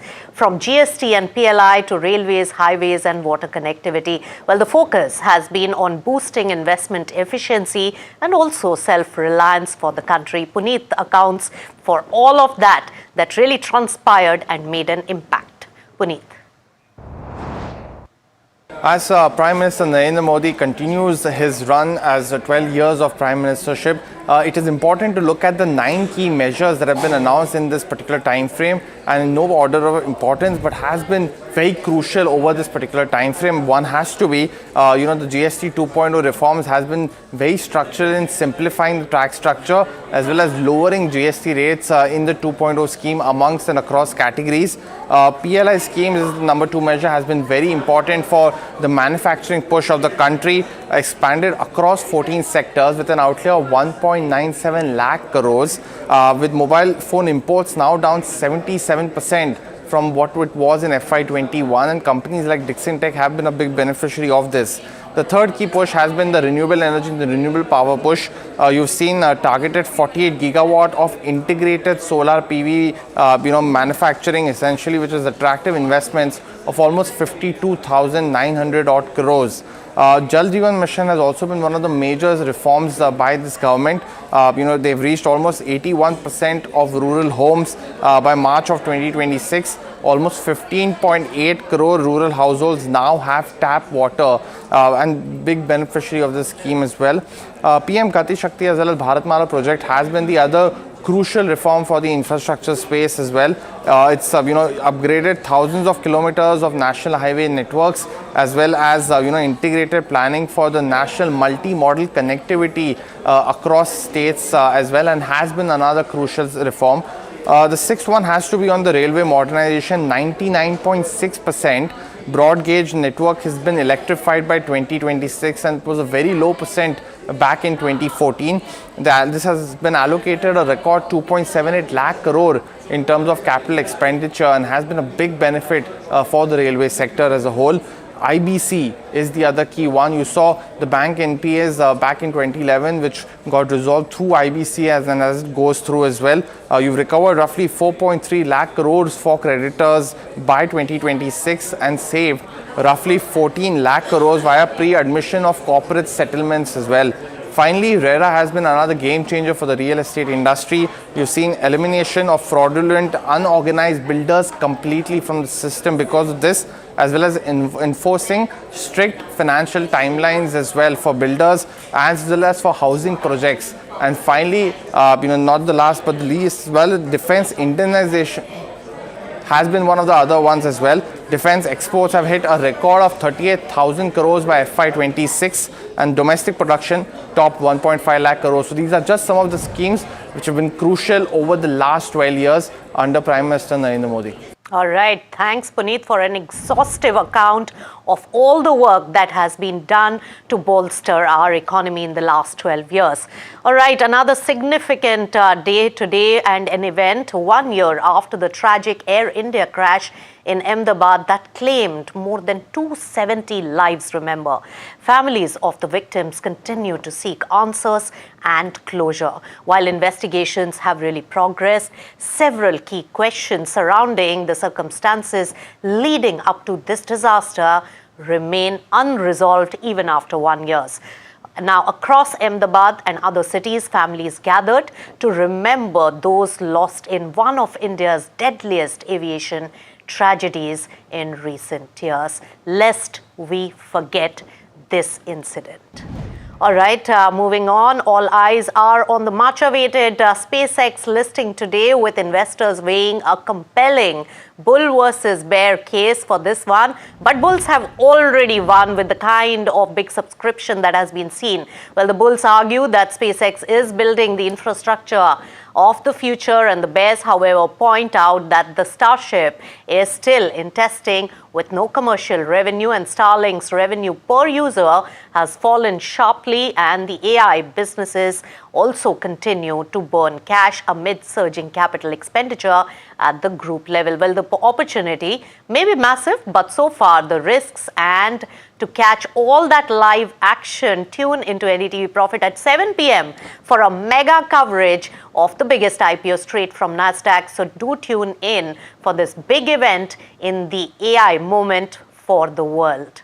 All right, to finally wrap up the show, we have something very interesting, and sporting weekends are always good. So the FIFA World Cup kicked off earlier today, promising a month of football fever for all of us. Now, drama and global fandom, but a different debate is already dominating headlines. Has the world's biggest sporting event really become too expensive for its own fans?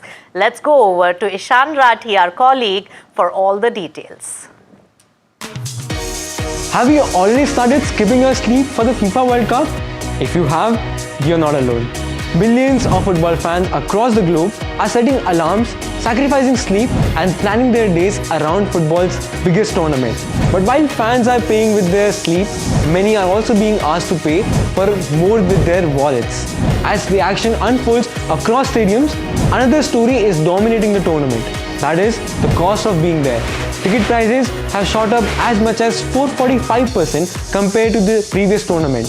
When challenged on these staggering price hikes, FIFA President Gianni Infantino explicitly defended the cost, arguing they are completely in line with major American sports tournament. Commercially, FIFA is monetizing this tournament exactly like a US franchise. As per Goal.com, if the price hike continues, the governing body is set to make $13 billion revenue. However, the comparison collapses. NFL and NBA cater primarily to a high-income domestic market. The World Cup, on the other hand, has always been football's global pilgrimage. By pegging prices to the American consumer, working-class supporters are increasingly being priced out.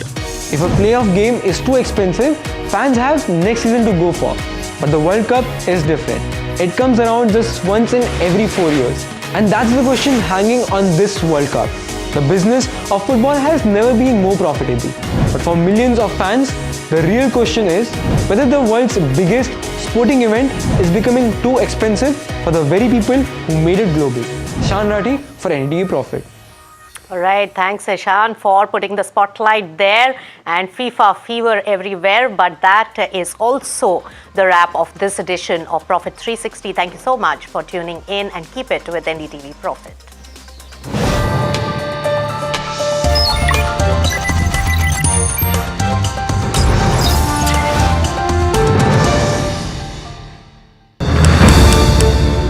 India is rewiring. The way it builds, the way it connects. विकसित भारत के निर्माण के लिए जरूरी हर क्षेत्र में भारत तेजी से काम कर रहा है. From infrastructure to digital access, from reform to real impact. But the big question is, what will define the next India? NDTV Ignite, the Future India Summit. A closer look at governance, growth and the future of a new India on the NDTV network.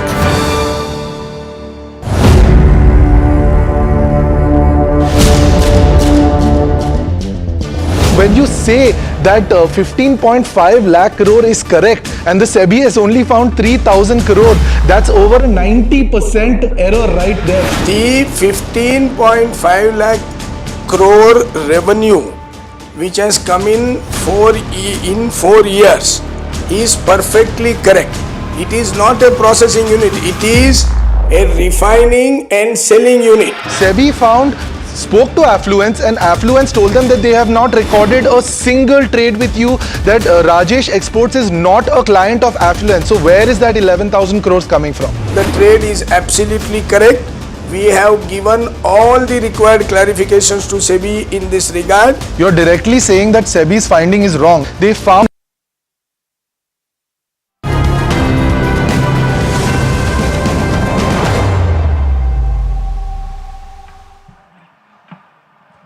when the union budget of this year was presented, right before that, the government spoke of the economy being in a Goldilocks period. low inflation, high growth. Talk about things going wrong, because 4 weeks after that, the war started, a war which at this moment we seem to have no idea about whether it is ending, has ended, will end, will never end, when will it end, we don't quite know. And therefore, in this massive economic turbulence, navigating the economic ship is amongst the toughest thing one can have to do. What's the diagnosis at this moment? How much of the typhoon has the economy dealt with? How much lies out in the future? And what's the time frame? Do things get worse in days, weeks, months, or do they not get bad at all? To talk about this, I'm joined by the man who's in the unenviable position of having to predict multiple unknowns all at the same time. Can we have a round of applause for Dr. Anant Nageshwaran? Thank you very much, sir. Thank you, Rahul. And welcome to NDTV Ignite. Thank you. It's great to have you with us. When people look at the economic situation at this moment, they wonder, is this the worst? Is the worst behind us? Is the worst ahead of us? How far ahead of us is the worst when it comes to the growth trajectory of the Indian economy? So let's kick off from there. Thank you, Rahul. I think in your initial context-setting remarks, you had a very multi-layered statement to make. Why February 1st? In fact, I would even say February 27th evening, together with the Secretary, Ministry of Statistics, we were releasing the new GDP series, and I was saying, look, I'm upgrading my GDP growth projection for FY27 from 6.8 to 7.2 range. I was upgrading it to between 7 and 7.4. It might sound like a trivial change, but I was removing the 6 angle completely. But then next morning, everything changed.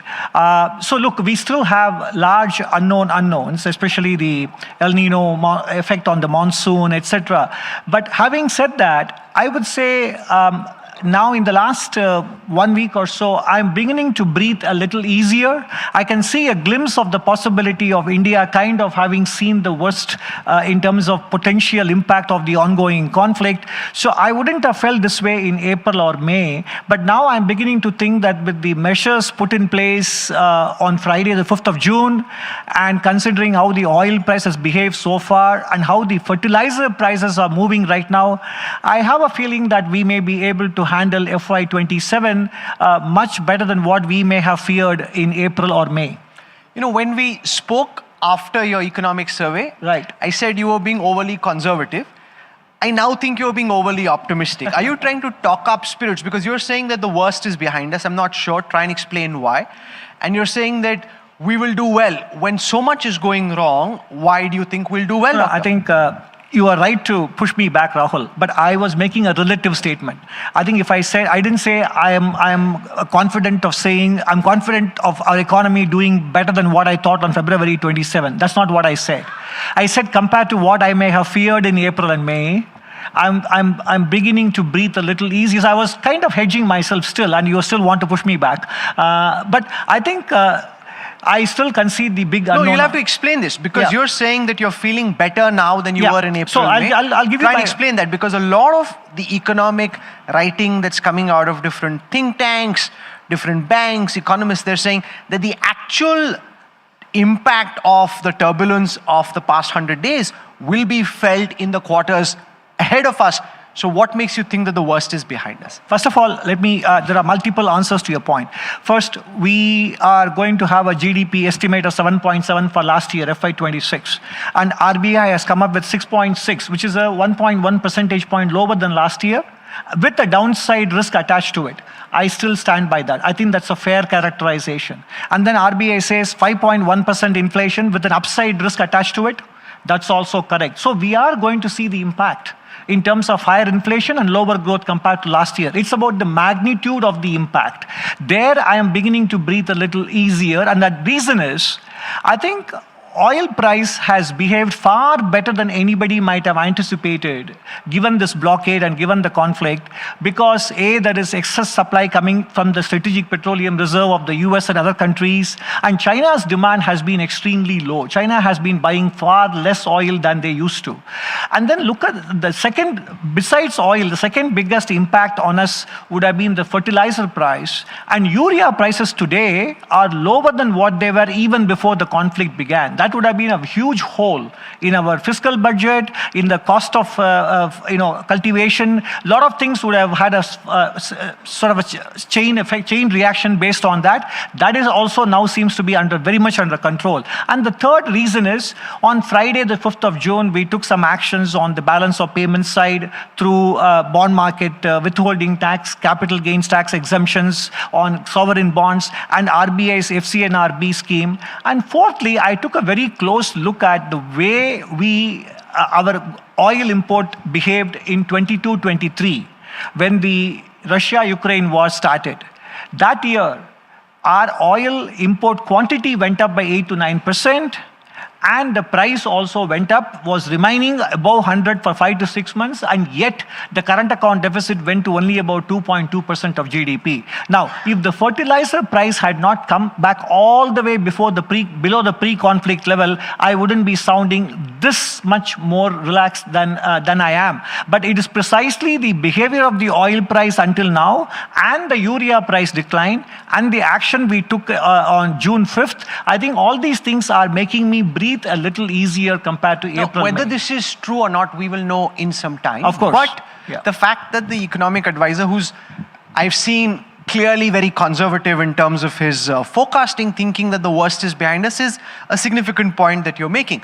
Explain what you imagine to be the role of China in stabilizing oil prices and helping urea prices actually come down. Sure. Is this happening because China is trying to play the role of the emergent superpower, or does it reflect deep underlying distress in the Chinese economy, because of which they simply don't have enough urea consumption of their own, which is why they're exporting?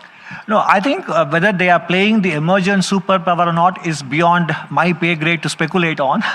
But definitely, I think the domestic economic stagnation that continues in their economy is playing probably a big role in the reduction in their crude oil import. I mean, of course, they did play a stabilizing role in the 97-98 Asian crisis. And then in 2008 global financial crisis as well, they did play a stabilizing role. So it could very well be possible that they are playing a conscious stabilizing role, which I can't rule out.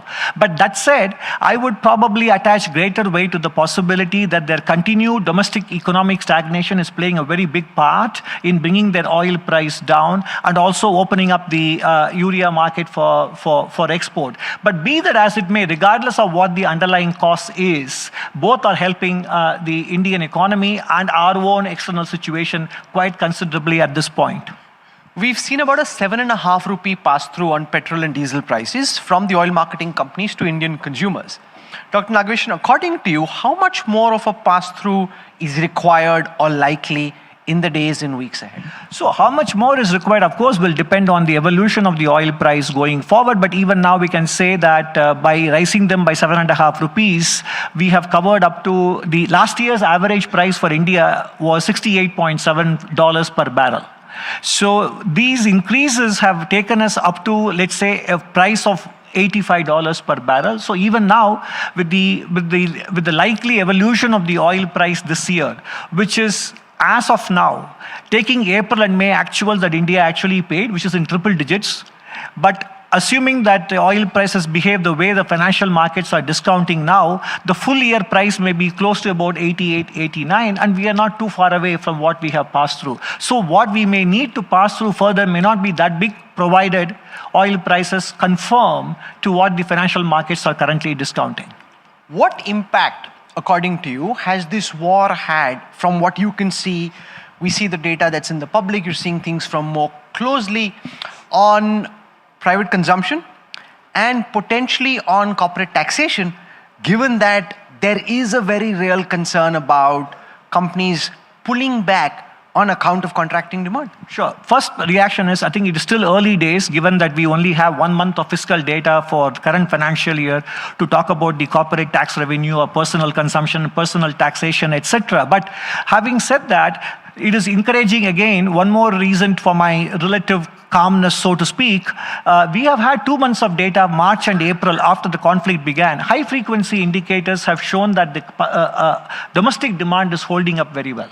And that could naturally mean better revenues for the corporates. And you know very well that the fourth quarter of the last financial year, profitability also turned up for the Indian corporates.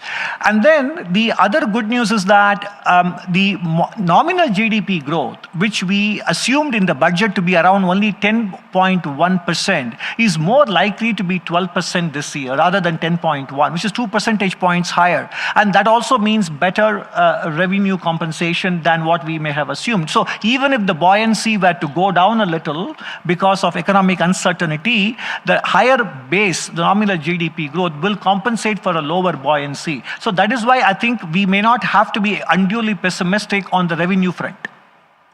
Some of the economic forecasts that are coming on the downside are now beginning to talk about whether we could slip potentially even to a 5 point something, 5.9 or whatever. You're still holding out at 6.6.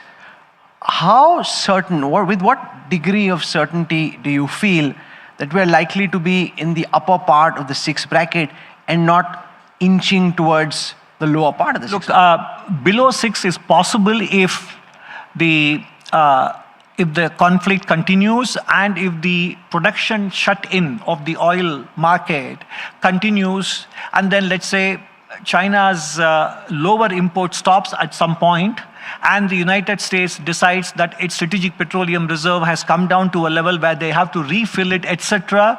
And if the oil price starts ruling to the north of 100 in the second half of the Indian financial year, then an outcome of GDP below 6% is possible. But right now, if you ask me, I would say a characterization by the central bank of 6.6 with a downside risk attached to it, which could be somewhere between 20 to 30 basis points on the downside. I think that is more realistic to me as things stand. What impact so far has this war had on the desire of Indian companies to invest? Because you, not just you, the finance minister, the prime minister, everyone in government has been trying to talk up India Inc., asking them, exhorting them to go out and invest more in the Indian economy. Again, given the capacity utilization numbers that we saw, there were some signs that this was beginning to pick up in a realistic way, which could have given us a 5-year virtuous cycle.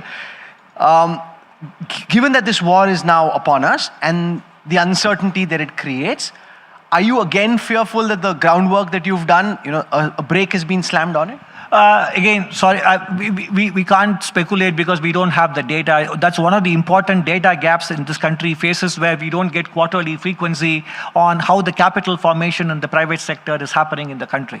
But that said, look, if you look at the overall capital formation rate, it's about 32% of GDP in the economy, which compared to many other countries in Asia, it's actually on the high side, given the level of uncertainties in the world. And secondly, the CII keeps sharing bottom-up data on corporate investment, and they say that the listed companies in general are actually beginning to invest a lot more than what they used to do until about FY24 or so. So they are saying that from the second half of FY25, continuing into FY26, listed companies have ramped up their investments. So obviously this war definitely would have made them pause a little bit, but there are compensating factors for us, which is the trade agreement with the UK, trade agreement with the European Union, and the renewed interest in European Union in terms of diversifying from dependence on China, etc. I think there are other compensating factors that are coming into play, which might offset the uncertainty caused by the war. Therefore, it is difficult for me to speculate beyond this on what the magnitudes will be, because we don't have the data. But there are compensating factors. Now, you're speaking of compensating factors. Let me counter argue that these free trade agreements potentially create the prospects of further imports coming into India from these advanced economies with which we're now either signed up or signing free trade agreements without our manufacturing being competitive enough at this moment. So it could actually work in converse as well, because one of the experts who came to Ignite in the morning, the argument that he was making was that a free trade agreement at a time of relative calm and of growth is one thing. Given that these agreements are being signed at this moment, when there is uncertainty, all the products from countries like New Zealand, Canada, elsewhere, United States, once that deal concludes, could start coming into the Indian markets, creating further trouble for Indian corporates. No.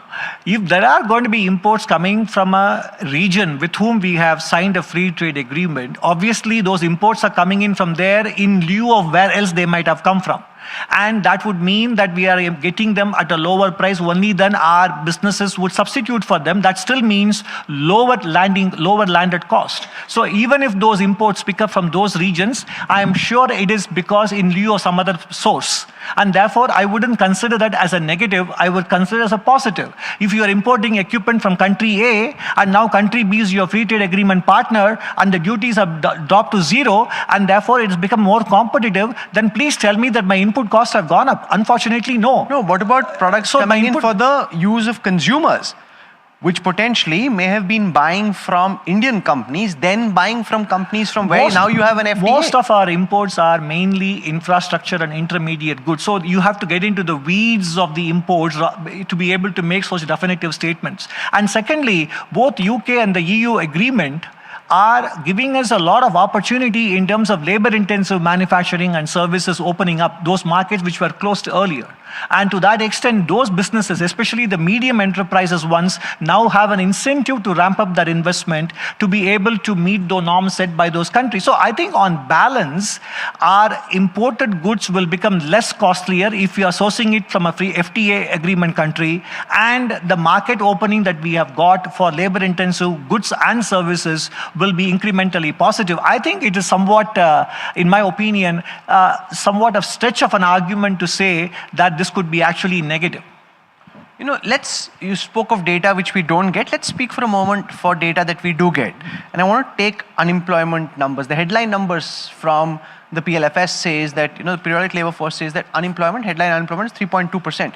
When people look at that and just anecdotally and they look around, India having an unemployment headline number of 3.2 just intuitively and instinctively feels to be an underassessment. So that I think people have to separate both involuntary and voluntary unemployment, because what the unemployment rate measures, there is a usual status, there is a weekly status. So it depends on the kind of questions people ask. And second, if you are been looking for work, and if you are willing to take up whatever work that is offered to you, and yet you are not employed, then you are counting as unemployed. So it depends on the way the people are choosing to remain unemployed. If there is a lot of involuntary unemployment, then you may see that a lot of people are unemployed, but you don't know whether they are voluntary or involuntary. Okay, involuntary ones will count.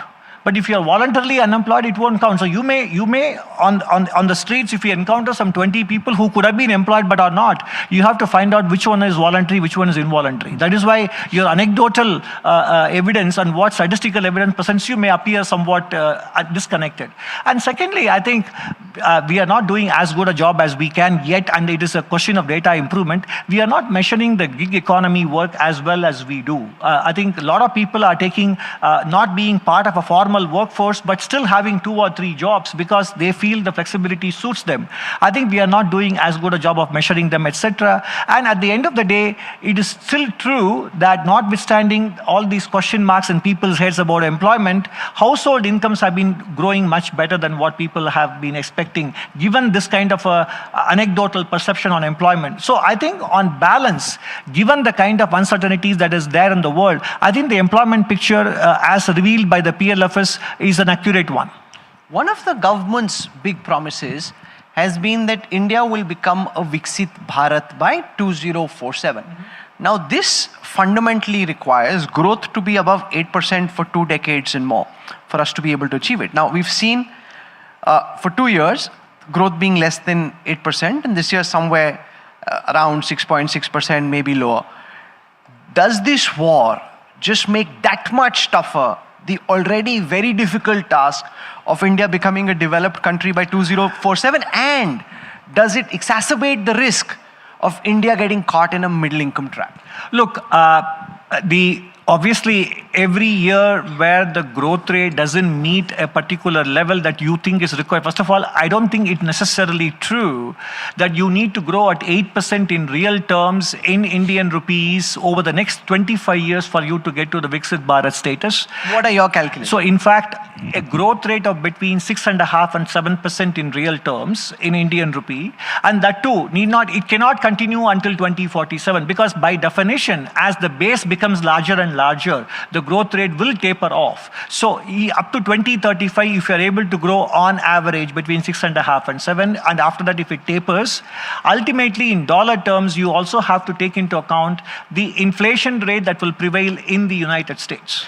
That is what, so basically the way you calculate your dollar GDP is, growth rate in dollar GDP is Indian real growth rate plus the United States inflation rate will give you the Indian GDP in dollar terms. Now, many developed countries are suffering from high public debt, and therefore there is a possibility of inflation tolerance in those countries in the coming years in order to bring down the debt. That is how they brought down their debt, among other things, after the end of World War II. So, given all of that, even if your growth rate after being at 6.5 to 7 for a decade and then tapers off to below 6 and then tapers off further in 2040s to around 5.5%, if the US inflation rate is averaging between 3 and 4%, then your ability to achieve the figure of between 25 and 30 trillion dollar of GDP is possible.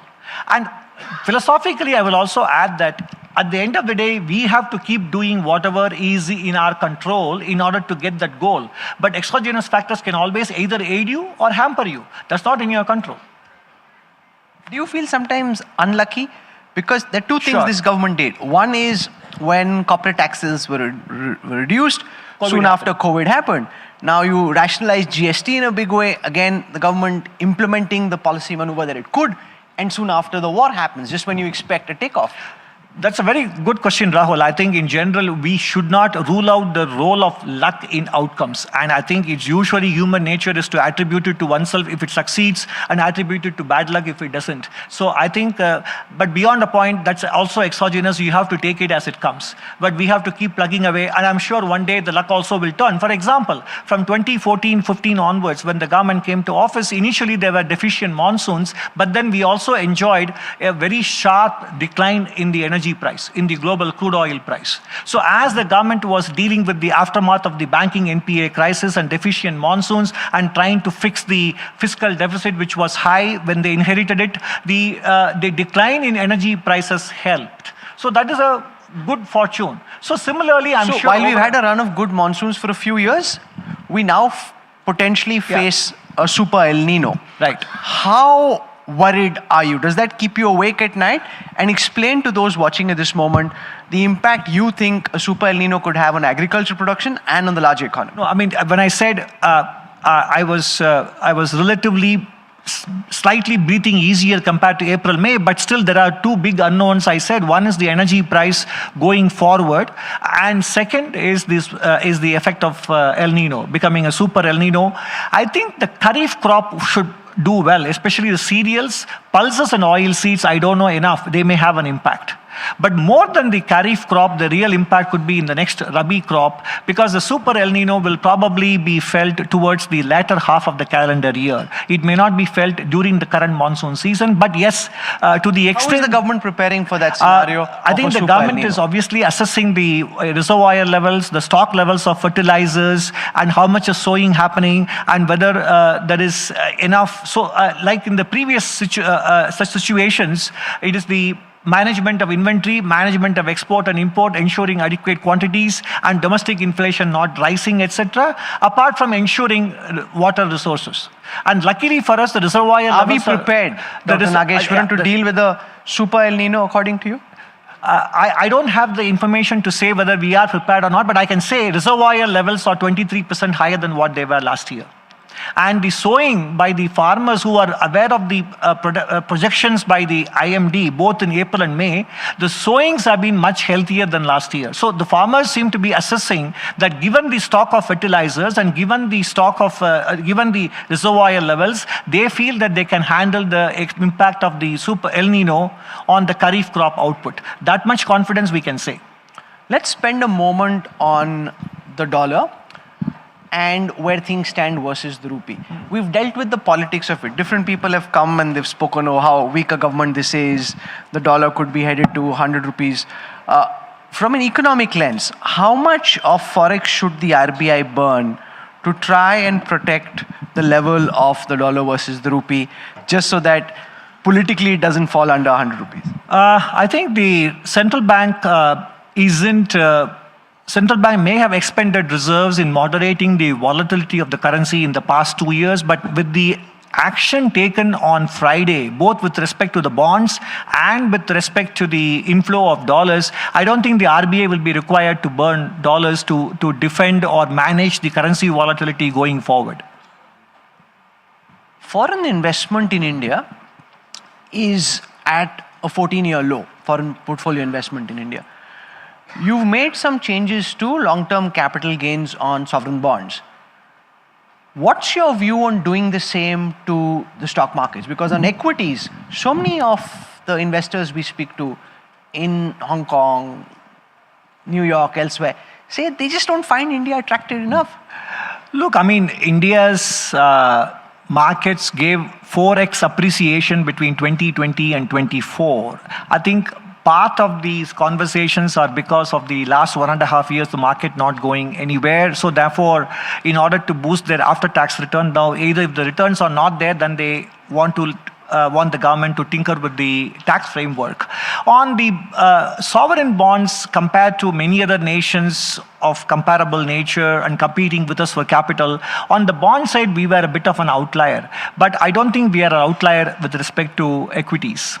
So you are not advocating for a change in taxation on securities or a change in taxation on long-term capital gains for foreign investors. So that is not for me to say, but at a personal level, I don't... आप जो बोलते हो बाद में होता है. You know, you, for example, at a time when speaking in favor of investment from China wasn't fashionable in policy circles, you advocated it. So it doesn't, you can't just get away by saying मेरे बोलने से कुछ नहीं होता. That's not necessarily true. No, I was going to tell you my answer. I said I'm not the one to decide. Yes. But personally, I feel the case for any change in the capital gains taxation framework for equities is that much weaker compared to the case was there for the bonds.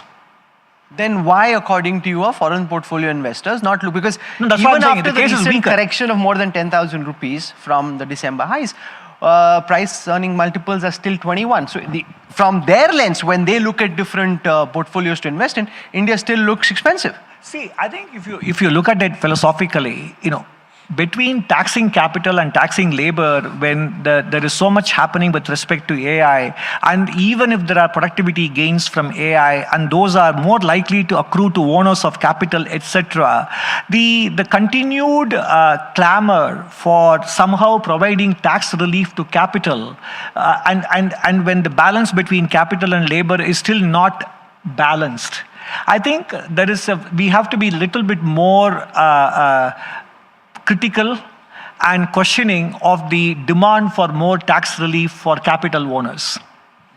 One of the reasons the government was able to spend on public infrastructure in the way that it did over the past decade was because crude oil prices were low. You were able to use the taxation that you had to create a corpus to go out and spend on capex.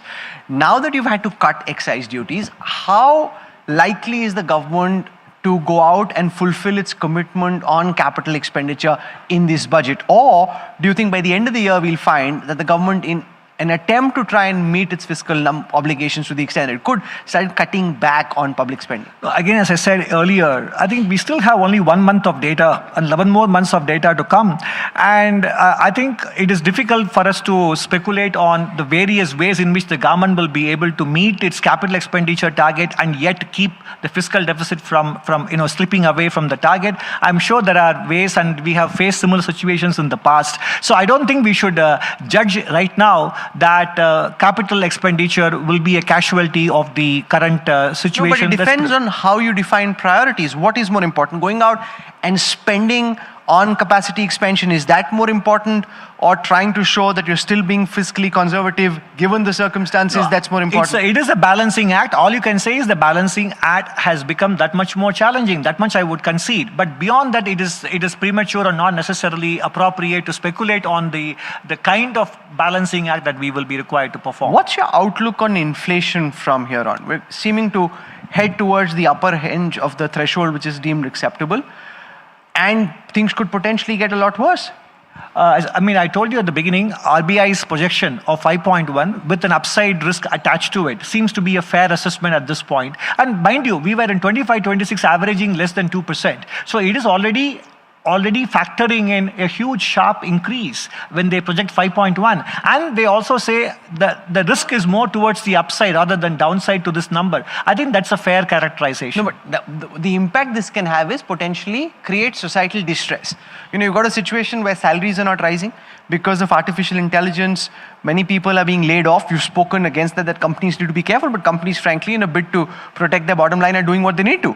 And therefore, as an economist, how concerned are you about this cocktail of multiple factors operating at the same time, creating conditions ripe for societal distress? So salaries, I understand that based on the quarterly earnings reports, I understand that salaries in general have grown at double digits in 25-26. So that is not the real issue. The real issue, what you mentioned about AI, is about entry-level jobs. That's a different discussion, and that is something which we need to address regardless of the West Asia conflict or not. No, but how can it be addressed? Given that technology is moving in the way that it is, correct.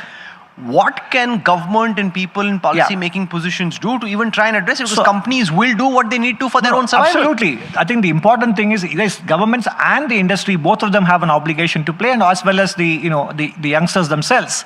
All three of them have to figure out how do you basically create jobs in the AI-dominated world is to create more AI-insulated skills and AI-insulated jobs, and that is where the free trade agreements with labor-intensive services and manufacturing come into play. If you look at the budget, we created a huge incentive for the care economy care economy to take off, whether it is allied health professionals, tourism sector, and caregivers and culinary skills. All these areas are the ones where AI will not make an impact, at least for the next few years. And therefore, it is important for us, both union government level and states and the industry, to continue to make the AI insulated skill areas a priority. And that is the way. Of course, a problem of a technological change is not handled in 1 quarter or 2 quarters. We have to make the effort. There's a lot of argument around whether India has missed the AI bus. Where do you come out on this argument?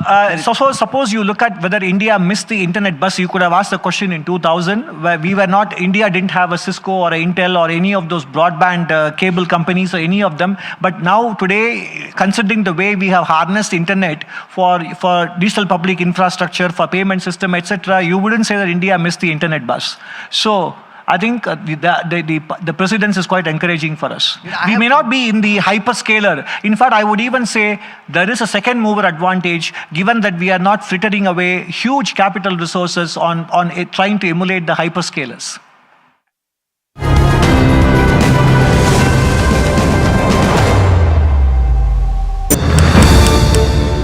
India is rewiring. The way it builds, the way it connects. विकसित भारत के निर्माण के लिए जरूरी हर क्षेत्र में भारत तेजी से काम कर रहा है. From infrastructure to digital access, from reform to real impact. But the big question is, what will define the next India? NDTV Ignite, the Future India Summit. A closer look at governance, growth and the future of a new India on the NDTV network. India Inc.'s most respected names chose India Inc.'s best and brightest. These kind of awards and jury lineup, you are truly giving it the right weightage. I think it's heartening to see talent that there is across.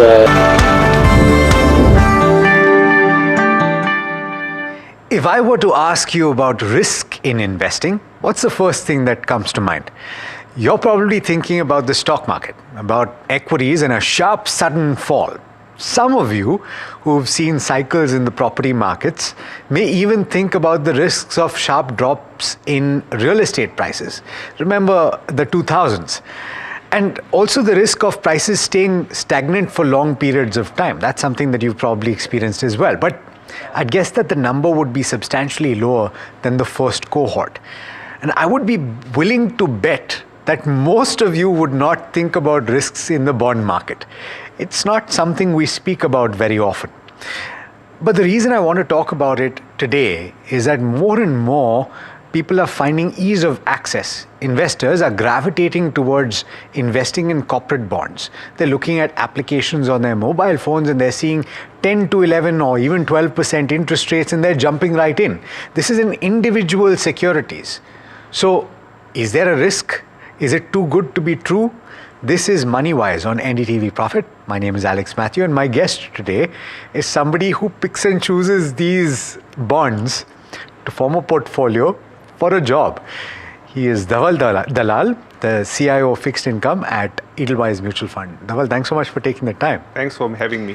So, I think a lot of people that I speak to in the bond markets tend to agree that their work and their business is not as exciting as the equity side. Absolutely. But what do you like about it?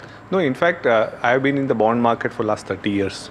And it's always looking at cycles, macroeconomic cycles affecting bond markets and generating returns for the clients. That is what is exciting for us. Okay. But if I were to ask you some of your greatest learnings from this 30 years, and when you started out as a bright-eyed fresher in the bond markets, and I'm pretty sure that you learned all of these concepts in college and you were looking at the practical side of it, what have you learned over the course of the last 30 years? And I'm not obviously asking you to sum it up, but a few things. No, I think there are a number of learnings. And number one is to understand the fundamentals of the economy, because that is what shapes the interest rate cycle for us. The second most important learning is about the credit risk, because it's very easy to invest, but understanding the credit risk, underlying the fundamentals of the company, the businesses, promoters, a number of things, I think that is the biggest learning for us, because in our normal course of the day, we normally get carried away by looking at the normal stuff like what is a coupon, what is a bond, what is the industry, what is the maturity and other stuff. But understanding deep down inside the company's functioning, what are the vulnerabilities, where are the excesses, what are the risks, I think that these are some of the important learnings for us. I'm going to start with the absolute basics, Dhaval. For somebody who does not understand what a bond is, what is a coupon, what is a maturity, what is a yield to maturity, all of these things, they don't understand anything. So I'm going to represent them, Dhaval, so that they understand at the end of the conversation, they should not have questions. First, what is a bond? The bond basically is an instrument. Which basically, if you suppose you buy a 3-year bond, that means you are paying the money, you are buying the bond right now, paying the money to the issuer, I propose. Who's the issuer? Issuer could be any company who's raising money. Or the government. There are a number of companies who are now approaching these online bond platforms. Yeah. So suppose a company like XYZ, who's raising a 3-year money from the investors, it's a 9% coupon. Okay. And so if investors are buying those bonds for say 1 lakh rupees. Right. Then at 9% coupon, that means the investors will be eligible to get a 9,000 rupees annual interest payment every year for year 1, year 2 and year 3. And on 3rd year, along with the 9,000 rupees, they will get the principal back of 1 lakh. Is it also, when you said the coupon is essentially the interest rate that is committed by the issuer. Absolutely. So XYZ company has said, I would like to borrow some money from you.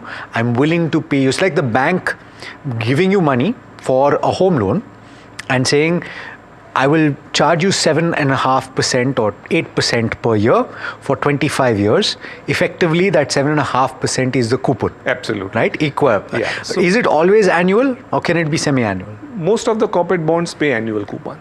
And the government also has bonds, right? Which is the government bond market. Yeah. Government bonds pay semi-annually, twice a year. Okay.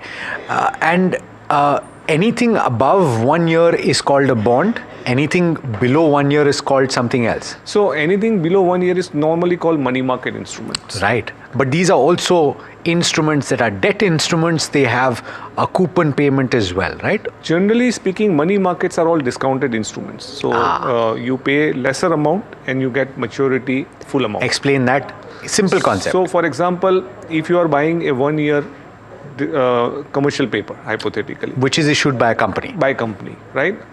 At say 9% interest or 10% interest, you will pay 90 rupees today and you will get 100 rupees at the end of the 1 year. That's a discounted instrument. Understood. Okay. So there are these two broad distinctions that are made.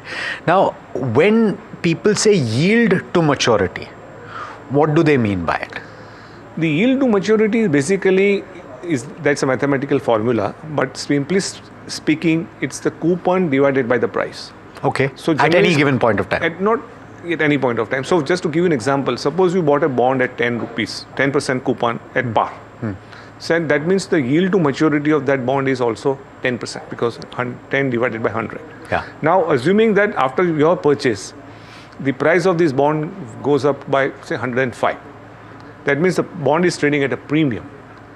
Now that premium has to be reflected in yield to maturity, and that based on the maturity profile of that bond, you will probably be able to calculate that the yield to maturity of that bond, now say the bond is trading at premium, is now below 10.